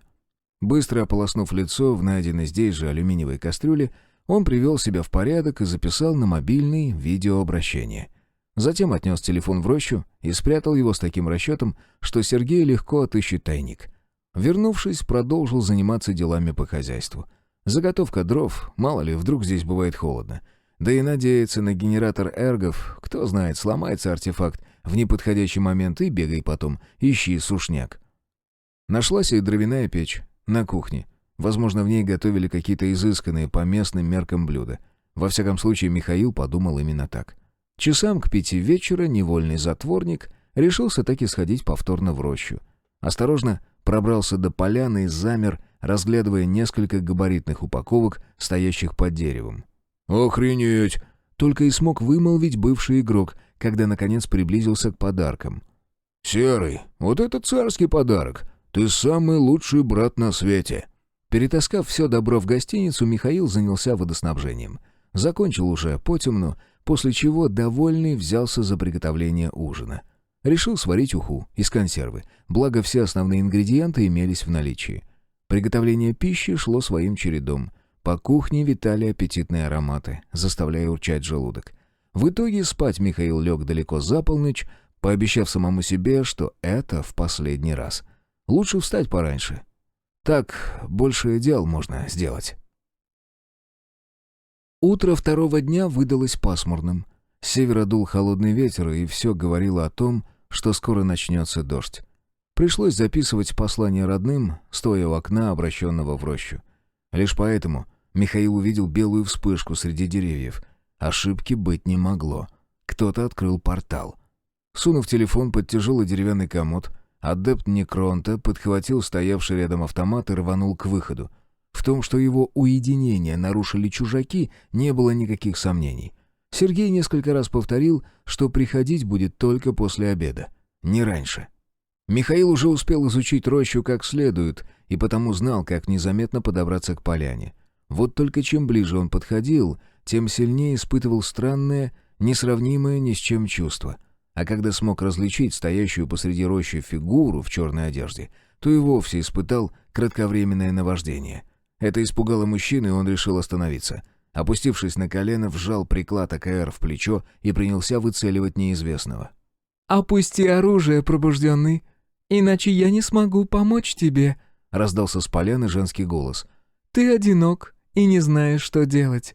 У меня есть ответы на все твои вопросы. Подойди». И Михаил, несмотря на полное нежелание подчиняться неизвестной, вдруг шагнул вперед. Невероятным образом он полностью потерял контроль над своим телом. Руки опустили оружие, а ноги начали двигаться, словно зажили своей жизнью. Миг, и вот он уже стоит. Еще секунды и делаю первый шаг вперед. Автомат, по-прежнему сжимаемый в правой руке, ударяется об ногу. И в этот момент к Михаилу приходит понимание. Еще немного, и он превратится в слугу Некронта. Неимоверного усилия воли стоило Глебову нажать на спусковой крючок. Раздалась короткая автоматная очередь, ногу обожгло болью, но это вернуло контроль над телом. «Я тебе сейчас покажу, в чем сила, тварь некронская!» Процедил Михаил сквозь зубы, вновь поднимая оружие. «Получай, нежить!» Конец второй книги.